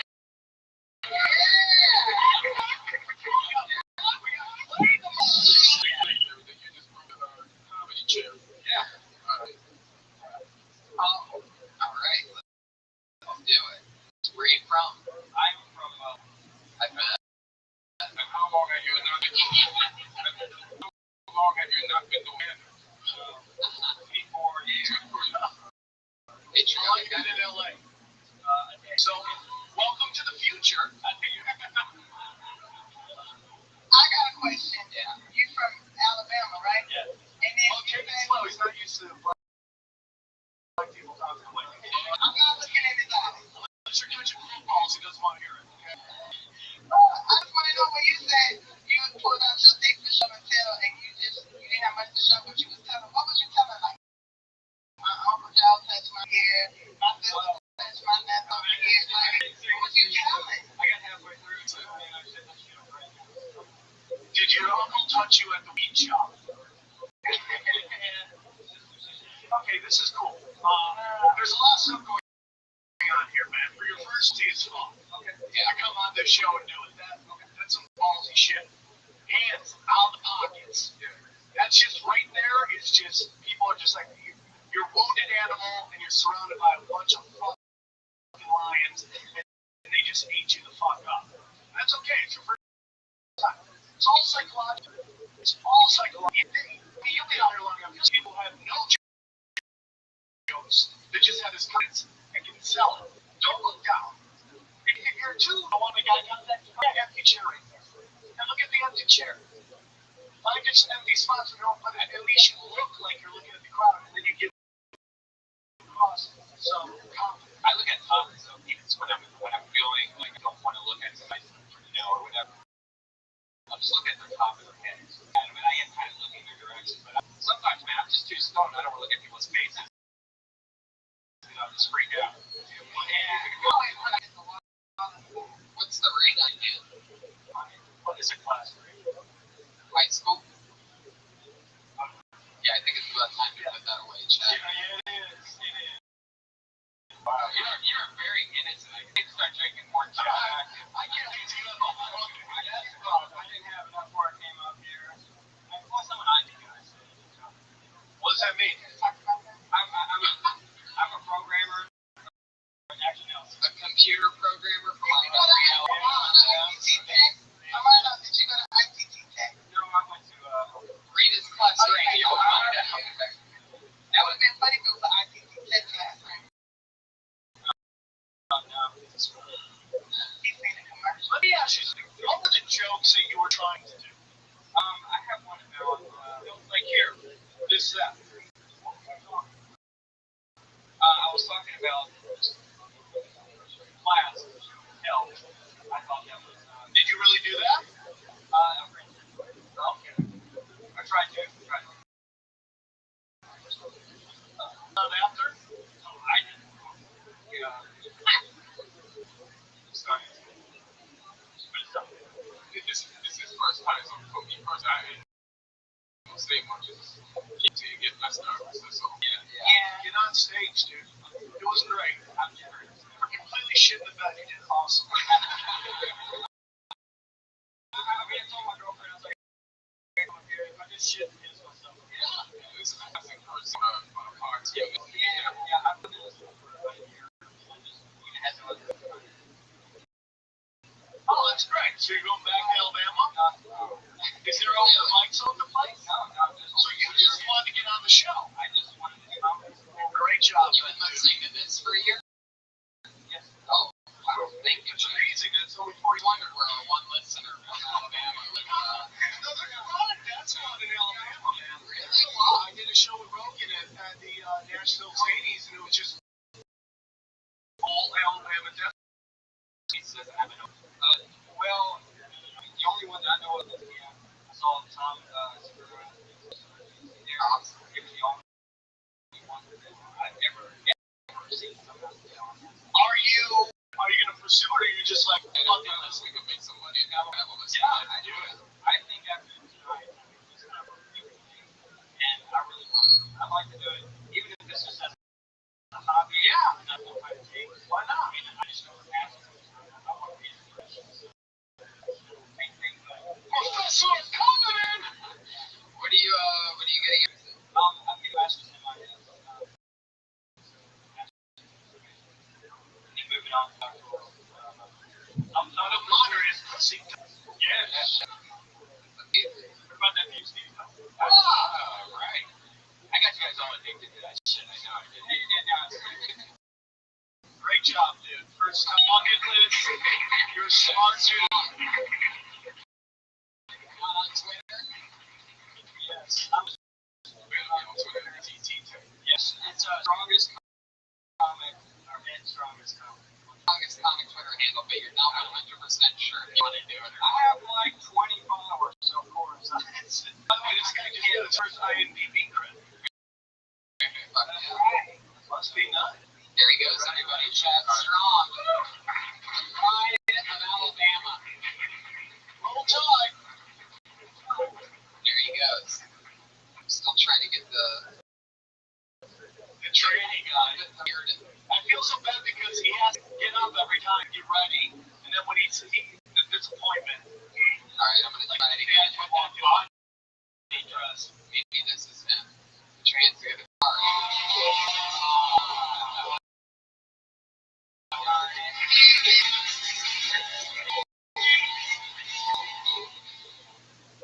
Somebody tried to steal my identity. I wish if people like stole your identity, like identity theft, they could just steal the good stuff, like your name, your social security information, stole some of these identities, like you actually had to steal, like you had to become them. Like that's a deterrent. Would you take that $30,000 line of credit if you had to become me? Take that shit? Yeah. My guy might have good credit, but I'm also a sexual deviant. Don't join that entertainment system you got on the credit card that you opened up on my name, but you're gonna be watching it on that TV. I don't have time to go into it more. So let's do that. There you go. That was great. I was really worried about that joke because you've all heard that joke of somebody stealing the credit. Let them have it. Yeah, exactly. I was so worried, but then you took it to a really cool level. I was more worried for something else. I just paused it. Pause or I think even though I already know what I'm going to say. So I was like, what's your touchdown? I think 100%. Say what? I heard what? You're 100%? Yeah. Wow. I know Elvis. I know Elvis, Persian Elvis, Maserati. Oh yeah? Yeah, drop the names. Prince of the Iron Sheik, no big deal. Yeah, that is a big deal. Yeah, one thing I just, again, when you come up here, when you rush into it, it already starts off like, okay, this guy seems already nervous. For a minute, like, hey, what's up, everybody? Go into it.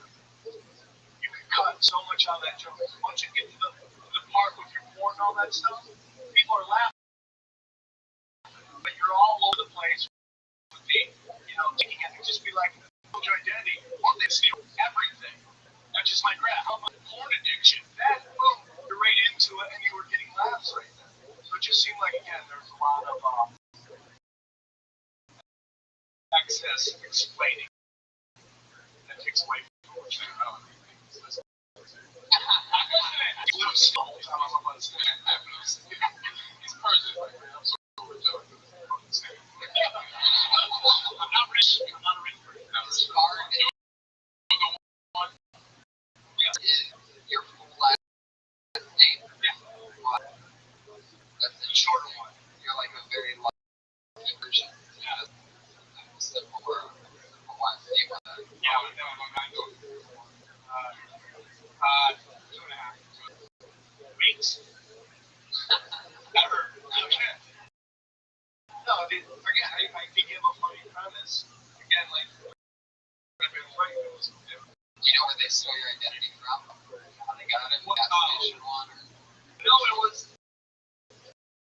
I don't know what happened. It's one of those ones where they left like my home phone answering machine in there. Like this scare me into calling me.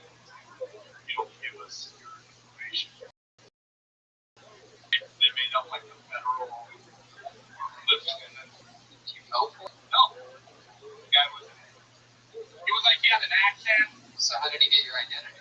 I think he tried to steal my identity. Oh, they didn't actually get it. I had that shit got that clear.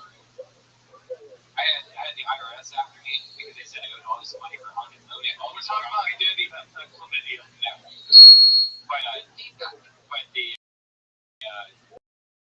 guy, the last guy that did it, I guess was this guy from Africa. He worked as a judge. And so I quit the job, and I'm like, is Brian Reichel there? Because actually, he hasn't been showing up lately. I don't know where he is. But, well, I'm Brian Reichel. Who is this guy? He goes, well, I thought you're not black dude named Brian Reichel from Africa. He said, yeah, he barely speaks English, so he just works on the golf course. So Red Man is not your last name? Yeah. I think the joke about being is really funny. Do you ever talk about that? No. She just want to be some detailed ladies. He wants to be the Persian sign. It was like, what? What's all this? He was like a Persian Superman. Thank you. What's up with buying all the buildings? You prefer? Not really. I'm not from LA. Okay, you guys are in LA. There's LA version.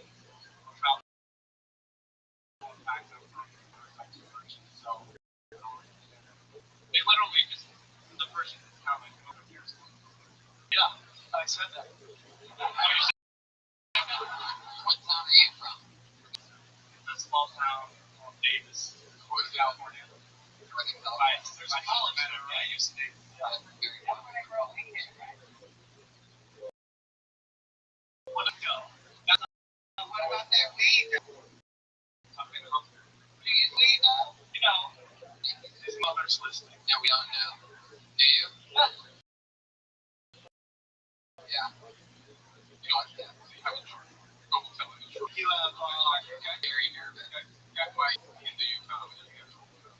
You gotta find the truth that you are comfortable talking about. Like, because see, you've got truth on stage. Just brings some people, the masters, the ones are, there's a lot of honesty going on stage, and usually really adamant about not revealing any real truth about yourself. It's the Persian blood.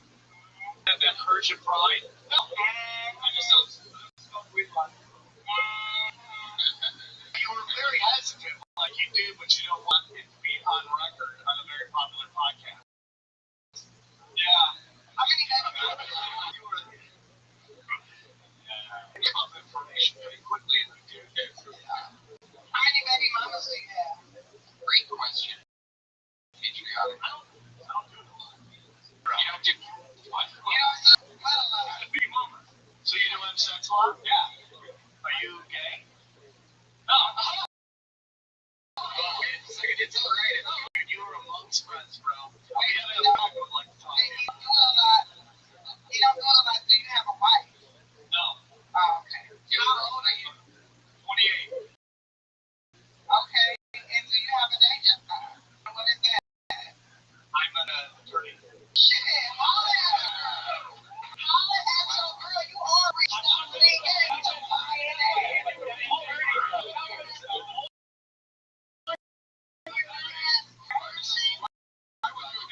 Hold on. There's a difference. You got from law school, and I don't know you that. What compared to the Obu, to Garagos? Okay, you're not rich compared to Garagos. But I'm sure you're bringing in a little What cash. kind of attorney are you? Yeah, I'm a criminal. I got plenty of clients for you. Plenty of people need it. You can make some money with this dope dealer stuff. I think you need to start getting a little more honest and open up. He's an attorney. That's It took me a long time. Maybe he's gonna sue us all. So we're gonna just like treat him fairly. It took me a while to be there. I used to do observational material, but I really feel like once you start more honest on stage, they're a combination of what you're doing. And that's just my opinion. I think you need to take a chance and reveal some stuff about yourself instead of just. I think you're always being cross-examined. Yeah. You scratch your neck all the time. Will you scratch your neck all the time? Like when you doing your I do scratch my leg a lot. Yeah. I'm serious. Wall Street in this motherfucker. That's okay to do. But that coke though. I like him though.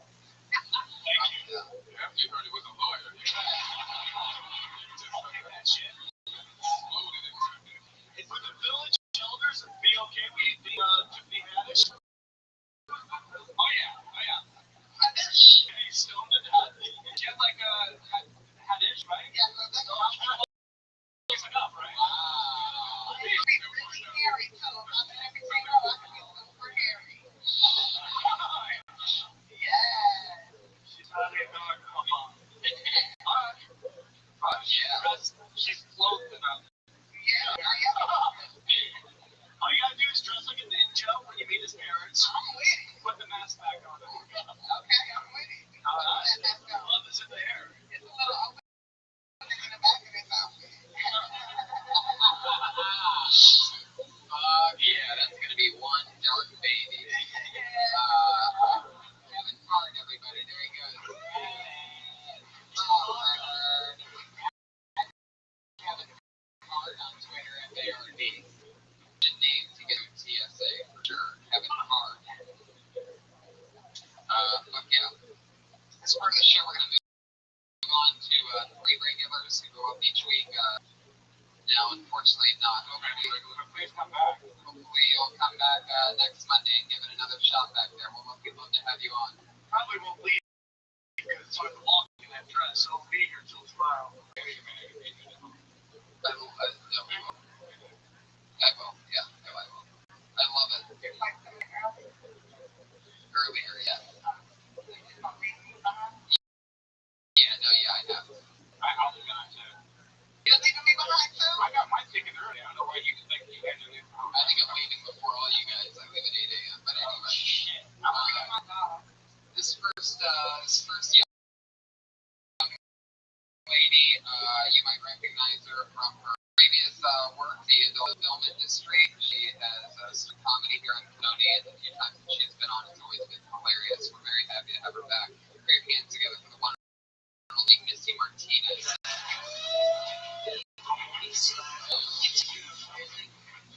So getting old sucks, and I'm noticing it more and more. Little things like it takes me a lot longer to get out of steady.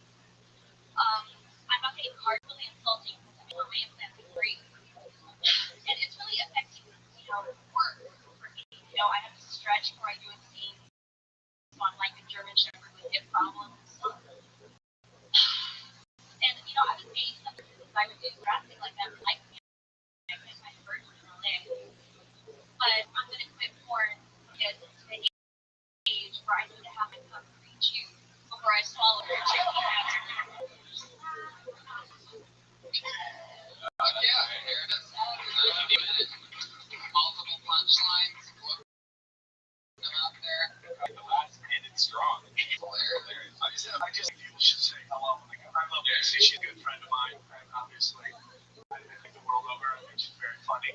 Again, just come up on stage. Hey, everybody, then go into. That's just. Sometimes I can come off on stage, and it happens from the stage. That last joke, you could even go and be creep about you and your comment. So you could even describe it or compare it to a bird or Yeah. You talk louder still every week. Yeah, you're really quiet. It's awesome. I try. Coming from your uterus. From your uterus, girl. You gotta make that motherfucker vibrate from the inside. Literally.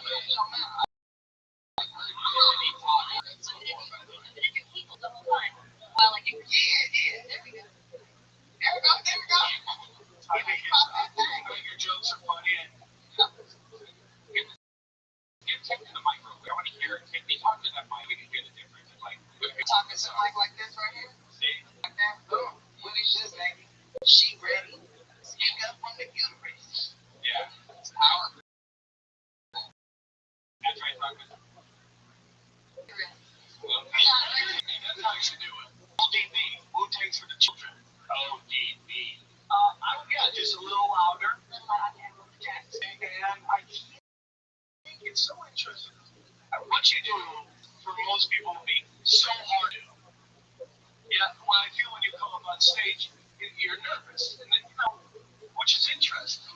But I think that, again, you gotta fake the courage when you're on stage. I can fake some. Exactly. So you can be like, take it. There were times when my jokes would carry my confidence.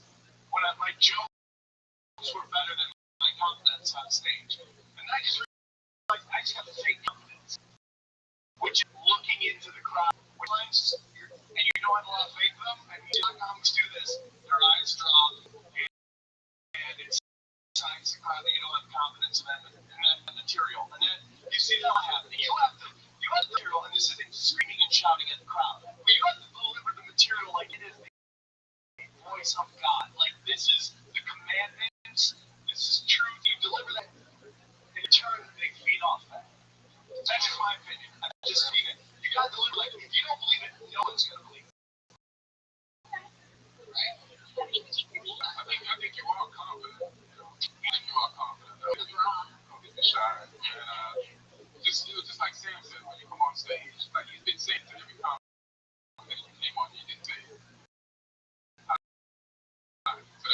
hilarious to me. She was kind of like the fun. This is only what my 8th time here, and I've only done it on German Shepherd with what? hip dysplasia. Hip problem. I love that she's talking about you look like you're 24. Like that's all that in your profession. You're gonna say my profession getting old. Yeah, that's a great one. You're not that old at all, but you might be old for porn. That's what I'm nervous for I'm 27, which is like 80 and 40. Right. There you go. Boom. And everything else makes sense. There you go. Which one are you playing the German Shepherd? Here we go. There we go. Martinez always. She's on Twitter at Mrs. Martinez. Your next comedian dropped out of college from the University of Iowa. She started comedy right here on Tony, and she's been writing a new minute every week since. And ladies and gentlemen, put your hands together for Kimberly Hong.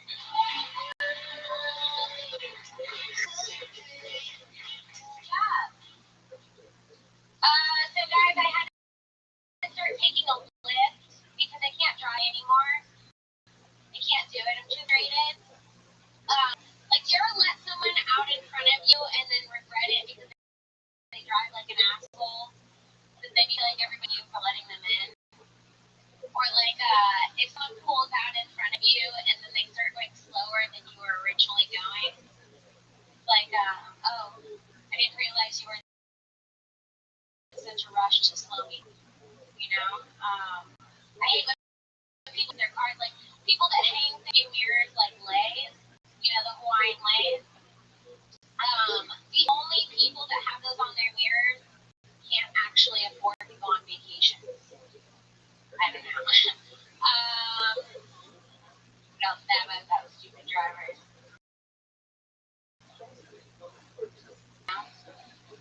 I get bitter when I let a night in front of me. It's like I have a 99 Camry with no hubcap, and I feel like you just bumped me twice in life. There you go. Is your car older than you are? I like how the special guest told you, well, chicks, nice move.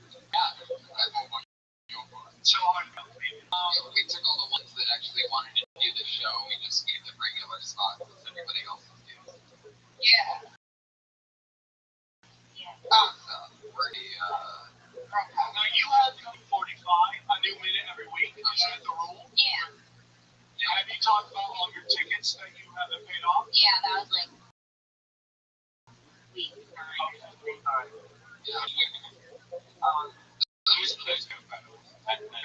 those you know is killing you. Or really dragging you down. It's a crutch, and people will pick up on it immediately. They'll know you're telling the end of this joke and moving on to another thing, and you don't really want any people to know that, you know, I think it's like we were just talking about that.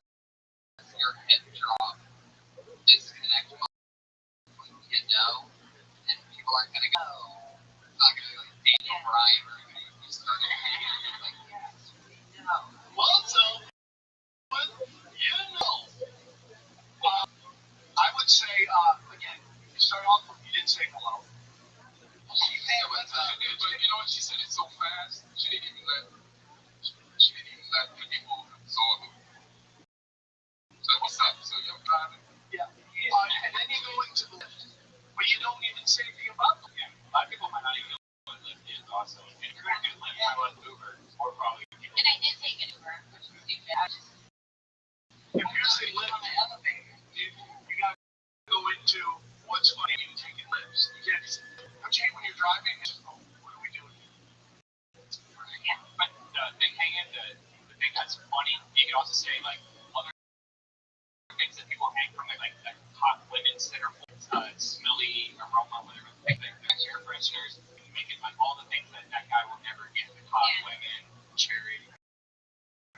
Yeah, I got Popeye's chicken air freshener. What? Yeah. Is that true? Yeah, you can see it in my car. Popeye chicken air freshener. Does it smell like chicken or what? It smells delicious. Can you get original or crispy? I got it spicy. Yeah. When I went to Turkey, they had it. And Popeye's in Turkey. I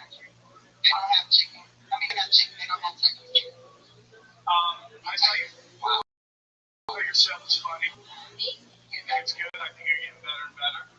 Every time I see it. It's fun. Good job. There you go. Really calm. So one question. Yeah. Do you like black guys? No. Like one of my, just talk to me for that. But I don't know what to tell you to say if you're going to talk to me for a second. Like, I want to see how you have a conversation with somebody, like how your body is.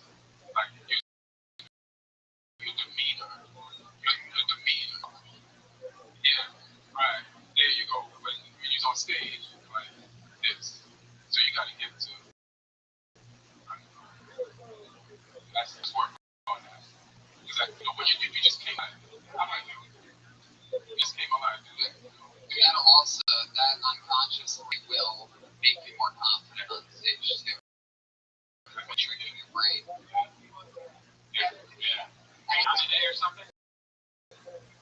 Not today. Well, I mean, your super concert was just a very. She's obviously. No. I got today. No, I'm good. No. No blood. I just felt like that joke, I had a lot of stuff at the end that I didn't get to. And I'm just like, I didn't get to a lot of stuff I wanted to say. Good job though. That's a bunch of new minutes that you've obtained. You talked about some people when you're driving, and like the first thing you brought up, you didn't even go into that much, meaning like right before you let people in and they cut you off. You said something right before that, and you just brought it up, but you didn't give any example. And then the next couple, you did give an example, so you should have done those examples. Okay. Thank you. There she goes, Kimberly Condon. Your final regular.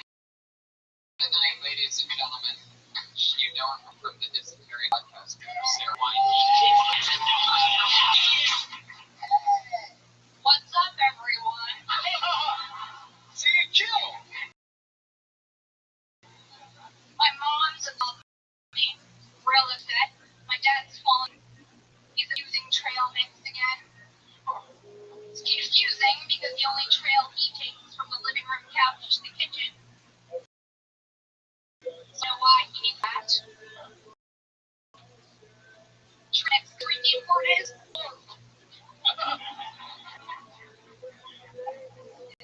GORM stands for good old raisins and peanuts. That's a GORM. Weird, right?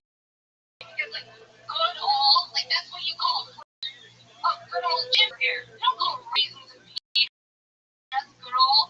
At least I don't. And what about, those trail mixes where they decide to throw in M&Ms? I respect those. I think most people do. But I don't understand. Okay. Were you close to something there at the end? You don't understand what? Why they decided to put raisins and peanuts together to give people energy, because I've never gotten energy from just raisins and peanuts alone. So why would I feel more energetic from the hybrid of them together? Okay, glad you got cut off. Yeah. Okay. A trail mix ain't funny, but you must say maybe rewrite it to like he gives us food. Trail mix can be called any food that he gets when he goes to the kitchen. I just found it interesting that you said that you're in the kitchen, but yet you're probably going to go to the kitchen and get food. So maybe make it so like any food is called trail mix. I don't know. There's something weird there that when you said it. Okay. There's something there. Okay. Yeah, his trail mixes, bologna sandwiches, Right. I don't know, Yeah. I don't know. Like corned beef or something. Strong and rye. Yeah, that's his trail mix. Yeah. But it sounds healthy because GORM's a real thing, huh? Yeah, corpse is That was your biggest laugh. okay. And you said, and the street is, which is laugh. And you wanted to explain, breaking down what the word was, which kind of, you lost people for a little bit. Okay. You went into, imagine trying to find corn on the streets. I'm slinging some whatever. Talk to the Ash's uncle about how to do that. Just like, you just talk about, that's a humor name, like it's rock or crack or something like that. I was thinking like it should be a verb, like trying to get corked. Right. Corking. Might be a word. I don't know. That might be funny, but you have to find a different way to do that. Just don't over-explain it. Just break it down for what it seems. Quicker instead of like.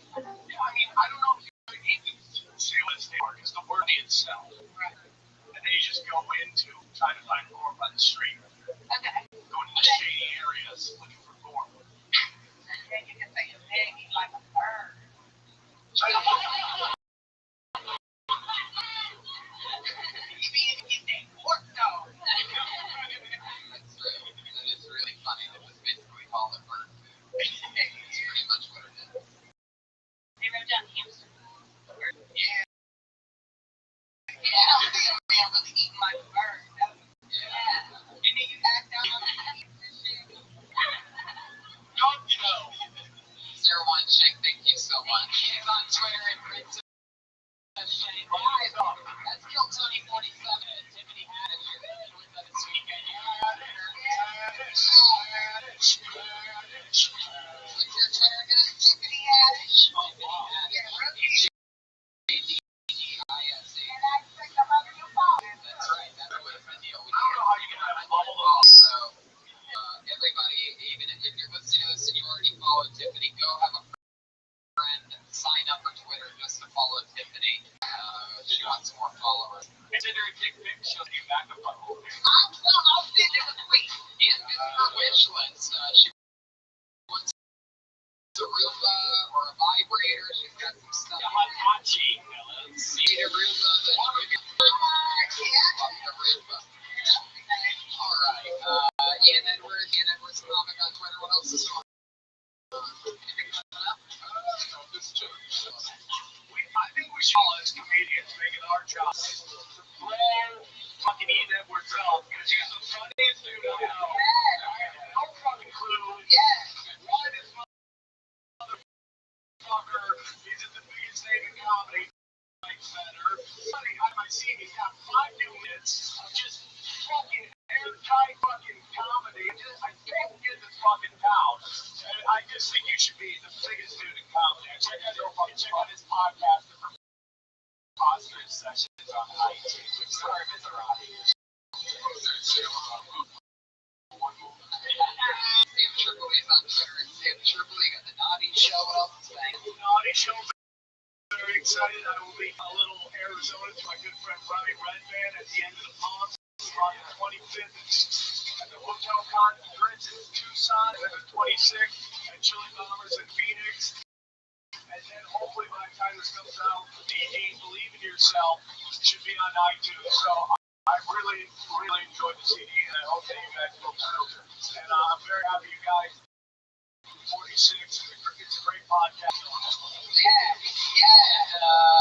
Portland, Seattle, Vancouver, but I'm going to be in Brea Improv on the 25th and the 26th opening for fall. Very great. See you there. See you guys. Bye. Thanks a lot, audience. Thank you.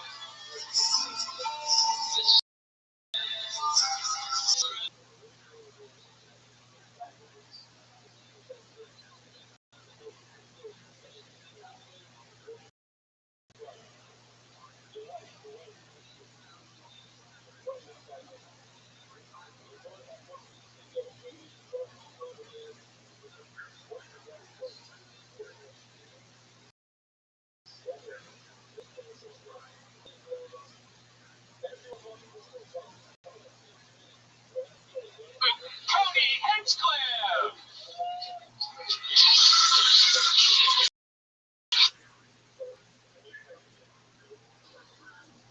Guys, this is a brand new Tony Hinchcliffe, everyone. A lot of you might have expected a brand new episode of Kill Tony. No, it's a brand new me. I just went through a complete DNA cleanse. Research whole new me. I'm eating meat again. I'm sucking hits. It's like a whole. Dude, I was so worried about you when you went to that vegan thing, started to dig something and not eating meat thing. That was so weird to be your friend, all your friends. Yeah, I'm healthy again. I'm feeling much better now that I have cheese and meat running through my veins. I just feel totally refreshed. I'm really excited. Like one could say, I've had my batteries recharged. You know what I mean? It wasn't even meant to be there, and I went with it. I improvised that right then, guys. That is fucking comedy. Am I right, Balcony? Balcony's alive. First floor, obviously, our ticket broker had the week off, I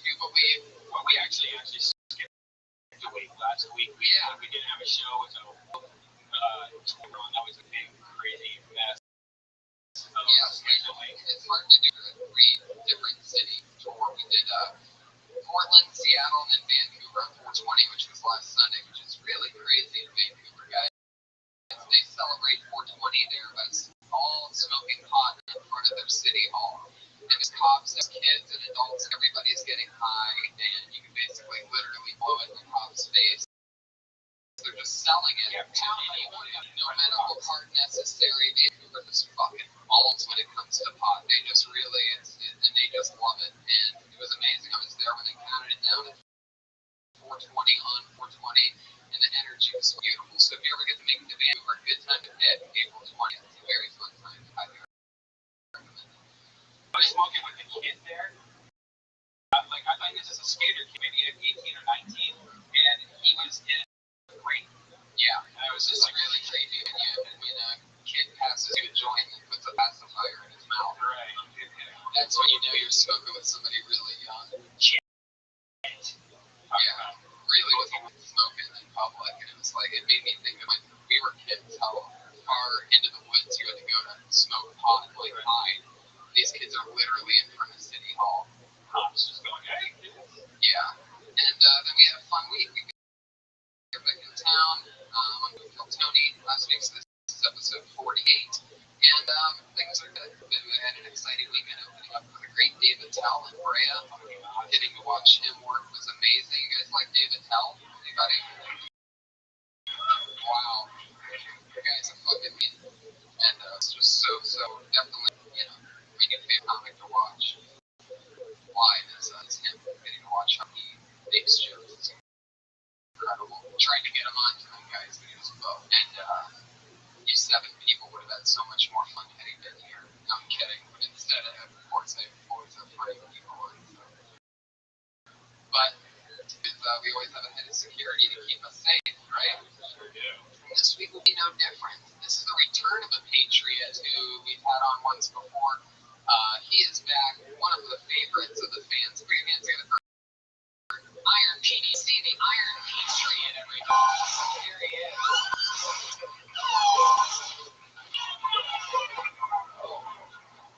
It's tough to get around. One of our...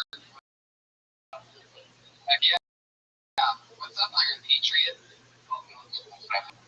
Yeah.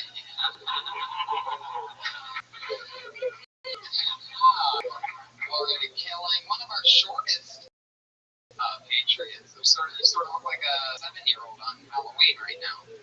Yeah. Yeah, it's true. Fuck yeah, Patriot. Oh. Alright. Fuck yeah, so what's going on?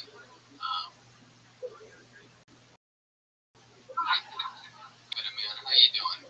All pretty good. Oh, wow. Car toad.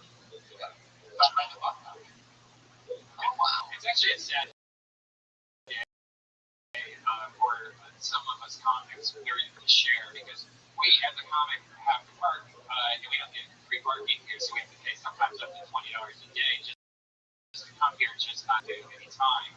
So we actually hang out here all the time. And so there was one spot that we all kind of shared, but not, like whoever got there first got it. It's a secret spot right next to the pink dot. Yeah. They just caught on after years of use. Say that three times really fast, Patriot. Pink dot secret spot. Pink dot secret spot. Pink dot secret spot. Pink dot secret spot. Very good. This is one of our most powerful Patriot we've ever had. The shame other Patriots weren't so talented along the way. It's a real shame. And the best thing about you is we know you'll never stop. Right? You'll never just abandon Jeff. Yeah. Very loyal member of the Kill team, the Iron Patriot. He's PEC. You'll never try to fuck my shit. Definitely not. You probably don't slam car doors as hard as you possibly can either.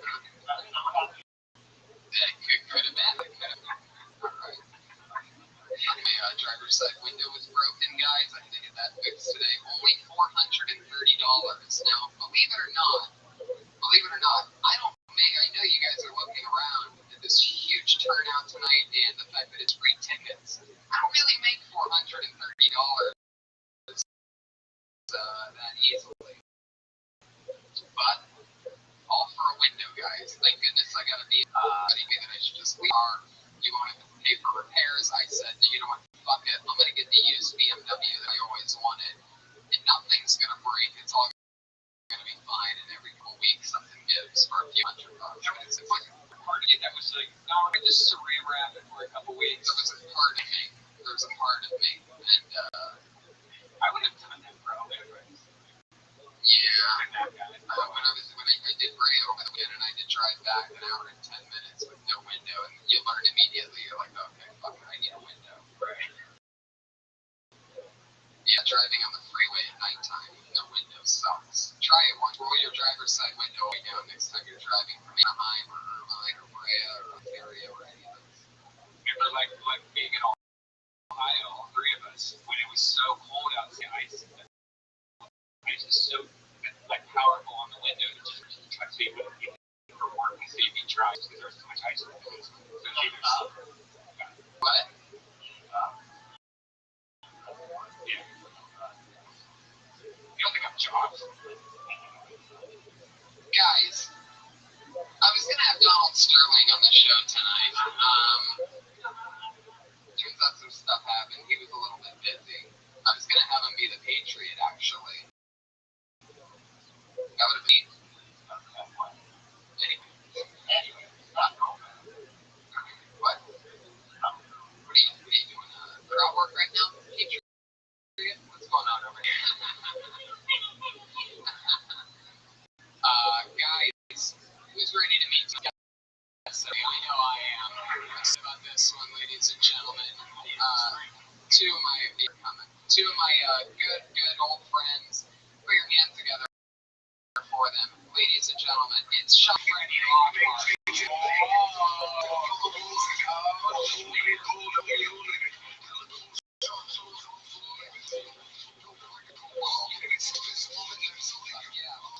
Sean, welcome. Been trying to get you on for a long time. Freddie, this is your second time on the show, correct? Welcome back. This was second.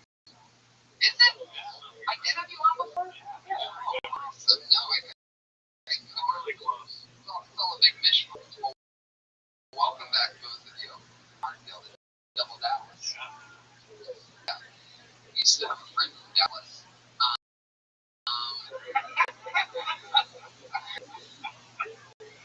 Some of them just can't trust this Texas Rebels.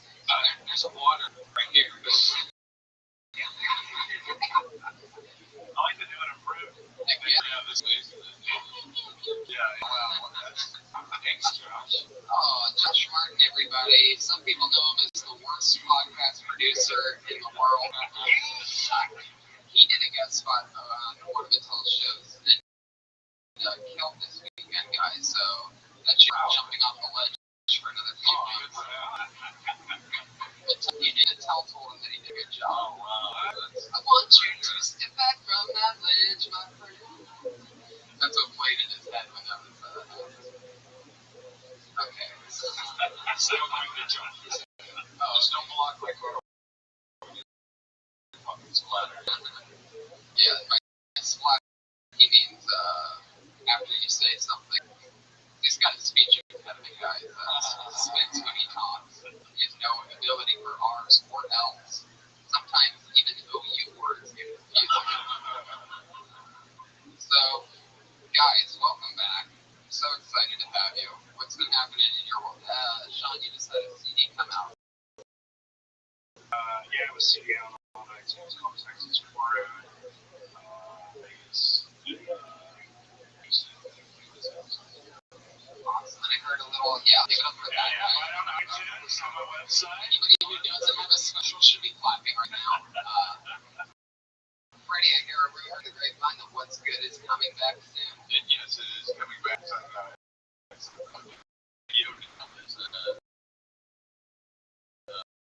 Move around down the video and ask, hey, what did you do? No, this is Bob on that is name escapes me, from Nova Scotia as a kid. Oh, hey, my little, my son out there, that reporter kid. Yeah, that reporter. He's like 16, comes on in. He's going to be the coolest kid ever. Totally.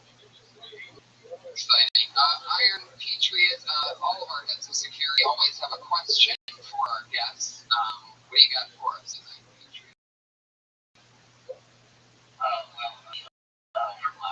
What's that like? Question. He's my first friend, Donald Sterling. You know, I'm half, so I'm kind of like, I know, I tell you what it's like to be black Arab Asian because I've been accused of all. So it's and even white too. So it's like, it's cool, I guess. It's cool. Yeah. You've really improved since the last time I've been here. I like to know you look more aerodynamic. And the shoes are much more comfortable too. I like that. Yeah. Hey, so you look a little more stoned than last time. Last time you looked so stoned. You look a little more stoned. Yeah, I like it. Try to sit down, Pete. You can also sit down on like Yeah. Look at that. Look at him looking at that. Wow, I can even cross his leg. Man, Wow. Patriots before it goes. Yeah, man. You went back for nothing. Damn, you tried to laugh. Oh, shit. No, settle down up there, you crazy motherfucker. Do you have a question for Sean?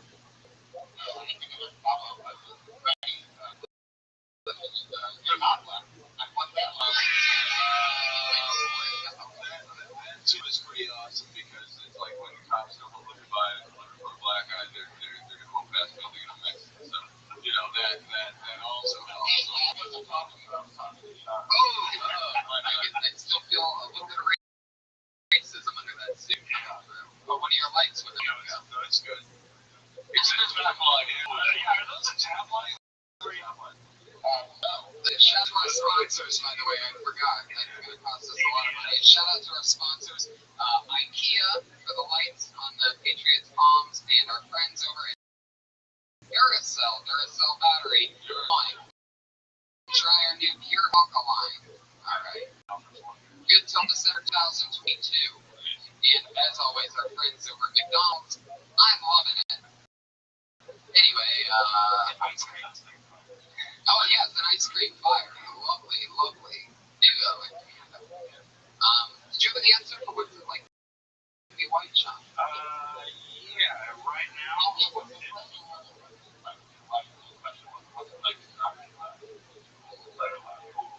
say tomato, I say, what's it like to be white? Yeah. It was good for a couple years. It's not so good now. But they come. I just think, being white is just a feeling. Yeah. Just a feeling. It is just a feeling. Yeah. You're like, sometimes you're white, sometimes you feel black. If this panel proves one thing, that it's not about the girth of your beard. And, I'm so jealous of you guys. What I would give to be able to have one of those things. Well, we were just fucking testosterone. Yeah, but we were just talking about that outside. You just gotta let it go. Yeah, that's what it is. The only thing that stops is, how you do it, man. Yeah, I don't think you guys understand what's going on. So you just started eating meat here in a couple of days. You haven't had to see your phone in for 2 weeks. So No, that's not what you're being a vegetarian. No, I still am. I was making a joke. They said it's a brand new Tony Hinch one. I've been a vegan. Well, I eat fish, but I don't eat dairy or meat. And I'm a fucking winner. So it must be proven that it works. Great show tonight, guys. Over 25 comedians signed up for the opportunity to do a minute, then talk with us afterwards. Maybe we had something on your joke. Maybe we just meet you. Maybe we have a team signing tonight. Yeah, ladies and gentlemen, I just switched that myself. Put your hands together for Dean Gilbert, everyone. General manager of the Comedy Store. He was my boss for years, guys. At first, we didn't like each other very much. Father and son, brother and brother. Dean Gilbert's a great guy. And Lainey and Jerry have always been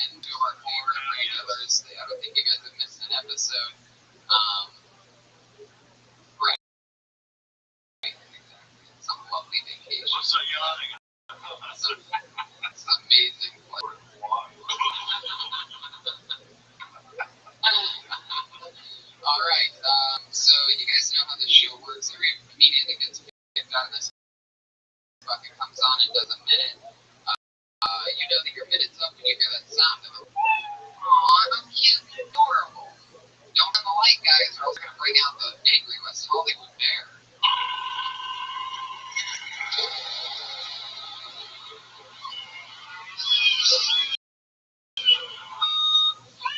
So, it's a little bit crazier each week.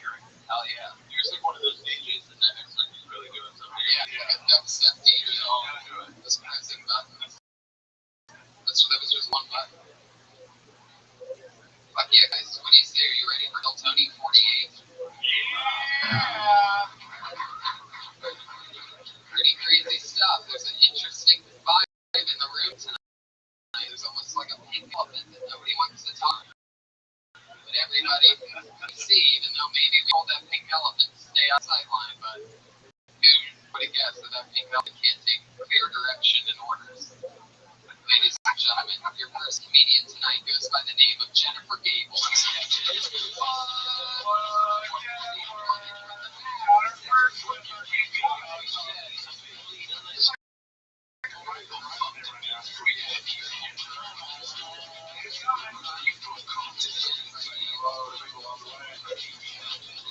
Hi, Jennifer.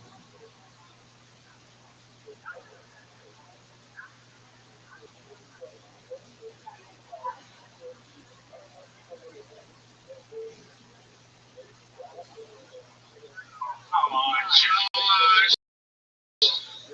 Everybody do, John. Now, put your hands together for Jennifer Gable, everyone.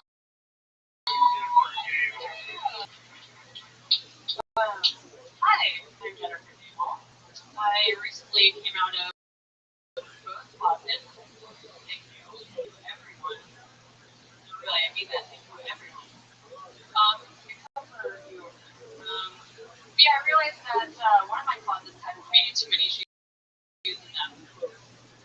Bisexual on a Jew, which we just. Yeah, I'm confused about a lot of things. Like how guys should ask me out here. You know, like, this guy asked me out for cottage the other day. I was like, I think I'm yeast infection, so you're in luck. Yeah, then this guy texted me the other day. He was like, "Call?" Question. I'm like, that's not a booty call. It's a wake-up call. Okay, that's what that is. Yeah, I don't know. You know, people can't drive here now.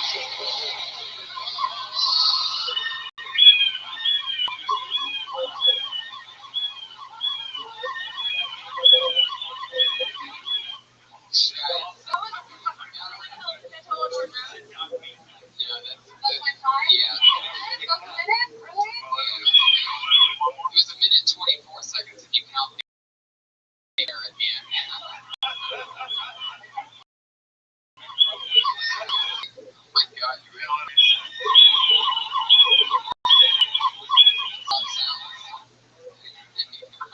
It's a big one and it's a stop sound. Use only in case of emergency.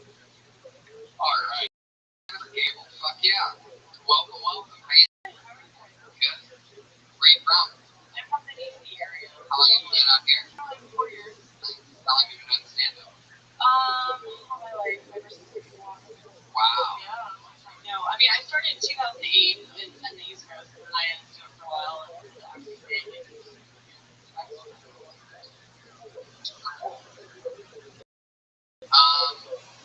So the both closets thing, like I was a little confused on that. Does that mean that you came out of a closet and you were inside a closet? You don't know what that means? Well, no.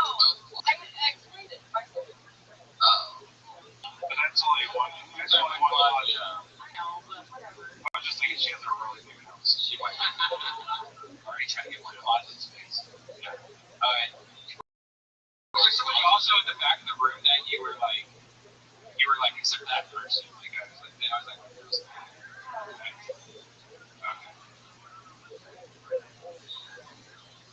I find a lot of people do that. They'll go, yeah, I'm from Cleveland. Thank you. Well, no, one's going to respond to someone's completely, or whatever. You know, it's like waiting on that response. Yeah. Do you hook up with more guys or girls? More guys. What's your favorite? That might change. What's your favorite thing of the option? What do you like? I'm just horny. That's really what it is. Is there a certain time? Show's over.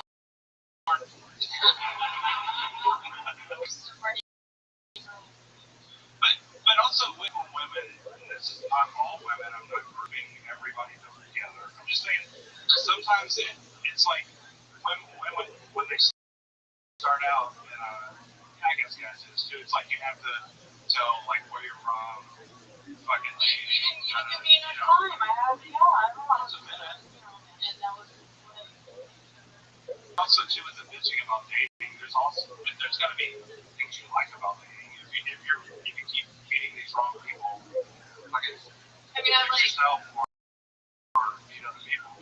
Yeah, no, for sure. I don't know. You know, I don't know. What do you have relationships that last long, or do you I've been in a couple, yeah, really. How old are you? Hey now. Should we guess? I guess. 24 to 30. How old do you want me to be? Old enough to know. It's not like it's still not offensive. It's still offensive, really. I don't know. It's like you're fucking. You can always. You get famous, they're gonna look you up. I'm like 7. That's so ridiculous. No, I'm like 10 years old, really. Alright, well, I'm 30 to be 34. I have nothing to hide. Yeah. Yes.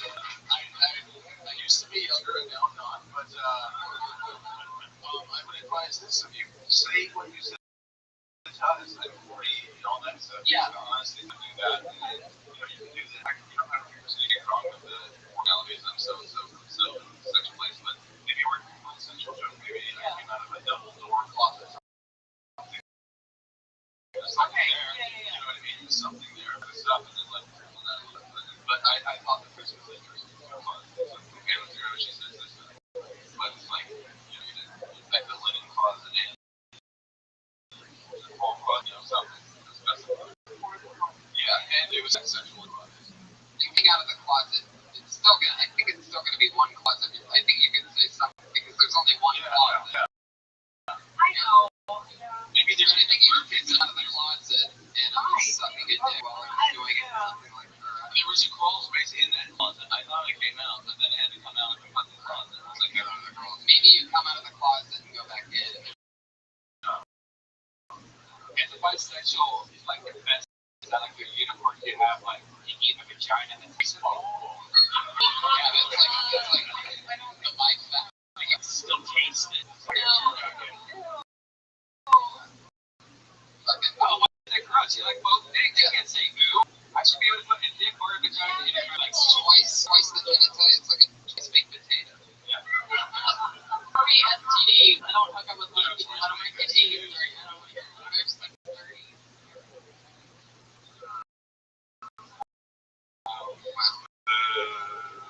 So the type of people that have STDs, and that's it's more of a placebo effect. You can't catch something that you don't believe is there. That's my form of prevention. So. Are you scared of Bigfoot right now? Are you scared of Bigfoot right now?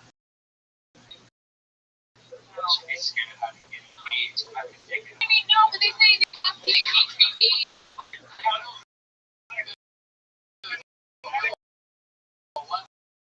Turn there. Pretty sure Brian. You have to catch the test into what it says still. Everything. They tell my age and well. I guess you're right.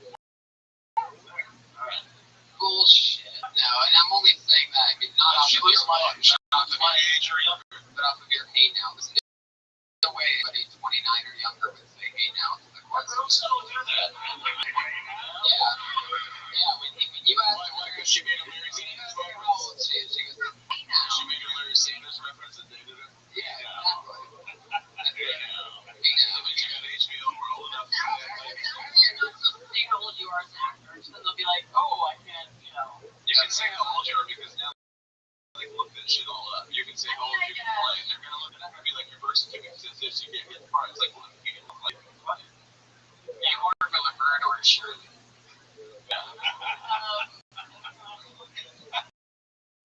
mean, how does that girl get weird? All you have to do is just let it grow. You just gotta let it grow. Thanks, Jennifer. It was nice meeting you. Good job. Fuck yeah. Jennifer Dean. Nice. Good stuff. Okay. I love those German Jews. Those are German Jews. Yeah.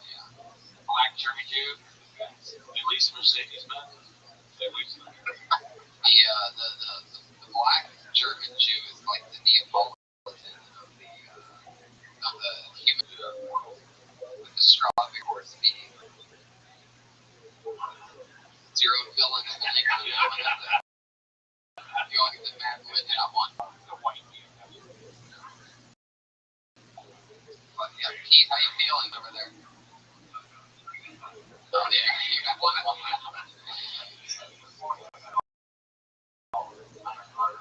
I can see like Bill's expression from the other man.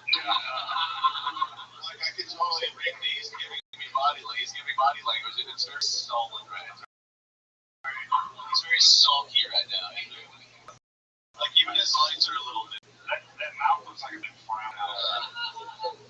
It's be the longest one. It's like the light my dad used to work on the car. Let's keep this fun train moving along. We can't give too much attention to the other thing that's up there. Put your hands together. Your next meeting. It's Scott Kidd.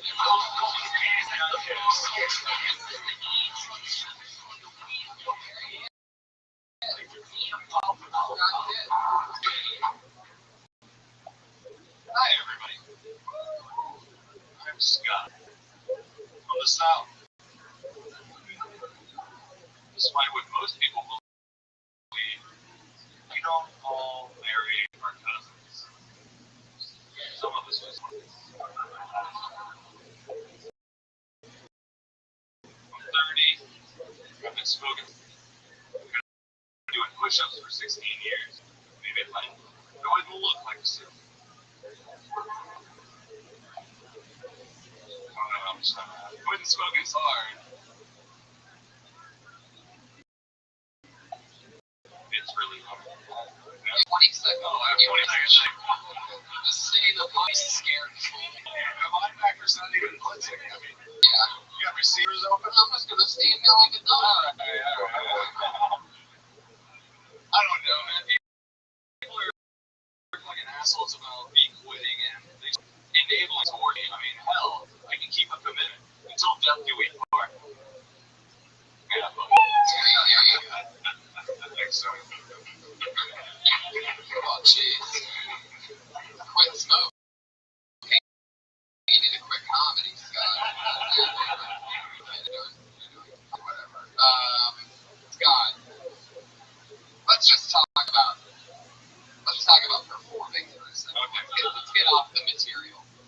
I was watching this clock hit 28, 29, and that's when you said, man, it's like, it's better to fucking go, and this is not just for the show, but for anything. It's better to just go and be told later that something about than to look like a fool. It's always better to, what is it? There's a saying about ask permission, don't ask permission. It's better to Ask for forgiveness. better to ask for forgiveness than a giant pussy. Like a pussy. God knows, after 29 seconds, you say, I don't know how much longer I got, so I don't want to start something that fails. It's better. But he came up here strong. Yeah, he came up strong. Like, he looked like a surgeon who's about to do surgery, but then all this happened.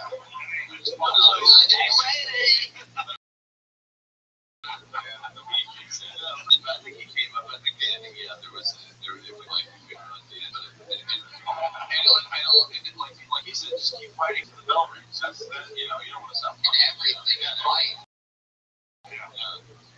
But he did have a strong. Good press. I mean, this stuff about the guy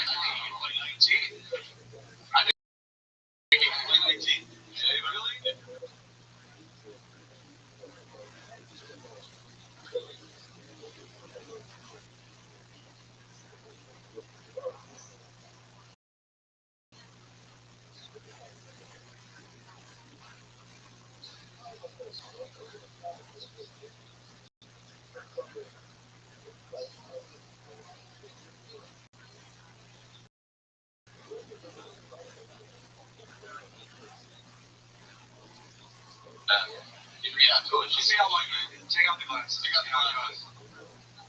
Come on, guys, let's go skateboard. Yeah. Put the glasses back on and put it down in her mouth. I think he looks like he could play like either a tennis instructor or a student assistant or a teacher's assistant. He's named Gary.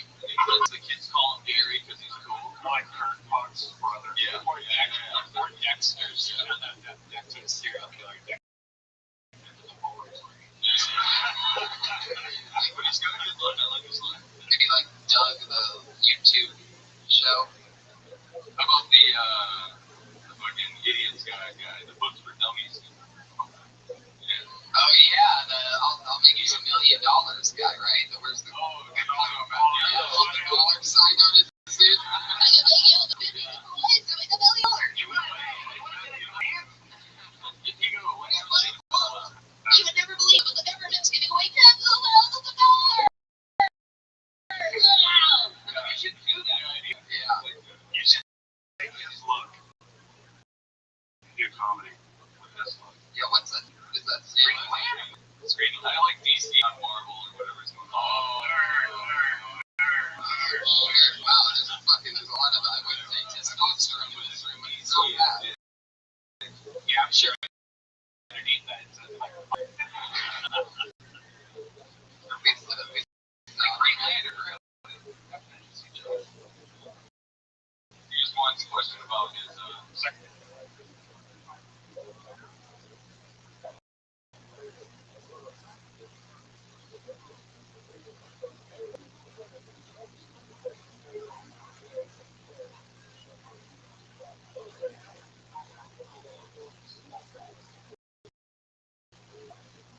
2 hours or not, he was racist.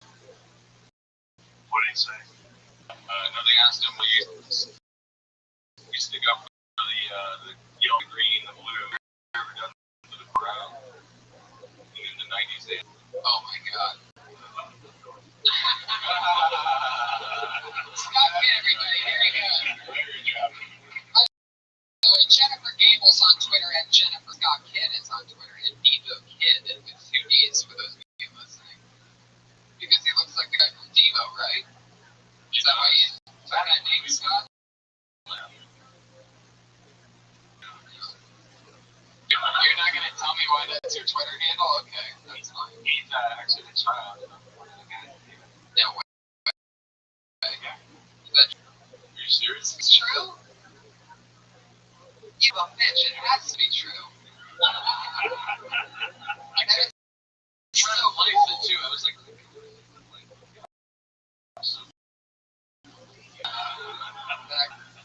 Put the hat on.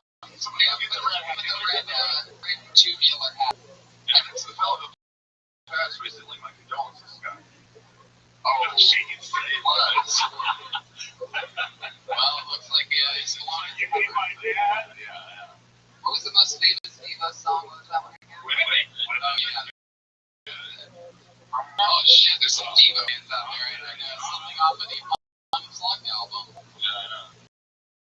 Fuck yeah. Did you guys, when you guys started comedy, did you embarrass that you did? Did you ever set on stage? You know, we gotta talk about this. If you were to ask specific that question to people that you're going down the show, so you should have a second question. Your second question should be, what's the craziest heckle you've ever done?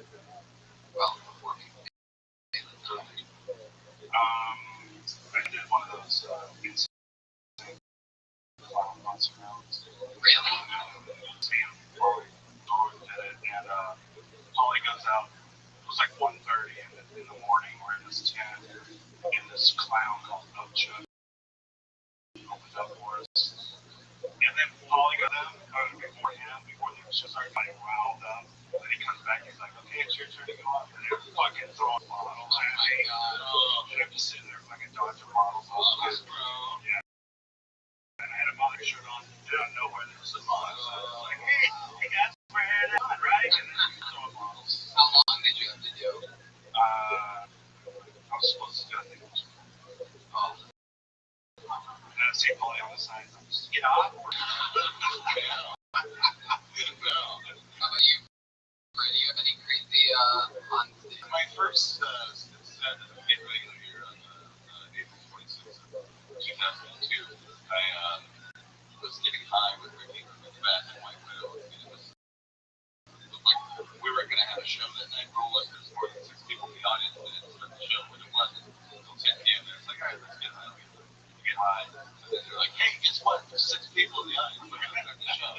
these old white guys. And I was like, oh, great. And I sit in the front row, and I cannot connect with these guys. I cannot connect where they're from. My hometown of Tempe, Arizona.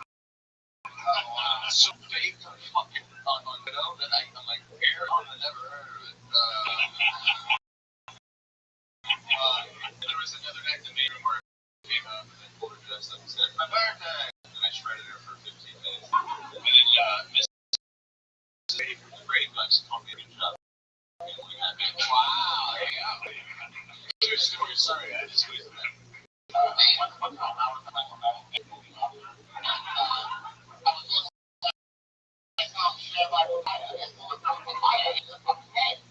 Wow. But sure, that papaya didn't it? Yeah. It hurts. Papaya's hurt. It's one of the heavier fruits. Yeah. Might give you brain damage.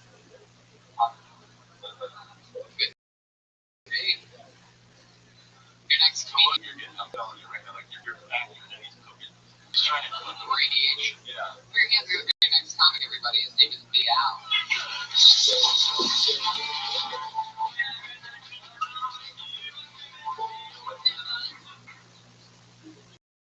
Chinese government just decided that China. Oh,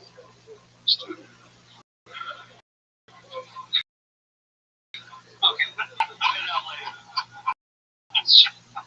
Charlie Sheen's ex, Ray Olsen, she's going to be at 73, asked him out as part of the police. It's probably the least kinky thing she's done since Charlie Sheen. In Colorado, fourth graders were caught weed and selling weed at the school. The school found out after the kids were asking for cigarettes in the cafeteria. Scientists just found out that monkeys, if you give them options between food and monkey porn, they'll always choose monkey porn, which is pretty amazing. It's like, wow, they got monkey porn.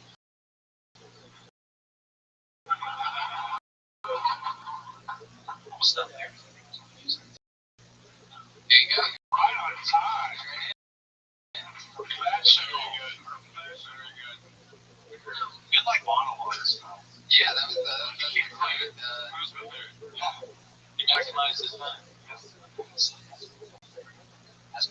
Oh my god, what do you use? Is that true? Yeah, that's what I'm watching right now.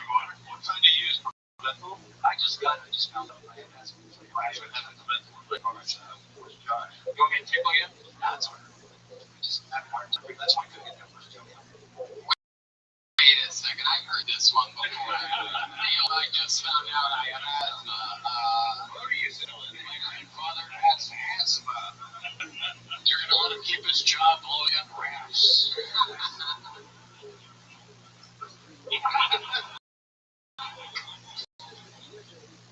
Yeah, so what did we talk about there? The first one was The first one, he opened up Chinese. He was gonna go for political, geopolitical stuff. But you changed. Oh, yeah. I don't know if this wasn't political. I don't know. I saw it. Yeah, the same thing did with me. As a professional, you gotta keep that in your head. I mean, like you can't mention that shit. But it's like I bully shit to fucking guys who look like very big or out. yeah, you just gotta stay in the pocket of your life. Do you ever see two patriots out there? People are encouraged. Mirrors in this place. Yeah, it freaked me out. So when did you find out you had asthma?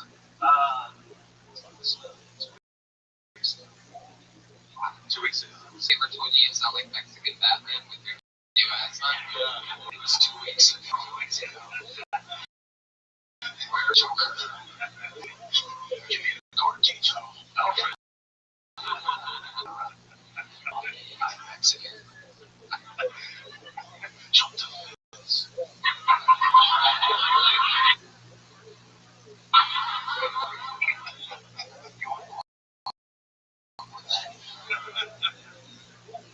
Like Christian, I was gonna say, feel me out. Or maybe it would.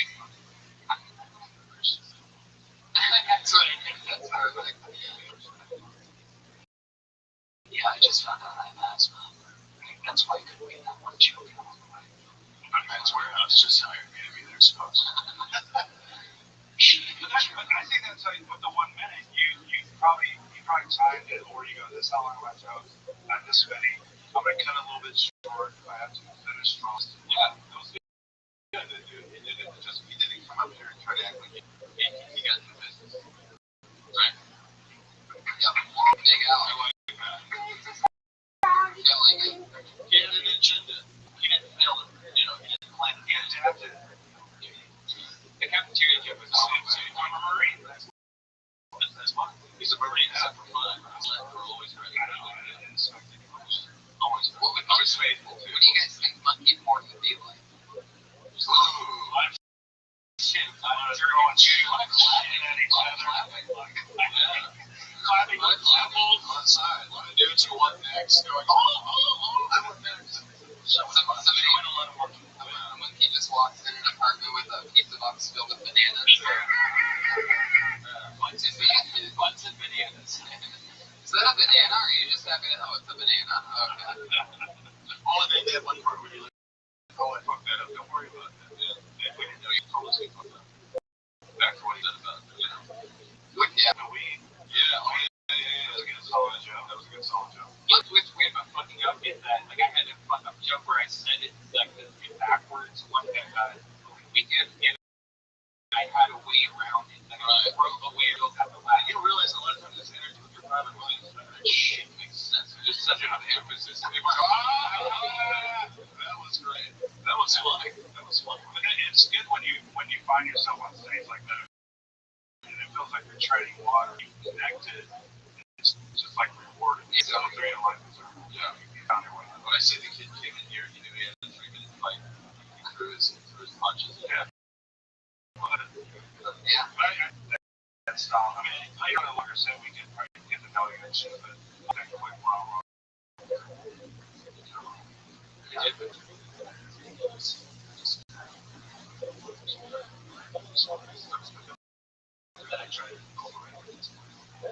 So you want to do topics then? Or you don't have versions for like a talk show or just keep posting? I keep that element of my mind working. What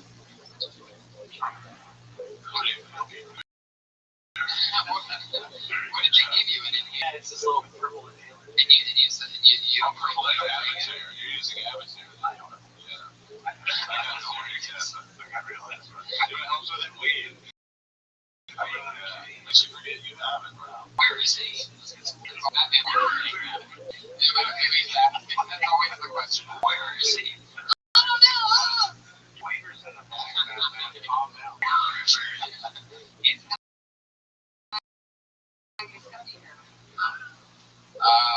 Funny stuff, man. Always. What else?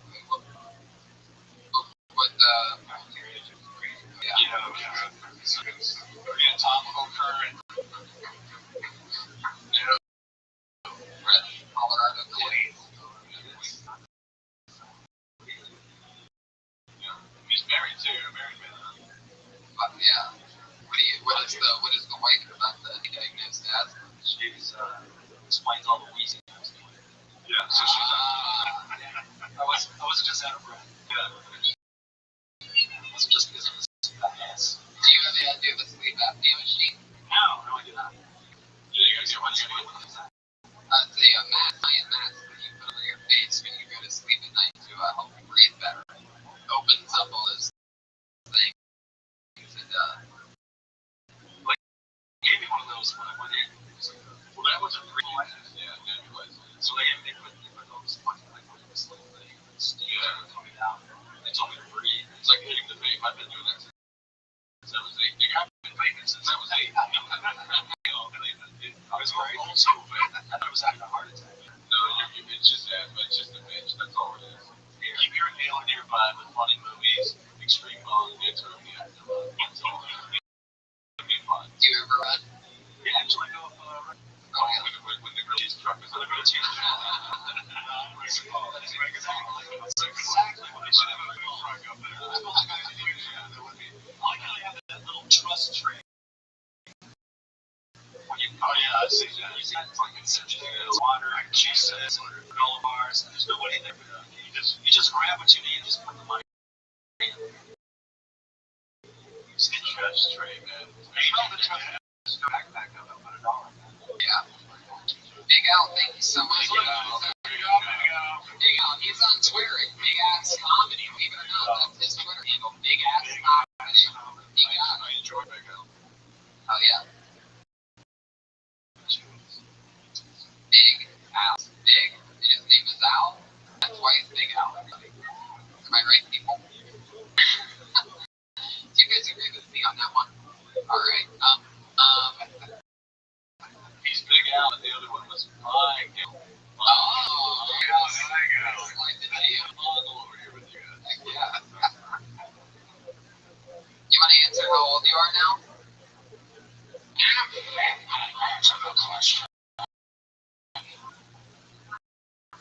By the way, the trick to make anyone tell you her age is by just guessing over. And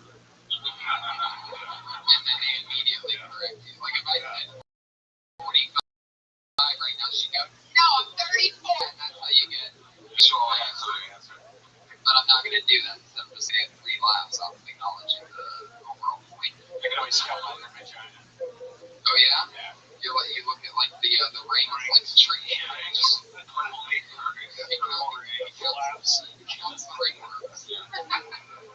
shutters they're not there.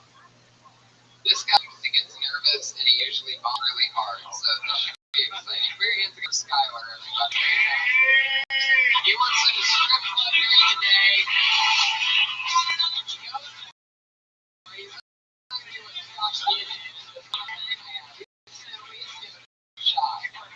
It's really slow.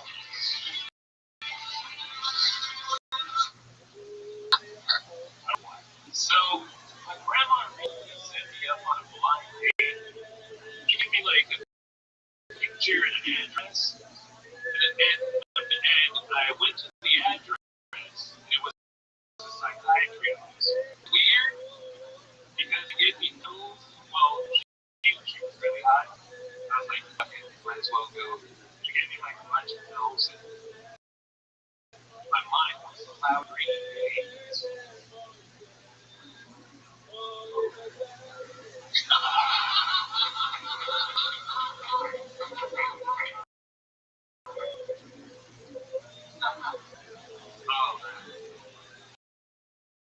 I'll stop. Really? Well, I think we're going to stop it. We have done something in order to stop something. What are we talking about? Stop us. What really happened? He wrote a joke on accident and it worked. And I scared him. And then he stopped. That's what happened. The fucking joke worked. It scared the shit out of him. Because when he was like, I forgot the joke, he just realized that the pills made money forget. But he was wondering why they were laughing because it was funny. Is that why you guys were laughing? Right? They were laughing. You had a joke there. I just don't think you realize you're caught a fish in the fucking net. Put it in there. You're up in the middle of it. Just got it. I don't think I'm going to go. No, basically, it's hot doctor wanting pills making pharmaceuticals make my mind cloudy, but we actually the fog of which I it's right. Yeah. But I like reading the joke in the middle because the pills made you forget the joke. You know what I mean? That's so what's the actual show? Right? What's the actual joke? Yeah, what is the joke? Like, the joke is the joke. What is the joke? And I remember from past you had the kind of very similar things happen where you get halfway through the joke and then you lose confidence in it, or you kind of just kind of bail on it. You just kind of petered out. You've done this before, if I recall. Yeah, I have. You look like a comic. You seem like I believe you're a staff writer, but then just kind of like bail. I wrote the joke today, and then you wrote this up. you did write the punchline, did you? Or did you forget the punchline? Oh yeah, the punch basically blind date, right? And then at the end I say, well, she was hot, and next time so to speak, mind having to operate drugs with the Right. No, I don't think it's okay. There's nothing going on. yeah. See, that's just like, that's not, That's almost something you should put on a Facebook page. You go, guys, what do you think about this show? You write it out because I bet you if anyone or whatever, they're gonna go, what the fuck, dude? Like that's what they're gonna say. That's not. And you know what a joke is? that Right? joke would kill at like an Alzheimer's Make-A-Wish where people forget what's going on from the setup to the punchline. You could just be the I forgot comedian, and then when you get to I forget or done, you just have these elaborate setups. These two guys walk into a bar and you know what? Just a joke after. Why did you cross the road? Seriously, I forgot. I don't know why. You can sort the audience. Because I forgot t-shirts and I forgot fucking antler things or whatever.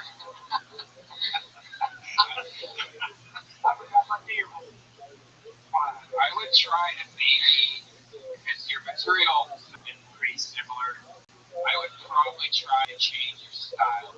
I'll probably, if I was, as a challenge, a self-challenge, I'd probably say, all right, this week, I'm going to write jokes about coffee. You know, and just like one-liners almost. You know, I'm trying just doing something like simple, like test almost, because that whole thing right there, I can kind of see where you're going, but it really makes sense. You know, maybe instead of having like less story-based jokes and more try to do one-liners first and then build stories around them. Have you been doing spots other places? Yeah, I suppose. How Maybe like market stage? What are we talking? What kind of spots are we talking about here? usually I'm doing like maybe like 2 times a week. Well, not the ideal.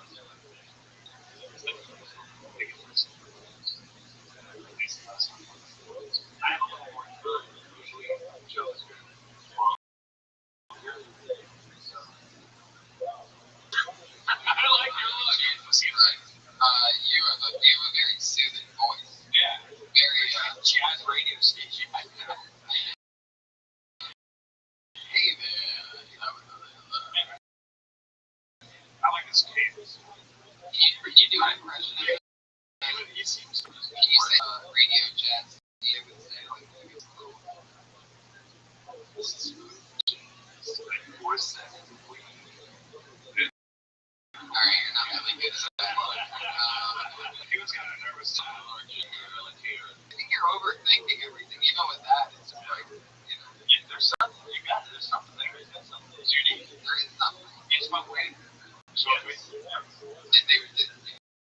Have you recently been put on pills? Well, I recently, like, Your grandma said you were depressed?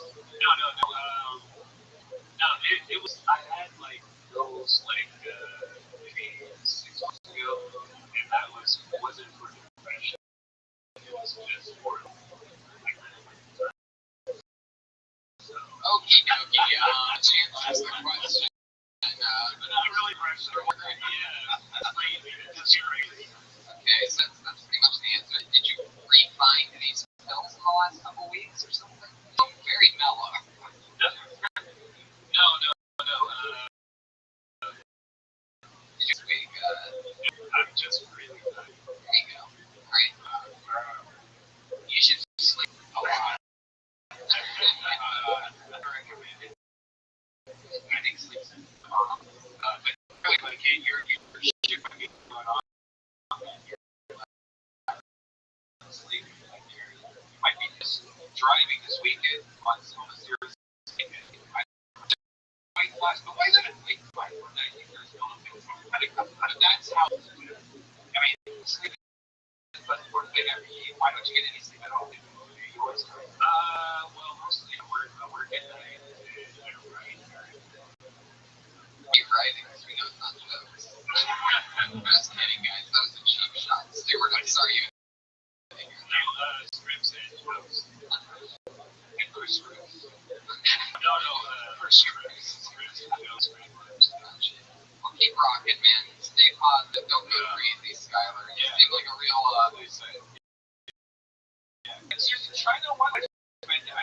if you're big on Twitter, how much you use Twitter? I know you have one, but start doing one-liners on Twitter to, get feedback. I mean, online feedback is one of the biggest things now. You say, hey, is this funny? People go, hey, man, I think it's funny, but that is kind of what we're doing here.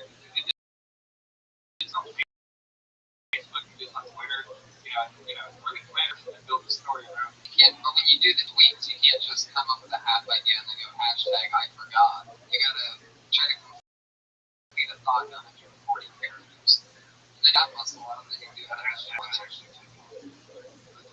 I forgot. That's another funny thing. Skylar, keep rocking, man. Stay positive. Skylar lives with his grandma and works 30 in the strip club.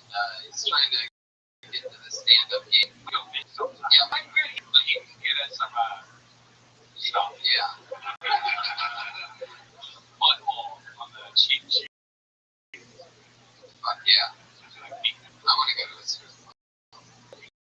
You just love strip club. I just love the life. I've been to some good vegan options in strip club. So I would love to salmon and the spearmint rhino. Deja vu. There's a deja vu in every city. Fuck yeah. Alright, well, guys, keep it rocking, shall we? How you guys doing out there? We lost connection with everybody. It was almost like too sad. I'll spin you here tonight. Maybe only bisexual up there might be interested. Oh, you're in the middle. Yeah. You into bisexual cougars, Skylar? Oh, come on. If you would have told us your age, I would have brought out the evil Tony. She might not feel it. It doesn't take a brain surgeon to figure out that this guy's eventually going to be a brain surgeon for Ori Amir.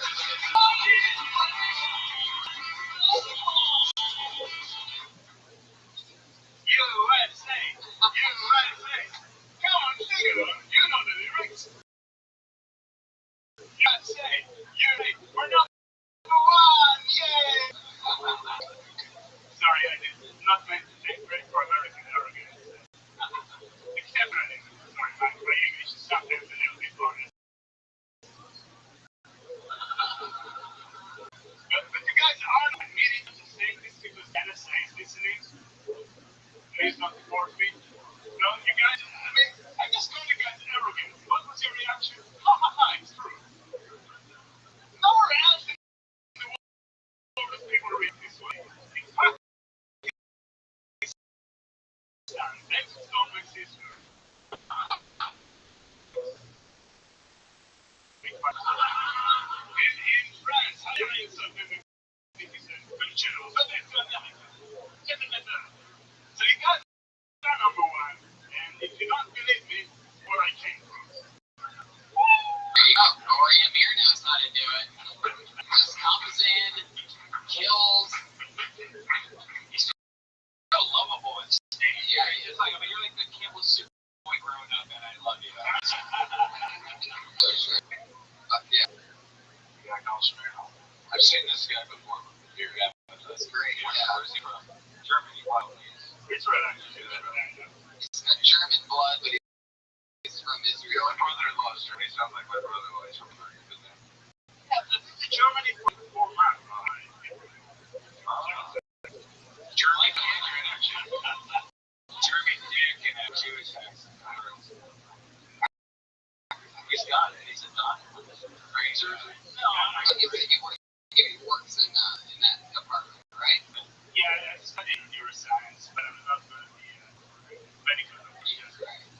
I just dabble in neuroscience. Yeah. So read 3 articles and have a few things published. But do you think we'll be ever print out brains using these printers?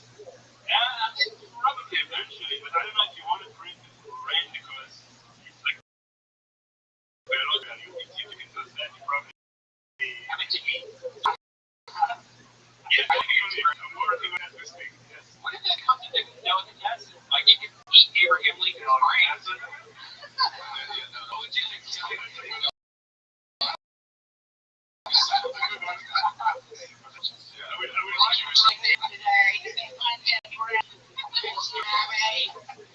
going to JFK brain over easy. Or, hey, how long have you been in America? In 5 years. 5 years. What's it getting? Don't shit talk me. Don't shit talk. What are your favorite things about America? Yeah, what do you love? Am I a big foreigner in America? You love to I'm a big foreigner in America. Yeah, you have. Big foreigner fan? Is that what you said? He loves foreigners. Foreigner group. No, it's fun, you know, I can. People are culturally safe, so it's not like Europe or in a way we can say, oh, it's my country. But Culturally safe here? yeah, in a day or two. Oh, yeah. People in America, but travel in the mouth right next to them. Like France. Where are you from? He's talking all funny. Do you get to stay in America? What's the deal? Did you marry an American chick yet? No, I am currently on a student visa. Ladies, any American women? Sides? Maybe bisexual. What's the American? We get these eyes together. Usually aged bisexual.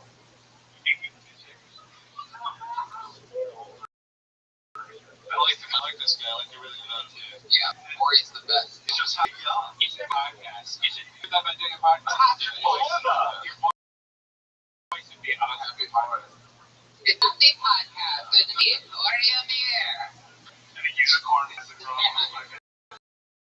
Stop this reading face week. Airplanes still missing. I take a cab ride. Just like the weirdest shit. I've been doing my own research. I'm losing your accent. What do you sound like again? Thank you very much. Thank you very much. What's your favorite television show you ever made? Right next to it. Like the Wire. I hear what it sounds like when he says the word. It's all true. Yeah. Right, oh my God.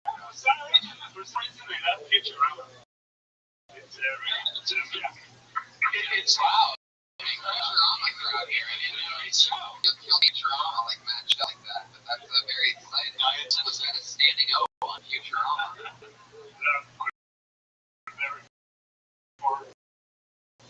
There you go. Oh, there's the accent. And do you like American sports? I don't have time. No, it's just And you can see it. You have no idea what they're doing. That's right. Again, on the Figure Road. And I'm gonna say I don't mind. You can walk from down Figure Road. It's you don't even walk with these two. What's the meanest thing a black guy's ever done to you? What's not shoot?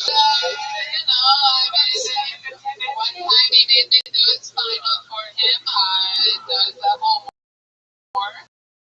but I got it done in 72 minutes. You need to choose. I had to choose. What's the meanest thing a black guy's ever done to you? I wanted to answer. What do you like? I don't know, I can't think of any. Come on. What's the funniest thing Americans ever said to you? No better record. Oh, you can't. I tried. Nobody. I never told you that. Because none of us are from here either. You know who I would love to see? You know, the Amber from the Go Show. Yeah. Match made it. Good recording. Yeah. That's a World War III is what that would be. Yeah, Ori, well, keep rocking and rolling, buddy.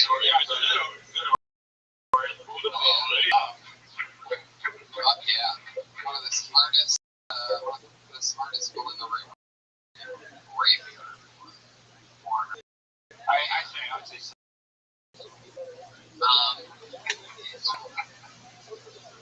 So do you have to go back to Israel eventually, Ori? Probably you're staying here, okay, so the answer is, I don't know.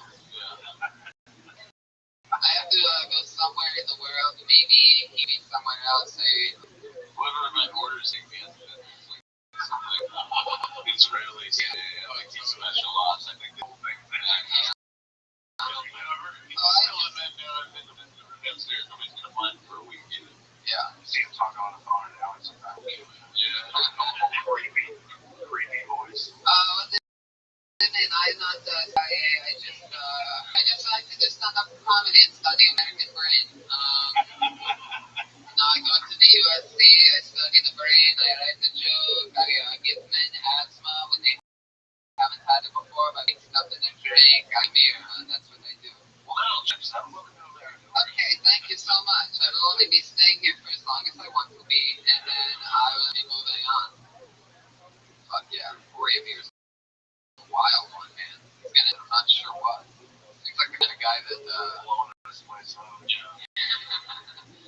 Or, you know a lot about the brain. What do you think was wrong with Skylar? You're already away from the mic, but I gotta ask. What part of his brain is it? What happened, Louise?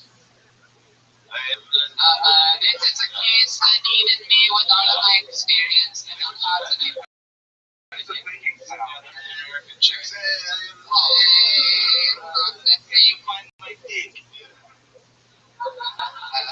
it comes to this situation of Skylar, I cannot say whether or not it is the front or upset, but something seems to be outside the house. I can tell he's a ladies' man.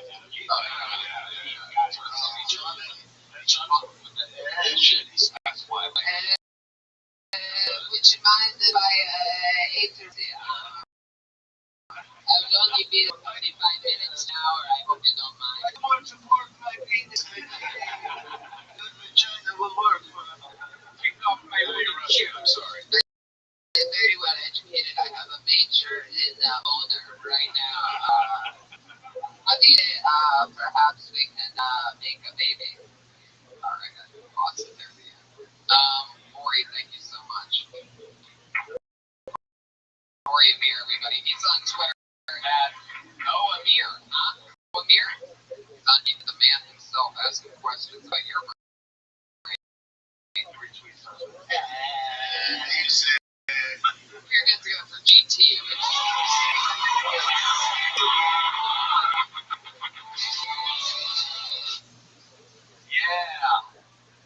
Yeah, I hooked up with some chick the other day. Think about this chick, one size small, like dick. Her mouth was one size small. You bitches complaining about size? You bitches 9 inch. I gotta have that.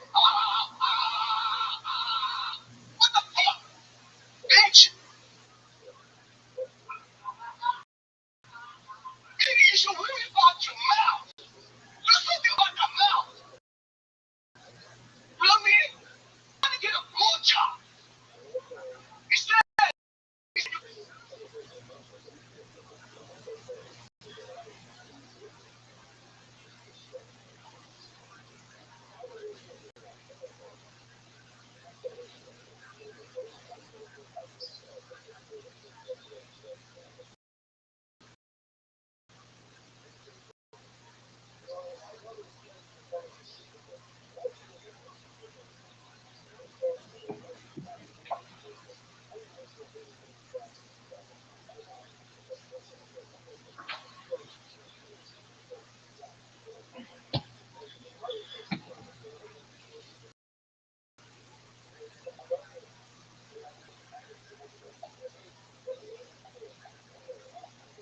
giving me a scratch job. It's scratching me. It's scratching me, girl. The fuck?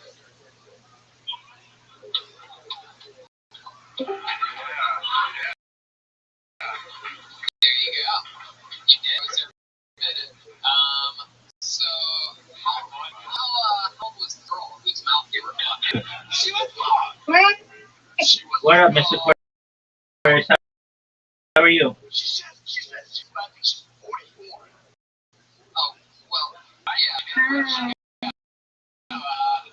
Oh, can you hear me?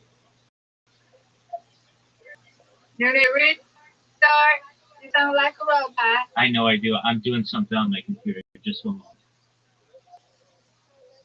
sound like a robot. I know I do. Just one moment. I need to do something else. I'm in the middle of this computer, so that's why.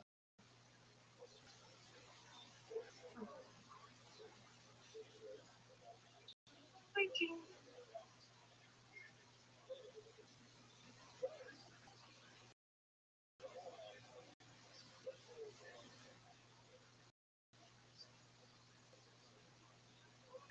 But how are you real quick? How are you? I'm lovely. How are you? That's good. He said, I'm amazing. That's right.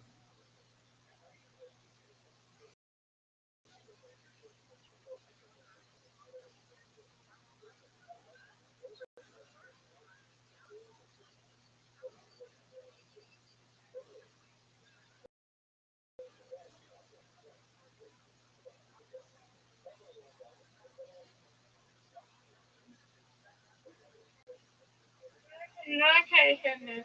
You have to wait till your thing finishes. I can't hear nothing. Okay. All right, you should be able to hear me in a second. Can you hear me now? Yeah. There you go. Apologies. I was restarting one of my. When I do that, it uses a lot of processing power, and so Discord doesn't attention of the computer basically, so it gets really choppy.